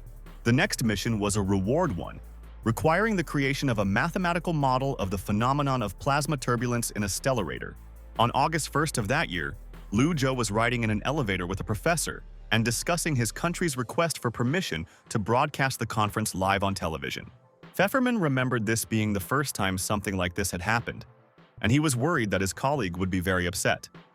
But he was fine. In fact, it was a small lead-in. The man had to say something important to the young man, despite the fact that he did not want to. He was shown the list of Fields Medal winners at the banquet yesterday, and Lu Zhou, like a little child, begged him to tell him who was on it. Professor Pfefferman adjusted his glasses and said with a gloomily look that the name of his younger colleague was not there. This news brought the guy into deep shock. Viscount Deline approached them and said that this scoundrel could not be trusted. No one could know the winners until the announcement. After these words, the old man finally admitted that he was joking. He pushed the younger one, saying that thanks to this he stopped worrying. But the problem was that he was worried because of the joke. The Congress of Mathematicians has finally begun. Professor Mori Chongwen first spoke about the winners of the Gauss Prizes, and now it's time to recognize the winners of the Fields Medal. All friends and acquaintances, all students and family, even all the girls who were in love with Lu Zhou sat in complete tension. They listened as they talked about the achievements of the mathematical genius in various fields and sciences. Finally, after a long, tense silence before the announcement, the young man's name was announced to the entire hall and all of China via live broadcast. It was incredible. All the people in the world in the comments could not believe that the award was actually given to a 24-year-old guy. Even Tao Terrence received it at 31. Some thought that the International Mathematical Union was taking a big risk by giving such an award to such a young man. Many 39-year-old scientists wait for it for years. The host invited Lu Zhou onto the stage. The young man quickly stood up and walked out of his row. He was infinitely grateful to everyone who was here now. While the scientist from China was being congratulated, Vera could not hold back her tears of happiness. And the Viscount smiled softly. It was very touching. The Fields Medal was placed around the young man's neck, and now it was time for a speech. The man asked everyone to treat them with respect. Lu spoke of his gratitude to everyone, and how this was not only a personal tribute, but also an encouragement to all mathematicians. Thanking all his friends and family who supported him all the time on this journey into new adventures of the wonderful world of mathematics, he smiled. Lu Zhou was sure that all mathematical peaks are not the end, but a new beginning for the whole world.